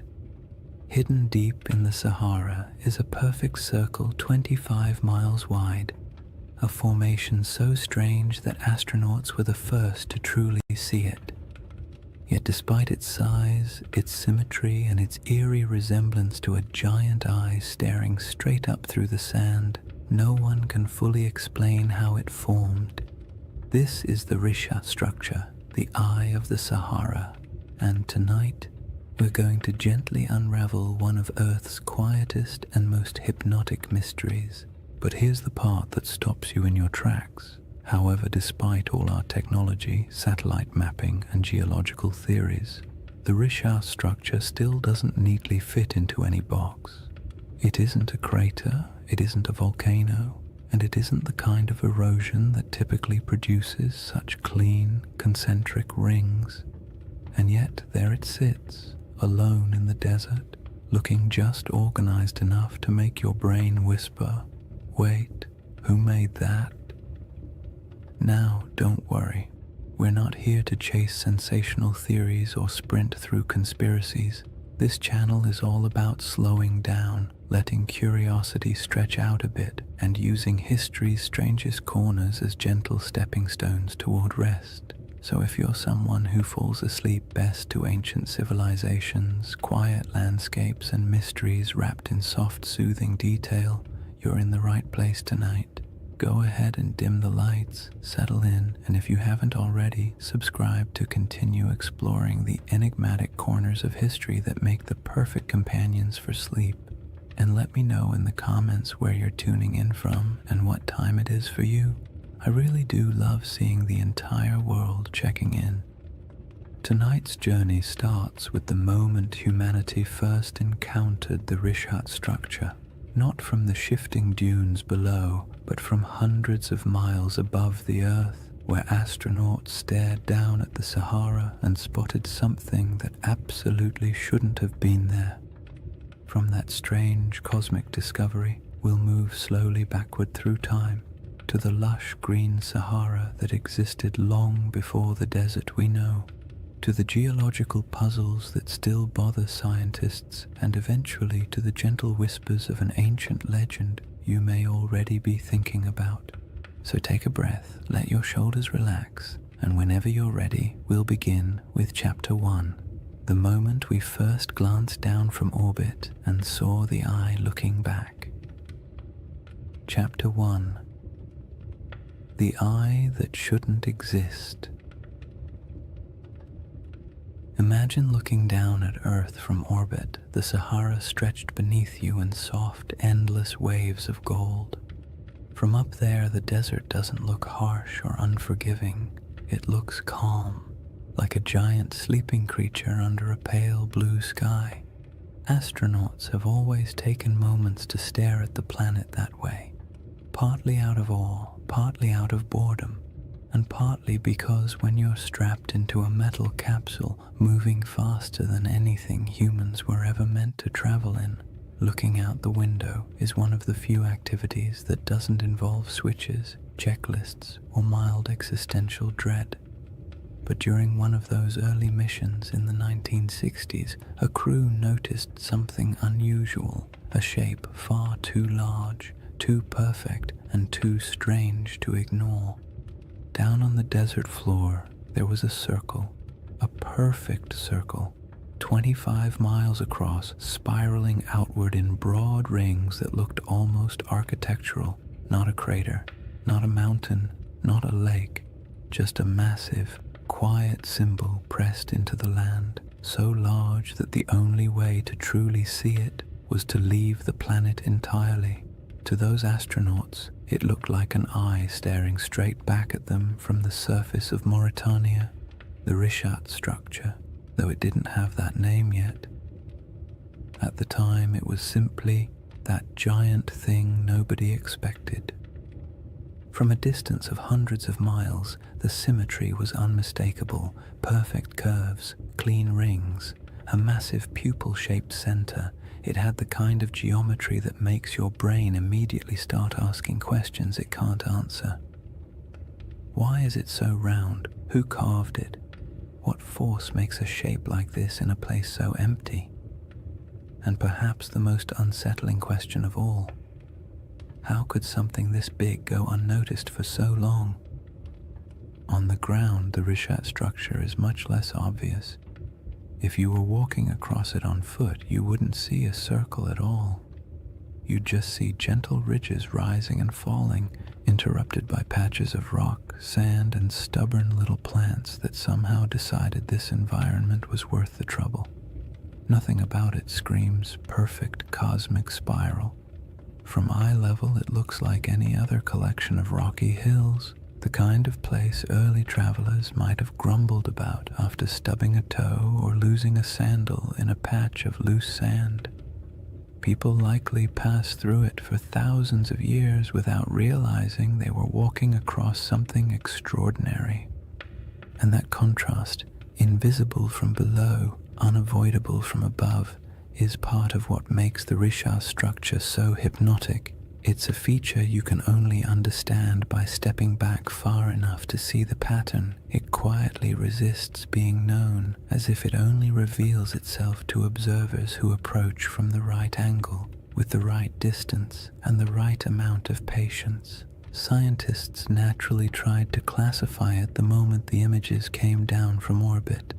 Their job, after all, is to put everything neatly into categories, like very polite librarians of the natural world.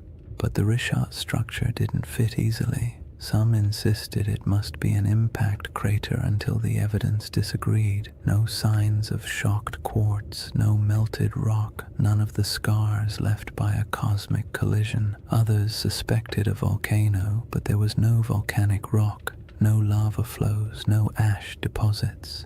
Then came theories of uplift, erosion, domes, collapses, each one working nicely for the first few sentences before quietly falling apart upon closer inspection. The Richat structure, in classic mysterious fashion, remained cooperative enough to study, but stubborn enough to defy a simple explanation. It sits awkwardly between categories, like a puzzle piece cut in the wrong shape but still clearly belonging to the overall picture. And it doesn't help that it's located in one of the most remote regions of the Sahara, far from major trade routes, major kingdoms, or the kinds of resources that attract large ancient settlements. This is not the place where ancient people built empires or dug canals or left behind giant inscriptions announcing their presence. It's a place of wind, silence, heat, and sand, the kind of environment that erases evidence as quickly as humans can create it. Yet even in that isolation, The Risha structure demands attention. It is too large to ignore, too precise to dismiss, and too quiet to fully understand. You look at it and it feels like a riddle you weren't meant to solve on the first attempt. The desert around it stretches endlessly, dunes rising and falling like slow-motion waves, while the structure itself sits calmly in the center, a spiral carved into a world of shifting sand. There is a strange comfort in its stillness, as if it has been watching changes for far longer than humans have been paying attention, waiting patiently for someone to finally look down and notice. People naturally draw comparisons to ancient tales, especially the ones involving circular cities and lost civilizations swallowed by disaster. Humans are not subtle when it comes to pattern recognition. You show us a shape that even vaguely resembles something familiar, and our imaginations sprint ahead with enthusiasm. A structure with concentric rings in northwest Africa, larger than many ancient cities. The connections write themselves, but resisting those assumptions for now helps us appreciate just how odd the Risha structure is on its own terms. We don't need myths yet. The geology alone is strange enough to occupy the mind, and perhaps the most compelling detail is this. The Risha structure did not emerge in the desert we see today. It predates the dunes, the dryness, the isolation.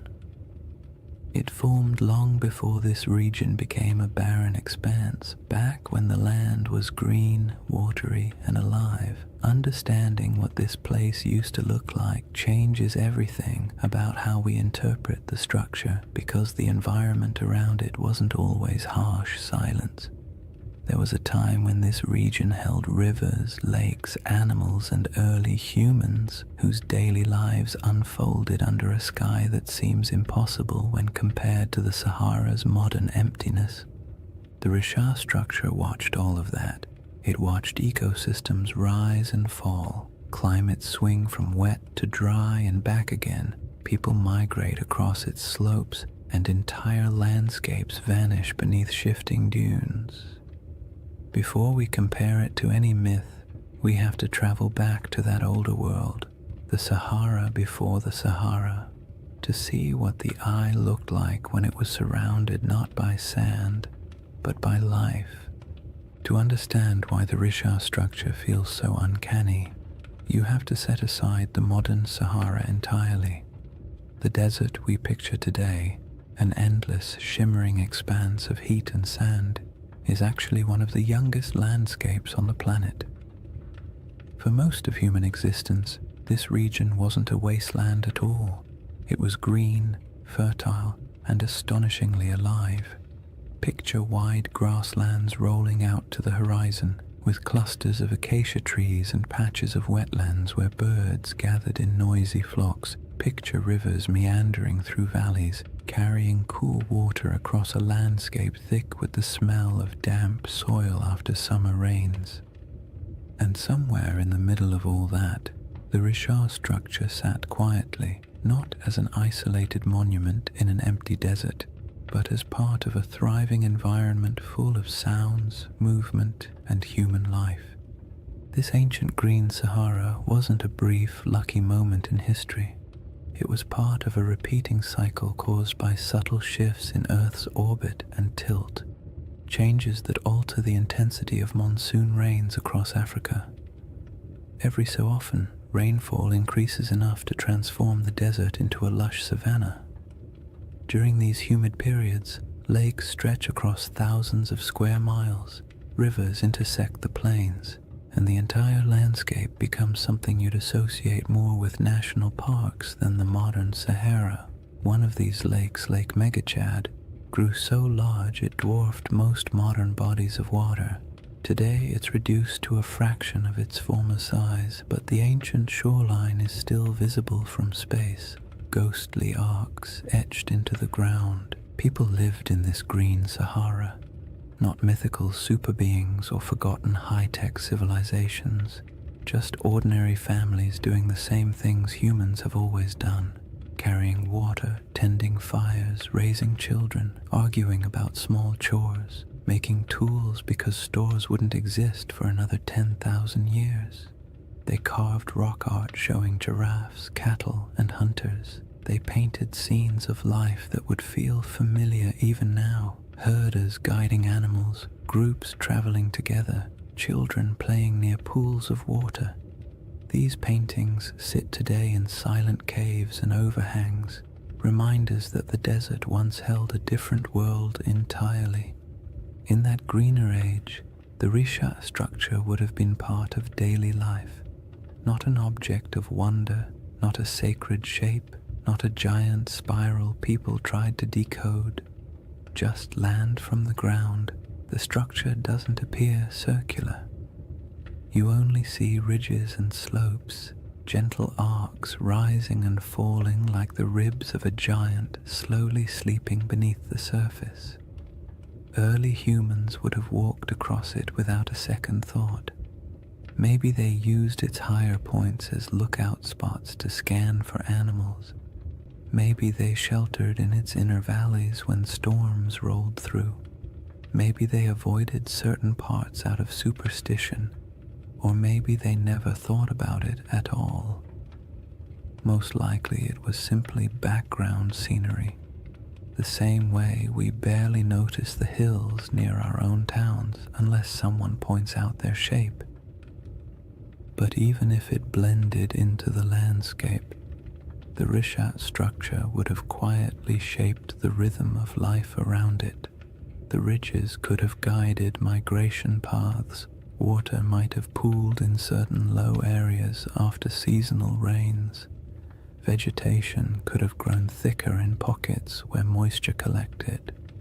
For thousands of years, people and animals would have used the structure without realizing they were interacting with something that would one day puzzle scientists, entice researchers, and inspire late-night conversations about lost civilizations and ancient catastrophes. As the climate shifted and rainfall declined, the green Sahara slowly began to fade.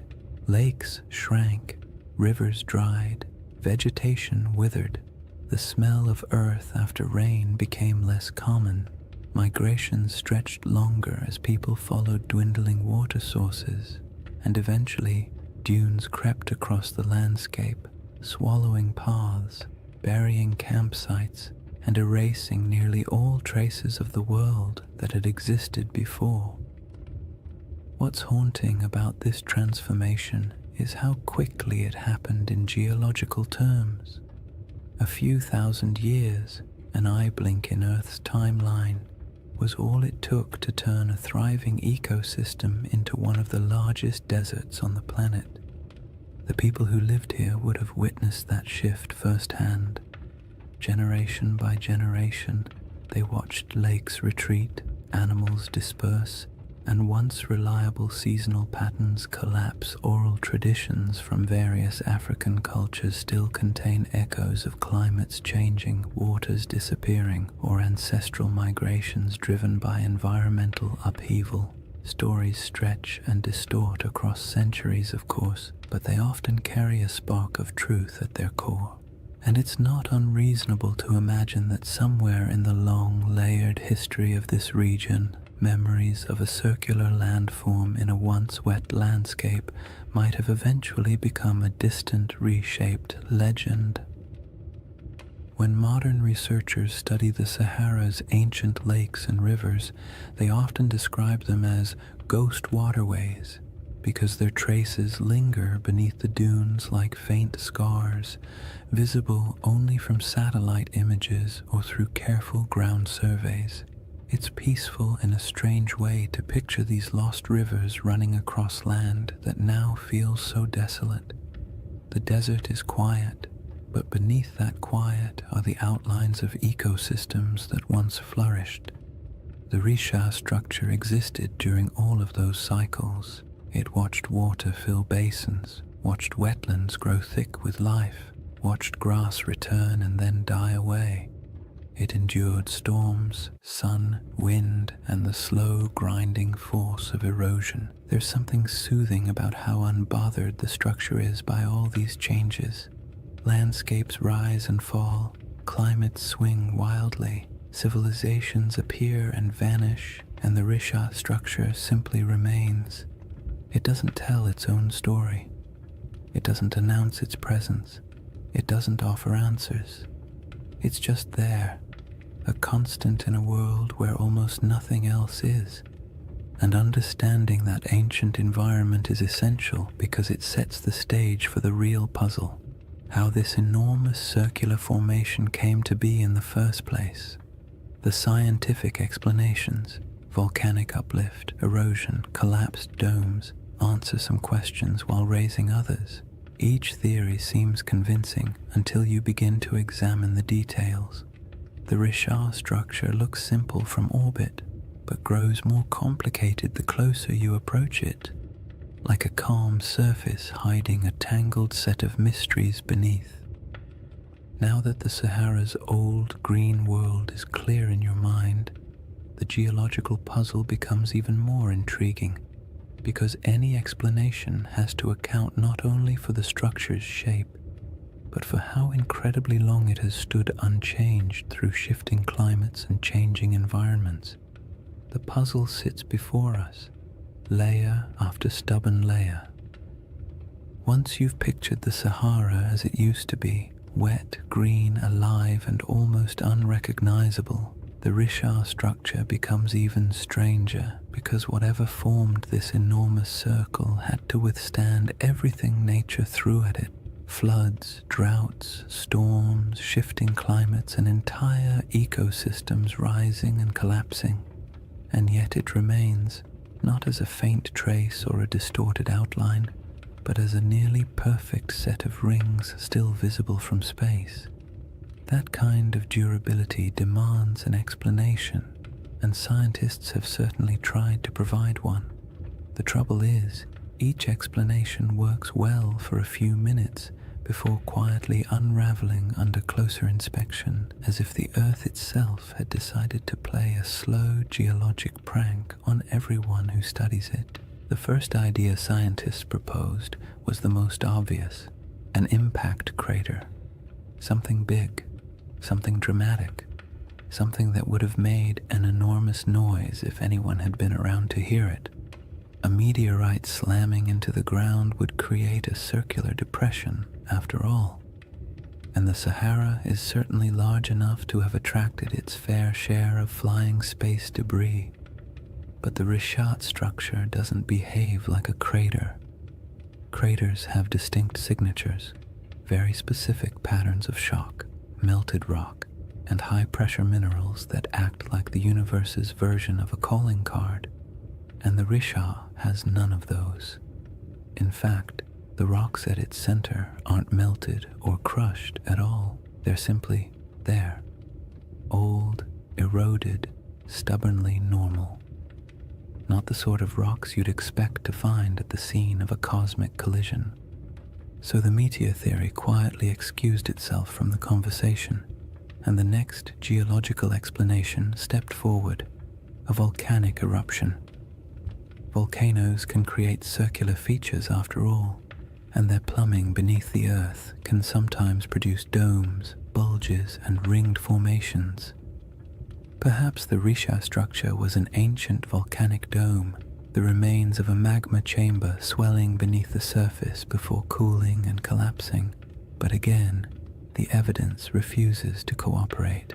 There's no volcanic rock, no basalt flows, no ash layers, no hardened lava tubes, nothing that says, yes, once upon a time fire erupted here. The region around the Rishat structure is geologically calm, too calm for the kind of drama that volcanoes tend to bring into the world. The next traditional candidate was an eroded dome, something called a geological uplift. Imagine a bubble pushing up from beneath the crust, slow enough to avoid attracting attention, then eroding away for millions of years until a circular pattern of rocks remains. This idea actually gets halfway close, because the Richard does contain different layers of rock exposed in circular patterns, almost like the inside of a peeled onion, but even this explanation feels incomplete. Uplifts don't usually produce such clean rings. Erosion is messy. Wind and water rarely work with architectural precision, and yet the Richat structure has rings so consistent that they appear intentional when viewed from above. The dome theory explains the general shape, but not the perfection of it, and certainly not its scale.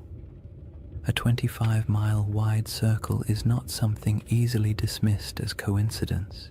Even erosion has its limits when it comes to symmetry, and geologists who typically love tidy classifications had to admit the Richat structure was mostly behaving but not entirely cooperating, like a student turning in homework that looks suspiciously too neat compared to their handwriting in class. Then there's the age problem.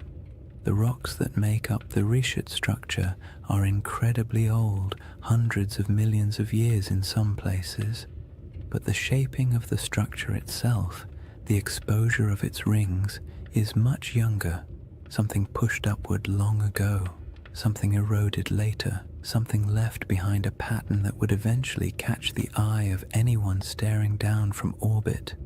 It's not a single event. It's a series of long, slow, overlapping processes, each stretching far beyond the human timeline, and yet even knowing that, the structure feels too deliberate. The more scientists studied it, the more the Richat structure revealed small curiosities. The center is oddly flattened. Some ring segments are more pronounced than others. The patterns of quartzite and softer stone alternate in ways that feel as though nature was following a set of instructions. But nature doesn't usually draw in spirals or circles unless something dramatic is happening. Impact, volcanism, collapse. But in this case, the evidence for anything dramatic is conspicuously absent. And then there's the perfect ring issue, the one that quietly bothers everyone who looks at the structure, even if they don't say it out loud. Circles in nature are rare at this scale.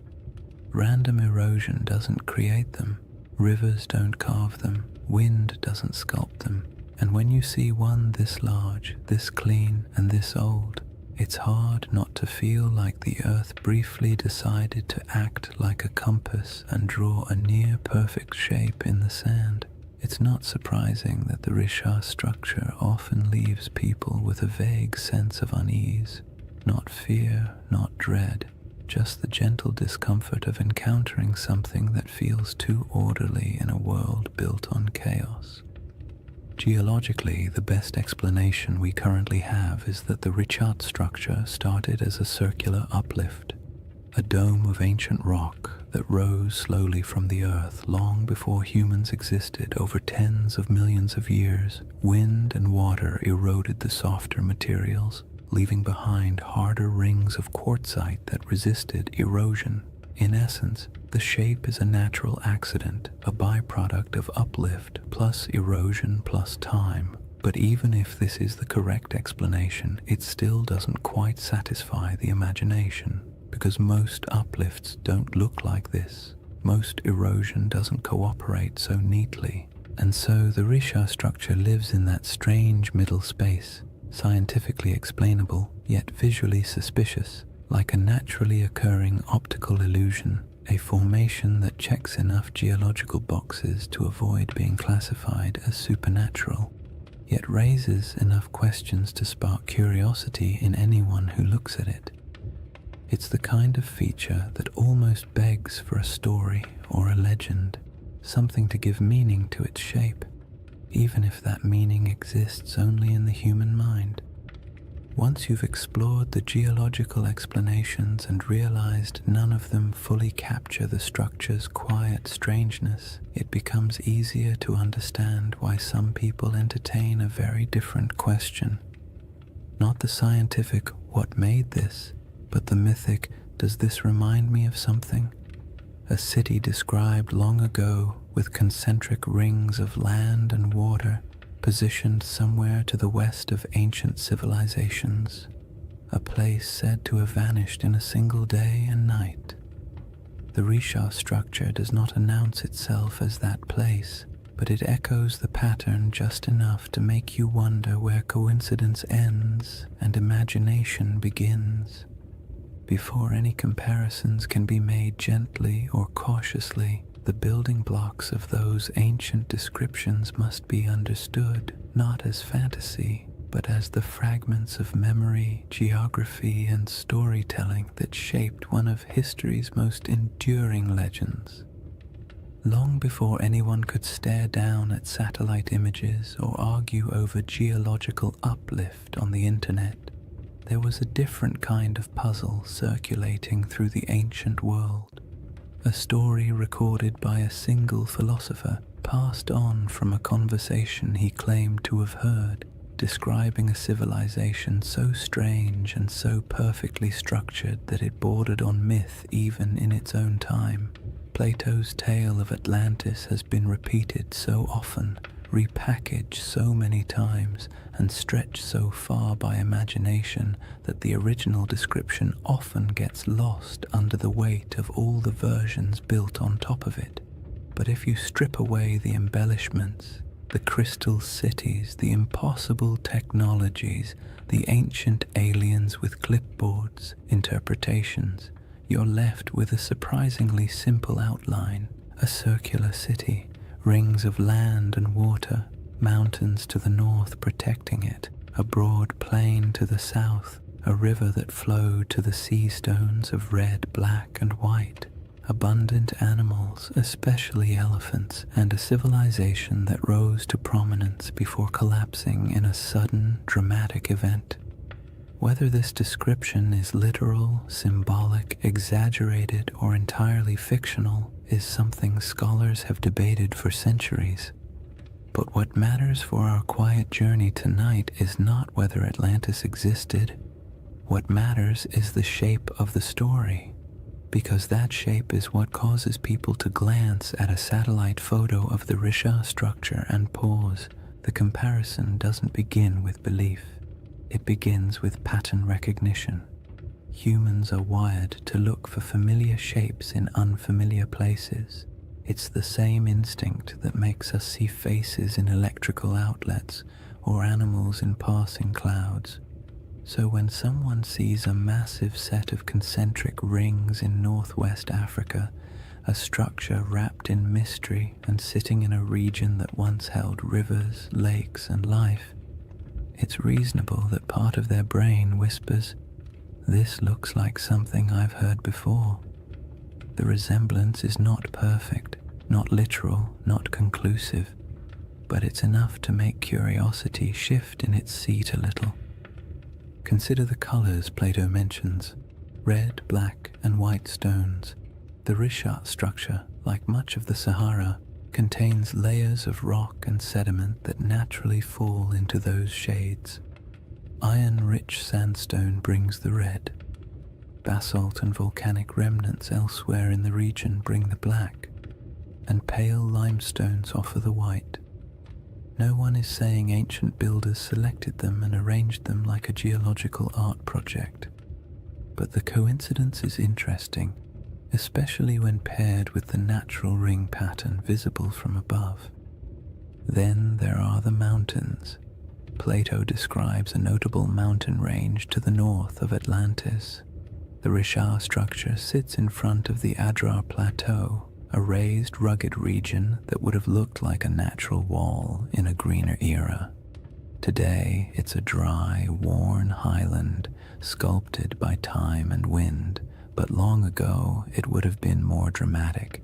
Cliffs, ridges, and elevated land dotted with vegetation and wildlife. If early people lived in the region, they would have viewed those northern heights as a defining feature of their landscape. And what about animals? This part always surprises people because they imagine the Sahara as permanently empty. But during the African humid period, elephants were plentiful. So were giraffes, rhinos, crocodiles, and countless other species. Elephants weren't just passing through, they were thriving. Some rock art across the Sahara shows entire herds, depicted with the casual familiarity of people who lived alongside them. So yes, if someone had described this region during one of its greener eras, full of elephants, would have been an accurate statement. The river connection is where things become both interesting and gentle in their ambiguity. In a lush Sahara, a river system could have flowed westward toward the Atlantic. Some ancient channels still appear faintly beneath the modern desert, traced by satellite radar and geological surveys. These channels hint that at least some rivers once traveled across areas that are now sand and stone. Whether any of them connected near the Richat structure is debated, but the possibility is not unreasonable. In a world where climates shifted dramatically, waterways did too. It's worth saying calmly and clearly, none of these correlations prove anything. They simply show why the mind wanders toward the comparison. The Richat structure does not need Atlantis to be interesting. Its mystery stands fully on its own. But when the circular shape, the colors, the mountains, the animals, and the long-lost rivers all quietly line up with parts of an old story, your thoughts naturally drift toward the what-if of it all. Plato wasn't writing a travel guide. He was a philosopher using allegory to make a point about human nature, power, hubris, and collapse. Atlantis, in his narrative, was less a factual account and more a moral lesson bundled into a geographic metaphor. Yet even then, scholars have noted that ancient myths often embed distorted memories of older events. Storms, floods, migrations, or lost settlements folded into stories, generation after generation. Myths protect what history doesn't always preserve.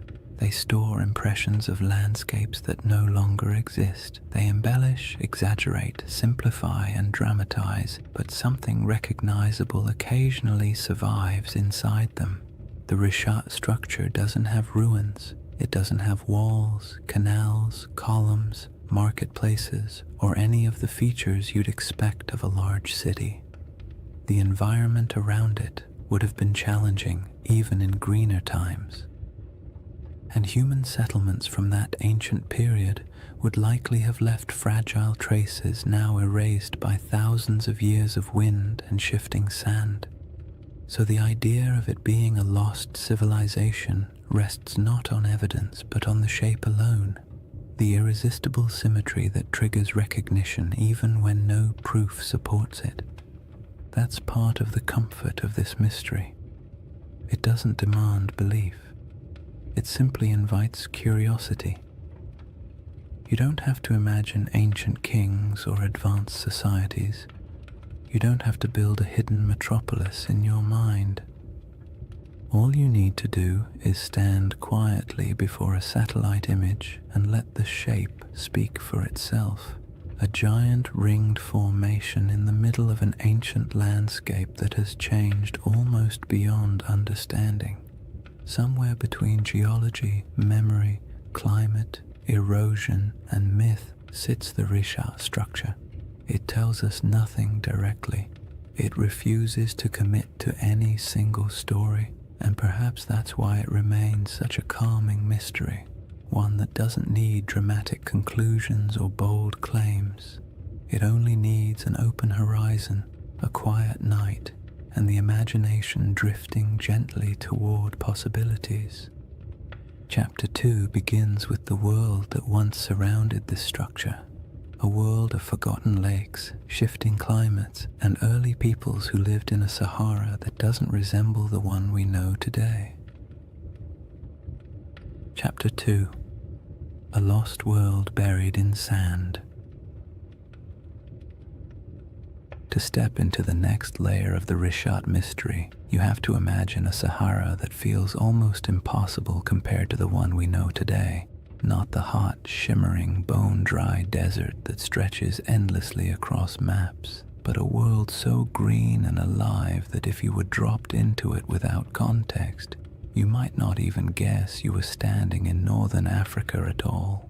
The Sahara's greener eras weren't brief accidents of climate, they were entire chapters of Earth's history, long enough for lakes to swell into inland seas, for animals to migrate freely across savannas, and for human communities to settle into rhythms of daily life as familiar and as ordinary as any other early society.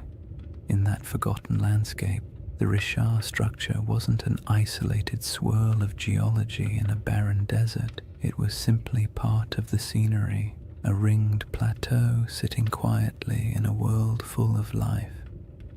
During the African humid period, monsoon rains shifted northward and transformed the Sahara into a mosaic of grasslands, wetlands, and rivers.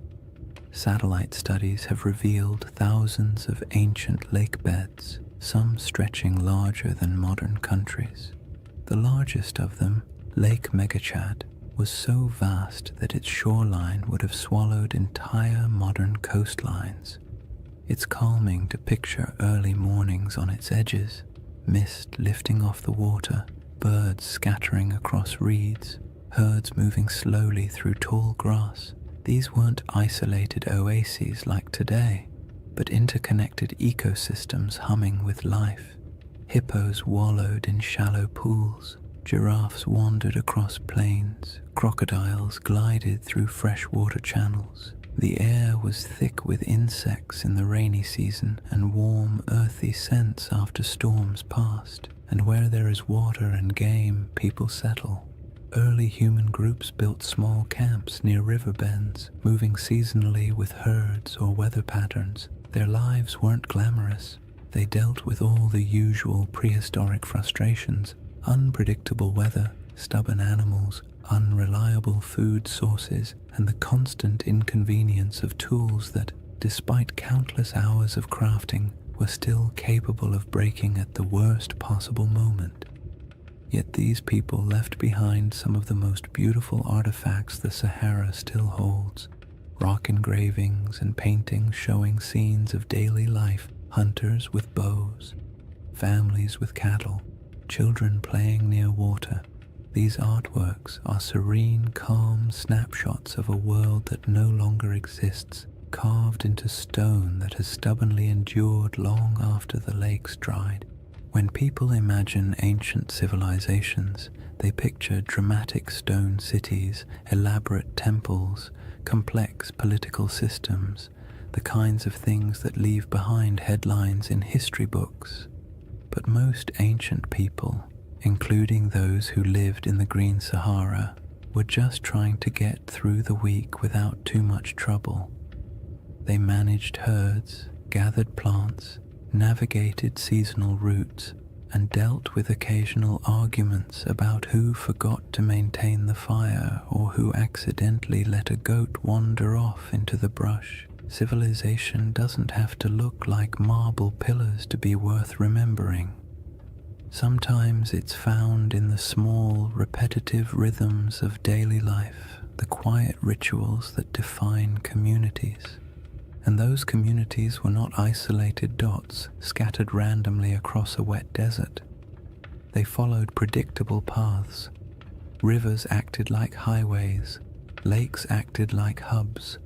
Fertile pockets of land created gathering points where groups traded, shared food, and passed down stories.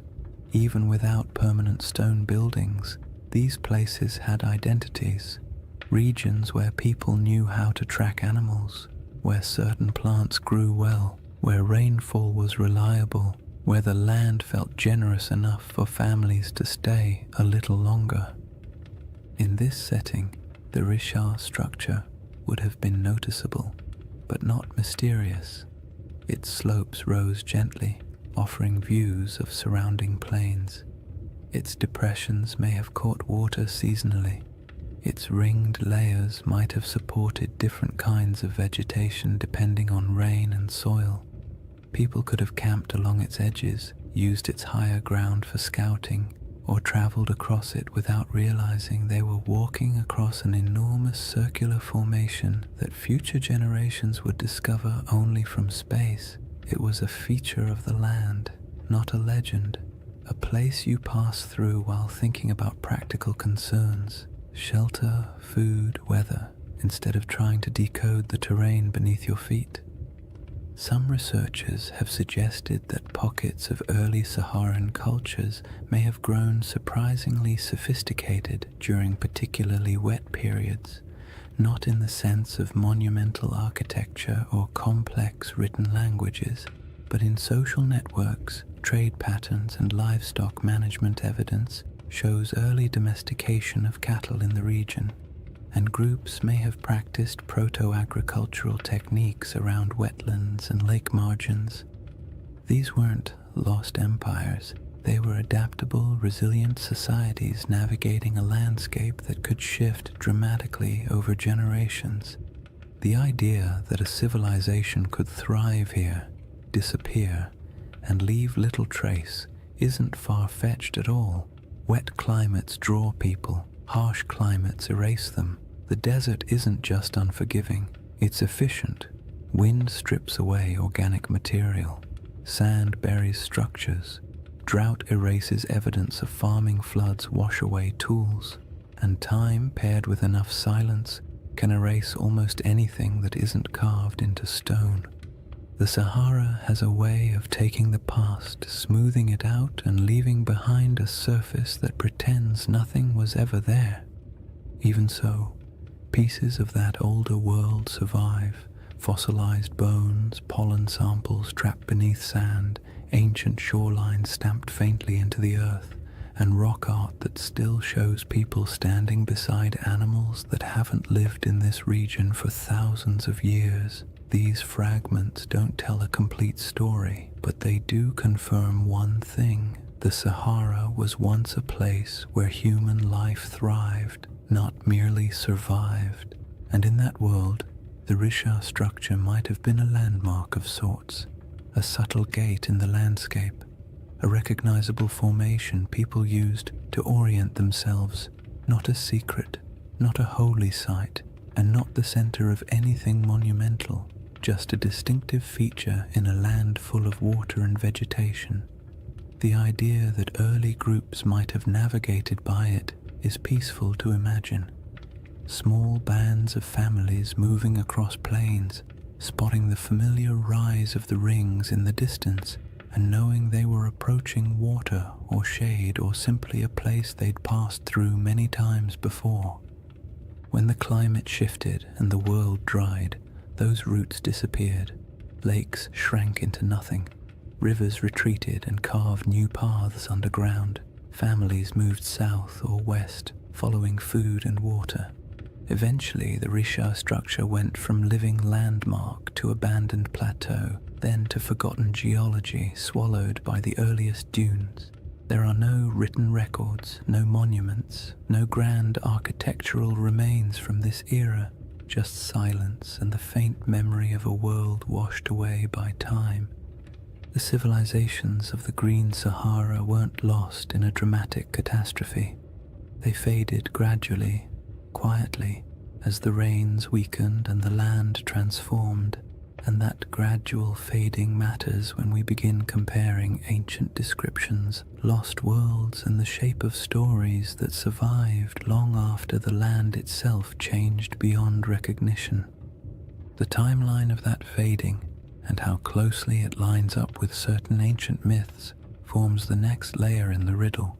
When people hear the word Atlantis, they often imagine something impossibly ancient, a civilization so old it might as well have existed when mammoths were still wandering around, being large, shaggy inconveniences. But Plato didn't describe Atlantis as a civilization from the dawn of time. He dated its downfall to around 9,600 BCE, a period surprisingly close to the end of the last ice age and, as it happens, surprisingly close to the moment when the Sahara began shifting into one of its long, humid phases. The more you compare his proposed timeline with the environmental data, the more you notice an odd overlap. not in details or certainty, but in rhythm. And rhythm is often what ancient memories preserve best. Geologists studying the African humid period estimate that around 10,000 BCE, rainfall began increasing dramatically across North Africa. The desert, which had been relatively dry and barren, transformed into a landscape of lakes, wetlands, and grasslands. This wasn't a gentle shift. Climate models show that the monsoon system surged northward in a way that would have felt abrupt on a human timescale. Rivers reappeared, plants spread, herds expanded, and places that had been empty for thousands of years suddenly became habitable again. If you were living anywhere near the region, the shift would have felt like the land itself waking up after a long sleep. Plato's date for Atlantis is often treated like a mystical number. But if you strip away the mythology and look only at the time frame, it places his story right inside the most dramatic environmental transformation the Sahara has ever undergone. That doesn't mean his tale describes this region or any part of it, but the coincidence is interesting, especially because climate change on that scale tends to rearrange human populations. Cultures migrate. Old settlements are abandoned, new territories open for exploration. Oral traditions begin to evolve, preserving memories of places that were flooded or dried out or swallowed by landscapes that changed too quickly for people to adapt smoothly. The timeline problem becomes more intriguing when you move forward a few thousand years. Between roughly 7,000 and 5,000 BCE, the Sahara was at the peak of its green transformation. Lakes were plentiful. Rivers connected regions that are now separated by hundreds of miles of sand. The climate was stable enough that people began developing more complex subsistence strategies, managing herds, experimenting with early forms of cultivation, and forming social groups large enough to leave meaningful traces in rock art and archaeological deposits. This period of stability lasted longer than many ancient civilizations. For thousands of years, life in the Sahara was predictable enough for generations to grow up without ever knowing anything except abundant water, warm seasons, and a landscape that supported human life easily. When conditions are that reliable for that long, people tend to form stories about belonging, about identity, about who they are and how their world works. And when environmental changes finally disrupt those patterns, the departure from what once felt normal can echo through oral traditions for centuries. Around 5000 BCE, rainfall began to decline, slowly at first, then more dramatically. Rivers shrank, lakes retreated, grasslands thinned. People who had lived in certain places for generations found themselves forced to move, one small migration at a time. What's striking about this timeline is how well it fits what many ancient myths tend to describe. Not sudden apocalypses, but drawn-out declines, landscapes that once supported life losing their balance. Cultures forced to let go of familiar places, worlds shrinking gradually in ways that felt both natural and tragic. Plato described Atlantis as falling in a moment of sudden catastrophe, but his narrative was shaped by philosophical goals, not meteorological accuracy. When you strip the moral and symbolic layers away, you're left with a simple suggestion: an old civilization, once vibrant, lost to changing conditions long before recorded history. You don't need a supernatural event to produce a memory like that. All you need is a shifting climate. But the timeline problem isn't just about the humid period itself. It's also about the ancient coastline. During the era Plato places Atlantis, sea levels were dramatically lower. Coastlines extended far beyond their modern boundaries. Large parts of West Africa that are now underwater would have been exposed as dry land. Rivers would have flowed along different paths. Estuaries, marshes, and coastal plains would have existed where the ocean now rests. If someone in the deep past described a coastal landscape, that description would make little sense today unless you knew where the shoreline used to be.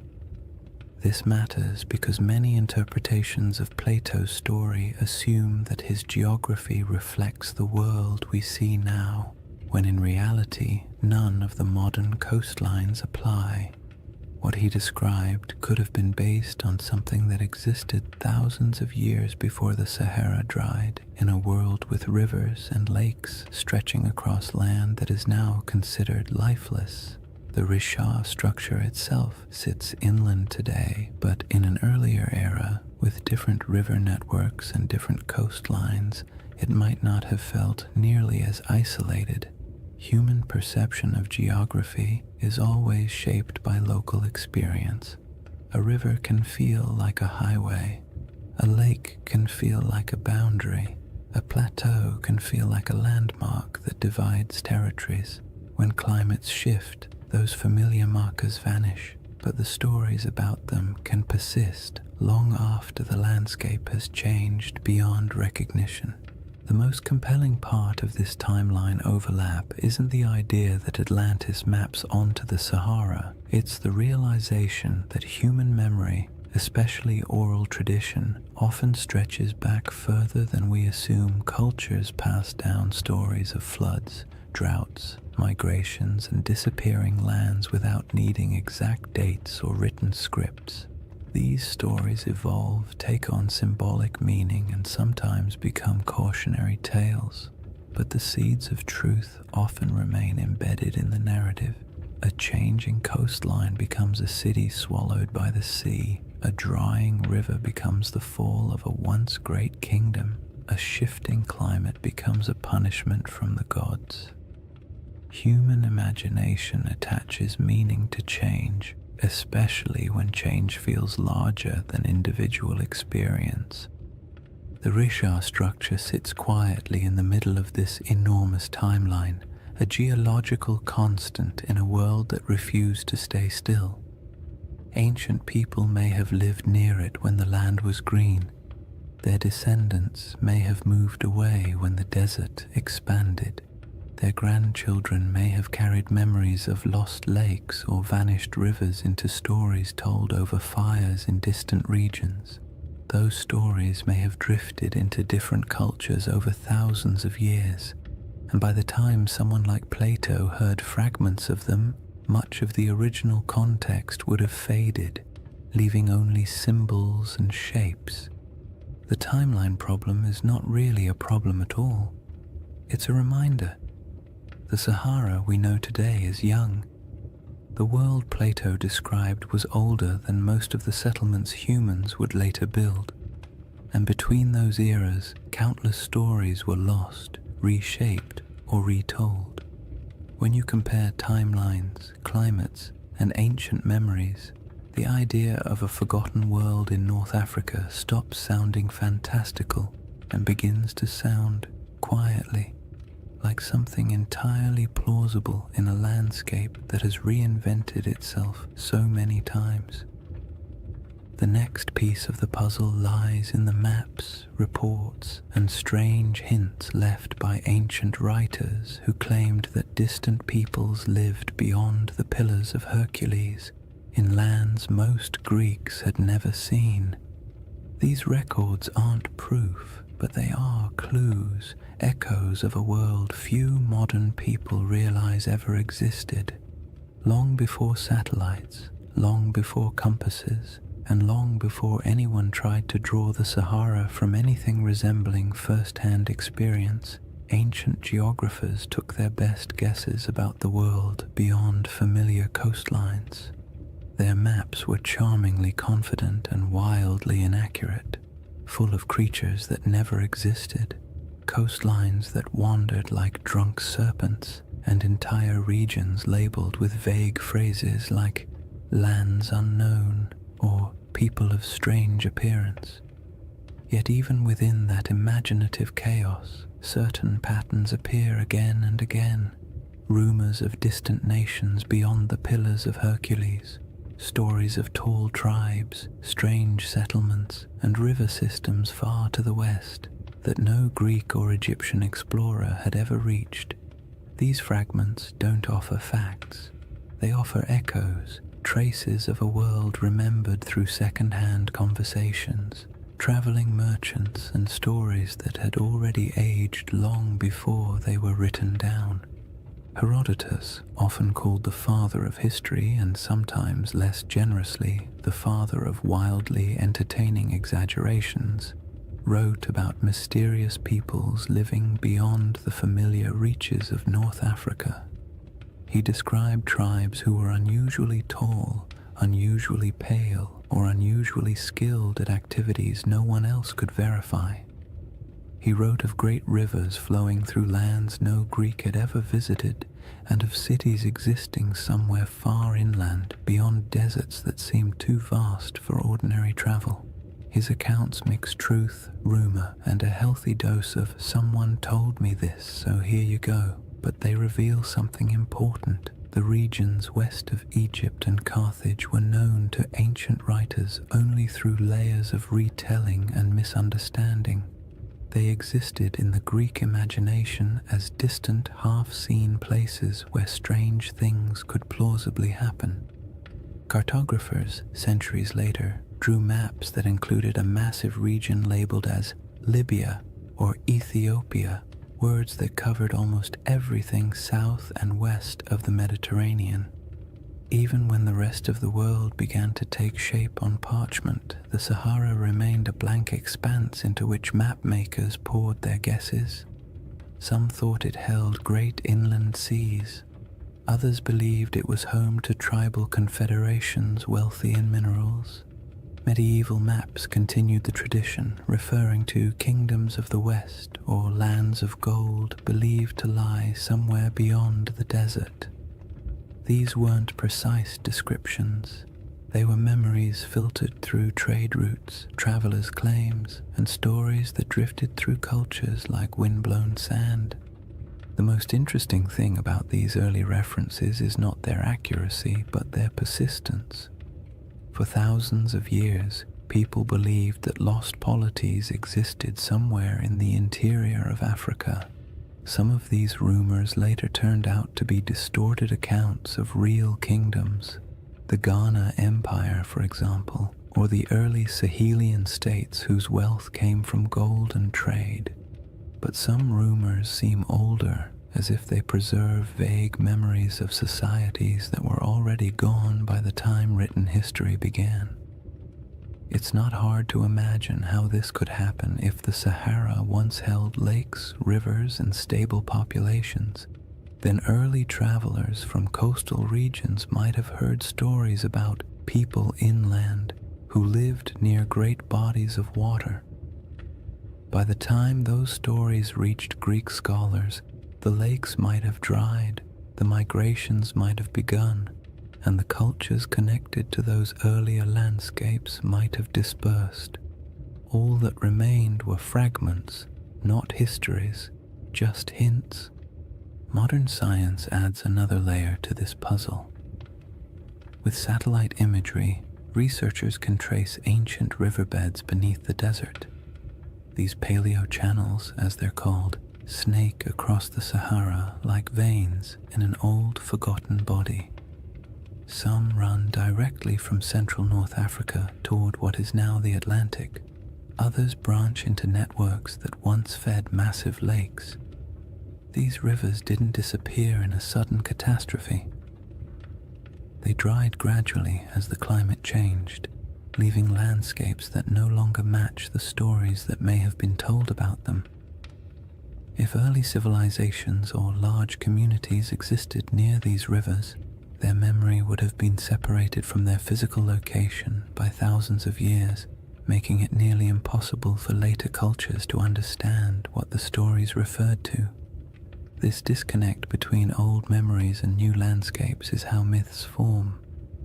A story that once described a river civilization becomes, after generations of retelling, a story about a kingdom swallowed by the sea. A recollection of Great Plains becomes a memory of a vanished island. A description of a circular plateau becomes an account of a circular city. The Sahara's transformation from green to desert wasn't instantaneous, but it was dramatic enough to fracture cultural continuity. If families were forced to migrate because their water sources vanished, they would carry memories of their old homeland with them. Their descendants might repeat those memories in new places. By the time those descendant stories reached literate societies, the land they described would have changed beyond recognition. Even the idea of lost maps plays into this. Some early maps portray strange circular features in North Africa, drawn not with precision, but with a kind of symbolic confidence, as if the mapmaker was trying to capture something half understood. These circles often correspond to mountain ranges or basins that once held water. They might represent ancient memories of circular lakes, natural rings of highland terrain, or simply the human impulse to draw the unknown in symmetrical shapes because symmetry feels meaningful. When you compare those old maps to modern satellite images, you occasionally find that their circles line up suspiciously well with real geological features, not perfectly, but enough to make you wonder how much geographic memory survives inside even the roughest ancient drawings. And then there's the broader Mediterranean tradition of referring to lands beyond the West as mysterious, advanced, or somehow older than the civilizations closer to the sea. Phoenician traders, known for their long-range voyages, undoubtedly reached parts of West Africa, but their records are mostly lost. Carthaginian sailors may have traveled even farther, leaving behind legends like those of Hanno the Navigator, who described coastlines that are still debated today. These accounts weren't detailed maps or precise reports. They were impressions, glimpses of coasts, glimpses of rivers, glimpses of interior lands that would later be swallowed by dunes over generations. These impressions morphed. Cultures forgot the context but kept the intrigue. What makes all of this so calming and strangely satisfying is the realization that humans have always tried to map the unknown. Even when they lacked the tools, even when they guessed incorrectly, they kept trying. And in doing so, they sometimes preserved things they couldn't possibly understand. Old coastlines, vanished rivers, or stories from travelers who described worlds that no longer existed. When you approach the Sahara with that perspective, its ancient geography becomes less like a blank desert and more like a palimpsest, a surface written over many times but still carrying traces of the words beneath. The question isn't whether ancient maps show Atlantis or any other legendary city. The question is whether the stories behind those maps contain fragments of real places erased by climate and time. In a world where the Sahara once supported thriving cultures and vast waterways, it's not unreasonable to imagine that memories of those lost communities could drift across centuries, eventually arriving in distorted form on the pages of ancient writers. The final piece of this chapter lies in the moment when all those rivers dried and the green Sahara collapsed into the desert we know now. A transformation so dramatic that it could easily have become the seed of legends about worlds swallowed, lands lost, and civilizations fading into silence. When people imagine worlds disappearing, they usually picture sudden disasters, walls of water, earthquakes splitting the earth, angry gods sweeping civilizations into the sea. But the Sahara didn't collapse in a single night. Its transformation from a green, living landscape into a vast desert was quieter, slower, and far more unsettling. It wasn't a dramatic catastrophe, it was a gradual unraveling of an entire ecosystem. A process so steady and so relentless that it might have felt to the people living through it like the land itself was breathing out for the last time. This slow-motion disaster is one of the most profound environmental changes in human history, and its echoes still shape our perception of ancient worlds. The end of the African humid period began subtly. Rains that had once arrived predictably started coming later. Lakes that had always been full began to shrink just slightly around their edges. Wetlands that had supported birds, fish, and early settlements became patchier. People may not have noticed these first signs at all. One dry season feels like an anomaly. 2 in a row feel like an inconvenience. 3 or 4 begin to feel like a pattern. And before long, families who had lived near the same lake for generations might have found themselves walking farther and farther to reach the shore each year. As rainfall continued to decline, the lakes shrank dramatically. Rivers that had once flowed energetically across the plains became shallow streams, then trickling channels, then dry paths where children could walk without getting their feet wet. The soil hardened, vegetation struggled, herds moved away, and because humans rely on the same resources as every other species, they followed. Migration became a necessity rather than a choice. People packed up their belongings, tools, baskets, simple ornaments, memories of what had once been, and set out in search of more reliable water. This wasn't an age of monumental architecture. People didn't leave behind cities where archaeologists could sift through layers of foundations. What they left behind were stories, passed from one generation to the next.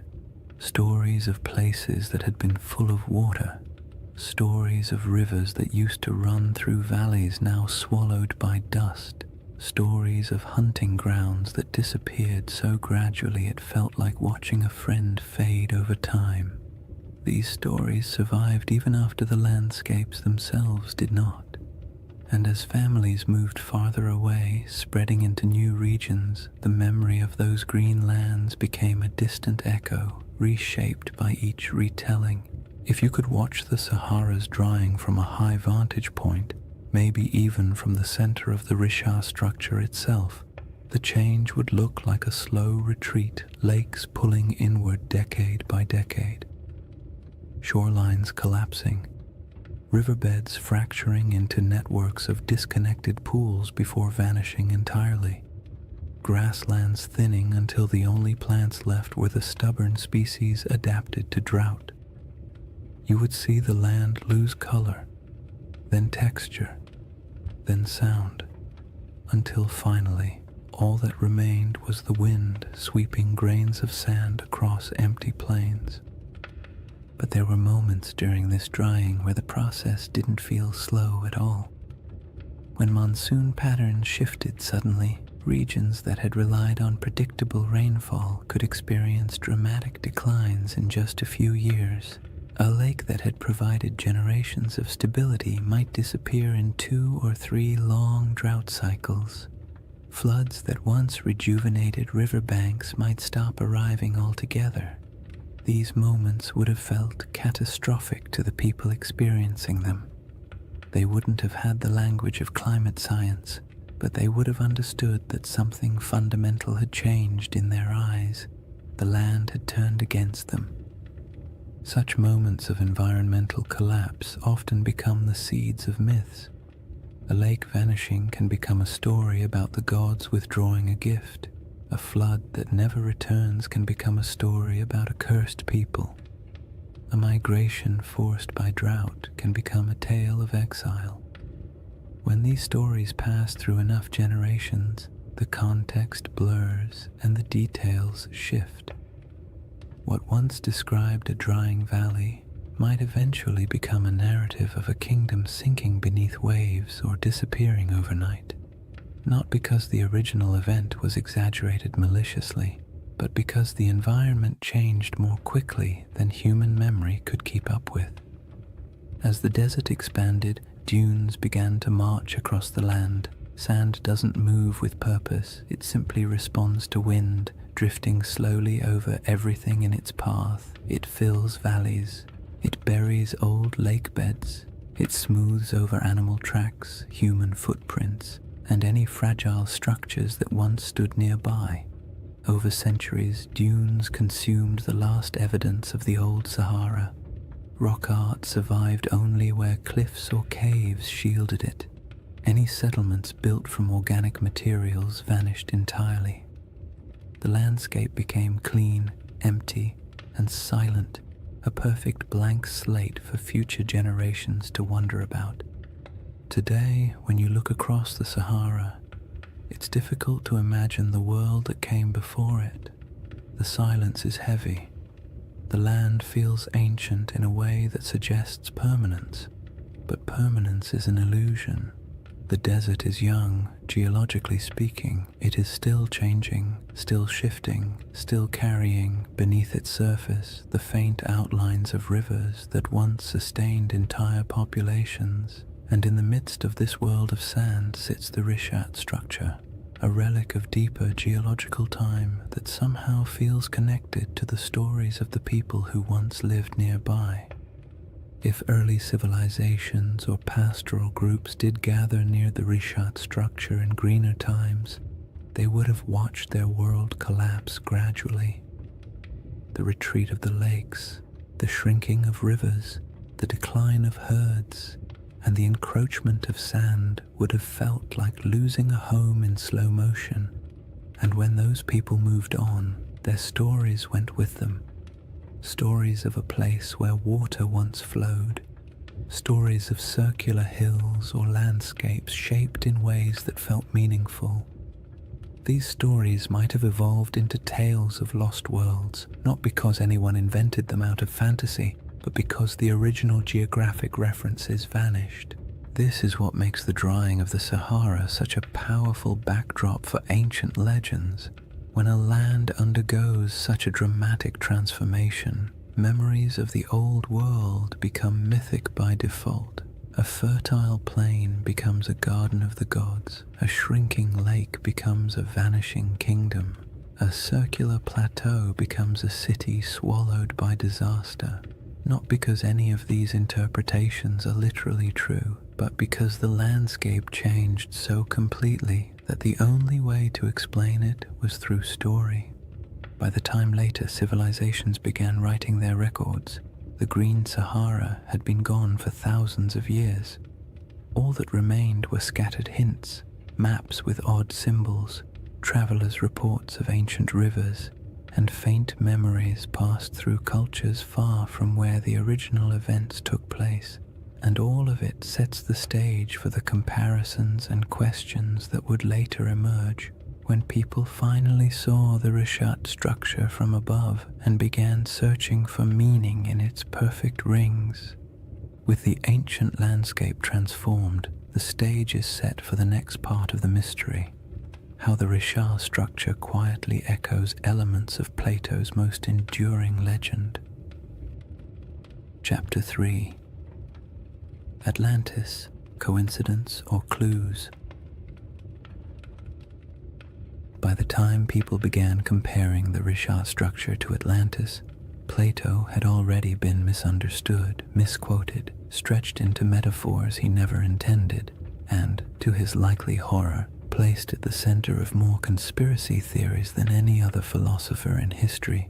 Yet at the core of his tale is a surprisingly compact list of details, simple descriptions that, when read plainly, don't sound like mystical riddle poetry or coded allegory. They sound like someone describing a place, a very specific place with very specific features.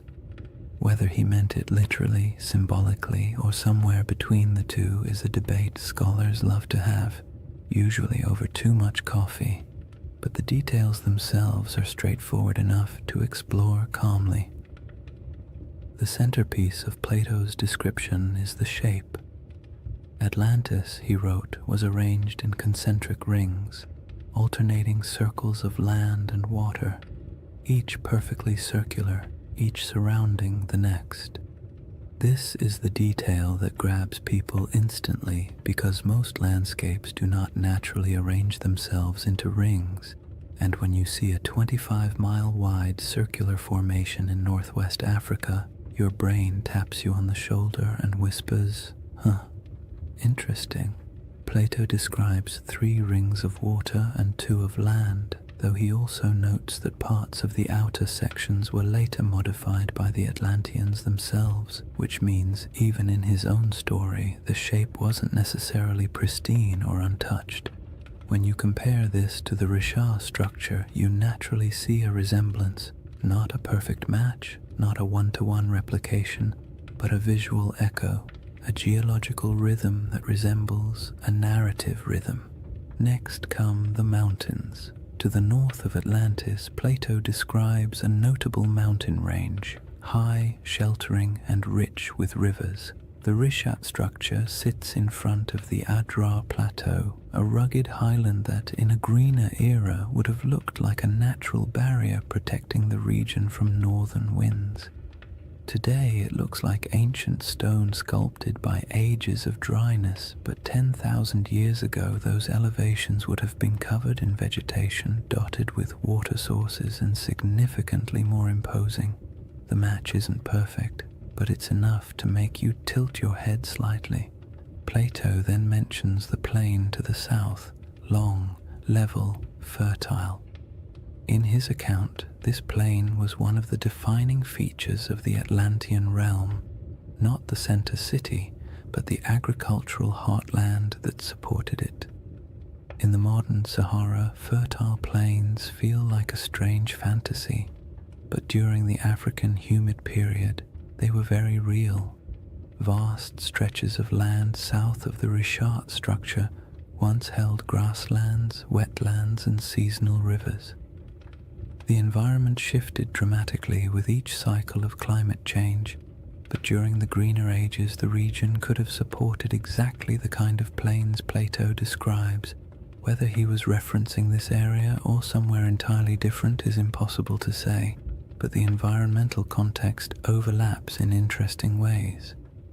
One of the most striking details Plato gives is about the materials used in Atlantis.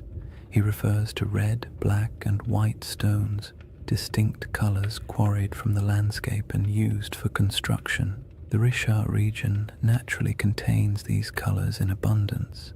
Iron-rich sandstones provide reds, dark volcanic rocks and basalts provide blacks, pale limestones and quartzites provide whites. Again, this doesn't prove anything at all. It simply means the palette Plato described exists in the region, which is more of a quiet coincidence than a revelation. But it's the accumulation of quiet coincidences that tends to capture people's attention. Then there is the detail about elephants. Plato notes that the island of Atlantis had many elephants, not a few, not occasional sightings, but many today. The idea of elephants in the Sahara feels absurd, a contradiction to the very concept of a desert.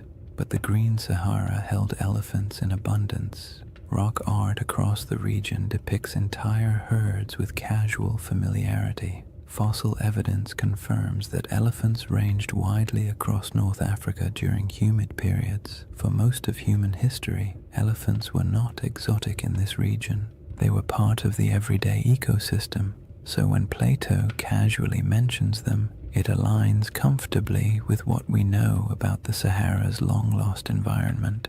Plato also describes a freshwater well at the center of the city, providing clean water even as the outer rings filled with seawater. This detail feels mythic at first, but it also reflects a basic geographic truth. Many circular landforms, especially those rising from domed uplift, often have central depressions or areas where water collects. The Richat structure's core is lower than its outer rings, and though it holds no water today, in a wetter climate it may have held springs or temporary ponds after seasonal rains. Early humans could have used such features for drinking water. As climates changed, memories of these water sources might have been folded into later stories. The river to the sea detail is where the puzzle grows delicate. Plato describes a channel from the city to the ocean, allowing ships to pass through the rings. The Richat structure is inland today, very inland, but ancient river systems in the region once flowed toward the Atlantic. Satellite imagery captures paleo-channels that trace ancient waterways westward. The landforms no longer match these paths because the Sahara has reshaped itself repeatedly, but it is not impossible that rivers once connected this region to coastal plains that have since eroded, drowned, or shifted beneath rising sea levels. All these details create a gentle sensation. Not belief, not certainty, just curiosity. Plato's list is simple enough that it can't be mapped cleanly onto any one place. It can describe a landscape long gone, a symbolic metaphor, or a region badly distorted by oral tradition before ever reaching Greek ears. His text leaves just enough room for interpretation and just enough specificity to make pattern-seeking minds perk up when they see a satellite photo of the Risha structure. The most important thing to remember is that Plato was not attempting to write a historical documentary. He wasn't giving coordinates or providing an atlas. His story was part philosophical argument, part political commentary, and part inherited memory. He may have drawn from older Egyptian traditions or misunderstood travel accounts or combined several cultural memories into one dramatic narrative. But within that narrative lies a pattern. Rings, plains, mountains, colors, elephants, rivers that align loosely, gently, and intriguingly with what once existed in parts of North Africa. What makes this segment of the mystery so soothing to explore is the absence of pressure. You don't need the Risha structure to be Atlantis. You don't need the description to match perfectly.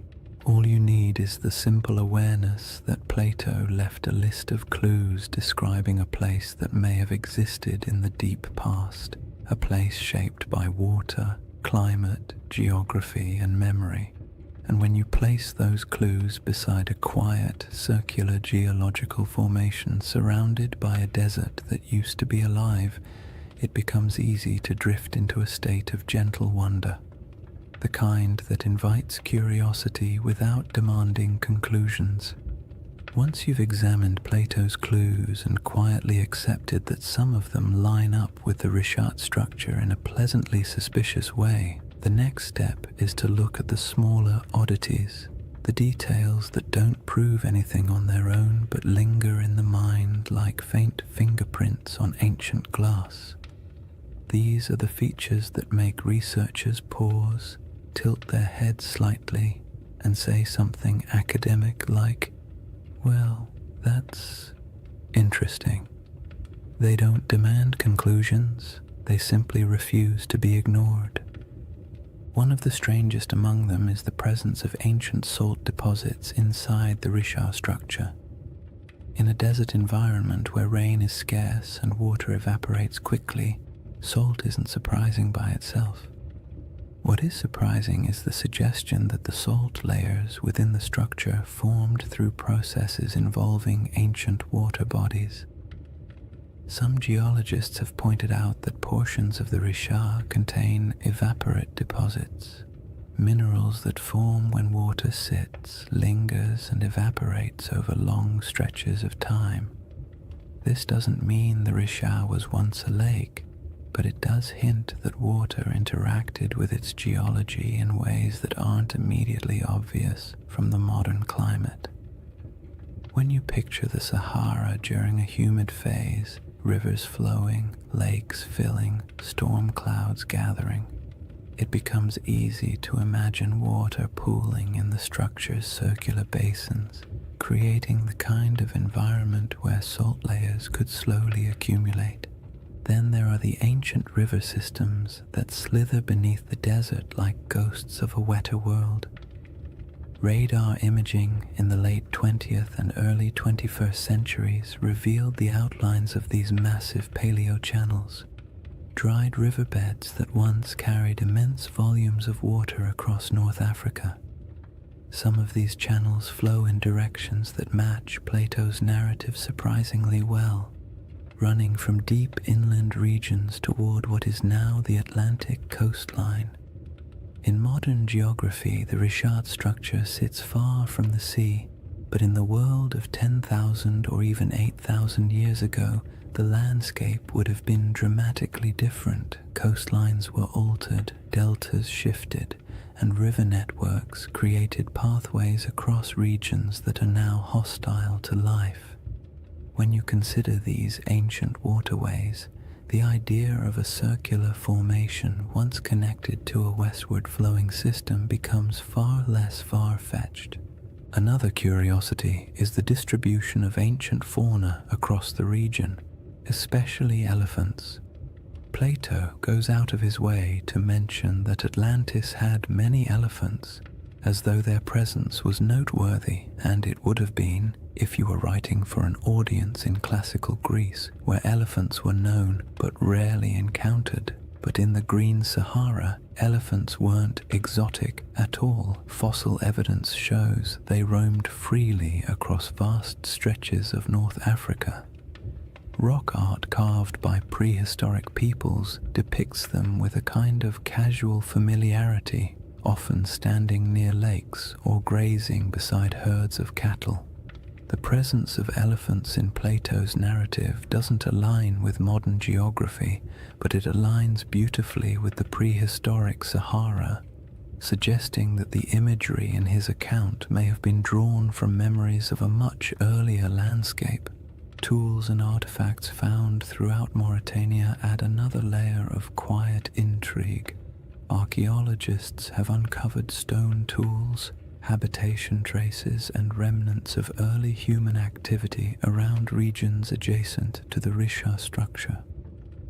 None of these finds point to an advanced or monumental civilization, but they confirm that humans lived, traveled, and worked in the area long before the desert swallowed it. Simple stone tools may not inspire the same imagination as grand ruins, but they indicate human presence. People exploring the ridges, hunting across the plains, or gathering plants near seasonal water. And while these finds don't match the grandeur of Plato's Atlantis, they contribute to a broader truth. This land was not always empty. Then there's the matter of erosion patterns. The Richard structure's rings are composed of alternating layers of hard quartzite and softer sandstone. Over millions of years, erosion carved the concentric ridges into their present shape. The science here is solid, yet the level of preservation, how clearly the rings remain visible after such immense timescales, is quietly surprising. Erosion usually softens shapes, blurs lines, and creates irregular patterns. The Richard's rings are worn but still strikingly coherent. They have a kind of stubborn symmetry, the sort that feels almost architectural even though it is entirely natural. When viewed from above, the rings appear too clean for the surrounding environment, as if the land is trying a little harder than necessary to maintain its shape. Another oddity lies in the mineral composition scattered across the formation.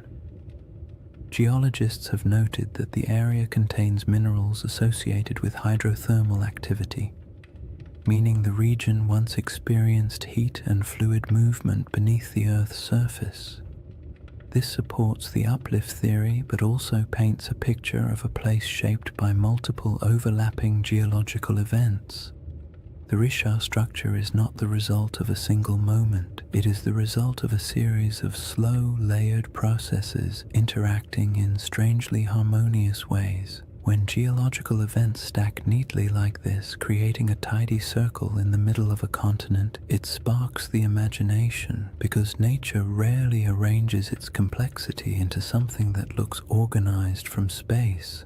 Some people point to the alignment of the structure with ancient travel routes, though this is more speculative. During the Sahara's greener days, groups traveling across the region might have used prominent landforms as markers. A circular plateau would have stood out. It might have acted as a natural waypoint in a place you recognized from a distance, a feature that reassured you that your path was correct. This doesn't make it a settlement or a central city, but it makes it part of the landscape of human movement. Landmarks have always shaped migration, even unintentionally.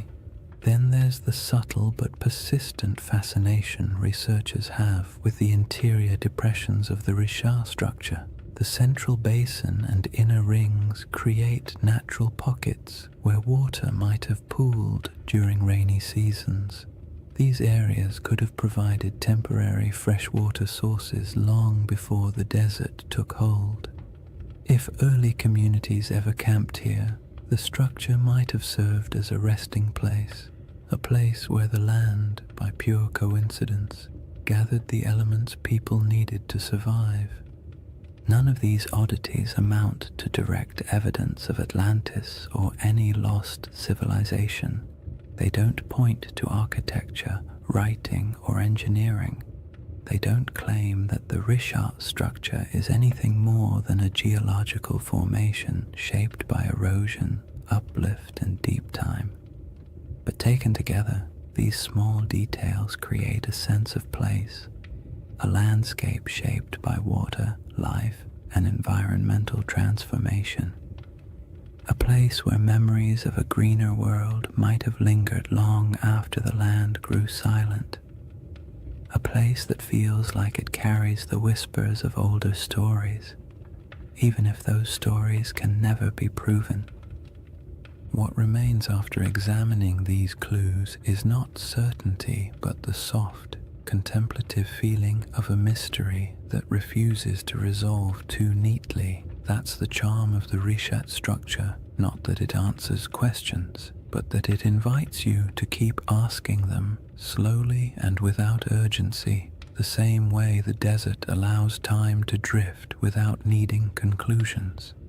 After exploring the curious parallels and intriguing coincidences, it's important to settle into the other side of the discussion, the quiet, grounded, scientifically steady side, the side that takes a deep breath, adjusts its glasses metaphorically, and says, "All right, let's not get carried away." Because while the Richat structure is visually compelling and undeniably mysterious in its aesthetic, the case against it being anything remotely like Atlantis is just as strong as the case that makes people wonder in the first place.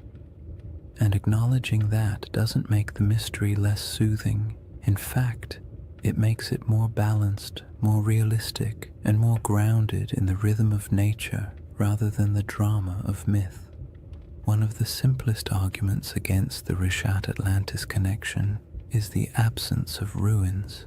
No foundations, no walls, no pottery fragments, no structural remnants of any kind. If a major civilization once existed here, even one without monumental stone architecture, we would expect to find some trace of it. People leave things behind: tools, shards, fire pits, bones, carvings, symbolic objects, something.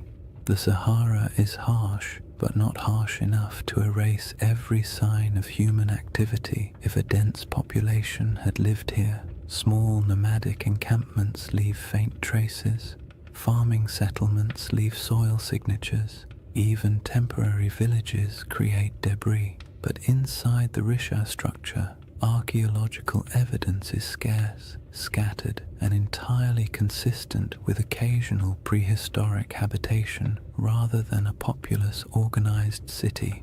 Another clear issue is scale. Plato describes Atlantis as a powerful naval civilization capable of launching fleets, influencing foreign regions, and maintaining a capital city large enough to impress outsiders. This would require infrastructure, labor specialization, long-distance trade, and durable materials.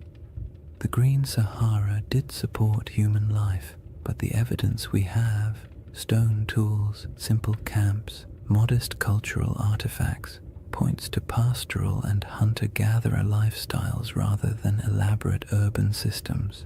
There were no harbors, no shipyards, no canal networks, and certainly no signs of advanced engineering. The gap between the archaeological record and the expectations for a sprawling maritime empire is wide, calm, and fairly conclusive. Geology presents its own firm counterpoints. The reshaped structure is understood through a series of geological processes involving uplift and erosion. Its rings aren't artificial. They are layers of sedimentary rock carved gently over millions of years by wind and water. The symmetry of these rings feels uncanny when viewed from orbit, but up close, the terrain reveals irregularities, breaks, inconsistencies, and natural erosion patterns that would make any idea of artificial construction almost impossible.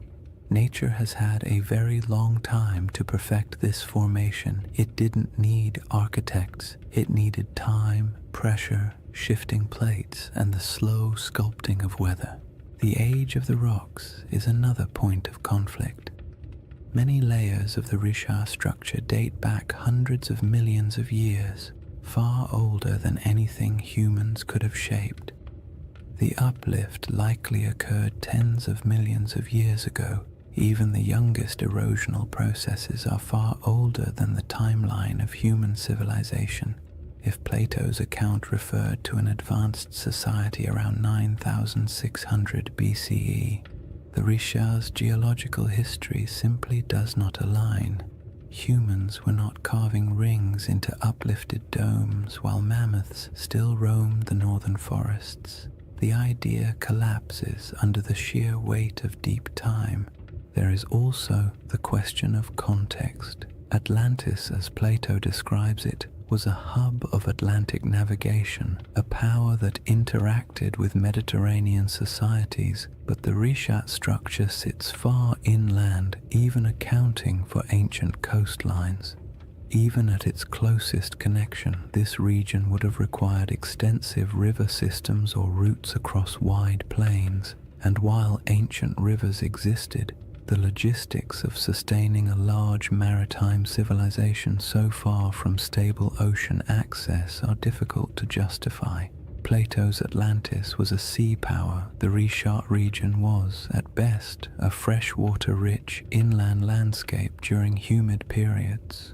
Another important point comes from understanding Plato himself. His dialogues, Timaeus and Critias, are philosophical works, not historical treatises. Atlantis serves as a metaphorical lesson about societal hubris, moral decay, and the consequences of unchecked ambition. Ancient Greek writers often crafted allegorical narratives in grand mythic terms. They weren't necessarily recording precise histories. Even if Plato drew inspiration from older Egyptian stories or folk memories of distant lands, his purpose wasn't to document geography, it was to illustrate ideas. Seeing Atlantis as literal misses the genre he was writing in. Then there's the lack of supporting historical records. No Egyptian writings describe a circular coastal city matching Plato's description. No Phoenician traders mention it in their maritime logs. No Carthaginian accounts reference such a settlement. In a region with extensive interactions between early Mediterranean and African cultures, a highly advanced city would almost certainly have left some mark in oral or written traditions beyond Plato's single dialogue. The silence is telling. All these points form the steady, sensible, scientifically grounded case against the Richat structure being Atlantis or any ancient lost civilization.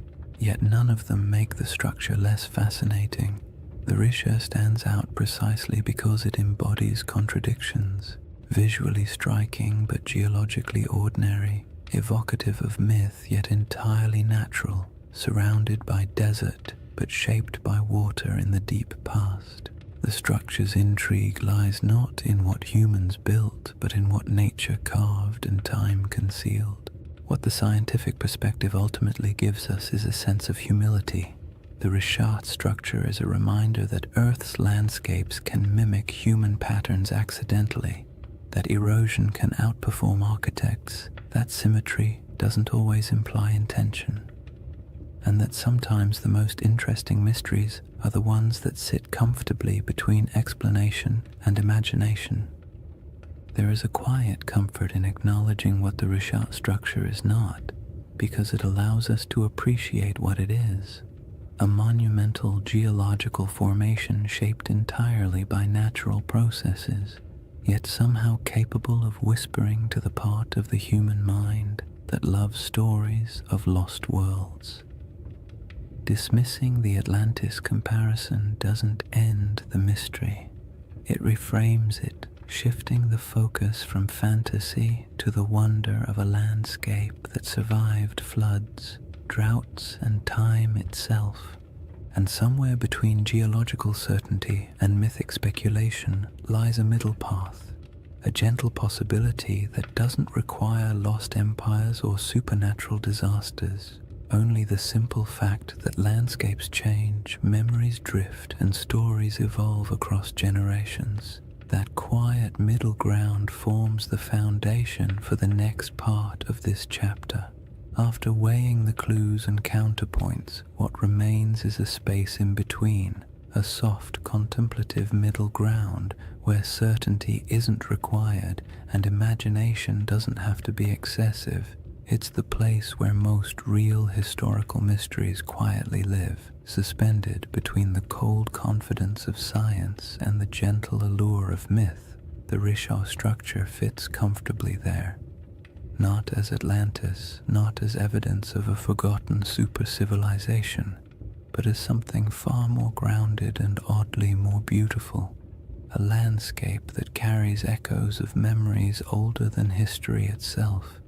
This middle ground begins with an idea that's far less glamorous than lost empires but far more plausible: that Plato's account of Atlantis may have been shaped by older stories, older observations, and older memories passed through generations of storytellers, traders, and priests, not memories of a technologically advanced society, but memories of places that once existed and then disappeared as the world changed. Civilizations don't have to be grand to be worth remembering. A pastoral group displaced by drought can leave behind a story that grows in the telling. A lakeside settlement swallowed by desert winds can become a tale of a city lost. A dramatic shift in climate can be recast as a divine punishment, and long after the physical evidence is gone, the story continues, reshaped a little each time it's spoken aloud. If you imagine early North African cultures watching their world change, watching lakes shrink, herds migrate, familiar routes vanish beneath encroaching sand, it's easy to understand how memories of those landscapes could eventually transform into myths about lost worlds. The Sahara didn't disappear overnight, but it disappeared quickly enough in human terms that it would have felt, to those who lived through it, like watching a homeland dissolve. People don't forget something like that. They carry it into new regions, tell it to their children, bury it in rituals and cautionary tales, and as those stories move from one culture to another, details shift, embellishments form, and simple memories become larger narratives. When Plato eventually recorded the Atlantis story, he may have been receiving not a literal historical account, but a story already many generations old. A story so old, in fact, that the geography behind it had changed completely since the original events. That is the gentle possibility that keeps the Riche conversation alive. Not that it was Atlantis, but that it resembles the type of place that could have inspired memories strong enough to survive climate shifts, migrations, and cultural reinterpretation. In this middle ground, the Rishat structure becomes less a candidate for Atlantis and more a symbol for the forgotten worlds that once existed during the Sahara's green phases. The circular shape isn't a blueprint. It's a coincidence that resembles human descriptions of circular settlements or lake systems. The environment around it, once fertile, later desolate, fits the rhythm of myths describing lands that flourished and then vanished, and the geological strangeness of the formation makes it the type of place human imagination gravitates toward, even without evidence of ancient cities or monumental architecture. This perspective is calm and grounding. It acknowledges that the Richat structure is geological, not architectural. It embraces the idea that natural formations can inspire awe without requiring supernatural explanations, and it allows space for the possibility that human stories, especially the very old ones, often preserve impressions of landscapes altered or erased by time. In this view, Atlantis isn't a lost city waiting to be excavated. It's a cultural memory of a world transformed. The middle ground also makes room for one of the most fascinating aspects of human storytelling, our tendency to merge different memories into single narratives. Imagine an Egyptian priest hearing tales from travelers who claim their ancestors once lived in a land where water flowed through concentric valleys. Imagine those memories mixing with other stories of disappearing lakes, ancient floods, or regions swallowed by drought. Imagine Plato hearing a version of that tale centuries later, filtered through generations of reinterpretation. By the time he wrote it down, the story would have been a blend, part geography, part metaphor, part nostalgia for a world the teller never saw. This blending of truth and tale is not deception. It's how oral traditions work. Details shift, landscapes become symbols, natural disasters become moral lessons. A story meant to explain why the world changed becomes a story explaining why people must be humble. Even today, we do this without realizing it. We condense complex events into simple narratives because simple narratives are easier to remember, easier to teach, and easier to carry into the future. In the calm light of this middle ground, the Richat structure serves as a gentle reminder that landscapes shape stories just as stories shape our perception of landscapes. The structure's rings might have meant nothing to the people who walked across it thousands of years ago, but to someone hearing a distorted account of those landscapes generations later, the image of a circular landform might have blossomed into something mythic, not because the Richat structure was Atlantis, but because it felt like the kind of place myths grow from, strange, memorable, and entirely out of step with its surroundings. The temptation of this middle path lies in its openness. You don't have to believe the Richat structure hides ruins. You don't have to assume ancient people built concentric canals. You don't even have to decide whether Atlantis existed as a literal place. You simply accept that the ancient world was filled with environments now gone, and that stories from those environments survived in forms we barely recognize. The Richat structure becomes one of many possible inspirations, not the answer, but an echo. There's something soothing about mysteries that don't demand solutions. They allow your mind to drift without needing to arrive anywhere specific. The Richat structure isn't a riddle asking to be solved. It's an invitation to explore deeper layers of time, to imagine landscapes that no longer exist, and to appreciate how human memory stretches across millennia. It reminds us that myths often begin with something real, not a lost empire necessarily, but a lost environment, a lost way of life, or a lost understanding of the land.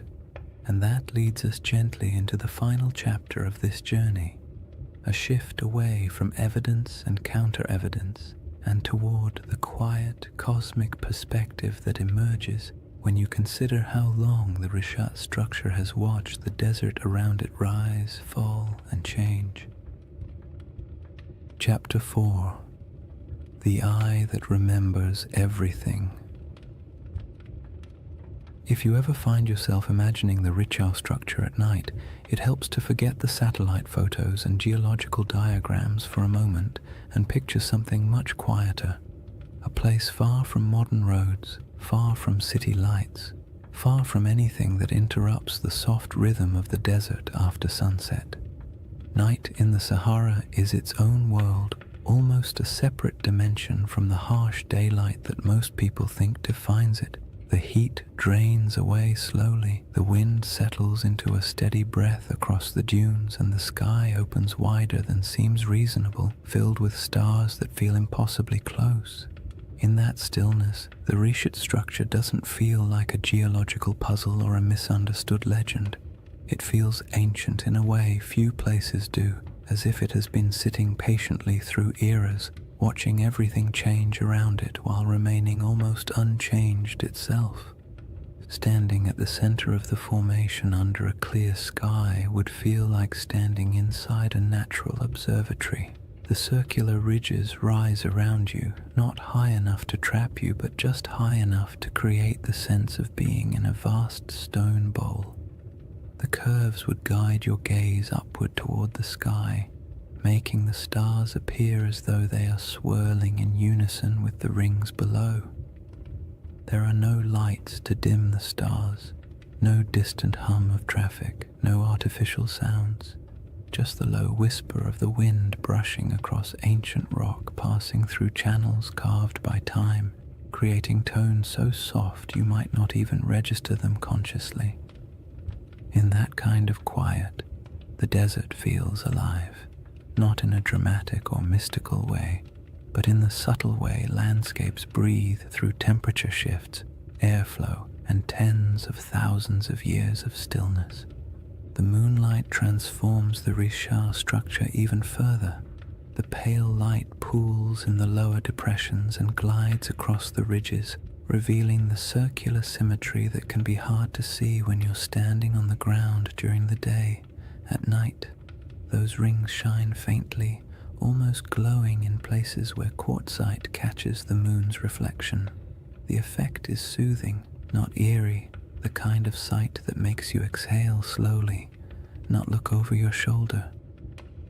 The desert has always been a place where time feels soft and stretched, and inside the Richard at night, that feeling only deepens, as if the land is gently reminding you that it has existed far longer than any human story about it. There is something comforting about how little the Richard structure demands. It doesn't insist on meaning. It doesn't ask to be interpreted. It simply sits, weathered and patient, while the sky above it cycles through constellations that ancient people once used to navigate across greener lands. Thousands of years ago, when the Sahara was still alive with lakes and grasslands, early humans would have looked up at the same stars, using them to track seasons, migrations, and time.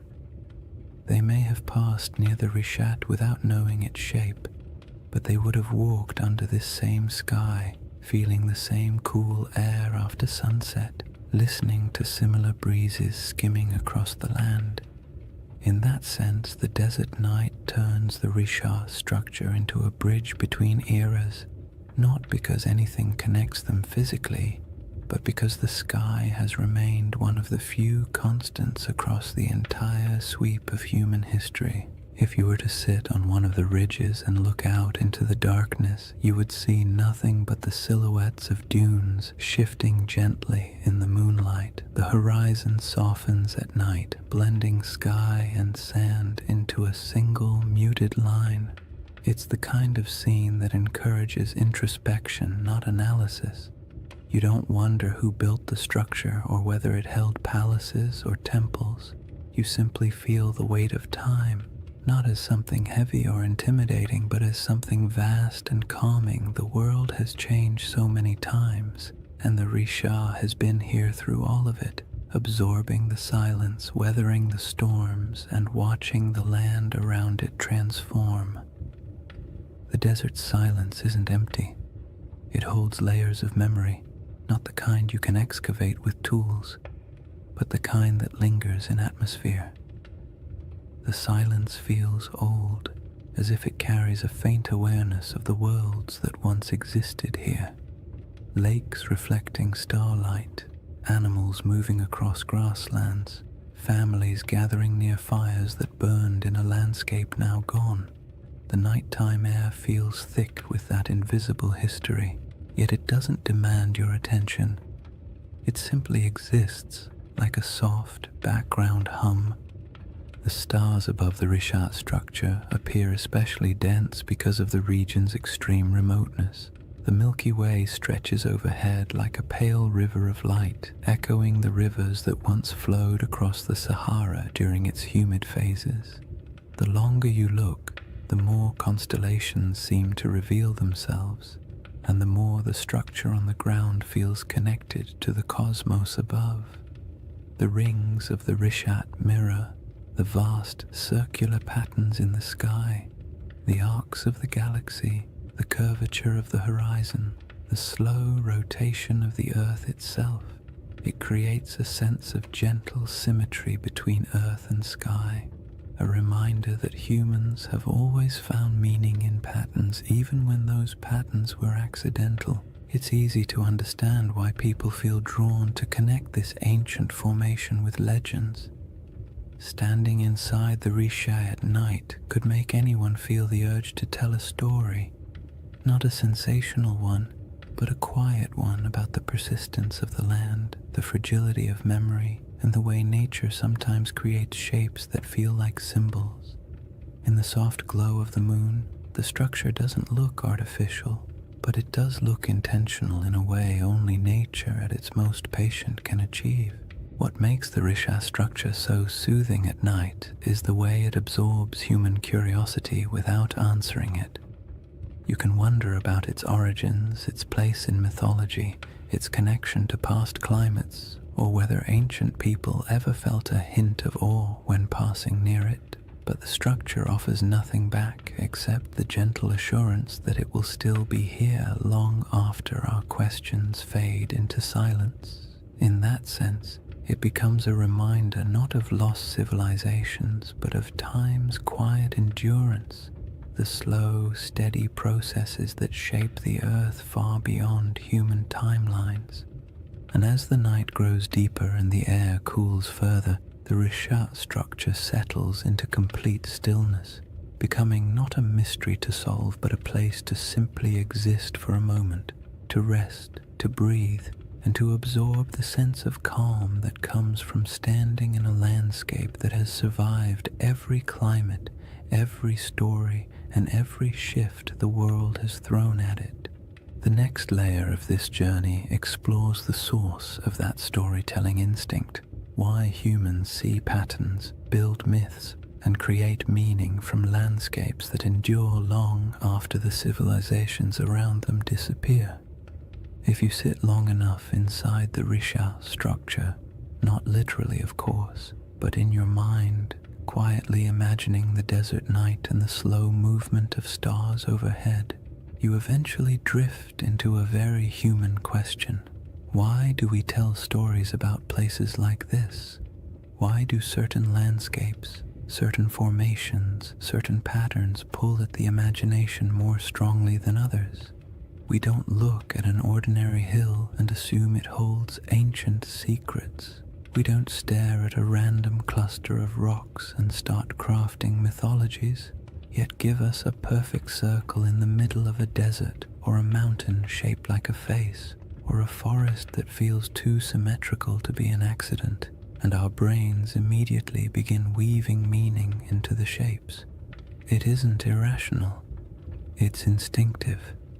A deep part of how humans make sense of the world, especially the parts of it that feel older than our ability to explain them. That instinct begins with something simple: pattern recognition. Humans are exceptional at spotting patterns even when those patterns don't exist. It's a survival trait. Recognizing the difference between a harmless shadow and a predator hiding in the bushes was once a matter of life and death. Over time, That instinct expanded into art, religion, storytelling, and all the imaginative ways we try to connect the dots between what we see and what we feel. When early people saw the rings of the Rishat structure, perhaps not from the ground but from the gradual rise of surrounding terrain, they might have sensed an unusual regularity in its shape. Maybe not enough to interpret it as a city or a monument, but enough to remember it, enough to describe it, enough to make it feel distinct from the ordinary landscapes around it. The human imagination thrives on places that feel just slightly out of place. The Risha structure does exactly that. It's too round, too wide, too neatly layered to blend in with the rugged desert. It doesn't look artificial, but it doesn't look random either. It occupies a liminal space, natural but strangely intentional in appearance, and when a landscape hovers in that space, the imagination naturally steps in to fill the gaps. People project stories onto it, not to deceive anyone, but because stories help us understand what feels beyond understanding.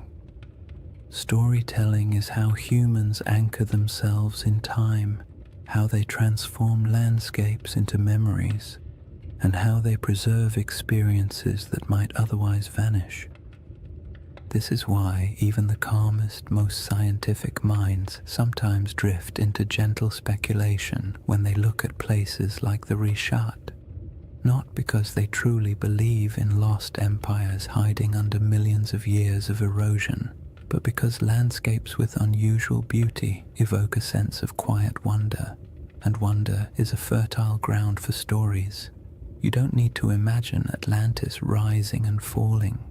You only need to imagine how it felt for early communities to live in a Sahara full of lakes and wildlife, passing by a strange circular plateau that looked different each season. Maybe it was a landmark, maybe it was a gathering point, maybe it meant nothing at all, but it would have stood out, and anything that stands out tends to gather stories. Humans also tell stories because the natural world isn't always generous with explanations. For most of history, people didn't have geology textbooks or climate models. They had observations, intuition, and oral traditions. When a river dried, they created a story. When a mountain erupted, they created a story. When the stars shifted seasonally, they created stories to explain their patterns. Over generations, these stories evolved, blending details from nature with the emotional tone of the people describing them. A drought wasn't just an environmental event, it became a moral narrative of balance lost and regained. A vanished lake wasn't just climate change, it became a tale of a great flood or a divine warning, or a forgotten world swallowed by forces beyond human control. It isn't surprising that the Rishat structure, surrounded by a desert shaped by one of the most dramatic climate transformations in human prehistory, inspires curiosity bordering on myth. Long before Plato wrote about Atlantis, people across the Sahara would have witnessed environmental shifts so profound they could barely describe them. Shrinking lakes, migrating animals, the slow invasion of sand, these experiences leave emotional impressions. A landscape that once supported entire populations can fade into silence within a few generations, and when that happens, the stories that form afterward are rarely literal accounts. They become metaphors for loss, change, and the fragility of human presence.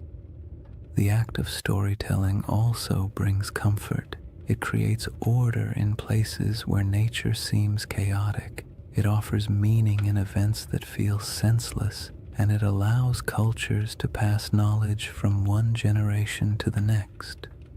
A story about a lost world isn't just entertainment. It's a way of saying, something important happened here, don't forget it. Those stories can stretch across thousands of years, even if the exact details blur. The memory of a disappearing lake might evolve into a legend of an entire region swallowed by the sea. The recollection of an unusually shaped landform might become a story about circular cities or divine architecture. When landscapes change as drastically as the Sahara did, the human imagination steps in to preserve what the land no longer shows. What's interesting is that the imagination doesn't only reach backward, it also reaches upward. Humans have always linked earthly landscapes with the sky. The circular shape of the Risha structure mirrors patterns in the heavens, orbits, celestial spheres, the arc of the Milky Way. Ancient cultures often looked at the sky and the earth as mirrors of one another. If something looked meaningful on the ground, they assumed a celestial connection.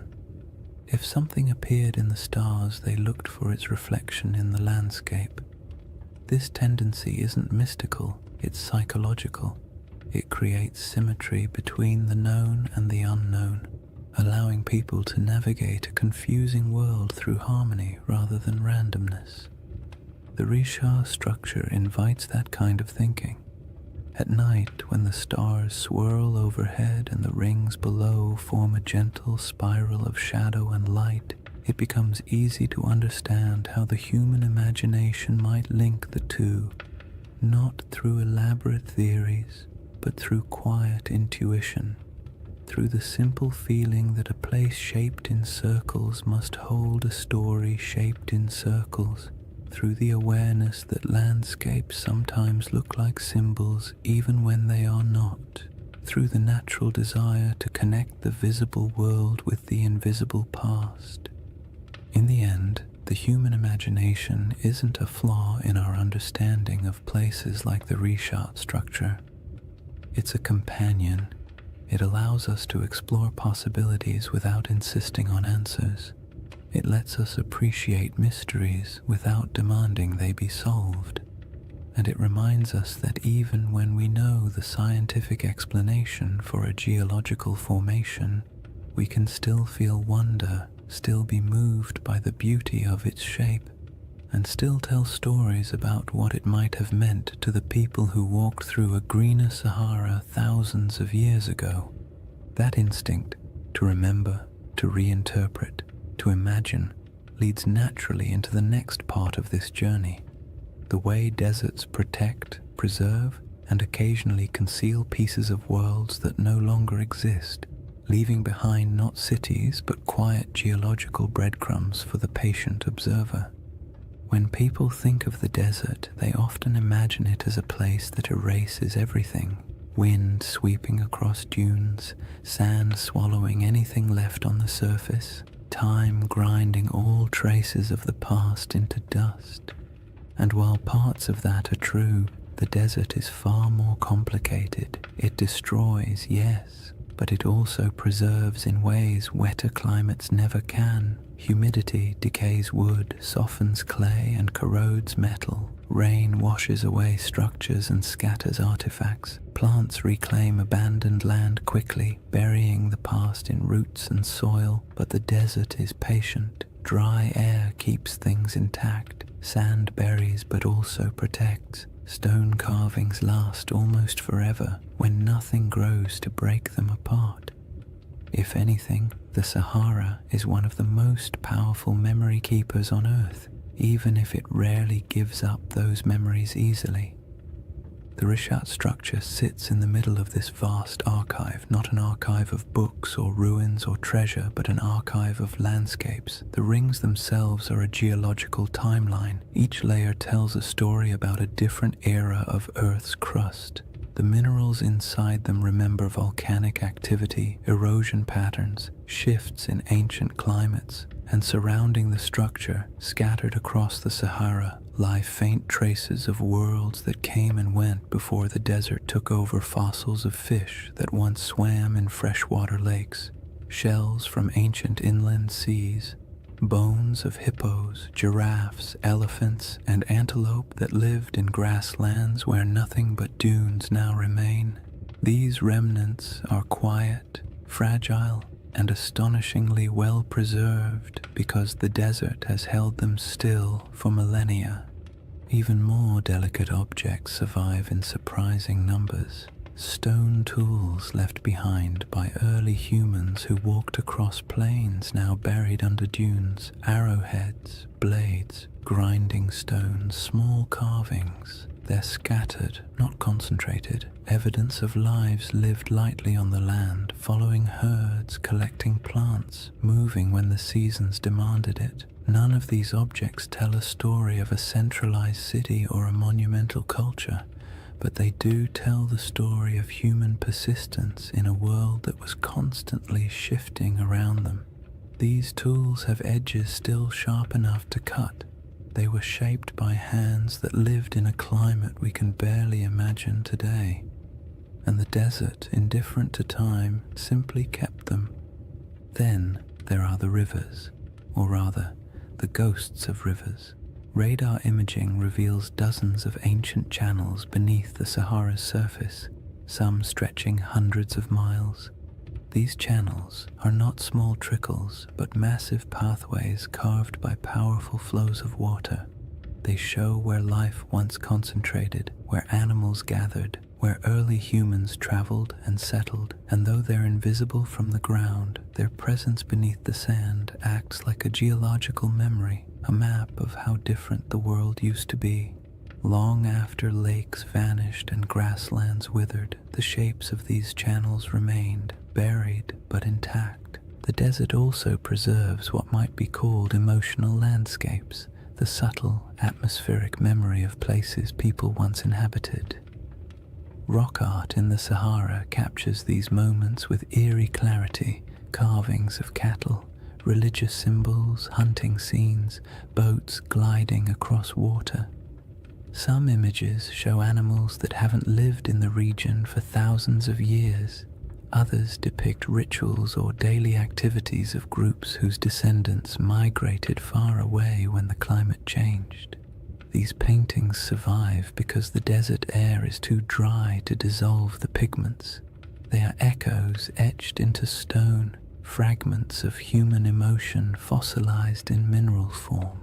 And even though they don't correspond to Plato's Atlantis, they show how easily early cultures could leave behind traces that would confuse or inspire later generations. But the desert's preservation comes with a twist. It protects selectively. It keeps what nature builds, but rarely what humans build. Wood, cloth, bone, and plant materials decay quickly, stone lasts, but only if left untouched by wind. Anything built from mud or organic material disappears, so a region could support generations of habitation and leave barely any physical evidence. When the Sahara dried, entire ways of life evaporated with it. People moved south or toward the coast, leaving only a thin scattering of tools and art behind. By the time later civilizations emerged in Egypt, Carthage, and the Mediterranean world, the memory of those Saharan cultures had already faded into rumor. What remained was the land itself, a massive desert holding fragments of forgotten worlds. The Risha structure in this context isn't a monument to something lost. It's a survivor from geological history that just happens to sit among the buried traces of human history. Its rings are not ruins, but reminders that the planet keeps records in stone long after humans forget. Its symmetry draws the imagination not because it hides a city, but because it stands out against the silence of the desert, a quiet landmark in a landscape that erases almost everything else. What the desert preserves best, strangely enough, is not artifacts or fossils, but absence. It preserves the feeling of worlds that used to exist but no longer do. It holds the echo of water where there is none. It holds the memory of animals that once roamed freely. It holds the imprint of climate cycles so vast they dwarf every human empire combined. When you stand in a place like the Rishat structure, The most powerful sensation isn't that something is buried beneath your feet, it's that something is missing. Something that used to be here but isn't anymore. That sense of absence can be misunderstood as evidence of ruins or lost cities, but it's really just the desert doing what deserts do, revealing nothing and everything at the same time. And that is why this landscape inspires stories. Humans fill silence with meaning. We see the absence and imagine what might have once filled it. We see preserved fossils and picture thriving ecosystems. We see ancient riverbeds and imagine the people who walked beside them. The desert keeps just enough evidence to suggest what once existed, but not enough to tell the full story. And in that gap, wide, quiet, and centuries deep, the imagination takes over. This brings us to the final movement of this journey, a gentle widening of perspective, a step back from geology and fossils and myths, and into the broader cosmic calm that emerges when you stand in the middle of a desert night and realize just how ancient, patient, and enduring the earth truly is. When you step back from all the theories, the geology, the ancient climates, and the quiet wonders preserved by the desert, the Risha structure becomes something simpler. Not a riddle demanding an answer, but a reminder of how small we are against the scale of time. Standing in the middle of its rings, especially under the night sky, you can feel the weight of millions of years pressing gently around you, not in a frightening way, but in a calming, grounding way, the kind that makes your breath slow down without you meaning to, as if the land itself is inviting you to let go of the need for certainty. Because the truth is, the Rishat structure doesn't care what we believe about it. It existed long before humans tried to make sense of it, and it will exist long after our stories fade. The desert has watched entire civilizations rise and fall at its edges, while the eye of Africa simply remained what it always was, a geological formation shaped by pressures, erosion, and deep time. And yet, for something so indifferent, it has a remarkable ability to hold our attention, to stir our imagination, to make us lean forward and whisper, "What if?" That what if doesn't need to be answered. It's enough that the question exists. It's enough that something in a quiet corner of the Sahara can evoke wonder in people who will never stand beside it. We don't need Atlantis for the Risha to matter. We don't need a lost empire or buried ruins. The formation is compelling precisely because it sits on the edge of the known and the unknown, part science, part mystery, part myth, part memory. It invites you to be curious without demanding conclusions, and that is its most soothing quality. If you imagine the Risha at its quietest moment, perhaps just before dawn, when the stars begin to fade but the sun hasn't yet lifted over the dunes, the entire landscape feels suspended. The air is cool, still carrying the desert's nighttime clarity. The sky brightens slowly, revealing the faint outlines of the rings around you. The first light washes over the ridges, turning the stone soft shades of blue and gold. In this moment, it feels as though the structure is waking up, though of course it never sleeps. It simply cycles through light and darkness, warmth and cold, day after day, century after century, long after humanity stopped paying attention, and that quiet persistence is part of its allure. The Rishat structure doesn't ask for interpretation because it doesn't need us. It exists comfortably beyond our stories. We are the ones who project meaning onto it, who draw parallels, who search for patterns, and there's nothing wrong with that. Humans make meaning because it helps us navigate a world that rarely explains itself. But when you're standing in front of something so ancient, so vast, and so unaffected by our questions, the impulse to interpret eventually softens. You start to accept the landscape the way you accept the night sky, beautiful, mysterious, complete without needing answers. This is why the final feeling the Risha structure gives isn't excitement or fear or even curiosity. It's perspective, the kind of perspective that makes you realize how temporary human history is compared to geological time. Civilizations rise, cities flourish, myths form, and then everything fades. But the land remains. The Sahara has been green, then brown, then green again, then sand, then grass, then dunes. The world shifts constantly, but overspans so long that it's easy to forget. Human history is only a blink in the Earth's memory. When you imagine the Eye of Africa remembering, it's not literal, of course. Rock doesn't hold memories the way we do, but landscapes preserve patterns, scars, layers, and echoes of what came before. The Risha structure remembers not through intention, but through endurance, through the way its rings hold the imprint of ancient forces, through the way it witnessed the Sahara's transformation without changing its own essential shape, through the way it stands in the middle of emptiness, still holding the quiet dignity of something older than our oldest stories.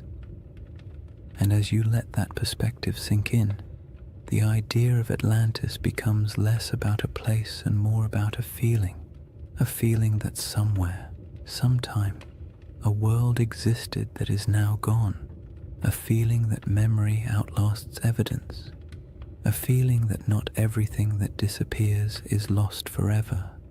Some things simply fade into new forms, new landscapes, new interpretations. The Risha structure doesn't solve the Atlantis mystery, but it offers a gentle space where that mystery can rest, unpressured and unbothered. In the end, the most peaceful thought of all is this: maybe Atlantis was real, maybe it wasn't. Maybe it was a memory of a greener Sahara. Maybe it was an echo of rivers and lakes that vanished before history began. Or maybe it was just a story, a beautifully structured story passed down through generations. But somewhere out there in the quiet heart of the desert, the Eye of Africa is still watching. Not searching, not revealing, just watching. Watching the night sky turn. Watching the dunes shift.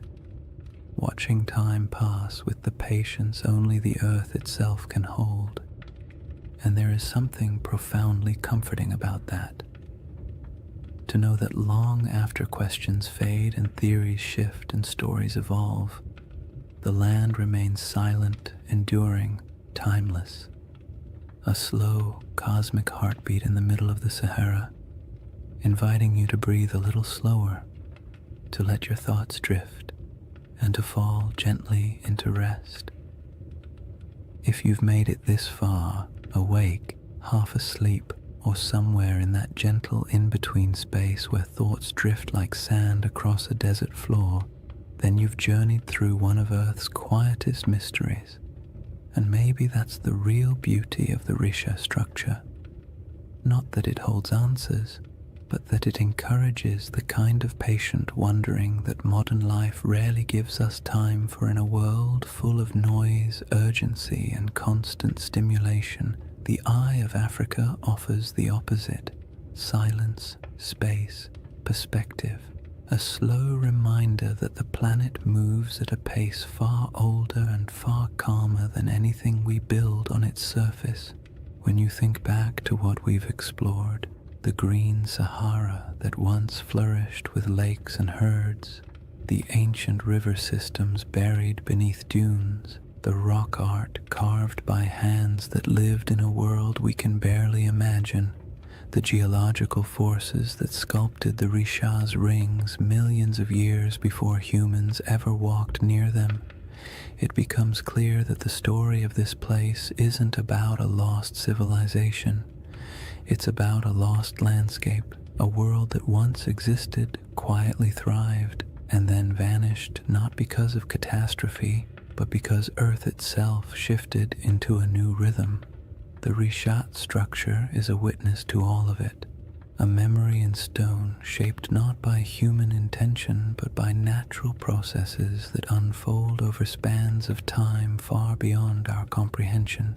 And even though the Atlantis comparison has become part of its identity, the truth is you don't need a legend to appreciate this formation. You don't need Plato or myths of rings and cities or theories about ancient mariners. You only need the simple awareness that our planet contains places so strange and so beautiful that they feel like stories even before we start telling them. The Rishat structure is one of those places. Perfectly circular, timeless, a little unsettling, completely mesmerizing, the kind of formation that makes you pause and remember that the Earth was sculpting wonders long before anyone arrived to give them names. There's a quiet comfort in imagining the Eye of Africa as a presence rather than a puzzle, not a watcher in any mystical sense, but a symbol of endurance. It has seen the Sahara as a cradle of life, then as a wilderness, and now as a vast ocean of sand. It has seen climates shift, species migrate, and entire ecosystems vanish into memory. And through all of it, it stayed where it was, letting time carve every ridge, every basin, every curve.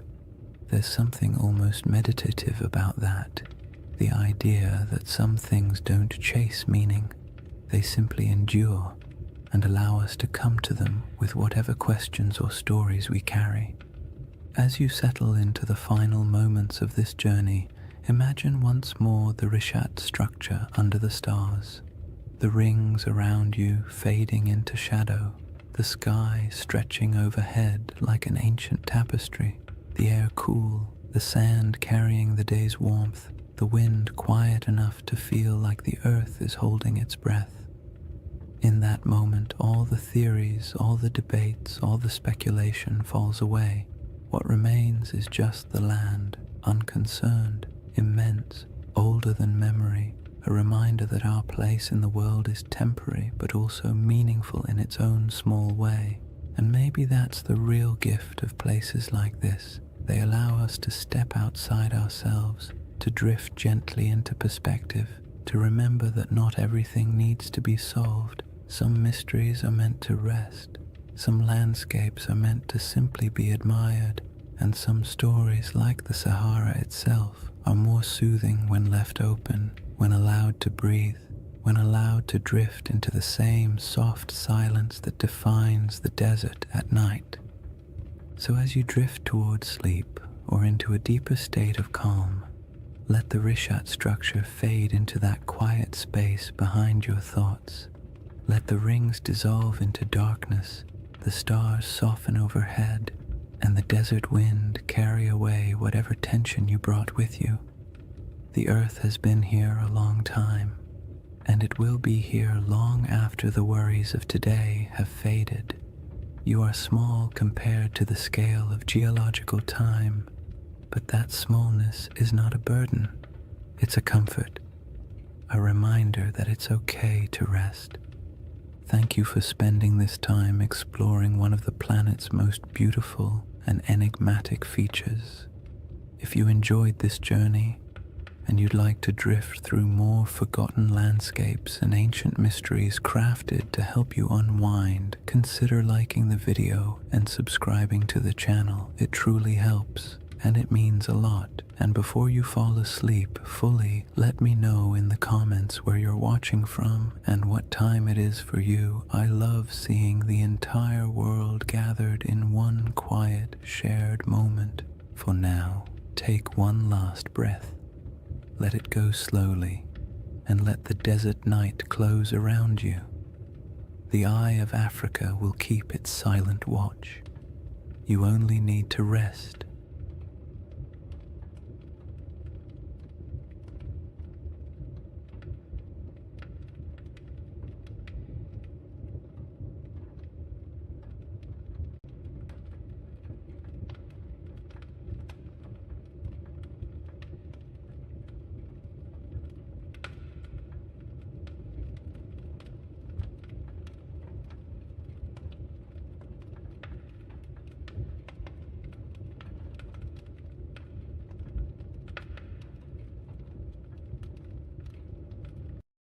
Hey guys, welcome back to the Sleep Atlas. Tonight, we're traveling back to one of history's strangest paradoxes, an army of monks, men who swore vows of poverty, chastity, and obedience, then marched into battle with swords gleaming in the sunlight and banners blazing red crosses against white, the Knights Templar. For the next 2 hours, you're not in the 21st century anymore. You're in the age of cathedrals and crusades, relics and rumors, faith and fear. And as always, if you enjoy these journeys through history that help you fall asleep, please subscribe for more nights like this one. It helps the channel, and it helps you find your way back when you need another story to drift away to. Now tell me in the comments, what's keeping you up tonight? Because tonight, we're going to talk about a brotherhood that was born in faith, drenched in blood, and consumed by legend. A story that begins not in a palace, but in silence. Imagine, a torch flickers in an underground chamber beneath Jerusalem. The year is 1119. The city still smells faintly of conquest, burned wood, incense, and the metallic tang of drying blood. 9 knights kneel in a circle. Their armor creaks as they bow their heads. One of them, Hugh de Payens, a French nobleman with eyes like chipped flint, swears an oath before God to live without wealth, without women, without fear, to protect the pilgrims traveling these deadly roads to the Holy Sepulchre. No music, no witnesses, just men and stone and the echo of words they can never unsay. That's how the Knights Templar began. Or at least how history thinks they did. But as with most things that begin in the dark, the truth is more complicated. Chapter 1. The Secret Birth of a Holy Army. Jerusalem in 1119 was not a place of peace. The First Crusade had ended 20 years earlier, and what the Crusaders left behind wasn't holiness, it was chaos. The Holy City was technically Christian, ruled by a Latin king, but the streets were still littered with ghosts. Mosques had been turned into churches. Pilgrims from Europe wandered through the desert, barefoot and dazed, believing they were walking through the Bible itself. And everywhere, the tension between faiths hung thick as incense. The roads between the coast and the city were a nightmare. Bandits, raiders, and desert tribes preyed on travelers like wolves. Every year, hundreds of unarmed pilgrims set out from the ports of Jaffa or Acre to see the place where Christ had died, and many never arrived. It was a land where faith could get you killed faster than sin. Enter those 9 knights, poor, devout, and possibly bored noblemen from northern France. Their leader, Hugh de Payens, had fought in the Crusades and stayed behind when most went home. He and 8 companions approached King Baldwin II of Jerusalem with a strange request. They wanted permission to form a new order of knights, not to conquer, not to rule, but to guard. The king said yes. The church hesitated. Nobody quite knew what to do with these men. They were knights, yes, but they claimed to be monks too. The idea didn't fit into any box the medieval world understood. A soldier was supposed to fight, a monk was supposed to pray, and these men wanted to do both. Baldwin gave them quarters in a building that stood on the ruins of the Temple of Solomon, the most sacred and controversial ground in the world. And that's where their name came from. The poor fellow soldiers of Christ and of the Temple of Solomon, or more simply, the Knights Templar. Now here's where things start to shimmer with myth, because for nearly a decade, nobody heard much from them. No glorious battles, no public presence, just 9 knights living quietly in a half-ruined temple, claiming to protect pilgrims. And that's when the whispers began. What were they doing under the temple? Some said they were excavating. Others said they were searching for something buried deep beneath the stones, relics perhaps, or knowledge long hidden since the days of Solomon himself.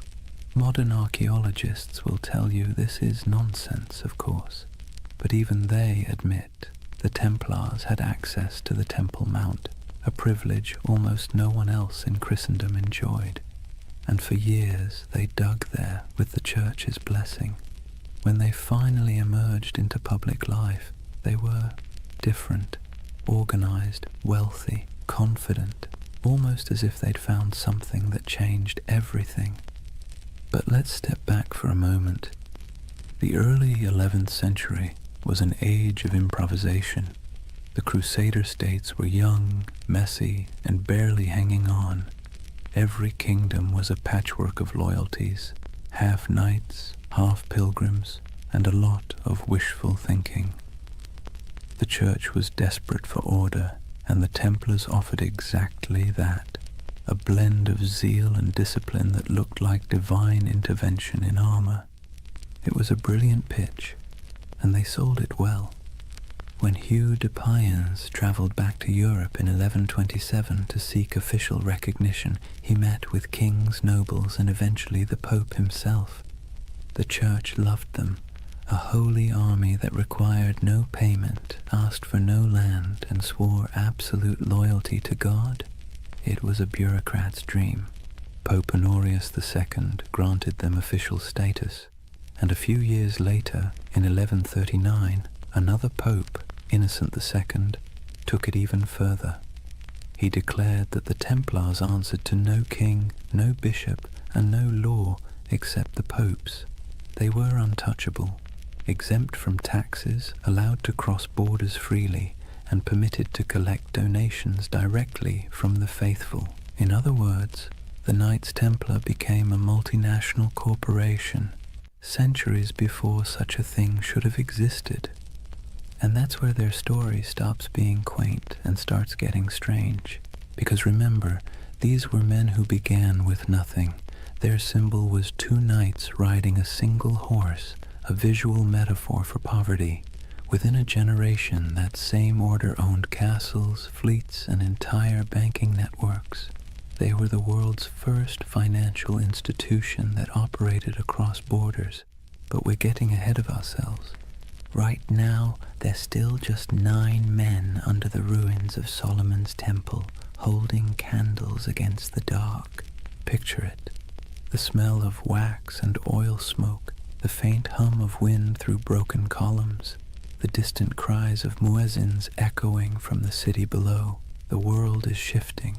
Faith, power, greed, all swirling together into something entirely new.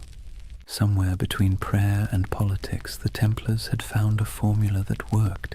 A soldier's discipline, a monk's devotion, and a businessman's pragmatism, all wrapped in one dazzling symbol, a red cross on white.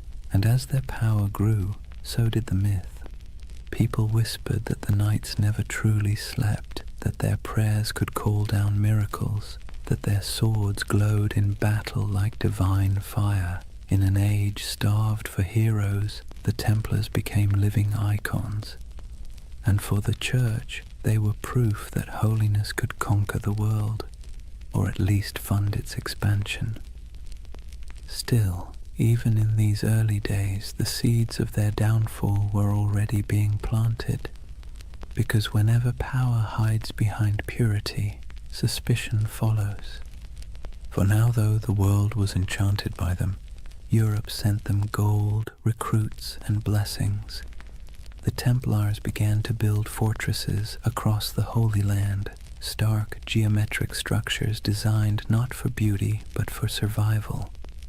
The first of these rose near Gaza, its walls thick and severe as if carved from a single thought: hold.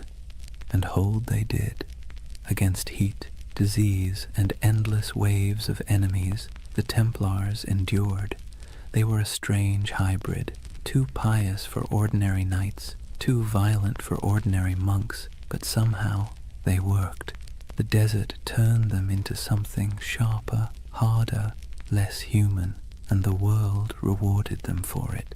By the end of the 12th century, the Templars were no longer a curiosity. They were a force of nature. Their red cross fluttered on every major battlefield from Antioch to Acre. Pilgrims prayed to them as if they were saints. Kings borrowed money from them as if they were banks, and behind their stoic silence they smiled, because they knew the holiest men in Christendom were also its most indispensable. The Holy Land. It sounds peaceful, doesn't it? Golden deserts, olive groves, sun-bleached ruins, the kind of place you might imagine angels hovering over in serene silence. But in the early 12th century, it was anything but serene. Jerusalem had been liberated by Christian crusaders only a few decades earlier, and let's be clear, liberation in medieval terms usually meant blood up to the ankles. The First Crusade had ended with the massacre of nearly every inhabitant of the city, Muslim, Jew, and even some Christians unlucky enough to be standing in the wrong doorway. The survivors who staggered out of those gates left behind a city that was holy, yes, but also haunted.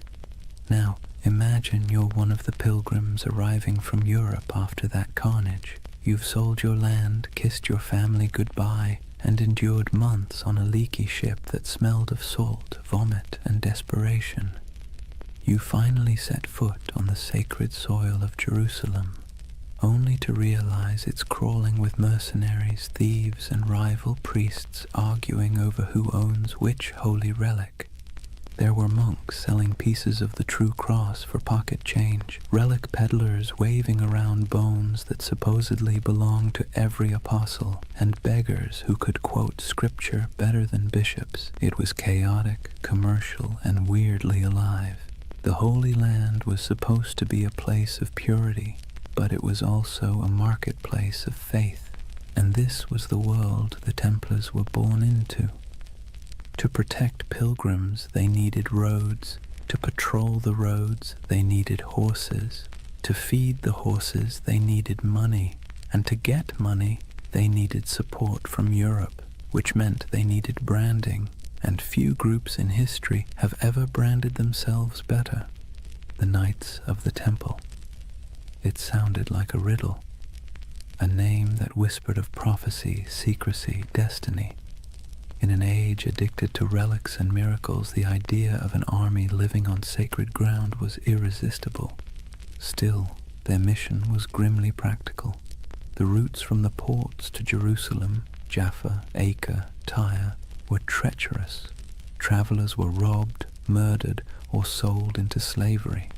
The Templars became the bodyguards of faith itself, escorting caravans of believers through the desert, fighting off raiders who saw pilgrims as walking coin purses. Picture it, a long line of weary travelers trudging beneath a white-hot sun, sandals kicking up dust, and ahead of them a small band of armored men on horseback, faces hidden behind helms, silent except for the creak of leather and the dull thud of hooves. To see that Red Cross approaching must have felt like salvation made visible. But Jerusalem wasn't the only concern. Beyond the city walls, the Crusader states were fracturing.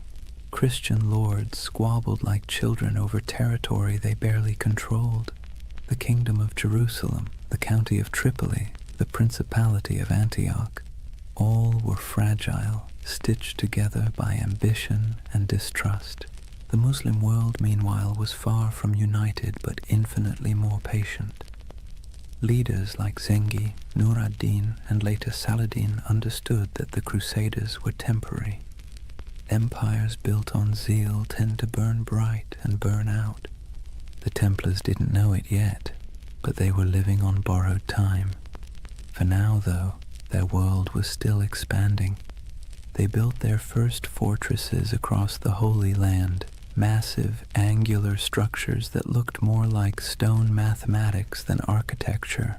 No decoration, no vanity, just geometry and faith. These weren't castles meant to impress. They were meant to survive. Thick walls, narrow gates, cisterns for water, hidden staircases for escape. If you were a Templar stationed in one, your days were predictable. Prayer, patrol, repair, repeat. The heat was relentless. Armor became ovens. Horses collapsed from thirst. And yet, they endured. They believed every drop of sweat was a prayer, every scar a kind of devotion. The Templar life was monastic but also militarized. They rose before dawn, prayed, trained, rode, and ate simple meals in silence. Even at the table they sat in pairs, sharing food from a single bowl, just as they once shared horses when they were poor. That duality, poverty and power, humility and dominance, defined them. To outsiders it made the Templars look almost supernatural. They were disciplined in a world that thrived on chaos. They didn't drink, gamble, or chase women. They didn't hoard gold for themselves, but for the order. Compared to the average Crusader knight, who often behaved like a drunk tourist with a sword, the Templars seemed godlike. But discipline has its price. Their strictness made them feared, but it also made them cold. And in a land that worshipped stories, coldness was suspicious. Rumors spread that they worshipped strange idols, that their prayers were not quite Christian, that beneath their white mantles they bore symbols not approved by Rome. None of it was true, yet, but you can see why people started to talk. The Templars were always apart. They answered to no king, no priest, and no local authority. They were an army within an army, a church within the church. And whenever men form a power that stands outside all others, paranoia soon follows. Still, in the 1130s and 1140s, those fears were whispers drowned out by praise. Pilgrims wrote home about the silent, white-cloaked knights who saved them from bandits. Kings sent donations, nobles offered land. The Templar name spread across Europe like wildfire. Soon new recruits poured in, sons of minor lords, second brothers with no inheritance, men too proud to farm and too poor to rule.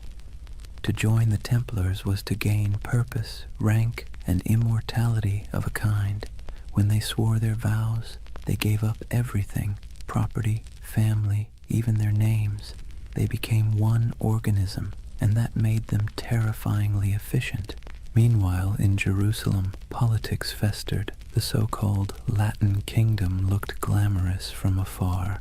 Gleaming churches, processions of relics, knights shimmering in gold. But behind the spectacle lay disease, infighting, and endless debt. Maintaining an army in the desert cost a fortune, and Europe's appetite for holy war was already fading. That's where the Templars' financial genius quietly began. They developed systems for storing, transferring, and protecting wealth for pilgrims and crusaders alike.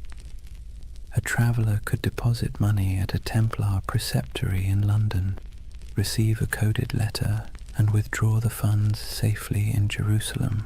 It was medieval banking, and it worked. While the kings of the Crusader states struggled to feed their armies, the Templars were busy inventing international finance. It's a miracle they didn't invent the credit card. Their wealth, however, wasn't just monetary, it was reputational. In a world obsessed with honor, the Templar cross became a brand of trust. Churches displayed it proudly. Merchants painted it on their ships. Even thieves hesitated to rob a Templar convoy because rumor said anyone who did would die within the year. But faith and fear are fickle allies. By mid-century, the political tides began to turn. Muslim forces under unified banners were pushing back. The dream of permanent Christian rule in the East was already fraying. The Templars found themselves fighting not for glory but for survival. Still, for every setback, they doubled down. When they lost a castle, they built two more. When armies fell, they recruited faster. When allies faltered, they became their own nation of stone and secrecy. You can almost admire the sheer stubbornness of it. The idea that faith could replace geography, that brotherhood could outlast empire. By the late 12th century, The Templars were no longer 9 poor knights in a ruin. They were the backbone of Christendom's military and financial power. Their headquarters in Jerusalem gleamed with marble. Their fortresses dotted the coasts of Syria and Palestine. Their banner, a red cross on white, was feared from Cairo to Constantinople, and yet the cracks were already showing. The Holy Land had always been an illusion of permanence. Empires rose there only to crumble beneath the same sun. The Templars, for all their discipline, could not change geography. They were foreigners defending a dream, and dreams, like empires, are fragile things. For now, though, as the night deepens and the desert cools, imagine the campfires of the Templar outposts glowing under a canopy of stars. The wind sighs across the sand. The horses snort softly in their sleep. A monk knight kneels beside a stone wall, whispering a prayer in Latin that drifts into the dark like smoke. Somewhere far to the west, Europe sleeps, safe, wealthy, and unaware that its most sacred soldiers are already walking the thin edge between salvation and damnation. Imagine the year is 1120. The air in Jerusalem still hums with dust and incense, the streets winding like veins between crumbling walls and half-rebuilt churches. The Crusaders hold the city now, but barely. Pilgrims shuffle past soldiers, merchants haggle beside priests. Somewhere, a choir is singing in Latin while a camel coughs nearby. It's the kind of world where the sacred and the absurd coexist perfectly comfortably, and beneath all that noise something else is stirring. 9 men, that's all. 9 poor French knights, led by a man named Hugues de Payon. They arrive in Jerusalem without fanfare. No army, no banner, no gold. They make a simple request to King Baldwin II, the use of a few rooms on the Temple Mount. The king agrees, perhaps amused by their humility. He gives them quarters in the old Al-Aqsa Mosque, which the Crusaders believed sat atop the ruins of Solomon's Temple. That's where the story becomes hazy. Officially, these knights called themselves the poor fellow soldiers of Christ and of the Temple of Solomon. Their stated mission: to protect pilgrims traveling to and from the Holy Land. A noble enough cause and one desperately needed. But here's the question. Historians still whisper over their coffee. If their job was guarding roads, why did they spend the next 9 years living almost entirely underground? According to later accounts, the Templars rarely left the Temple Mount during that first decade. They dug tunnels, moved stones, and kept their activities secret. When questioned, they gave vague answers about renovations and holy works, which, let's be honest, is exactly what you say when you don't want people to ask more questions. So what were they doing? The truth is, no one knows for certain. But speculation has filled that silence for centuries. Some believe they were excavating ancient ruins, searching for relics buried since the days of Solomon. Others suggest they were hunting for texts, scrolls containing forgotten wisdom, early Gnostic writings, alchemical treatises, even architectural blueprints said to hold divine secrets. And then, of course, there's the most enduring rumor of all, the Holy Grail. It's easy to roll your eyes now, but picture it from their perspective. You're in the 12th century, sleeping on the ruins of the most mythic temple in history. You're a warrior who believes God speaks through symbols, and beneath your feet are thousands of years of rubble, Babylonian, Persian, Roman, Byzantine. If faith ever had a basement full of mysteries, this was it. The Templars' time under the Temple Mount became the seed of every legend that followed. Later chroniclers claimed they discovered something extraordinary, but were maddeningly vague about what that was. Some said they found the Ark of the Covenant. Others insisted they unearthed gold from Solomon's treasury. More imaginative souls suggested they uncovered proof of bloodlines, records linking Christ's family to European royalty. And then, of course, there were the occult theorists who decided the knights had learned sacred geometry, secret knowledge about the structure of the universe itself. Whatever the truth, one thing is certain. When the Templars finally emerged, they were not the same men who went in. They returned to Europe transformed, quietly powerful, almost unnervingly composed. Hugues de Payen travelled to France and sought an audience with Bernard of Clairvaux, one of the most influential churchmen of the age. Bernard was a Cistercian monk, a man so ascetic he considered sleep an indulgence and food a distraction. Yet he was also a brilliant strategist, the closest thing the medieval church had to a public relations genius. Hugues explained the mission, a brotherhood of knights bound by poverty, chastity, and obedience, dedicated to God but armed for war. Bernard immediately saw the potential.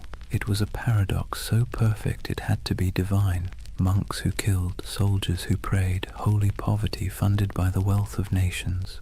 In 1129, at the Council of Troyes, the Templars received official papal approval. They were no longer just a handful of wanderers. They were an order of the Church. Bernard even wrote a sermon for them in praise of the new knighthood, describing the Templar as a man who fears neither demons nor men, because he bears Christ in his heart and steel in his hand. It was marketing genius. Overnight, the Templars went from mysterious diggers under a ruin to God's chosen army. Donations poured in, nobles offered land, peasants offered sons.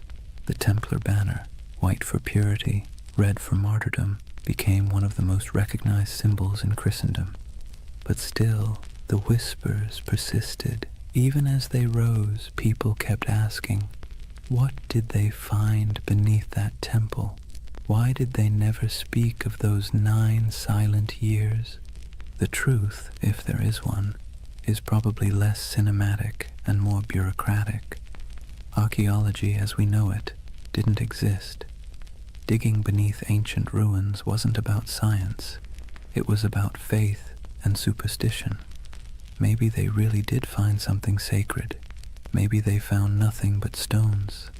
But it almost didn't matter. The mystery itself was more powerful than any treasure, and the Templars knew how to use that. You see, medieval Europe adored relics because relics made the invisible visible. A saint's bone could turn a dusty chapel into a pilgrimage site.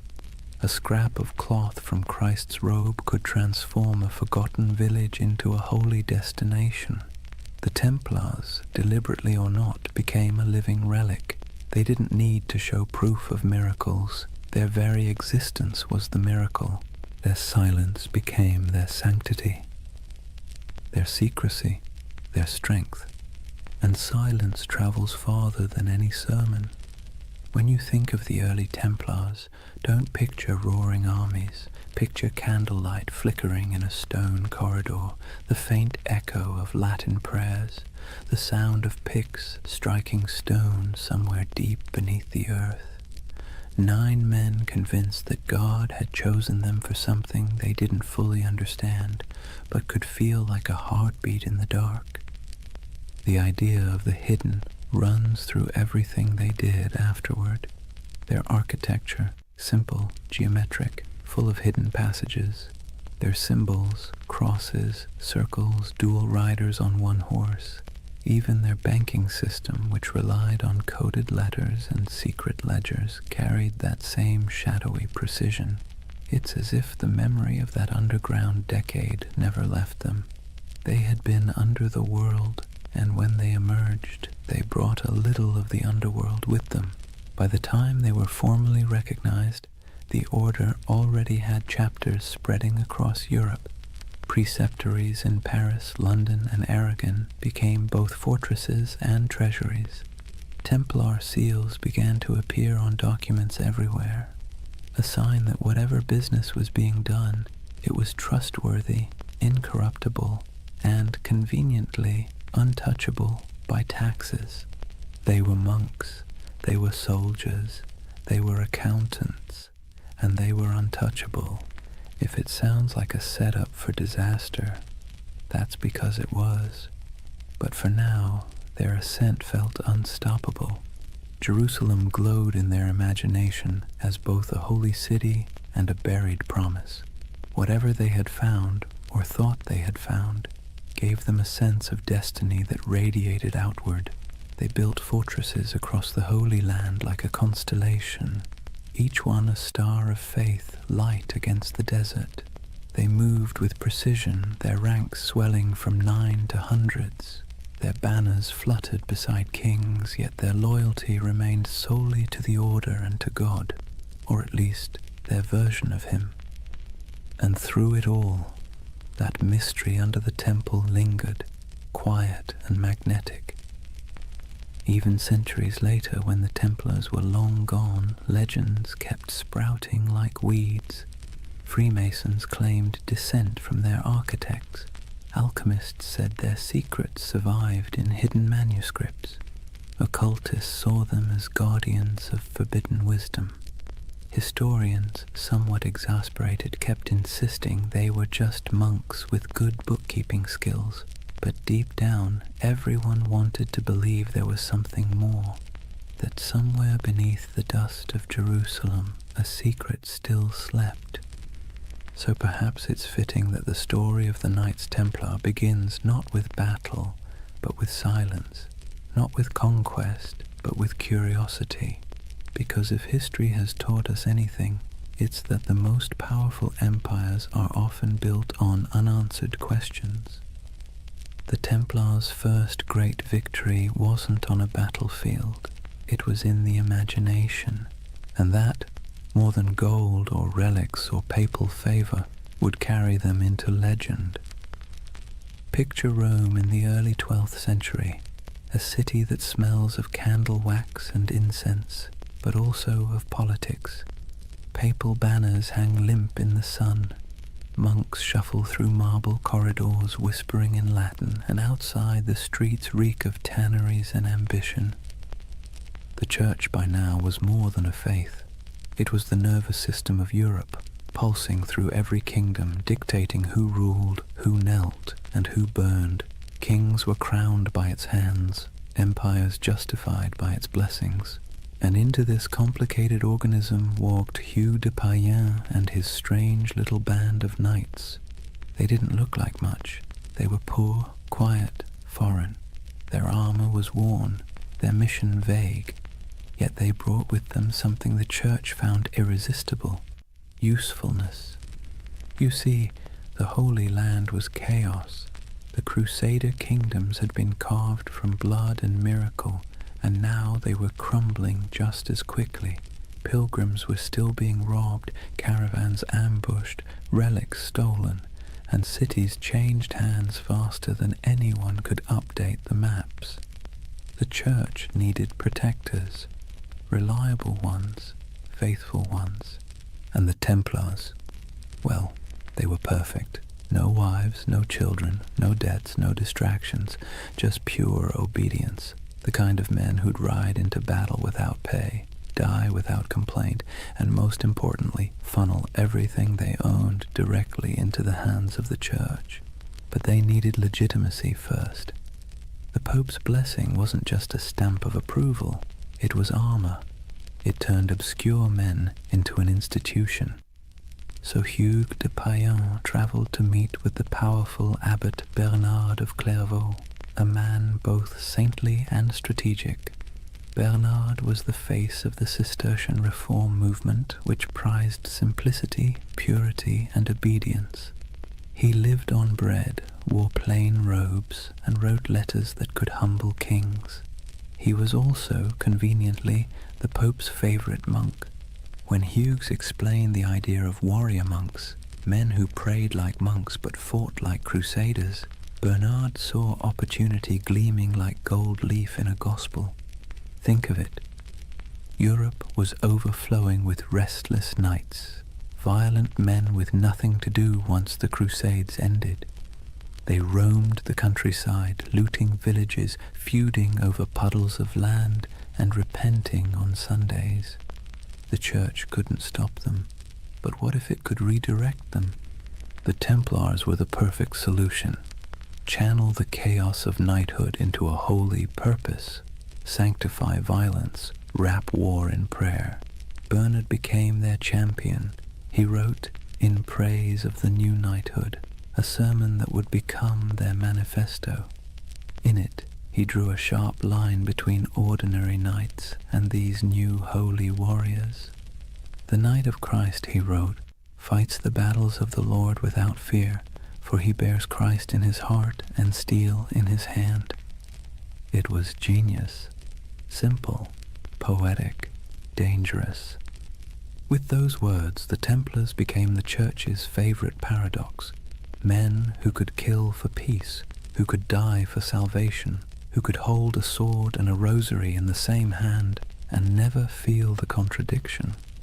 At the Council of Troyes in 1129, the Templars were officially recognized as a religious order.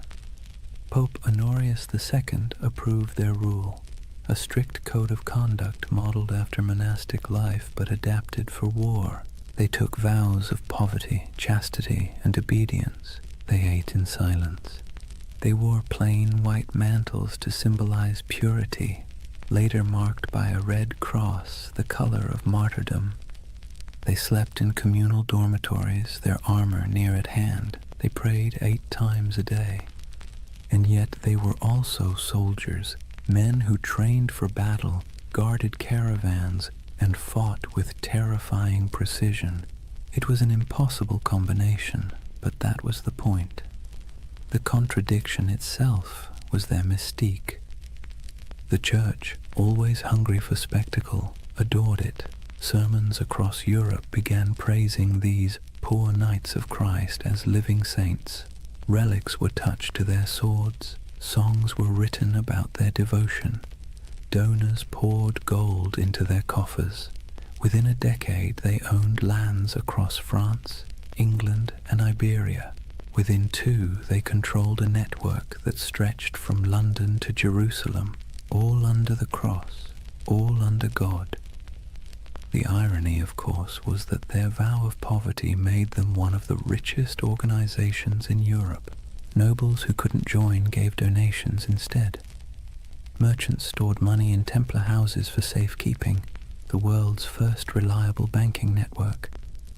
Pilgrims could deposit coins in Paris and withdraw them in Acre. It was faith-based finance, centuries before anyone invented the word finance, and all of it tax-free. The papal bulls that followed granted them extraordinary privileges. Templars answered only to the Pope himself. They could cross borders freely, build their own churches, even collect tithes. Kings couldn't touch them. Bishops couldn't question them. They were a country within a country, a kingdom without a king. And perhaps most importantly, they believed their mission was divine. Every Templar fortress was built like a sermon in stone, simple, geometric, symmetrical. Their architecture rejected ornamentation, favoring clean lines and silent strength. Every chapel pointed east toward Jerusalem. Every wall was both defense and devotion. They didn't just build structures, they consecrated the landscape. Travelers who saw them described the order as unnervingly calm. They marched without shouting. They fought without looting. They prayed without hesitation. To their enemies they were terrifying. To their allies, indispensable. And to themselves, they were chosen. You can almost hear it in the rhythm of their days, the steady tolling of bells, the scraping of armor on stone floors, the murmured prayers before dawn, each man believing he was part of something eternal. But let's be clear, beneath the holiness there was also bureaucracy. For every knight who swung a sword, A dozen servants and scribes managed logistics, accounts, and correspondence. Templar commanderies became administrative hubs full of ledgers, seals, and shipments. They dealt in contracts as often as crusades. Still, their image remained pure. To medieval Europe, the Knights Templar were walking proof that heaven and earth could coexist, that spiritual discipline could be forged into literal steel. But to the cynical eye, they were something even more interesting, the Church's experiment in privatized holiness. They were what happens when faith becomes an organization, efficient, obedient, and profitable. By the mid-12th century, the Templars had become indispensable. Crusader kings relied on them for defense. Merchants trusted them with their fortunes. Popes used them as envoys and bankers. If you wanted something done quickly, quietly, and absolutely, you called the Templars. But with power came something more dangerous than sin, perception. People began to notice that the order's members rarely answered questions. They had their own language, their own symbols, their own rites. Their headquarters, a vast round church in London modelled after the Holy Sepulchre in Jerusalem, seemed deliberately mysterious. And then there were the rumours, always the rumours. Some said they still possessed what they found under Solomon's temple. Others claimed they performed secret ceremonies, that they whispered oaths in the dark, that they had seen things no mortal should. And yet, the Church did not question them, not yet. For now Rome was content. The Templars had become everything it could hope for, holy warriors, loyal bankers, global agents of faith. But you can sense the shift coming, can't you? The same way you feel a storm before it breaks. Because no institution, no matter how divine, can grow this fast, this powerful, without making enemies. Kings who owed them money began to resent them. Clergy jealous of their wealth began to whisper, and the pilgrims they once protected began to wonder if these poor knights might be serving something other than God. But that part of the story comes later. For now the order stands at its shining zenith, a creation of faith and fear, cloaked in purity but humming with power. The Vatican's blessing had turned them from a rumor into a reality, and that reality would reshape the medieval world in ways no one, not even the Pope, could have imagined. It's almost poetic, really. The Church had set out to sanctify war, and in the process it had created something far more potent, the first multinational corporation of the soul. And as history will show, nothing that powerful ever stays holy for long. Imagine the early morning light over Jerusalem, a pale gold haze drifting through the heat, settling softly over the domes and stones. The city still breathes the air of miracles and blood. Pilgrims shuffle along narrow streets, whispering prayers in every language. Merchants haggle in the shadow of sacred ruins, and the sound of distant bells drifts through the desert wind like a memory that refuses to fade. And somewhere among the hills, a line of riders moves slowly, white mantles gleaming, swords at their sides, red crosses stitched over their hearts. The Knights of the Temple. They ride in silence, always in silence. To the people watching they seem otherworldly, not nobles, not monks, something in between. They do not laugh or boast. They rarely remove their helmets in public, and when they pass through a market, the crowd parts as if by instinct. It's said that a Templar's gaze could freeze a man, not with fear, but with the strange gravity of conviction. In that moment, the myth was already being born. The story spread faster than their horses could ride. Word of a brotherhood who answered only to God, men who took no wives, owned no lands, and gave everything to their order, soldiers who prayed before battle and confessed after killing, knights who marched under the sign of the cross but lived by a code sharper than any blade. Europe adored them. The Church, of course, encouraged it. Myths are good for business, and the Templars were perfect propaganda. They embodied everything the papacy wanted the faithful to believe: purity, discipline, divine protection. Sermons compared them to angels with swords. Paintings showed them glowing in battle, untouched by arrows, faces calm in the chaos of holy war. But the truth was more human and, in a way, more beautiful. Most Templars were ordinary men drawn from a world that offered few choices, younger sons of minor nobles who'd inherited nothing, restless adventurers, repentant sinners, and zealots in search of purpose. They joined not because they were fearless, but because the world outside offered even less certainty. And for all its rules and austerity, the temple offered something rare: belonging.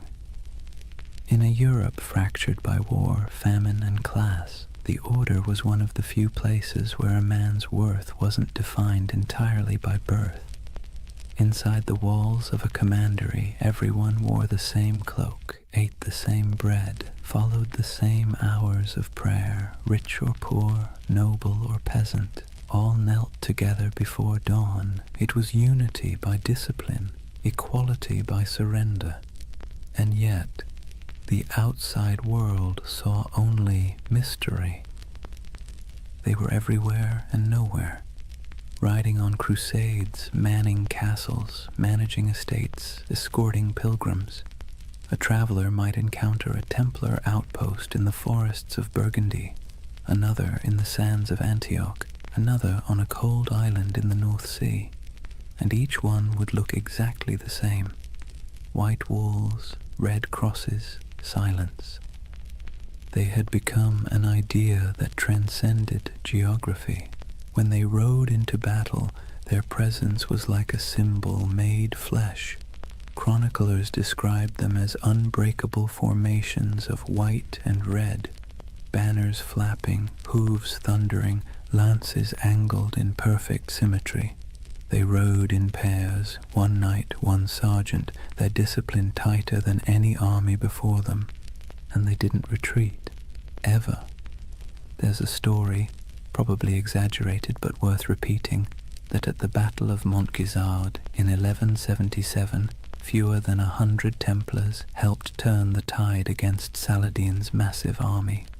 Outnumbered 20 to 1, they charged headlong into the desert heat, cutting through enemy lines in a frenzy of faith and exhaustion. When it was over, their commander supposedly knelt in the sand and whispered a single prayer: Non nobis Domine, non nobis sed nomini tuo de gloriam. Not unto us, O Lord, but to your name give glory. It's the kind of story medieval Europe lived for, and like all great stories, it spread, changed and grew until the facts hardly mattered anymore. The Templars were no longer just men. They were a myth in motion. They became shorthand for courage, for purity, for divine purpose. And that, ironically, was the beginning of their undoing. Because the higher a legend rises, the further it has to fall. But for now, they stood at the edge of eternity. Their coffers swelled with donations. Their castles gleamed across Christendom like white stars on a dark sea. Their red cross was the most recognized symbol in Europe. Kings sought their loans. Bishops sought their blessing. Pilgrims sought their protection. It must have felt like destiny, a divine reward for faith and sacrifice. And yet, beneath the surface, something subtle was changing. The order that began with 9 men and a dream was turning into a machine. Their vows of poverty persisted, but their treasuries overflowed. Their humility was genuine, but their power was growing beyond measure. Their lands stretched across thousands of miles. Their archives held contracts and secrets that kings would have killed to read. And because they answered only to the Pope, no monarch, no bishop, no secular court could touch them. They were untouchable, the Church's holy weapon, sharpened to perfection. But history, like the sea, is always shifting. The Crusader states were beginning to crumble. The Muslim world had learned from its defeats and was uniting under stronger leaders. Supply lines were long, morale was short, and faith, that delicate fuel, was flickering. The dream of permanent Christian dominion in the East was dying, and the Templars, who had built their identity on that dream, suddenly found themselves defending something that no longer existed. It's easy, centuries later, to imagine them as fanatics or villains, but maybe they were just men trapped in momentum, unable to stop the wheel they had helped set in motion. By the time their banners fluttered over the last surviving Crusader fortresses, their legend had already outgrown them.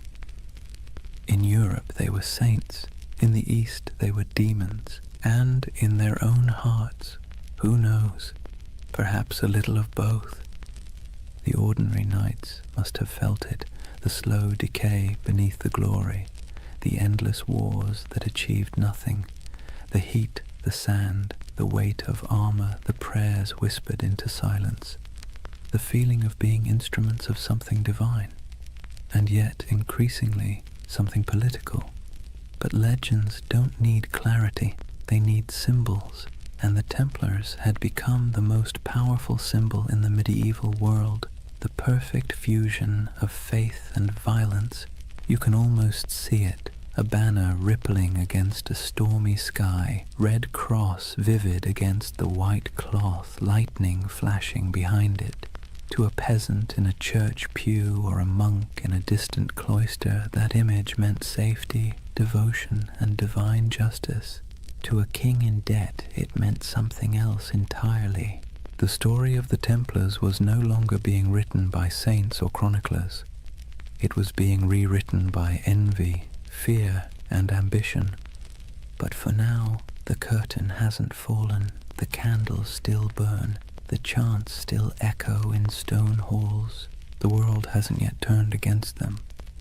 The 9 knights who once huddled beneath the Temple Mount have become an army, a network, a myth. Their legacy has taken on a life of its own, glowing, untouchable, and slightly unreal.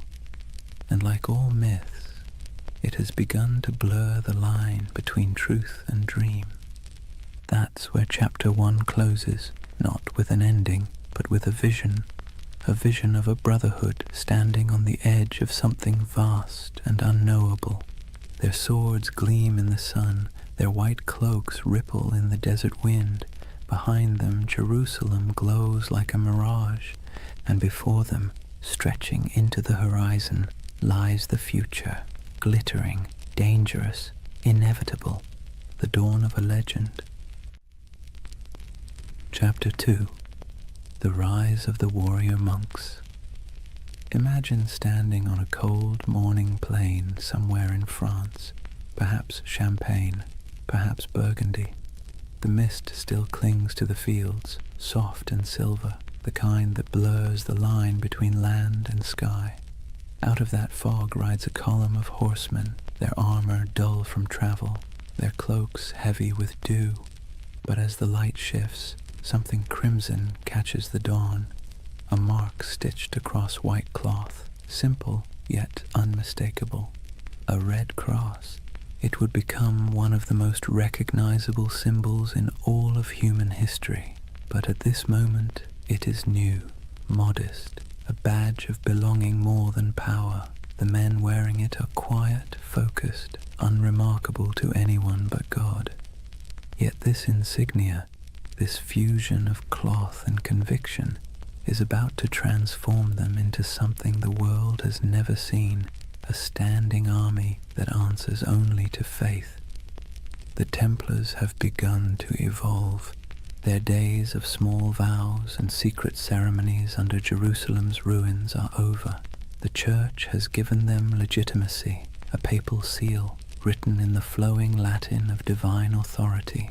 They are now officially milites Christi, soldiers of Christ, and that single phrase changes everything. With papal backing came money, land, recruits, and something far more valuable, absolution.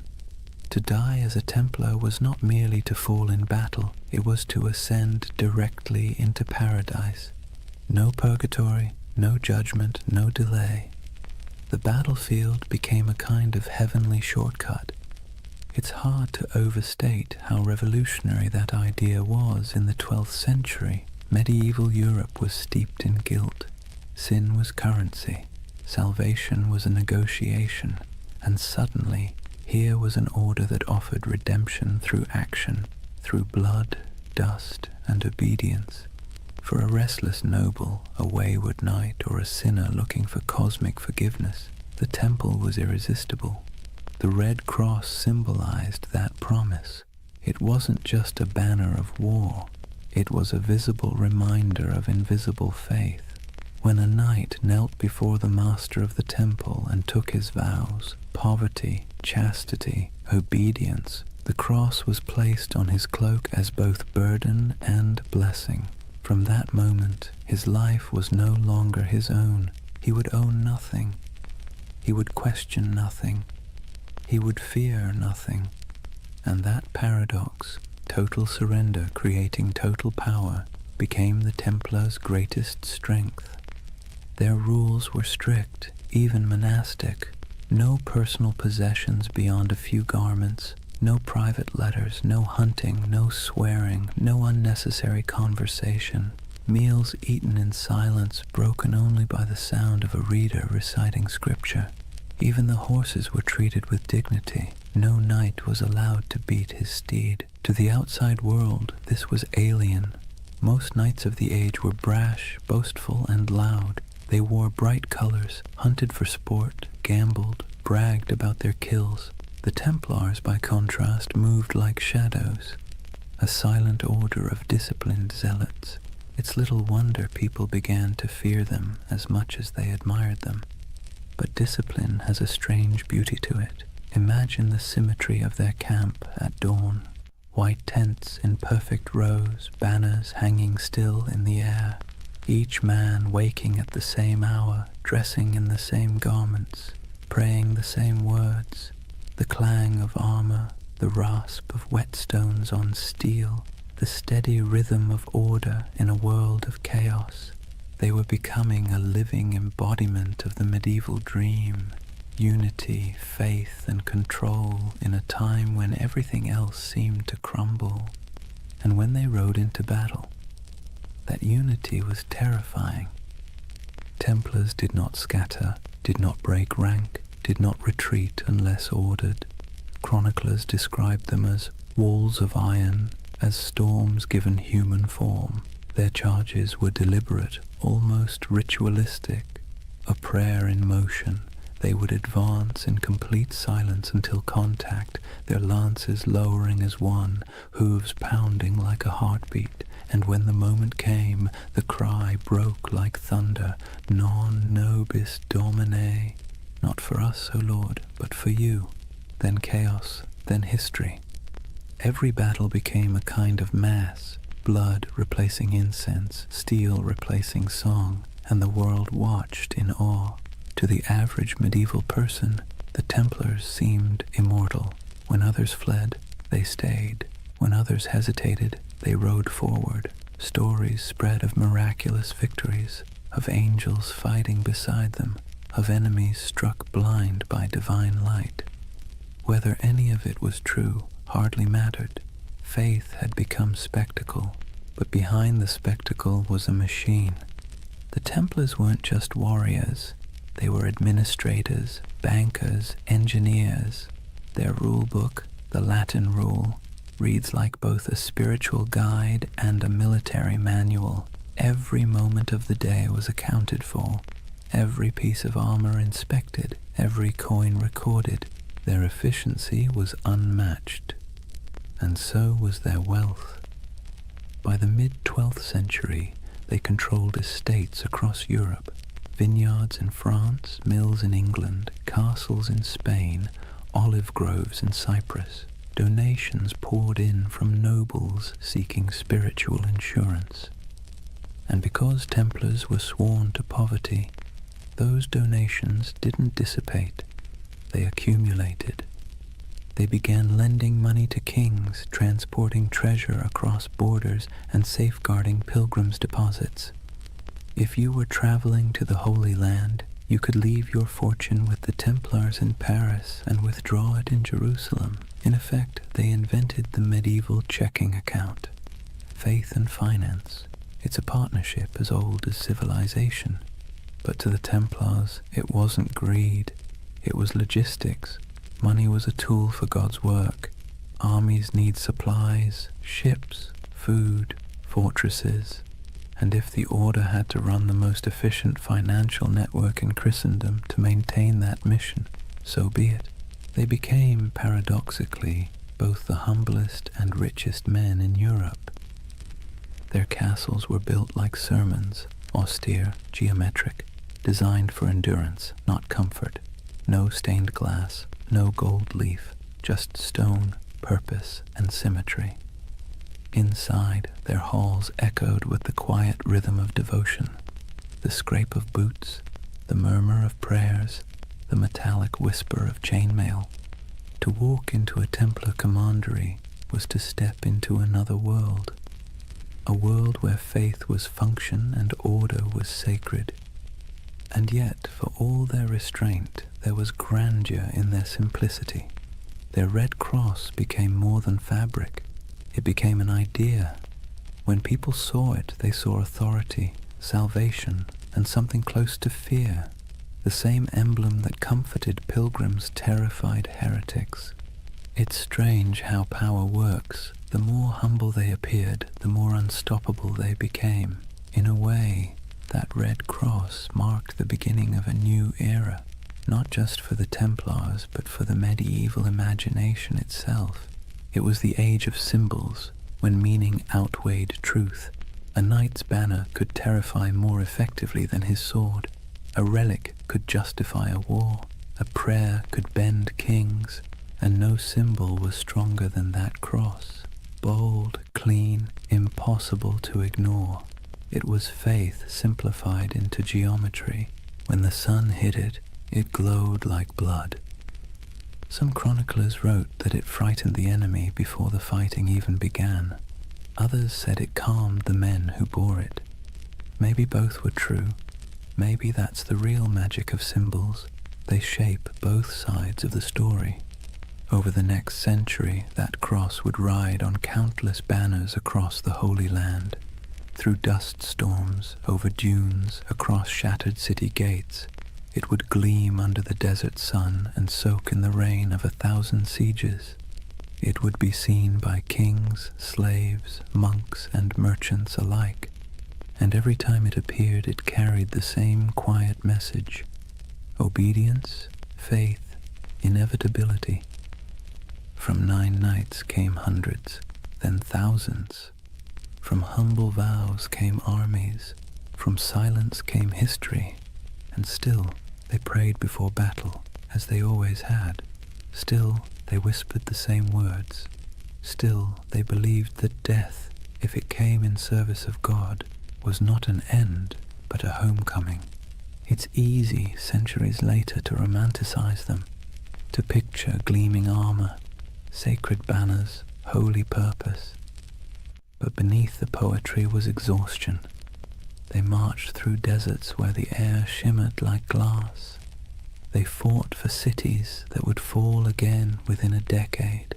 They believed themselves instruments of divine will, yet the wars they waged often felt endless, abstract, and hollow. And that contradiction, devotion mixed with futility, is what makes their story so human. By the time the Red Cross became synonymous with power, its wearers had already begun to wonder what it meant. But for now, in this chapter of the story, there is still clarity, still unity, still purpose. The order of the temple stands at its peak, pure, confident, and unstoppable.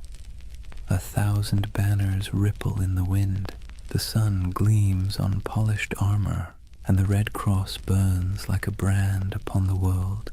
The world belongs for a moment to the knights of the temple. Imagine waking before dawn, not to an alarm or the gentle hum of a phone, but to a bell, deep, resonant, and unrelenting.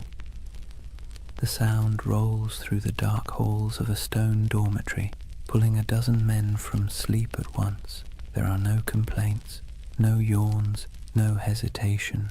This is a Templar commandery, and the day begins with obedience. Before the first light touches the horizon, the knights are already kneeling, heads bowed, the chill of the flagstones creeping through their woolen tunics. The air smells faintly of oil lamps and damp stone. Someone chants softly from a small book, Latin verses murmured and rhythmic, the sound of faith wrapped in discipline. The Templars did not live like ordinary knights.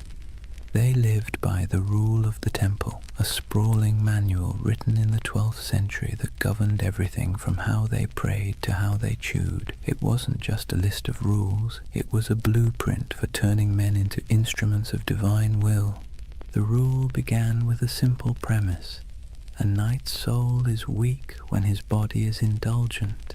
Every comfort is a temptation, every freedom is a test. So, comfort was eliminated. Templars slept fully clothed, tunic, belt, even their boots close by, ready to ride at a moment's notice. They owned no personal possessions, not even a coin or a comb. Their cloaks and armor belonged to the order, and if something broke, it was repaired or replaced, never personalized. They were forbidden to hunt, to falcon, to gamble, to swear, forbidden from kissing women, even their own mothers or sisters, forbidden from eating meat more than 3 times a week, forbidden from laughter that wasn't humble or restrained. Templar joy was not the joy of feasting or music or wine. It was the quiet satisfaction of obedience, and obedience to them was the purest form of freedom. Every knight took a vow of poverty, chastity, and obedience, the holy trinity of control. But unlike monks who lived behind monastery walls, Templars carried their vows into the world. They were soldiers, but their battlefield was also their monastery. Every act, from sharpening a sword to cleaning a saddle, was a kind of prayer. At dawn, they gathered in the chapel. The service was brief. They were not contemplatives, but men of action. Each prayer was followed by ritual silence. They listened for commands, received their orders, and dispersed without argument. Theirs was a faith built on motion, not meditation. After prayers came breakfast, bread, sometimes cheese, and a cup of watered wine. Meals were eaten in near silence. As they ate, one brother stood at a lectern and read aloud from scripture or from the rule itself, reminding everyone that even the act of eating was a sacred task. The sound of chewing, the scrape of spoons, the droning Latin, it all blended into a rhythm of humility. When they weren't fighting, they worked. Some tended horses, rubbing down the flanks of massive destriers, checking hooves, repairing tack. Others mended chainmail, inspected swords, or organized provisions for long campaigns. A Templar's world was practical, full of physical labor, repetition, and readiness. And yet, beneath all this discipline, there was a strange comfort. The rule removed choice, and with it, uncertainty. A Templar didn't have to wonder what his purpose was. It was written in the rule, enforced by his brothers, and sanctified by God.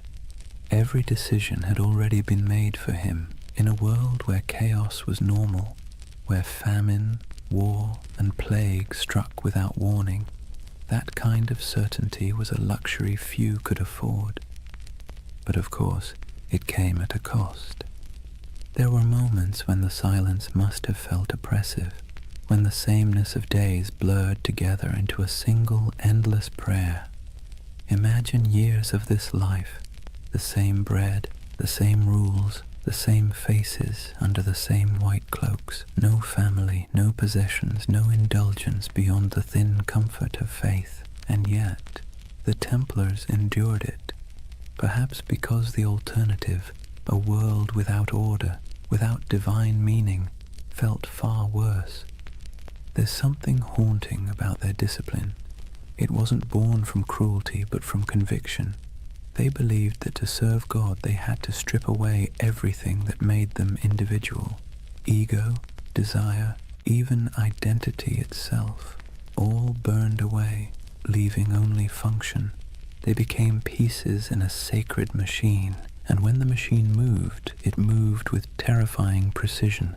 Templars trained relentlessly. Their battle formations were geometric, mathematical, rows of cavalry timed to strike in perfect waves. Each knight knew his place. If one fell, the next filled the gap instantly. Their charges were coordinated like choreography, their retreats executed like clockwork. Their enemies called them demons in white. They didn't scream or taunt or show mercy. They advanced silently until the moment of impact, when they cried out only one phrase: Non nobis Domine, non nobis sed nomini tuo de gloriam. Not to us, O Lord, but to your name be the glory. It was their mantra, their battle hymn, their surrender to something larger than themselves. And yet, despite all this spiritual rigor, the Templars weren't monks lost in abstraction. They were engineers, architects, accountants.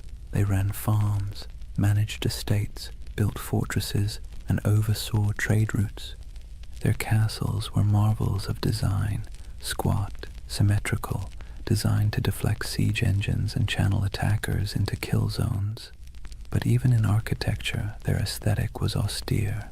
No ornamentation, no murals, no stained glass, just stone, perfectly aligned, perfectly useful. Templar castles didn't preach beauty, they preached order. Their lives mirrored that architecture. Functional, fortified, minimal. To outsiders, it looked like joyless fanaticism. To the Templars, it was discipline incarnate. Every stone placed, every word spoken, every moment endured was an offering to God. And yet, as centuries passed, cracks began to form. Subtle at first, then spreading. Because discipline without question breeds power, and power, even sacred power, invites suspicion. The Templars' strict hierarchy made them efficient, but it also made them secretive. Their rituals were closed to outsiders. Their vows of silence protected not only their faith, but their operations. Kings and bishops began to whisper, what did these warrior monks do behind closed doors? Did their oaths hide something darker? The rule of the temple, written to sanctify obedience, began to look like a veil. And the more power the order gained, the more castles, the more treasure, the more influence, the more that veil began to draw attention. It's a pattern as old as history. Purity breeds envy, secrecy breeds rumor, and strength breeds fear, but that comes later. For now, imagine one of those long Templar days near its end, the sun dipping low behind battlements, armor hung to dry, the smell of horse sweat and oil in the air. The chapel bells toll again, soft and steady. The knights gather one final time, kneeling in rows, their white cloaks ghost-like in the flickering candlelight. They pray not for victory, not for wealth, not even for peace. They pray for endurance, for the strength to obey again tomorrow and the day after until the end of their lives. Outside, the wind carries the smell of dust and salt. Somewhere beyond the horizon, enemies are gathering, empires are shifting, and history is already writing its next betrayal. But inside the chapel there is only the rhythm of prayer, the faint creak of chainmail, the murmur of Latin words fading into the night. And above them, carved into the stone arch of the temple wall, the red cross catches the last trace of sunlight, still, unchanging, eternal. For now, imagine the first thing that hits you isn't the sight, but the heat. The air itself feels alive, sharp with salt from the sea, heavy with dust from the desert, and tinged with the scent of oil, incense, and sweat. You've just stepped into the Holy Land sometime around the year 1140, and you're walking through a world where heaven and earth have been fighting for custody of the same patch of ground for generations. The Crusader kingdoms were born from blood and disbelief. After the First Crusade captured Jerusalem in 1099, waves of settlers, soldiers, and zealots streamed eastward, knights chasing absolution, merchants chasing profit, peasants chasing a miracle. What they found was a land older and more complicated than anything they'd been promised. Picture Jerusalem then, not the golden city of postcards, but a dense, sun-bleached labyrinth of limestone walls, narrow streets, and markets bursting with languages: Arabic, Greek, Latin, Armenian, Hebrew, all colliding in the same dusty air. Bells rang from churches while the call to prayer echoed from minarets. Frankish knights and Muslim merchants haggled over silk. Pilgrims shuffled barefoot past relics too sacred to question. The Holy Land was less a battlefield than a mosaic, fragile, shimmering, and always on the verge of breaking. For the Templars, this was both home and battleground. They arrived as guardians of faith but quickly became administrators of empire. They built massive fortresses to anchor the Crusader presence, stone giants rising from the desert like mirages made real. One of their most famous was Crac des Chevaliers, the castle of the knights. If you've ever stood on a cliff and felt the wind try to push you backward, you'll know the feeling of that place. Perched high above the Homs Gap in modern Syria, it was less a castle and more a declaration. Double walls, circular towers, arrow slits that could whisper death at 100 yards. The stones gleamed pale under the sun, and from its ramparts you could see for miles the mountains, the valleys, and the endless horizon of sand and sky. Inside, it was strangely orderly. Kitchens, chapels, barracks, even a bathhouse. You could live there for months without stepping outside, which was convenient, since stepping outside usually meant someone was trying to kill you. The Templars' castles weren't built to impress. They were built to endure. They were a theology of stone, faith expressed in geometry. The Crusader kingdoms themselves were strange hybrids, part European colony, part medieval experiment. French nobles ruled over Middle Eastern cities filled with Syrians, Greeks, and Jews. Mosques stood beside cathedrals. Crusader coins bore Latin inscriptions on one side and Arabic ones on the other. In some ways it worked. Trade flowed, cultures mixed, and for a brief shimmering moment East and West coexisted, not peacefully, but practically. Templars thrived in that liminal space. They spoke local languages, made deals with Muslim rulers, and hired Arab engineers to fortify their walls. Despite their reputation as fanatics, the Templars were pragmatists. They had to be. The Holy Land wasn't a sermon, it was survival. Still, survival came at a price. The heat wore on them, the endless patrols through sand and rock, the smell of blood baked into armor, the weight of divine expectation pressing down like the sun itself. Every campaign was a pilgrimage of exhaustion.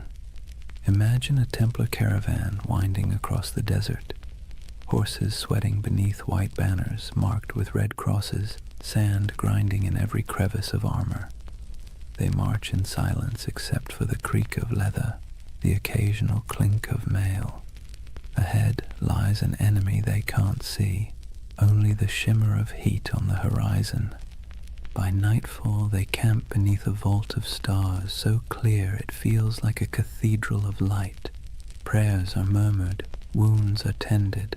The men sleep on bare ground, swords within reach, their faith both pillow and weapon.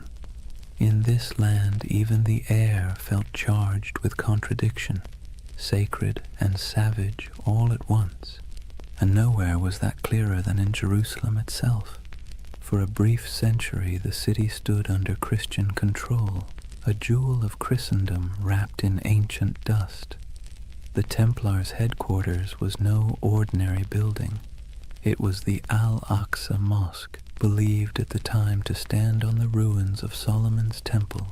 To the Muslim world it was one of Islam's holiest sites. To the Templars it was the very foundation of their identity, the Temple of Solomon, the birthplace of their name. They turned its halls into barracks, its courtyards into stables, its shadowed corners into places of prayer and secrecy. There, in the dim glow of oil lamps, the Templars trained, planned, and perhaps, as rumors later claimed, uncovered something ancient. Some said they found relics buried beneath the Temple Mount, the Ark of the Covenant, the Holy Grail, scrolls of forgotten wisdom. Others said they simply found nothing and invented mystery to fill the void. Whatever the truth, their presence in Jerusalem became mythic. The sight of their white mantles moving through the streets, calm, silent, immaculate, inspired awe and unease in equal measure. They were soldiers of God, but they moved like ghosts. Their faith was practical, but their reputation became supernatural. Pilgrims whispered that Templars could not be killed by ordinary men. Enemies swore they saw them fight after being struck down, and perhaps that was the point. In a land where death was daily and miracles were currency, a little fear was useful. Templar strategy was as psychological as it was martial. They fought not just with swords but with image, the cross on their chest, the silence in their ranks, the absolute certainty in their purpose. Their presence in battle could shift morale before a single blade was drawn. When the call to arms came, whether at Ascalon, Damascus, or Hattin, the Templars rode out not as individuals but as one unbroken will. Their discipline was terrifying. They charged in perfect formation, shields tight, lances lowered, red crosses blazing against white. They were often the first to enter and the last to retreat. In moments when other armies broke, the Templars held, and when they died where they stood. But for all their valor, their victories were temporary. The Crusader kingdoms were built on sand, politically, literally, and theologically. They could conquer cities, but they could never conquer geography. The further they stretched their lines, the thinner their strength became. And while Templars built walls of stone, their enemies built alliances. Muslim leaders like Zengi, Nur ad-Din, and eventually the great Saladin began to unify what had once been divided. The dream of Christian dominion over the East began to falter as reality, relentless and strategic, pressed back. Still, for nearly 2 centuries, the Templars endured. They were the spine of the Crusader world, a constant presence whether guarding pilgrims on dusty roads, escorting kings, or defending castles that seemed impossible to hold. And through it all they believed, or at least tried to, that their struggle was holy, that every drop of sweat, every wound, every brother lost was part of a cosmic design. But in quieter moments, as the wars dragged on and the Holy Land slipped further from their grasp, doubt must have crept in. What happens when a holy mission stops feeling holy? When obedience begins to feel like futility? When you've spent your life serving God with sword and blood, and still the world refuses to be saved? History doesn't record their private thoughts. But you can imagine the silence inside those massive stone fortresses, the kind of silence that comes after years of praying into a void. The Templars' castles still stand in ruins across the Middle East, in Syria, in Israel, in Turkey, their stones sun-bleached, their halls open to the wind. Stand in one, and you can almost hear the echoes, hooves on cobblestone, the whisper of chainmail, the low murmur of prayer. Those walls remember. They remember a time when faith and empire shared the same heartbeat, when men rode into battle convinced they were defending heaven itself. And maybe, in their own way, they were. Because for all its contradictions, the Crusader dream wasn't just about conquest, it was about belief so strong it reshaped landscapes, rewrote maps, and built fortresses that still defy time. The Templars were both its architects and its prisoners, bound by duty, by faith, by the unbearable beauty of purpose. And even as the Crusader kingdoms began to crumble, they didn't loosen their grip, they just prayed harder, fought longer, and built higher, until the day came when the walls themselves began to crack. But that's a story for the next night. For now, picture that world one last time, the desert glowing gold under the last light of day, the red cross fluttering above a fortress wall, and somewhere inside, a group of knights kneeling in silence, their faces half-shadowed, their faith still unbroken. The wind moves through the stones like a sigh, the candles flicker, and the Holy Land sleeps, as it always has, torn between heaven and earth. Imagine standing in a candle-lit chamber somewhere in Paris in the early 1200s. The air smells of beeswax and damp stone.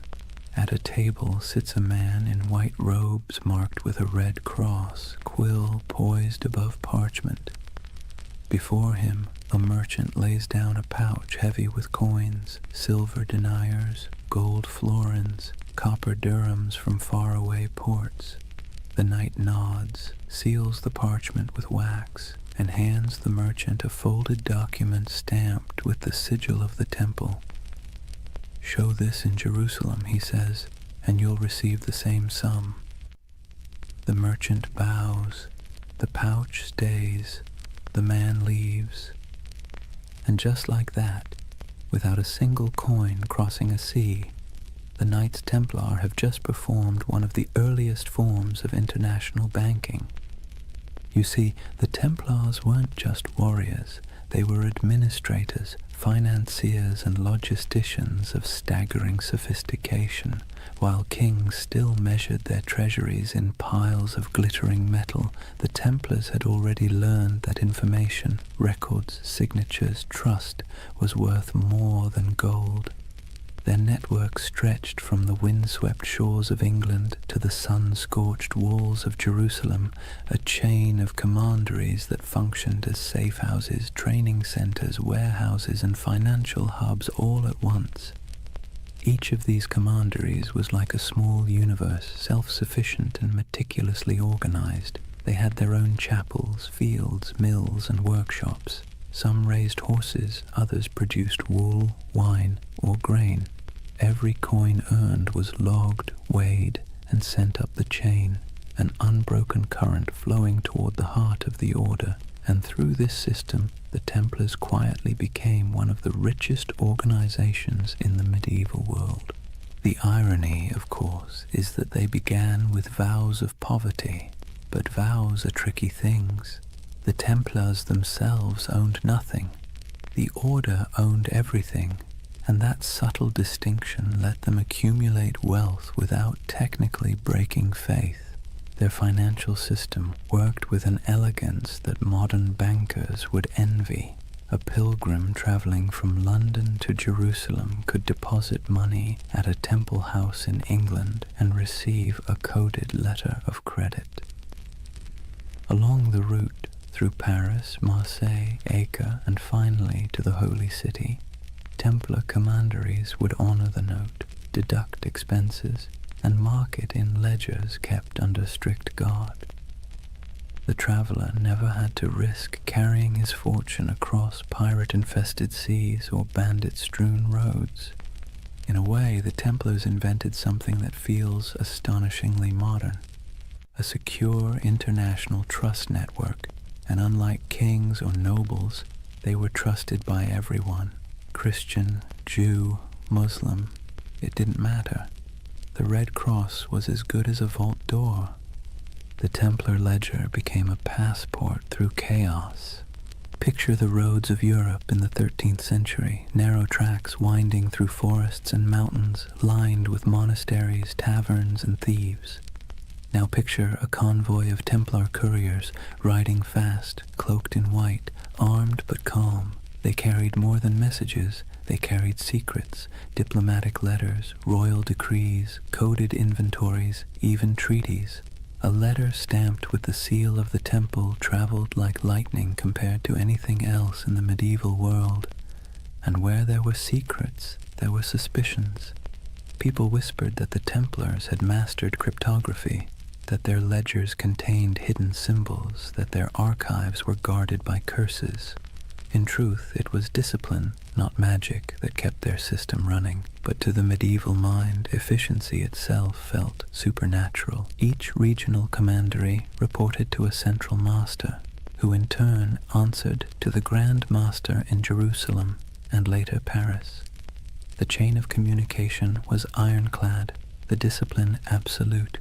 Orders passed down with the precision of a monastic liturgy. Every brother knew his rank, his duty, and the exact limits of his authority. Templar correspondence reveals a world that hummed like a machine. Cargoes of wheat, shipments of crossbow bolts, barrels of wine, all recorded, all accounted for.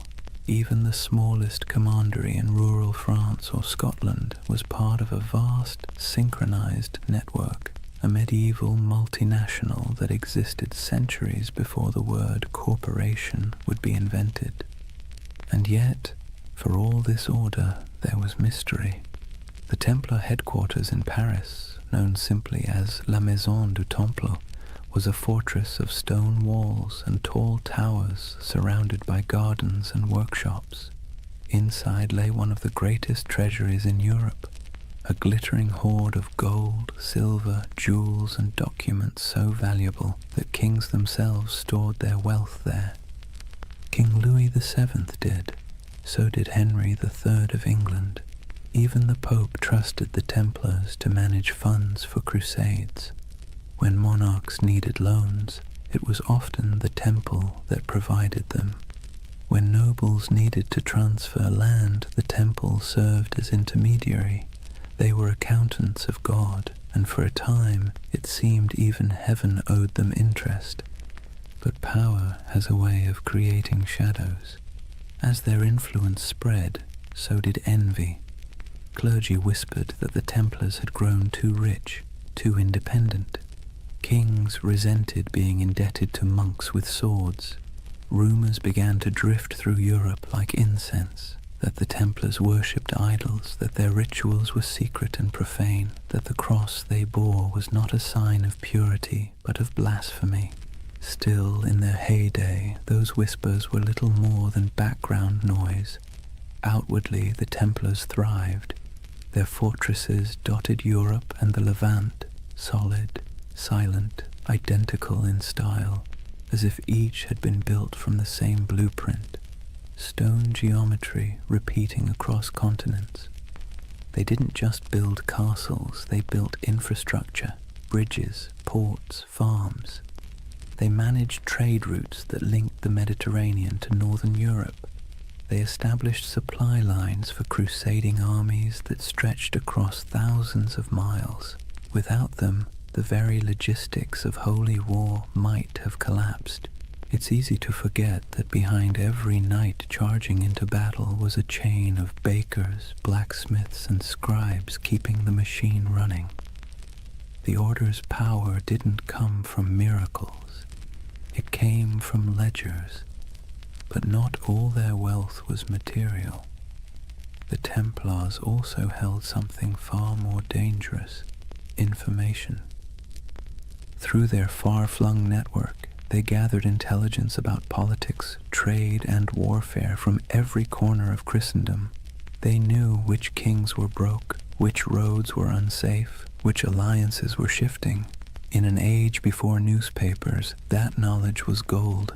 Their reach was so vast that you could travel from Scotland to Syria and never truly leave their shadow.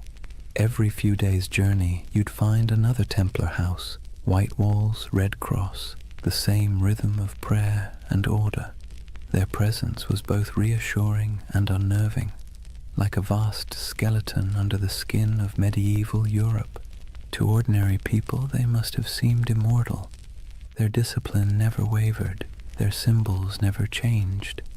Generations rose and fell, and still the Templars endured, unmoved, unstoppable. Even their dress added to the myth. While nobles flaunted velvet and jewels, Templars wore plain wool, dyed white for purity. Their only ornament was the red cross, a reminder of both sacrifice and authority. When they moved through a town, heads bowed, they looked less like men than like an idea, one that walked and breathed and collected rent. And it wasn't only men.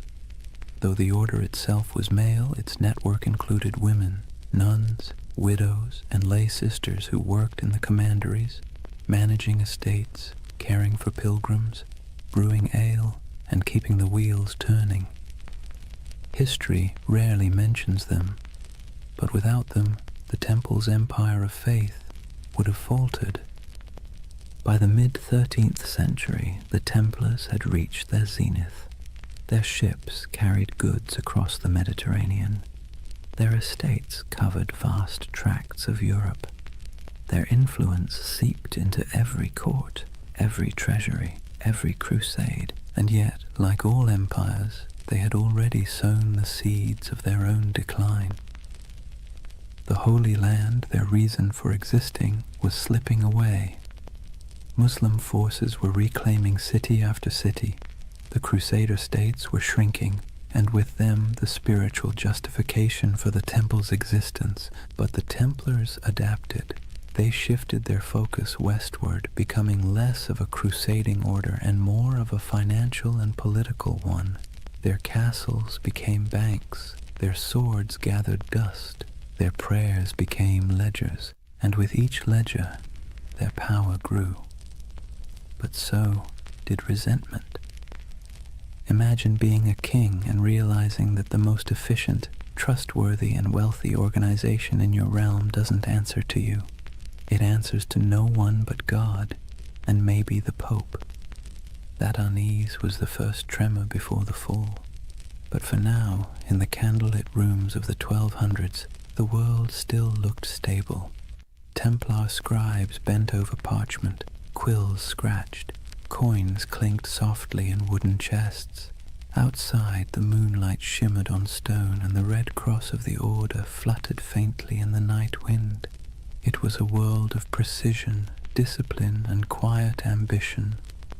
A world that believed itself eternal. And perhaps, for a while, it was. Picture a long stone hall lit by morning light through narrow slits in the wall. The air smells faintly of straw and cold iron. Dozens of men kneel side by side, white mantles draped over their shoulders, red crosses stark against the fabric. No one speaks. The only sounds are the shuffle of boots, the whisper of breath, and the faint crackle of a torch. It's not a church exactly, not a barracks either. It's both, and that contradiction is the essence of the Knights Templar. Discipline was their creed. Every movement, every word, every thought was governed by the rule of the temple, a sprawling set of commandments written in the early 12th century that blended the rigidity of a monastery with the brutality of a battlefield. And yet, for all its severity, there was beauty in that order, a rhythm that shaped their days like the tolling of distant bells. They rose before dawn to pray, their voices echoing in unison. Then came the chores, feeding horses, sharpening weapons, tending armor, mending cloaks, cleaning wounds. Breakfast was simple: bread, sometimes watered wine, rarely meat.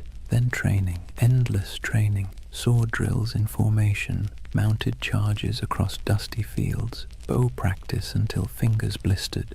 To the outside world, they were holy warriors.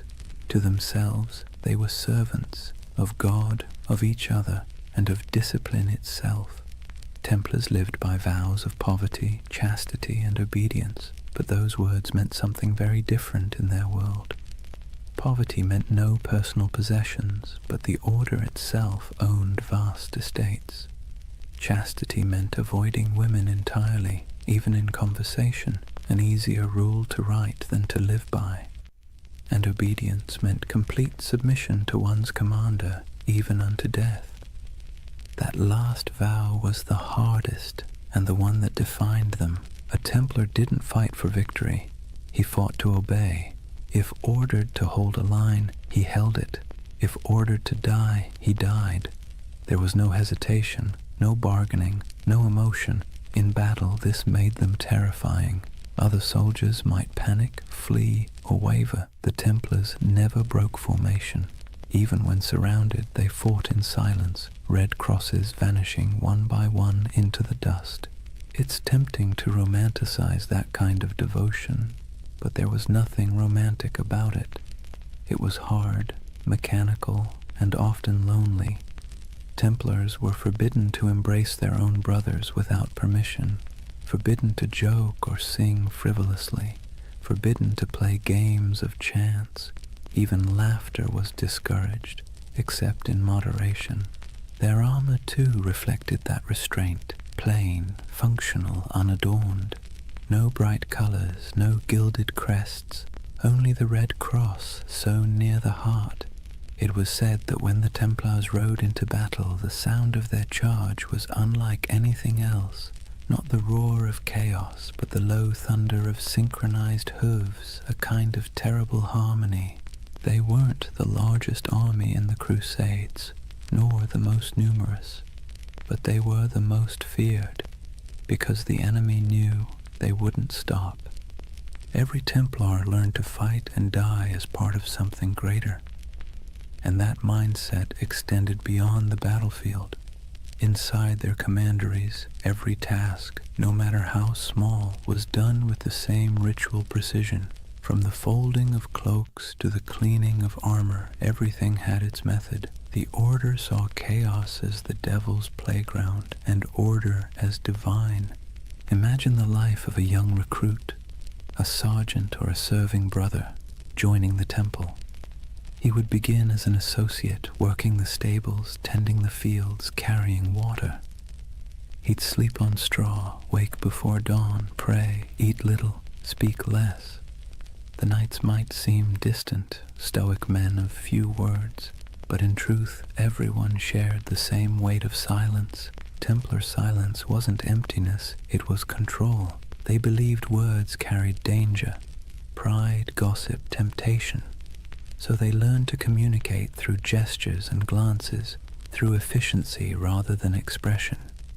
Meals were eaten in near silence, a monk reading scripture aloud while others chewed. If you wanted salt, you didn't ask, you pointed. If you needed bread, you waited your turn. Over time, that silence became a kind of language, a pulse that connected them more deeply than speech ever could. And perhaps that's why their discipline bordered on the sacred. Their punishments were severe but predictable.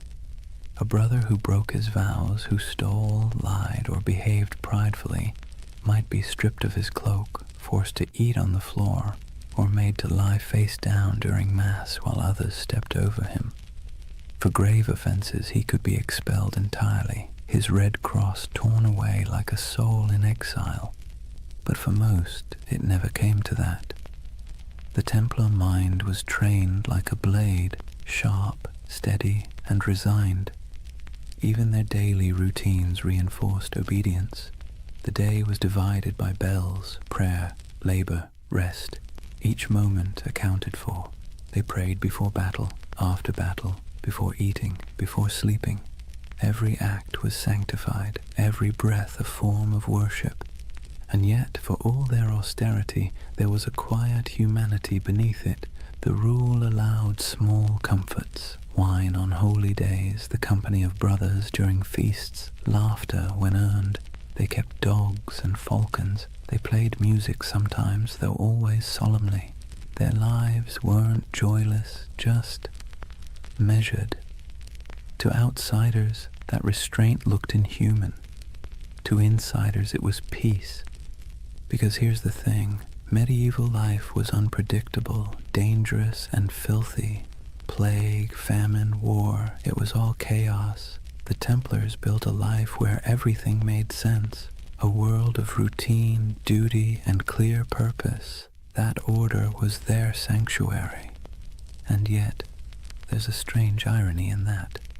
For all their vows of humility, the Templars radiated pride, not arrogance exactly, but a certainty that they were different, chosen.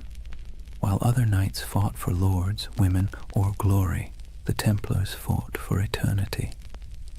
Their enemy wasn't just flesh and blood, it was sin itself. That certainty gave them strength, but it also made them untouchable. When they marched through cities, people stepped aside. Their white mantles glowed in the sun. Children watched them pass in awe. Priests blessed them. Merchants envied them. Kings tolerated them. And slowly, without realizing it, they became what they were sworn to resist, powerful, privileged, and proud. Their discipline, once spiritual armor, became something colder, a mask. By the late 13th century, the Templar ideal had begun to crack. The Holy Land was lost, the Crusades had soured, and yet the Order still trained, still prayed, still obeyed, as if nothing had changed. It's almost haunting, that image. An army without a war, marching in perfect silence toward a future that no longer needed them. They kept their rituals alive even as their purpose faded. The morning prayers, the vows, the cold meals, the endless drills, like monks in armor performing the same liturgy long after the congregation had gone home. If you had visited a Templar stronghold, then, say, Tomar in Portugal, or the great fortress of Crac de Chevalier, you'd have seen perfection on the surface, polished discipline, unbroken ranks, but beneath it, something else was stirring, uncertainty. What happens to an order built for holy war when holiness itself goes out of fashion? The Templars didn't have an answer. They just kept obeying. And maybe that's the tragedy. They were so trained to follow command that when the commands themselves became corrupt, when kings and popes turned against them, they couldn't adapt. Their discipline, once their shield, would soon become their downfall. But that's later. For now, in the twilight of their golden age, they still looked unshakable. Picture them one last time, a column of knights riding through the gates of Acre, the last stronghold of Christendom in the east. Sunlight glints on their helmets. The sea wind carries the smell of salt and steel. Their banner ripples, a red cross against white. They move as one body, one will, one faith. And somewhere in the back of the formation, a young knight whispers a prayer he has said 1,000 times before. He doesn't know that in a few short decades, his order will be ashes and rumor. But in this moment, he is calm, because obedience is peace. And for the Knights Templar, peace, however fleeting, was always worth dying for. Chapter 3. Secrets, Shadows, and Heresy. Imagine the stillness beneath Jerusalem. The air is cool, dry, and old, older than the Crusaders who came here with dreams of salvation and plunder. Torches flicker against ancient stone, illuminating tunnels carved centuries before the birth of Christ. The sound of footsteps echoes faintly, rhythmic and deliberate. These men wear no crowns, no jewels, only white mantles marked with a red cross. 9 knights, poor, pious, exhausted, descending under the ruins of Solomon's temple. At least that's the story. The first whisper in a legend that would stretch across continents and centuries. According to chroniclers, when the Knights Templar were founded around 1119, their official mission was humble: to protect Christian pilgrims traveling the dangerous road from Jaffa to Jerusalem. In reality, there were only 9 of them, hardly enough to guard a single caravan. And yet King Baldwin II of Jerusalem gave them quarters in one of the holiest sites on earth, the Temple Mount, believed to be the ruins of Solomon's temple itself. That's where the name came from, the poor fellow soldiers of Christ and of the Temple of Solomon. But for a group of destitute knights, their address was suspiciously prestigious. The Temple Mount was not just another ruin, it was a sacred puzzle layered in myth. Jews believed it was where the Ark of the Covenant had once rested. Muslims revered it as the site of the Prophet's ascent to heaven. Christians saw it as the home of God's wisdom and wrath alike. And somehow these 9 knights, without royal blood, without political clout, were allowed to live directly atop it. And for nearly 9 years, no one quite knew what they were doing down there. There are no surviving records, no letters, no official reports, just silence, the kind that history fills with imagination. And centuries later, that silence became the perfect soil for mystery. Some say the Templars were digging, not guarding, that they searched the ruins for hidden relics, ancient scrolls, or lost knowledge buried deep beneath Jerusalem. According to certain accounts, the knights conducted excavations under the temple itself, tunneling through ancient chambers that had lain untouched since biblical times. Archaeologists in the 19th century actually found evidence of Templar tunnels beneath the site, narrow shafts and corridors leading nowhere, carved by human hands during the Crusader period. That's when the myth took root, that the Templars had uncovered something extraordinary, something that transformed them from a handful of ragged knights into one of the most powerful organizations in the medieval world. What was it? The Ark of the Covenant? The Holy Grail? Secret knowledge from King Solomon himself? Or perhaps something less tangible? A myth so potent it didn't need to exist to be believed. It's easy to see why the story stuck. The Templars' rise defied logic. They appeared out of nowhere, impoverished, under-equipped and obscure. Then, almost overnight, they became legends. Their fame spread through Europe like wildfire. Popes blessed them. Kings donated land. The church gave them privileges no other order had ever held. They could collect tithes, build fortresses, even run their own banks. Within decades, they were richer and more influential than most monarchies. How does that happen unless you've found something powerful? Of course, the historian in us can explain it rationally. Europe was full of eager donors. The Crusades were romanticized as a holy cause. The church wanted soldiers who could fight without being corrupted by greed, and the Templars fit that image perfectly. Their vows of poverty made them trustworthy. Their discipline made them effective. Their myth was self-reinforcing, but reason rarely wins the imagination. And so the legend persisted that beneath the stones of the Temple Mount, they discovered secrets the church itself feared, hidden teachings, forbidden wisdom, proof that faith was not as simple as it seemed. You can almost hear the whispers, a flicker of torchlight in the dark, the scrape of metal against stone, the muttered Latin of a prayer or a spell. It's nonsense, of course, probably, but beautiful nonsense. That's the curious power of the Templar myth. It lives in the gap between faith and doubt, between the seen and the unseen. Take the idea of the Grail, for instance. In medieval Europe, the word didn't mean a chalice at first. It meant a vessel of divine mystery, something that contained the essence of truth. The connection between the Templars and the Grail only appeared centuries later, in 12th and 13th century romances, when poets like Chrétien de Troyes began weaving stories of knights, purity, and hidden relics. Those tales weren't history. They were dreams, but dreams with staying power.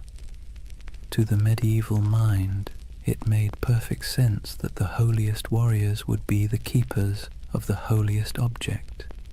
And to the modern mind, still restless in the dark, it makes perfect sense that an empire's rise must hide a secret. Maybe that's why the Templars continue to haunt us, because we can't resist the idea that someone, somewhere, found the truth and kept it to themselves. But beneath the mystique, there's something more mundane and more fascinating. The real secret of the Templars wasn't gold or relics. It was organization. While other crusader groups floundered in chaos, the Templars built a system. They turned faith into logistics.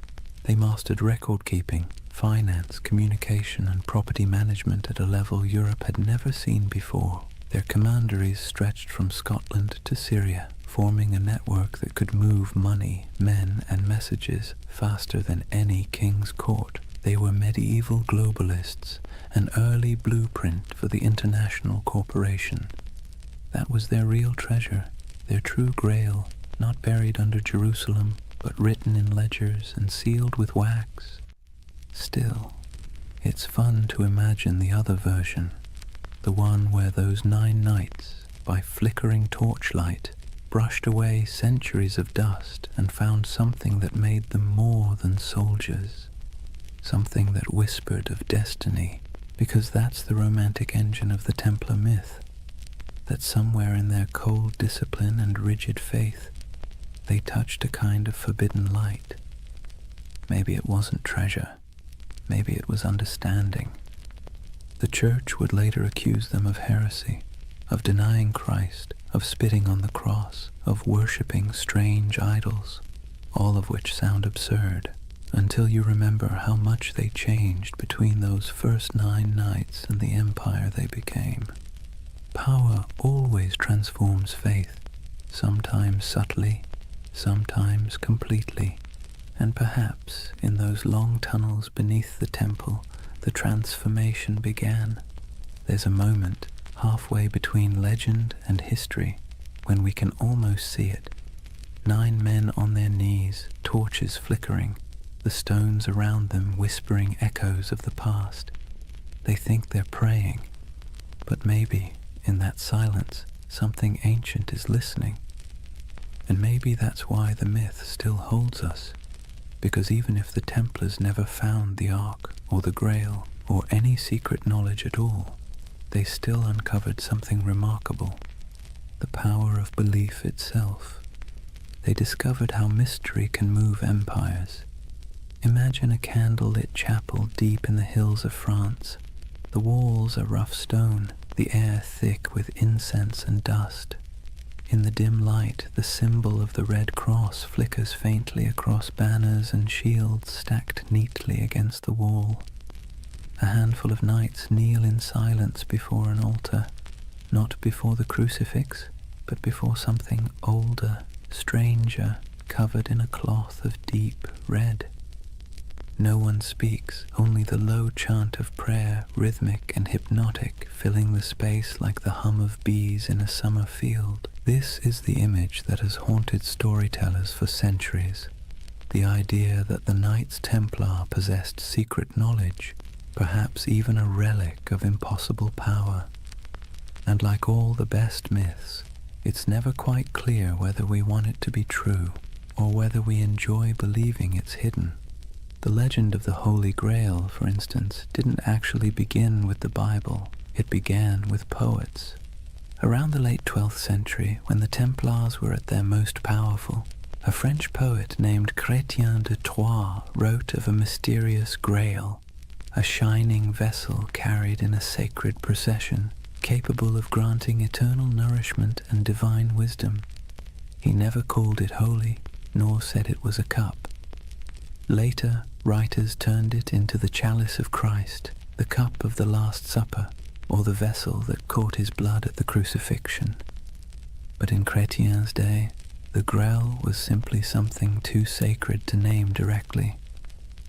And in that ambiguity, the Templars found a shadow, because who else fit the image better? Knights of divine mystery, warriors of impossible devotion, a brotherhood whose rituals were secret, whose vows were absolute, and whose origins lay under the ruins of Solomon's temple. To a medieval audience it made perfect sense. If the Grail existed, it was the Templars who kept it. Over the centuries, the Grail and the Templars fused together into a single enduring myth, a marriage of chivalry and mysticism that no amount of historical evidence has ever been able to undo. The truth, though, is both smaller and more interesting. The Templars were bureaucrats of the divine. They didn't sit around sipping from golden chalices or unlocking cosmic secrets. They balanced books, they managed estates, they wrote letters in crisp Latin. They were the spiritual accountants of a holy empire. But because they lived in an age obsessed with relics, bones of saints, drops of Christ's blood, splinters of the true cross, they were inevitably drawn into the world of the sacred object. They guarded reliquaries. They escorted pilgrims who sought miraculous artifacts. They helped fund and protect monasteries where fragments of supposed holy items were displayed. So when rumors spread that they had discovered ancient scrolls beneath the Temple of Solomon, texts written by early Jews, Gnostics, or even pre-Christian mystics, the stories stuck. The scroll myth would grow and mutate over time. Some later accounts, centuries after the Templars were gone, claimed they had found the Book of Thoth, an Egyptian text of divine wisdom. Others said they uncovered teachings from the lost tribes of Israel, and some whispered of alchemical diagrams, maps of the cosmos itself, hidden away from the church to protect humanity from knowledge it wasn't ready to bear. Of course, there's no evidence for any of this, but myths thrive where evidence fails, and perhaps that's what made the Templars so irresistible to later imaginations. They embodied that perfect combination of real power and secret silence. The church itself fueled much of it, unintentionally, because the Templars, though loyal to Rome, answered to no king, no bishop, no worldly authority. They were free to move money, land, and information across borders. They could send coded letters that no one else could read. They had their own internal justice system, their own chapels, their own prayers. In other words, they looked a lot like the very thing the church feared most, a second church. And that's when suspicion began to bloom. Whispers spread that the Templars practiced strange rituals, that their initiations involved renouncing Christ, spitting on the cross, or worshipping a mysterious head called Baphomet, that their power came not from God but from something older. Most historians agree that these accusations were lies, propaganda created to destroy them later. But it's worth noting why those lies were so effective. Because they sounded plausible. Because secrecy always invites projection. If you give people a locked door, they will imagine what's behind it. And for medieval Europe, already steeped in apocalyptic fear and superstition, the Templars became the perfect vessel for that imagination. Their very success became suspicious, their discipline unnatural, their wealth sinful, their silence heretical. And yet, maybe there was something beneath all the rumor. Not magic, not relics, but an attitude. See, the Templars didn't pray like other monks. Their spirituality wasn't cloistered, it was militant. Their daily life was about control, obedience, and the annihilation of the self. Every moment of pleasure, every trace of comfort was stripped away to make room for purpose. In a sense, that was a kind of secret knowledge, the knowledge that faith and suffering could be fused into a single weapon. And that's what made them so dangerous. Not to the Muslims they fought in the Holy Land, but to the church that eventually feared them, because the Templars didn't seem to need intermediaries. Their faith was too direct, too efficient, too pure. When you can talk to God through action, you make priests nervous. By the time the Crusader kingdoms began to crumble, the Templars' mystique had already surpassed their usefulness. Europe no longer needed warrior monks, it needed bankers, diplomats, and obedient clergy, and so the Templars' mysticism, once admired, became suspect. It's strange, isn't it? How quickly a symbol of holiness can become a symbol of heresy. One century they were Christ's chosen, the next they were whispered to be sorcerers. But perhaps that's the price of mystery. The more tightly you guard your secrets, the easier it is for others to fill them with darkness. And in the quiet moments when we think of the Templars by torchlight, kneeling before something hidden under silk, we feel that same tension, that blend of awe and suspicion, that uneasy beauty of something half-believed. Because part of us wants to believe. We crave hidden truths. We need our mysteries, especially the ones that refuse to resolve. And maybe that's why, centuries later, the Templar myth is still alive. In Dan Brown novels, in video games, in conspiracy theories whispered on YouTube at 3 a.m. because it scratches that ancient itch that somewhere, someone knows something we don't.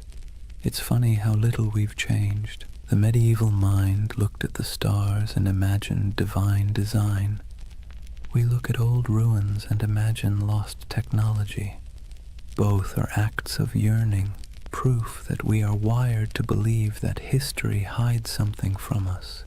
And perhaps the Templars were the first to realize that the greatest power isn't in what you know, but in what others think you might know. Theirs was a religion of silence, and silence in any age is seductive. Imagine the city of Jerusalem in the morning light. The walls are pale gold, dust drifting through narrow streets where merchants lift their shutters and donkeys stamp impatiently in the shade. From the hills beyond, the desert glows like a sea of faded fire. Bells ring from the Church of the Holy Sepulchre, and somewhere a muezzin's call answers softly from across the valley. This was the city the Templars swore to defend, the heart of their purpose, the reason for their existence. But by the late 12th century, Jerusalem was no longer the eternal prize they once imagined. It had become a coin tossed endlessly between empires, each claiming divine right, none able to hold it for long. The cracks began, as they so often do, with pride. The Crusader kingdoms, those fragile Latin states carved out after the First Crusade, had grown decadent and divided. The descendants of knights who once marched barefoot to holy war now lived like minor kings, drinking imported wine, bickering over titles, and marrying into local dynasties to secure land and dowries. The Templars, meanwhile, had become something very different from their humble beginnings. They were no longer 9 men kneeling in the dust. They were a multinational corporation of the Middle Ages, thousands strong, with property stretching from Scotland to Syria. They operated fleets, fortresses, and treasuries. They could lend money to kings and fund crusades outright. And that kind of power, while impressive, makes enemies quickly. By the mid-11th century, the balance of the Holy Land had shifted. Muslim forces, long divided, were now uniting under a single banner, led by a man who seemed born for the role, Salah ad-Din Yusuf ibn Ayyub. known in the West as Saladin. If the Crusaders were a tangle of arrogance and infighting, Saladin was the opposite, disciplined, patient, and devout. His armies were not the wild hordes described in European rumor. They were organized, loyal, and most importantly, fighting for home. The Templars met them on countless fields, Hattin, Ascalon, Arsuf, and though they fought with ferocious resolve, they were outmatched by unity and strategy. The Battle of Hattin in 1187 was the breaking point. It began with a cruel trick of the sun. Saladin's army lured the Crusaders away from their water supplies, dragging them across the dry Galilean plains under a blazing July sky. By the time the Templars reached the horns of Hattin, they were half mad with thirst, their chainmail burning against their skin, their banners wilting in the heat. The Muslim forces surrounded them. Archers darkened the sky with arrows, smoke from burning grass choked the air, and when the fighting finally stopped, almost the entire Crusader army was dead or captured. The True Cross, a relic carried into battle like a talisman, was seized by Saladin's men. It was never seen again. The Templar Grand Master Gerard de Riedefort was taken alive. Saladin spared him, though many of his brothers were executed. He would live long enough to watch the walls of Jerusalem fall later that same year. When word reached Europe that the Holy City was gone, it was as if the world itself had cracked open. Sermons thundered across cathedrals, blaming sin, pride, and divine wrath. Monarchs trembled, pilgrims wept.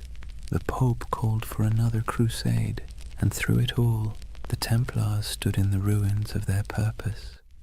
You can almost imagine the silence that followed. The once sacred city, its streets littered with the detritus of war, now echoed with the sounds of new rulers. The Templar headquarters on the Temple Mount was emptied, their altars dismantled, their treasures seized. What began as a holy mission now looked suspiciously like a failure of faith. For the first time, the Templars were without their holy ground, and without Jerusalem. They were forced to confront an uncomfortable truth. If the temple was gone, what exactly were they the knights of anymore? But endings have a way of becoming beginnings. Driven from the holy city, the Templars retreated to the coast, to Acre, Tyre, and Cyprus, where they rebuilt themselves as the guardians of ports and pilgrims rather than of the temple itself. Their castles became symbols of endurance. Crac des Chevaliers in Syria rose like a stone crown over the hills, its walls layered and massive, designed to resist even the most determined siege. Safed Tortosa, Athlit, each fortress a defiant miracle of engineering, built with geometry, patience, and faith in stone. In those high towers, the Templars kept the flame of their order alive. But it was different now, less about holy destiny, more about survival. Their discipline hardened into something colder. Their prayers became shorter, their eyes sharper. They trained recruits not to imagine glory, but to endure isolation, hunger, and the dull ache of endless duty. And yet, despite all this loss, their legend somehow grew.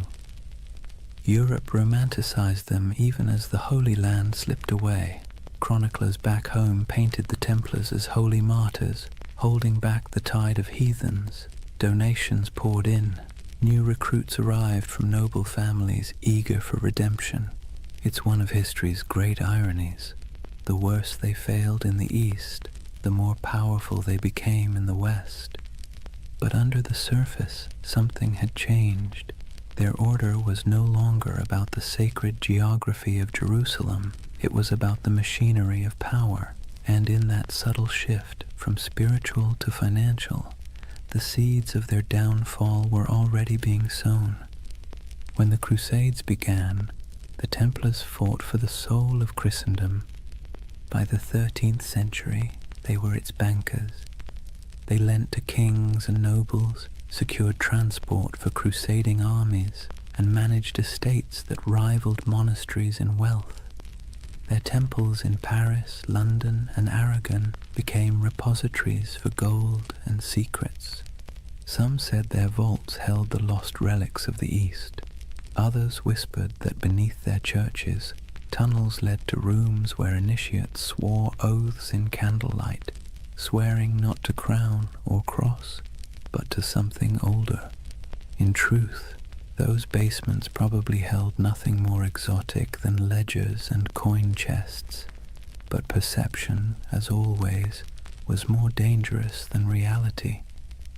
To kings in debt, the Templars' wealth was an insult.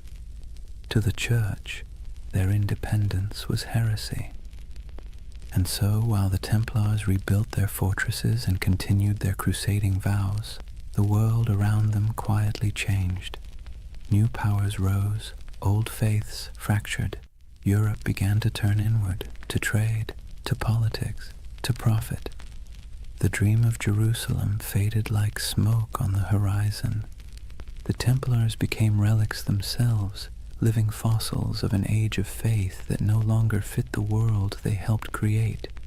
And perhaps that's the tragedy at the heart of their story. They were men who built a system so efficient, so disciplined, that it outlasted their original purpose. Their creed was supposed to die with Jerusalem, but it didn't. It calcified. It spread through Europe's veins into its banks, its armies, its bureaucracies. Even as they prayed for salvation, they were laying the groundwork for capitalism, for modern finance, for the idea that faith could be managed like currency. When you think about it, that might be their most heretical legacy of all. In the distance, though, back on those coastal walls, you can almost still hear the wind off the sea whistling through the battlements of Acre. The Templar banners still flutter there in imagination, crimson crosses fading against the salt air. They never stopped believing they could reclaim the Holy Land. They never stopped waiting for the day the horns would sound again. But faith, like empire, has tides, and the tide was already receding. Imagine standing on the ramparts of Acre at twilight. The sea stretches endlessly westward, glowing copper beneath the dying sun. Seagulls drift above the harbor where broken ships list in the water, their masts creaking softly. Behind you, the wind carries the scent of smoke and salt, and the low, steady hum of prayer from men who know the end is coming. This is the world of the final crusades, not the holy fire of the first generation, not the fevered marches of kings and saints, but a quieter, more desperate echo. The age of glory was over. What remained was a grim, bureaucratic persistence. Wars fought on borrowed faith, borrowed time, and borrowed money. By the late 13th century, the Kingdom of Jerusalem existed mostly on parchment and in memory. Its capital, if one could call it that, was Acre, a coastal city pressed between a restless sea and endless desert.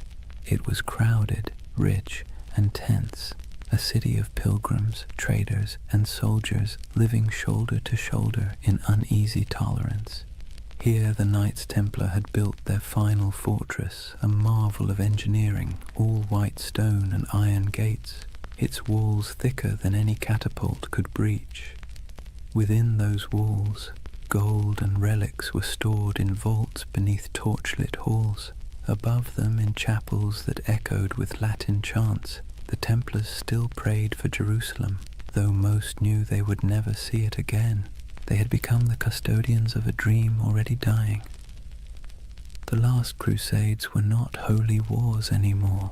They were logistics operations, charters, supply lines, contracts. The romantic image of knights charging across the desert had long since been replaced by the grinding reality of politics. Kings back in Europe promised armies and delivered excuses. Popes issued bulls calling for redemption and sent none. The Templars and their rivals, the Knights Hospitaller, did what they could.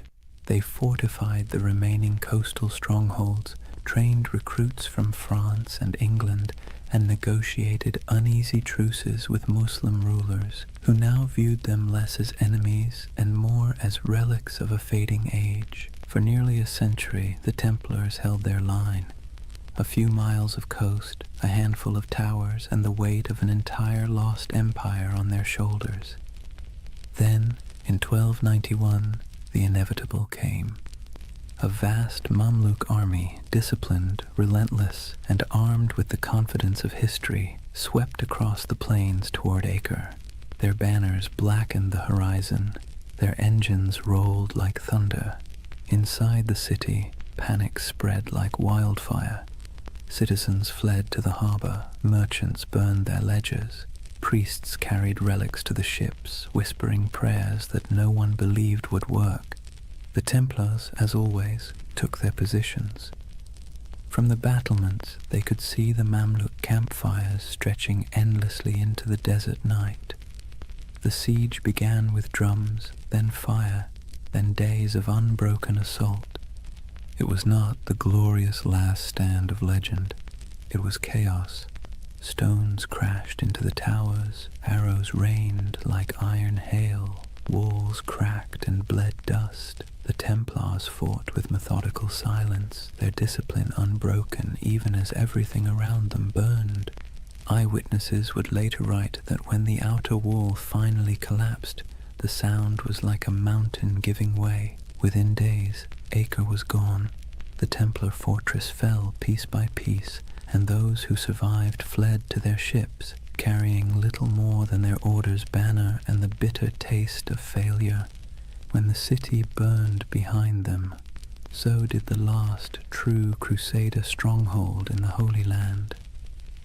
It was over. The Crusades had lasted nearly 2 centuries, and now, after all the pilgrimages, sieges, and sermons, the Holy Land was once again entirely in Muslim hands. For the Templars, the loss was more than strategic, it was existential. They returned to Europe as an army without a battlefield, an order without a purpose.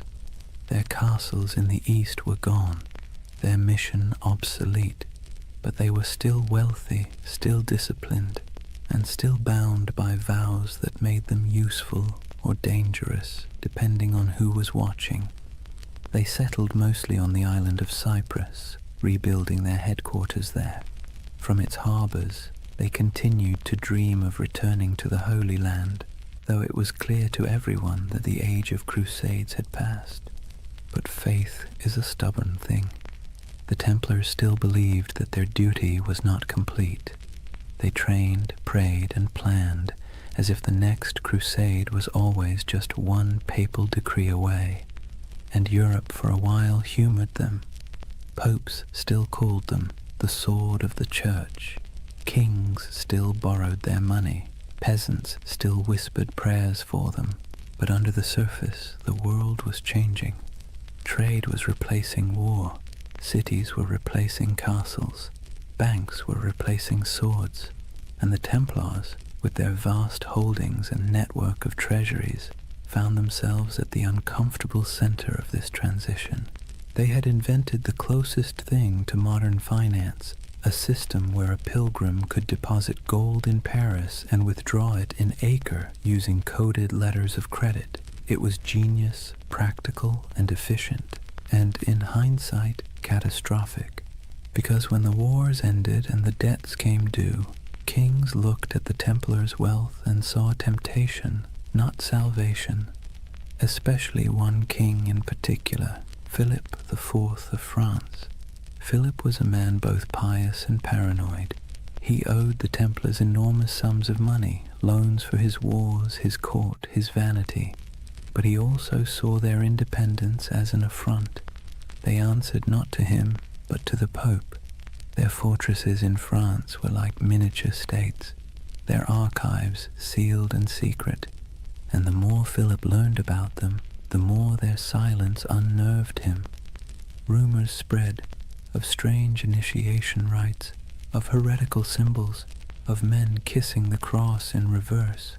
Nonsense, most likely, but for a monarch looking to erase his debts and consolidate power, nonsense can be weaponized. In the years after Acre, Philip began to scheme. He courted the Pope, then bullied him. He planted spies among the Templars. He listened to gossip and invented the rest. The Templars, perhaps naively, continued to operate as they always had, holding mass, training knights, managing estates. They trusted in their reputation, in their service, in their holy mission. They never realized that while they were guarding against heathens abroad, the real danger had been quietly gathering at home. In the fall of 1307, France was restless. Taxes were high, the treasury was strained, and the king's legitimacy was fragile. Philip needed an enemy, and what better villain than a secretive, wealthy brotherhood whose glory had long since faded into rumor? The Templars were about to learn a lesson the Romans once taught long ago, that power without narrative is just a target. Their story had begun with oaths whispered beneath the Temple of Solomon. It was about to end in the flicker of torches and the hiss of sealed orders. History, like the sea, has its own rhythm, rising, falling, devouring. The Templars, once masters of both faith and war, had finally drifted too far from shore. Their banners would not fall on the battlefield, but in the courts of kings. Their last enemy would not wield a sword, but a quill. The Crusades had ended, but the Inquisition was just beginning. Imagine Paris in the early morning of October 13th, 1307. The air is cold, the mist heavy. Bells toll softly from the towers of Notre Dame, their echo rolling over the Seine. Most Parisians are still asleep, unaware that within the hour history itself is about to shift. Across the city, a quiet army stirs. Royal messengers slip through fog-damp alleys, carrying sealed orders bearing the king's personal wax seal.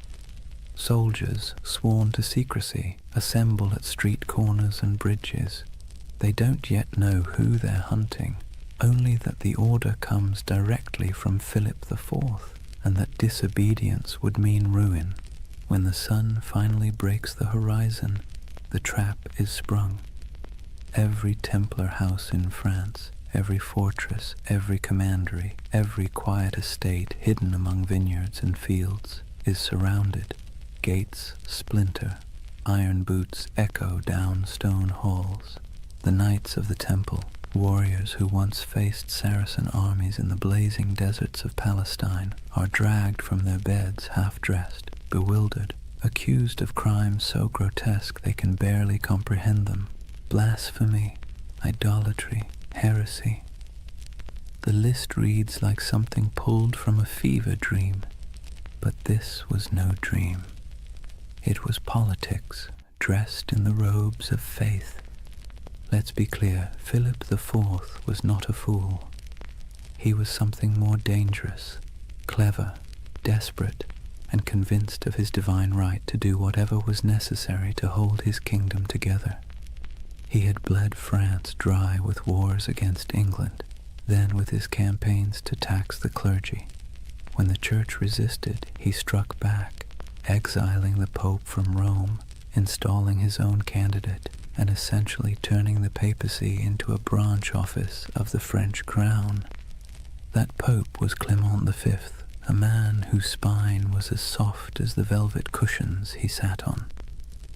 Officially, he ruled from Rome. In practice, he lived under the shadow of Philip's will, a papal puppet relocated to Avignon. And so, when the King of France whispered that the Templars were dangerous, heretics, maybe even satanic, Clement listened. But the real accusation wasn't spiritual, it was financial. The Templars held vast wealth, not in piles of coins, but in something far more threatening: records, ledgers, IOUs. They were Europe's most sophisticated bankers, managing royal treasuries, facilitating trade, and holding deposits from nobles who trusted their vaults more than their own castles. That included Philip himself, who now owed them so much that, if they called in their debts, France might collapse. And so, with one order, Philip did what every indebted man has dreamed of doing since time began. He erased the balance sheet. The raids were coordinated with surgical precision. Templars across France were seized simultaneously, their archives confiscated, their leaders imprisoned. Jacques de Molay, the Grand Master, was arrested in Paris, along with his top commanders. He had been a guest of honor at the king's court just days before, attending the funeral of Philip's sister. Now his hospitality was rewarded with chains. The interrogations began almost immediately. The king's agents, men of ink and iron, demanded confessions to every sin imaginable. They accused the Templars of denying Christ, of spitting on the cross during initiation, of worshipping a mysterious idol called Baphomet. They spoke of obscene rituals, secret kisses, and dark oaths taken by candlelight. And under torture, men will say anything. By the week's end, confessions poured in, broken, contradictory, desperate. Some swore they had been tricked, others simply wept and signed whatever parchment was placed before them. The king had his proof. But outside the dungeons, the world was less convinced. The charges made no sense. The Templars were fanatically religious, sworn to poverty, chastity, and obedience. Their prayers structured their lives so tightly that even eating and sleeping were acts of devotion. To accuse them of heresy felt like accusing monks of witchcraft. But logic was irrelevant. The spectacle was the point. Philip had turned the trial into theatre. He invited clergy, nobles, and the public to hear the confessions. He displayed the trembling knights as examples of corruption and divine justice. He presented himself as the defender of Christendom, cleansing it of hidden rot. And for a public weary of taxes, famine, and failed wars, it worked. People love a villain, especially one that used to be untouchable. Meanwhile, Clement V hesitated. As head of the church, the Templars were technically under his jurisdiction, not Philip's, and he knew, deep down, that the charges were absurd. He issued cautious letters demanding the Templars be handed over to papal investigators, but Philip ignored him. France was already playing judge, jury, and executioner. When the Pope finally summoned his courage to intervene, the damage was done.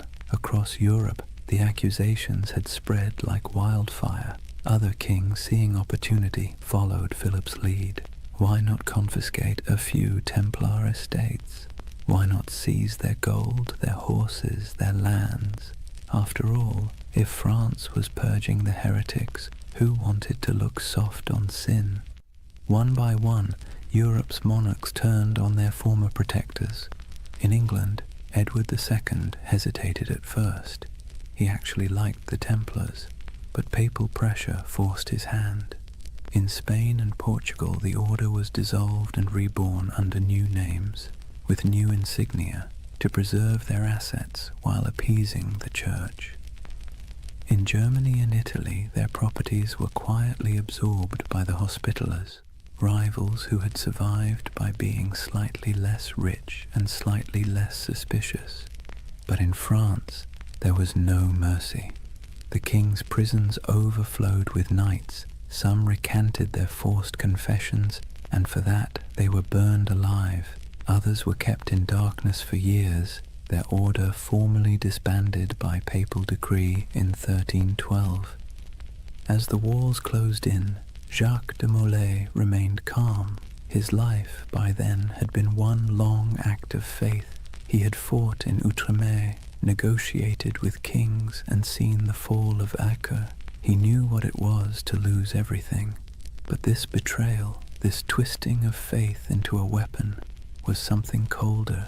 He endured years of imprisonment, interrogation, and humiliation before being brought once more into public view. On March 18, 1314, the king staged one final spectacle.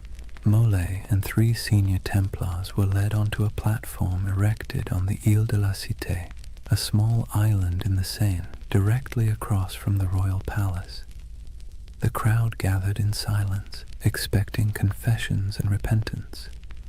But instead the old man, gaunt, weary, his hair turned white in prison, stood tall and spoke words that would echo for centuries. He retracted every confession, declared the order innocent, condemned the lies, the cruelty, the injustice. The crowd gasped. The executioners hesitated. Even Philip's officials seemed unsure what to do. But the king, unmoved, ordered the fires lit immediately, and as the flames climbed, witnesses said Jacques de Molay did not scream. He stood, unmoving, until the smoke swallowed him. According to legend, with his final breath, he called down a curse, summoning the Pope and the King to meet him before God within a year. It sounds like myth, but here's the strange part. Both men did die within 12 months. Philip collapsed suddenly during a hunting trip. Clement succumbed to illness not long after. Their bodies, it was said, refused to rest peacefully. One burned, one desecrated by lightning. History, for once, indulged in poetic justice, and so ended the Knights Templar, at least on paper. Their castles were seized, their treasure vanished, their order dissolved, but their legend, that refused to die. Whispers began immediately, of ships slipping away from La Rochelle under cover of night, carrying gold, relics, and sacred texts, of surviving knights who fled north to Scotland or vanished into the Alps, of secret brotherhoods, the Freemasons, the Rosicrucians, who claimed descent from the last guardians of the temple. It's hard to tell where history ends and myth begins. Maybe they're the same thing now, a story too powerful to stay buried.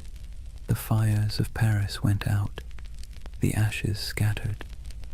But in the imagination of every generation since, the Templars never stopped riding. Their red crosses still gleam faintly in the dark corners of our collective memory, where faith and conspiracy meet like two mirrors reflecting forever. Chapter 4. The Fall, the Curse, and the Immortal Legend. Take a deep breath and picture it again. Paris, 1314. The sun setting behind the grey spires, the river glinting like a blade, the crowd dispersing after the execution, their murmurs fading into the wind. For a moment, the city feels hollow. The flames have gone out, the smoke has thinned, and all that remains of the Knights Templar is the faint scent of burning oak and the whisper of rumour. It should have ended there, but history, like fire, has a way of smouldering long after the last spark dies. They say Jacques de Molay's final words were a curse. He called out from the pyre, summoning Pope Clement and King Philip to appear before the judgment of God within a year. The legend says his voice did not tremble. It carried through the crowd, past the walls of Paris, past the gilded windows of the royal palace, carried by the smoke as if heaven itself were listening. And then, as the flames consumed him, something strange happened. The air shifted. The crowd fell silent. Even the guards who had lit the pyre looked uneasy, like men who had just seen something they shouldn't have. You can almost hear the echo, soft, defiant, and final. Within 1 year you will answer before God. It's the kind of line that sounds too neat to be true. And yet, history, either by coincidence or poetic design, obliged. Within a month, the Pope fell ill. Clement V's body gave out after years of stress, guilt, and compromise. His corpse was placed in a monastery awaiting burial, but as if on cue, the monastery caught fire. The flames consumed the chamber, and the papal body, already lifeless, was said to have sat upright in the coffin, engulfed in flames, as though the curse had come to collect. Not long after, King Philip went hunting in the forest of Fontainebleau. A strong, healthy man, still in his 40s, he rode out in the crisp autumn air and never returned alive. Accounts differ. Some say he fell from his horse, struck his head, and lingered for days in agony. Others say he was seized by a sudden paralysis. Either way, the most powerful man in Europe died slowly, staring into nothing, as if haunted by something he couldn't see, and with their deaths, the curse of the Templars was born. It was a simple story. 2 men destroyed by the vengeance of a martyred knight, but it grew quickly. People whispered that France itself was doomed, that Philip's descendants, the Capetian line, would die out within generations, and, strangely enough, that too came true. Within less than 2 decades, all 3 of Philip's sons, each having worn the crown, were dead without heirs. The dynasty that had ruled France for centuries was snuffed out like a candle in a storm. The people of the time called it La Malédiction des Templiers, the Templar curse. To later generations, it became a parable, a warning about greed, corruption, and the strange persistence of divine justice. Of course, historians will tell you it was all coincidence, and maybe they're right. But that's the beautiful thing about history. It leaves just enough cracks for the imagination to pour through.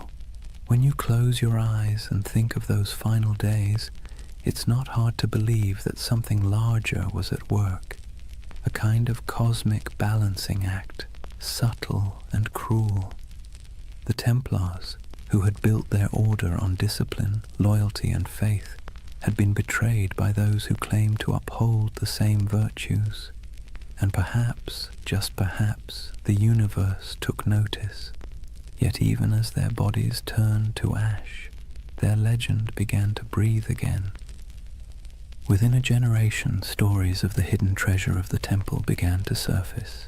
Gold, relics, and ancient knowledge spirited away from France before the arrests.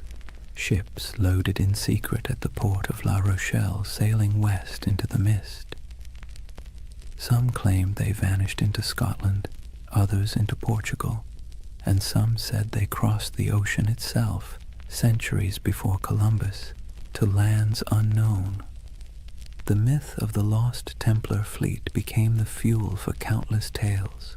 Sailors swore that on stormy nights they'd seen ghost ships bearing red crosses on their sails, gliding silently across the waves. Monks whispered of secret vaults beneath cathedrals where the last Templars hid sacred relics, and among peasants and pilgrims alike a quiet belief took root. The Templars were not dead. They had merely gone underground, waiting for the world to be ready again. It was an idea too romantic, too mysterious to fade. The church had tried to erase the order's name, to burn their banners, melt their seals, and scrub their records. But the Templars had built something deeper than stone. They had built a story, one that couldn't be killed with fire or buried in royal decrees.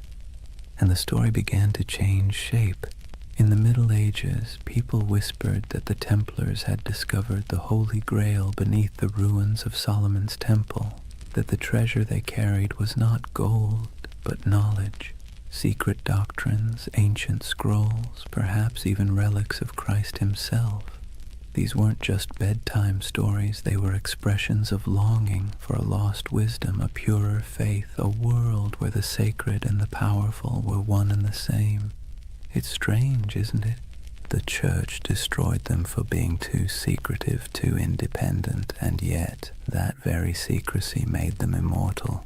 The less we knew, the more we wondered, and wonder, as every myth-maker knows, is the soil in which legends grow. By the 14th century, the Templars were ghosts. By the 15th, they were saints of imagination. By the 18th, they had been reborn entirely, absorbed into the rituals of the Freemasons, who borrowed their symbols, their oaths, and their mystique. Masonic lodges across Europe adopted the Red Cross, the sword, and the language of brotherhood. In their dimly lit halls, among candles and geometry, men in powdered wigs whispered oaths not unlike those once spoken in Jerusalem. And in those flickering moments, the Templars lived again, not as soldiers, but as symbols, symbols of resistance, of hidden knowledge, of purity lost and truth buried beneath the weight of time. Somewhere along the way, their story stopped being about history at all. It became about us, about our hunger for mystery, our suspicion of power, our desire to believe that somewhere in the forgotten corners of time, the pure and the brave are still watching. And that brings us back to that fateful Friday, the 13th of October, 1307, the day that superstition itself was born. Before that morning, Friday the 13th meant nothing. It was just a date. But after the Templars were seized, tried, and condemned, it became a symbol of betrayal and bad luck. The day the innocent were destroyed by the powerful. The day faith was tested and justice mocked. The day one of the most disciplined brotherhoods in human history was wiped out in a single breath. Centuries later, we still flinch at that date without remembering why. Maybe that's the real curse, not divine vengeance, but cultural memory, a faint echo of injustice that hums quietly beneath the surface of modern life.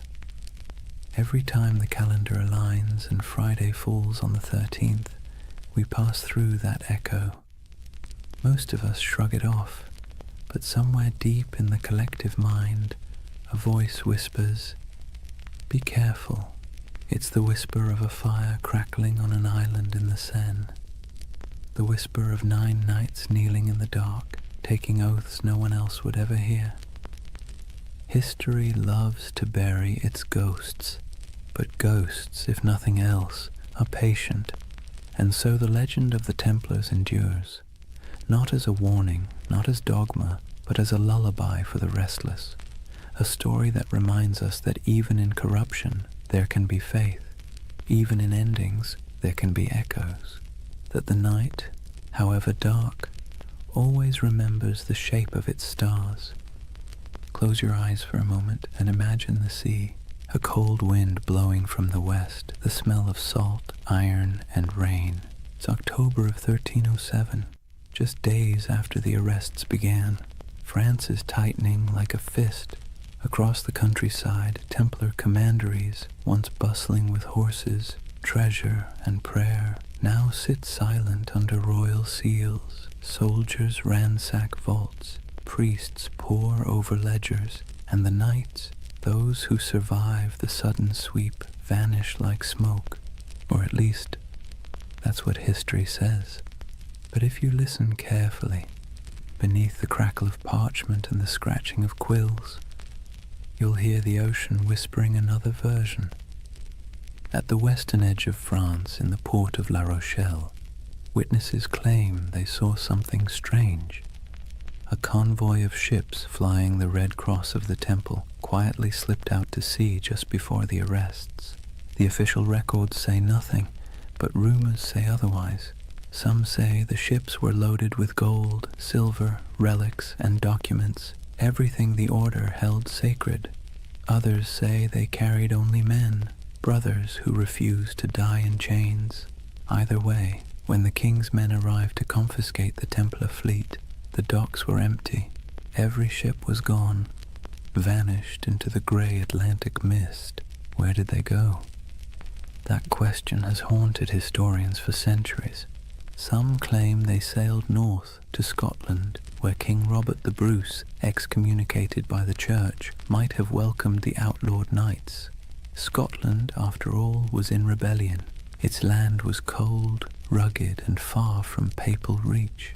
It's said that on the eve of Bannockburn in 1314, the same year Jacques de Molay was burned, a small band of armoured riders appeared on the battlefield, carrying the Red Cross. They turned the tide against the English, then disappeared as swiftly as they came. Is it true? Probably not, but as every good myth knows, plausibility is optional when the imagination takes hold. Others believe the Templars went west, farther than any Christian ship had gone, that they reached the shores of Portugal, and from there, the New World itself, centuries before Columbus. In Portugal, after all, the Templar legacy is easy to trace. King Denis, who admired the order's discipline and skill, quietly rebranded them as a new brotherhood, the Order of Christ. Same men, same property, same goals, different name. Under that new banner, they built fortresses, trained explorers, and financed voyages. Centuries later, one of their spiritual heirs, a man named Prince Henry the Navigator, would launch the Age of Exploration, and the Red Cross of the Templars would appear again, painted on the sails of caravels bound for Africa, India, and beyond. You've seen it before, even if you didn't notice it. The ships of Columbus, the sails of Vasco da Gama, the Red Cross fluttering against the wind. A silent inheritance, passed from the knights who once guarded pilgrims to the sailors who remapped the world. And so, some say, the Templars never truly vanished. They evolved. They traded swords for sextants and Jerusalem for the horizon. But there's another theory, quieter, stranger, almost tender in its melancholy, that many of the surviving Templars simply went home. Imagine them. Men in their 40s or 50s, scarred from years of crusade, watching everything they believed in collapse. Some fled across borders, shaving their beards, burning their mantles, blending back into ordinary life. A few became monks in other orders. A few became mercenaries fighting in wars for causes that meant less to them than the discipline itself. And some perhaps wandered until they disappeared entirely. It's easy to picture one, an old knight on a country road in Burgundy, walking beside a thin horse, whispering the prayers he'd once spoken in Latin under vaulted stone. The world had moved on, but his habits hadn't. He still woke before dawn. He still ate in silence. He still believed that somewhere, somehow, the temple would rise again. History doesn't record their names, but you can almost feel their absence, like a missing note in a song. Meanwhile, in the cities, the myth began to grow. People whispered that the knights had gone underground, forming secret brotherhoods that passed their wisdom down through generations. Some pointed to the Freemasons, whose ceremonies echoed Templar oaths of loyalty and secrecy. Others to the Rosicrucians, the mystics of the Renaissance who claimed to guard ancient knowledge. And later still, to shadowy organizations whispered about in smoky taverns, societies of men who spoke in symbols, who wore rings marked with crosses, and who always seemed to know more than they should. Whether any of it was true didn't matter. What mattered was that the idea felt true, because deep down, humanity hates endings. We don't like to believe that things simply stop, that great movements vanish overnight. We'd rather imagine that somewhere, beneath the surface, the story continues. And maybe it does. In Scotland, legends grew of hidden lodges beneath cathedrals, where descendants of the Templars met by candlelight.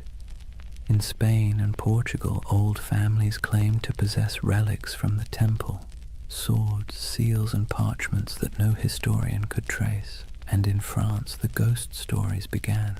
Peasants said that on stormy nights they saw riders in white cloaks galloping through the woods near old commanderies, their torches flickering like stars. No hoofbeats, no voices, just the wind, the rain, and the sound of metal brushing against metal. The church called it superstition, but the peasants knew better. They said it was the Templars, still keeping watch. Centuries later, during the French Revolution, when mobs looted churches and burned archives, strange things were found. Stone carvings of Templar crosses hidden behind altars, letters sealed with wax bearing the order's symbol, and cryptic diagrams suggesting that not everything had been destroyed. Even Napoleon, the great skeptic, was rumored to have been fascinated by them. When he invaded Egypt in 1798, he brought with him not just soldiers, but scholars, engineers, and, oddly enough, men obsessed with the Templar myth. They saw the pyramids, the ruins of ancient Alexandria, and believed they were walking in the same footsteps as those mysterious knights who had once dug beneath Solomon's temple. It was as if every century rediscovered the Templars anew, each generation projecting its own dreams onto their ghost. For the Renaissance, they were seekers of hidden wisdom. For the Enlightenment, martyrs of superstition. For the modern age, symbols of rebellion against authority. And through it all, their image never changed. White cloaks, red crosses, silent resolve. The perfect blend of purity and menace. That's the strange paradox of the Knights Templar. They began as humble monks sworn to poverty and ended as eternal figures of power. They were meant to defend faith but became symbols of doubt. They were destroyed for secrecy, and yet secrecy is what keeps them alive.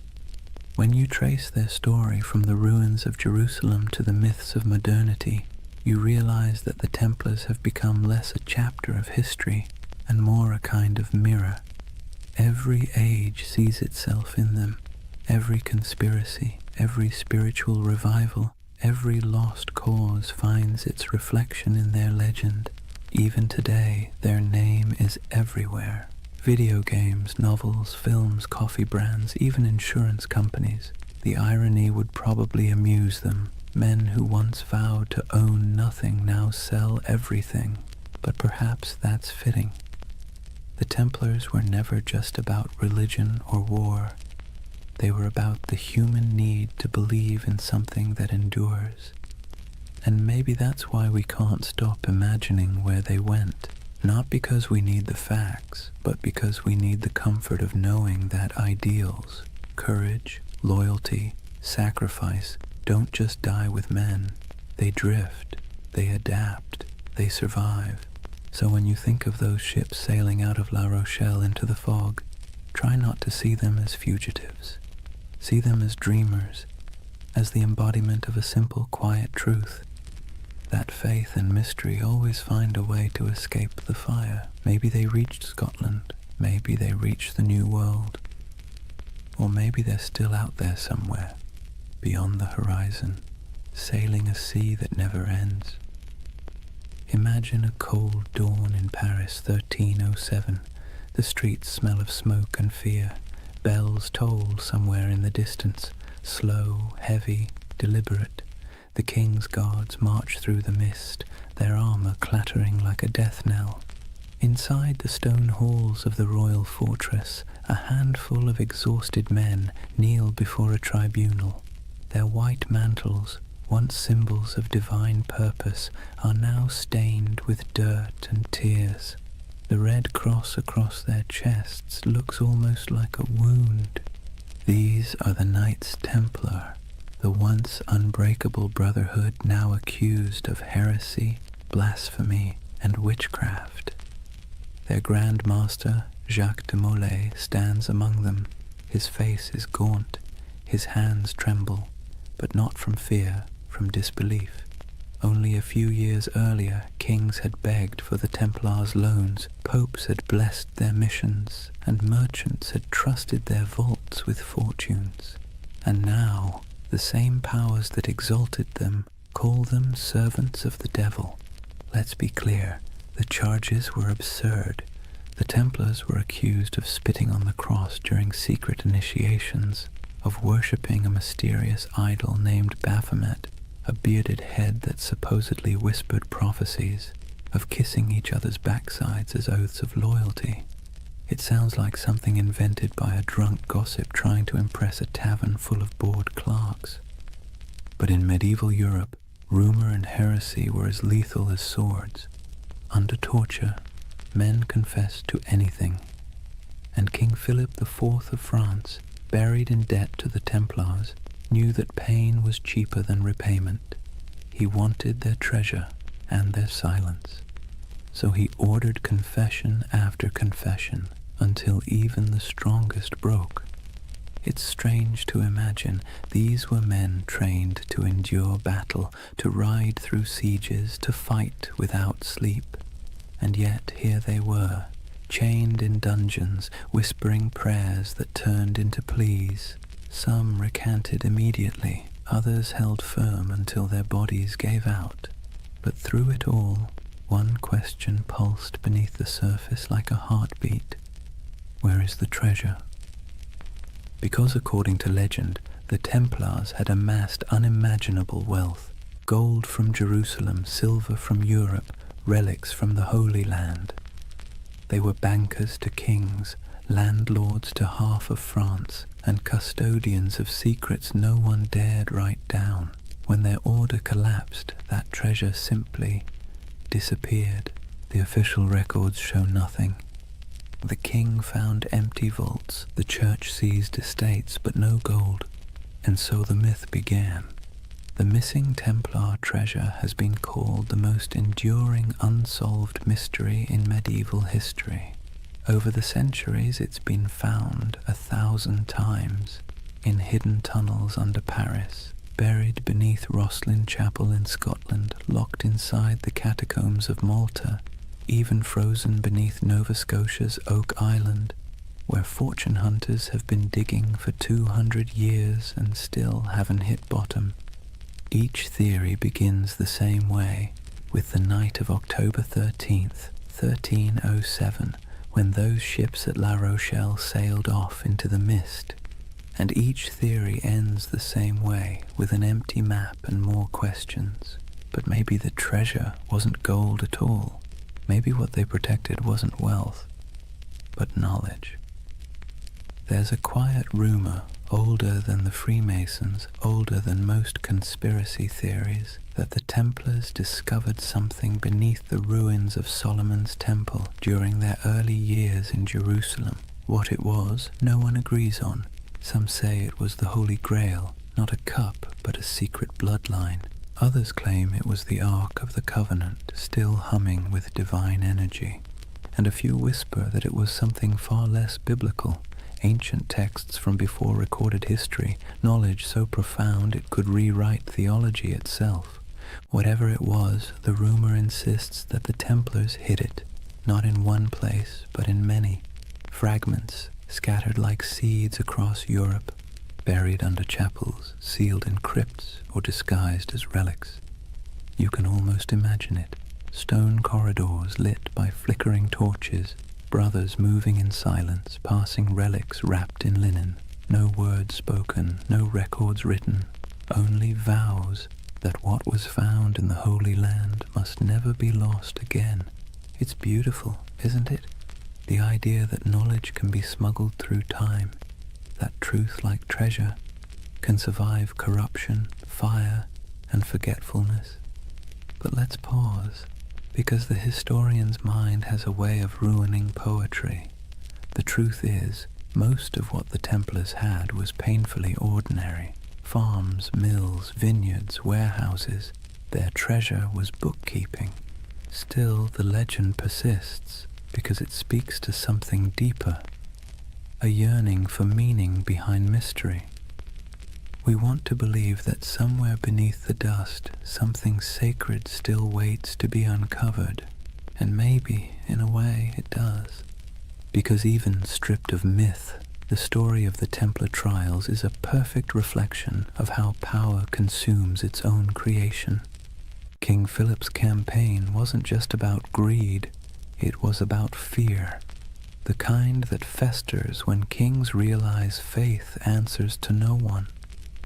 The Templars had grown too independent. Their wealth was international. Their loyalty was to God, not to any throne. They were an early version of globalization, efficient, disciplined, untaxed. They'd become everything monarchs hate, powerful, moral, and incorruptible. And so Philip did what tyrants always do when faced with something they can't control. He called it evil. By 1310, the trials had become theater. Dozens of knights were paraded through Paris to confess and repent before crowds. Some, desperate for mercy, repeated the false confessions they'd made under torture. Others refused, and for that they were burned. The flames were said to burn clean. No black smoke, only white. People whispered it was the Holy Spirit taking their souls. Others said it was the wind carrying away the last truth the church dared not hear. But one man's death would outlive them all. Jacques de Molay, the Grand Master. In 1314, after 7 years of imprisonment, he was led to a small island on the Seine. The executioner tied him to the stake as the king's men watched. When asked for a final confession, de Molay refused. He looked at the crowd and spoke instead to the heavens. He declared that both the king and the pope, Philip and Clement, would soon answer before God for what they had done. It was less a curse than a statement of cosmic bookkeeping, but it landed like a thunderclap. Within a year, both men were dead, and so legend turned to prophecy. The curse of Jacques de Molay was born. In taverns, people whispered that the Templars had struck back from beyond the grave, that the king's line was doomed, and when Philip's dynasty collapsed within a few generations, the myth grew stronger. History remembers it as coincidence, but myth doesn't care for coincidence. It prefers poetry, and in that poetry, the Templars became immortal. Their treasure, whatever it was, became eternal. Their curse became their revenge. You can see echoes of it everywhere, in novels about secret codes and grail quests, in stories of lost bloodlines and hidden orders, in the fascination that still surrounds their name. Because deep down, the story of the Templars isn't just about power or faith. It's about loss. The loss of certainty, of purity, of something once believed to be incorruptible. And perhaps that's why it still hums beneath our collective imagination, because when we stare into history long enough, we start to see ourselves. The way faith becomes ambition, ambition becomes greed, and greed becomes legend. So maybe the real Templar treasure isn't buried in stone or sealed in vaults. Maybe it's the myth itself, the part of human nature that refuses to stop believing, even when reason tells it to. The belief that something holy might still be hidden under all this noise and dust, that even in ruin there's a secret worth protecting, and somewhere, under moonlight or memory, a ship still drifts through fog, carrying not gold, but the weight of a promise. The promise that no truth ever really disappears. It just waits to be rediscovered. Picture this, the flames dying down on that island in the Seine, the crowd dispersing into the night, their faces glowing with the reflected orange of what they'd just witnessed.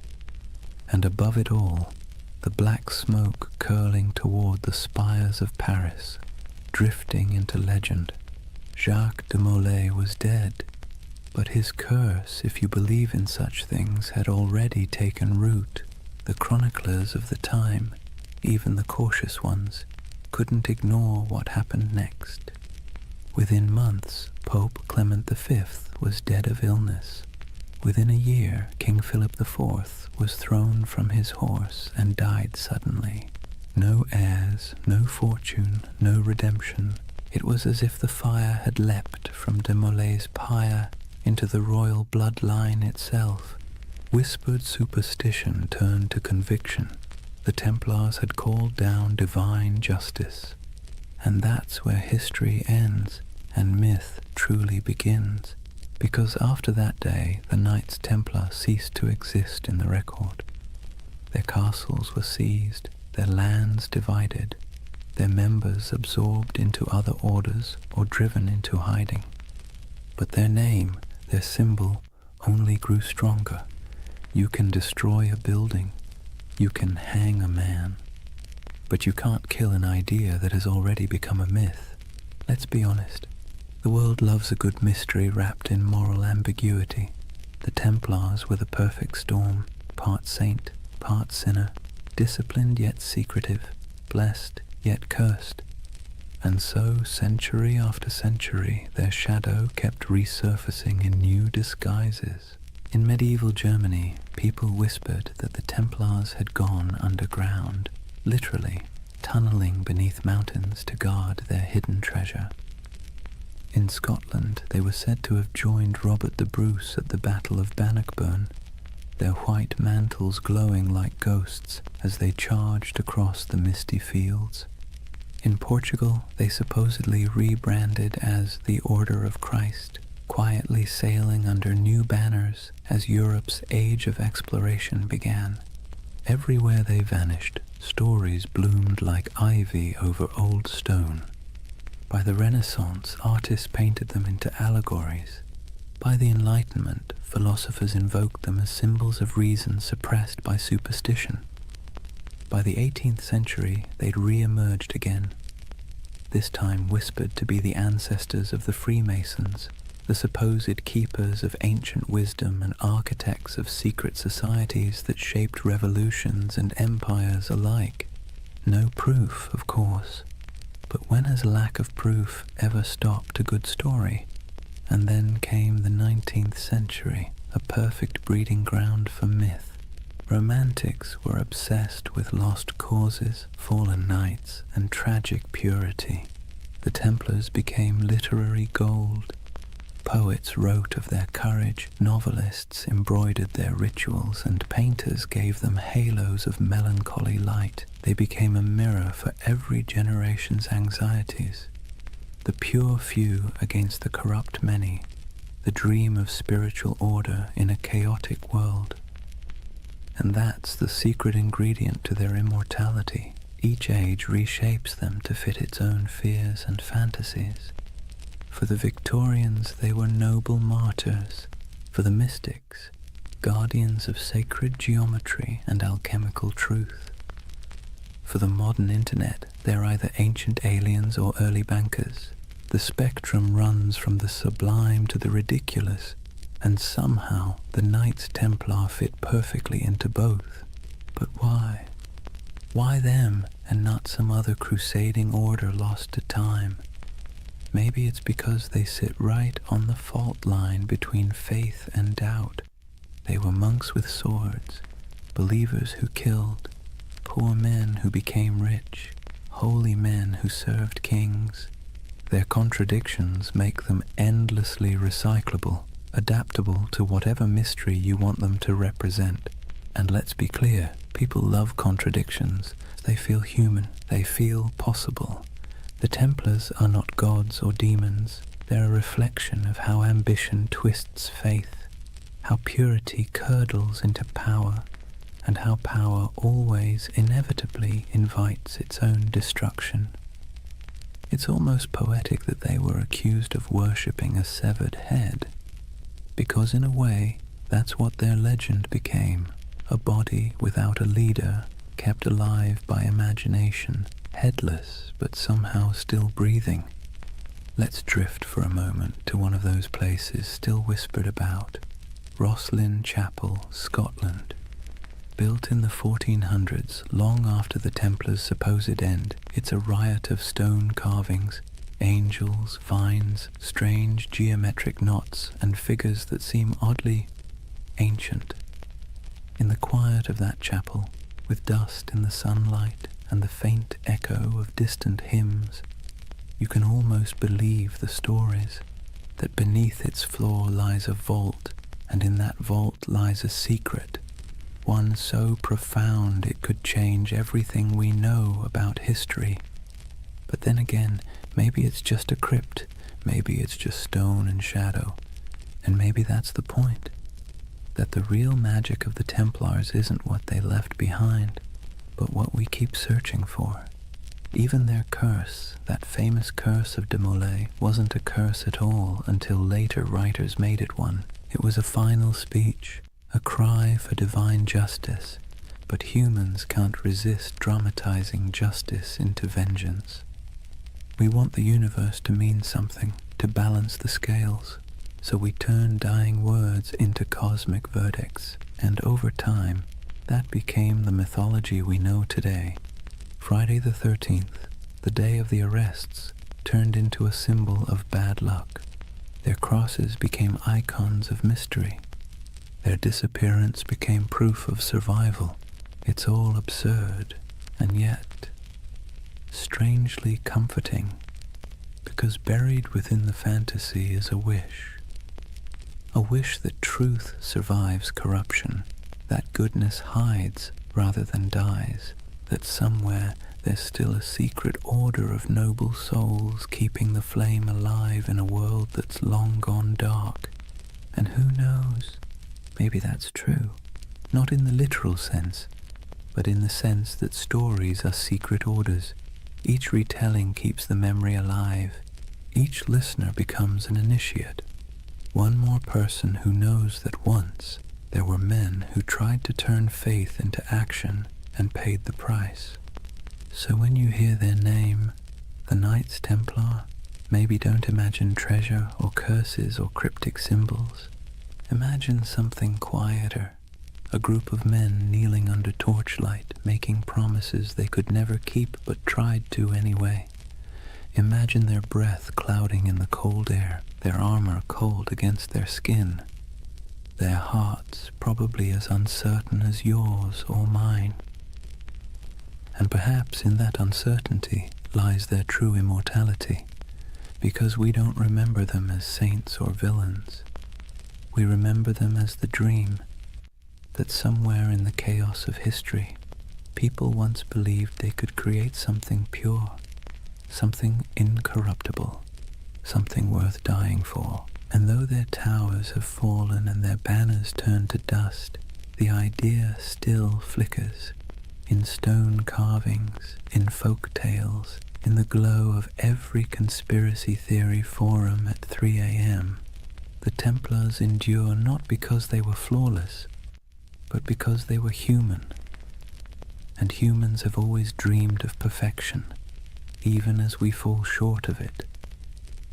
So when you finally close your eyes tonight, imagine the world they left behind. Imagine the quiet after the fire, the soft sound of waves against forgotten shores. Somewhere a candle burns low, somewhere an oath is whispered again, and somewhere in the deep rhythm of history the order still rides, not in armor but in memory, because the truth is, nothing truly holy ever dies. It simply changes shape and waits to be remembered. So now we reach the end, or rather, the echo. The story of the Knights Templar doesn't really end. It simply fades like candlelight in a long corridor, stretching further and further into shadow.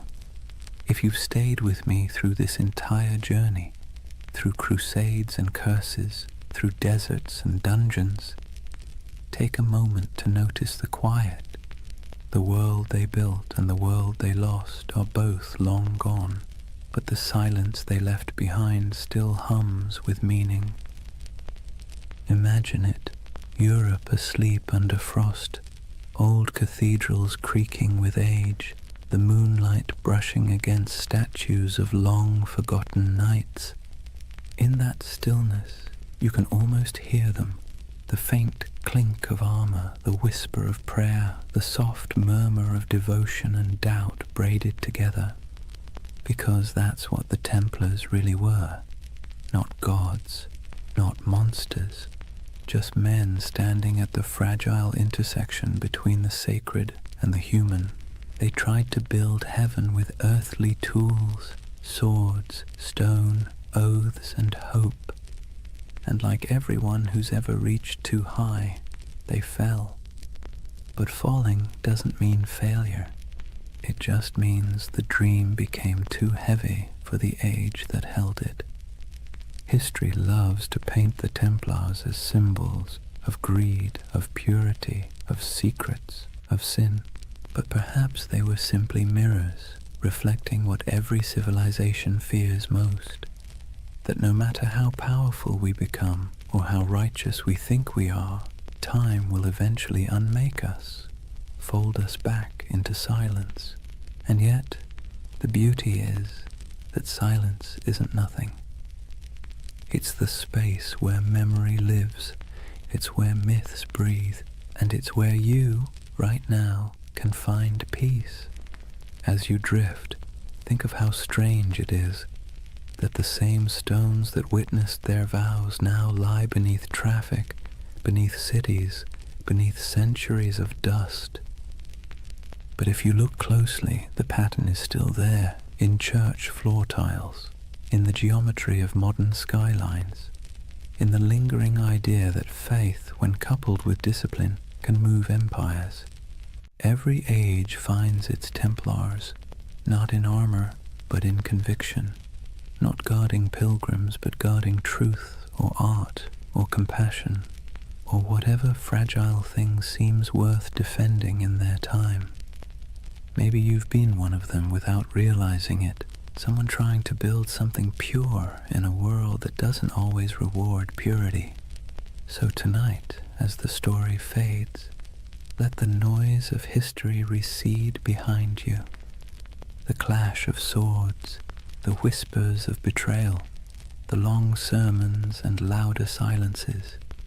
Let them dissolve into the steady rhythm of your breath, because this is what remains when the myths fall quiet. A reminder that even the grandest empires, the greatest orders, and the most secret brotherhoods eventually return to stillness. And in that stillness, something eternal stirs, not banners, not blood, but the simple, persistent urge to remember that once humans dreamed of divine perfection, that they believed in sacred duty, that they tried, however imperfectly, to bridge the distance between heaven and earth.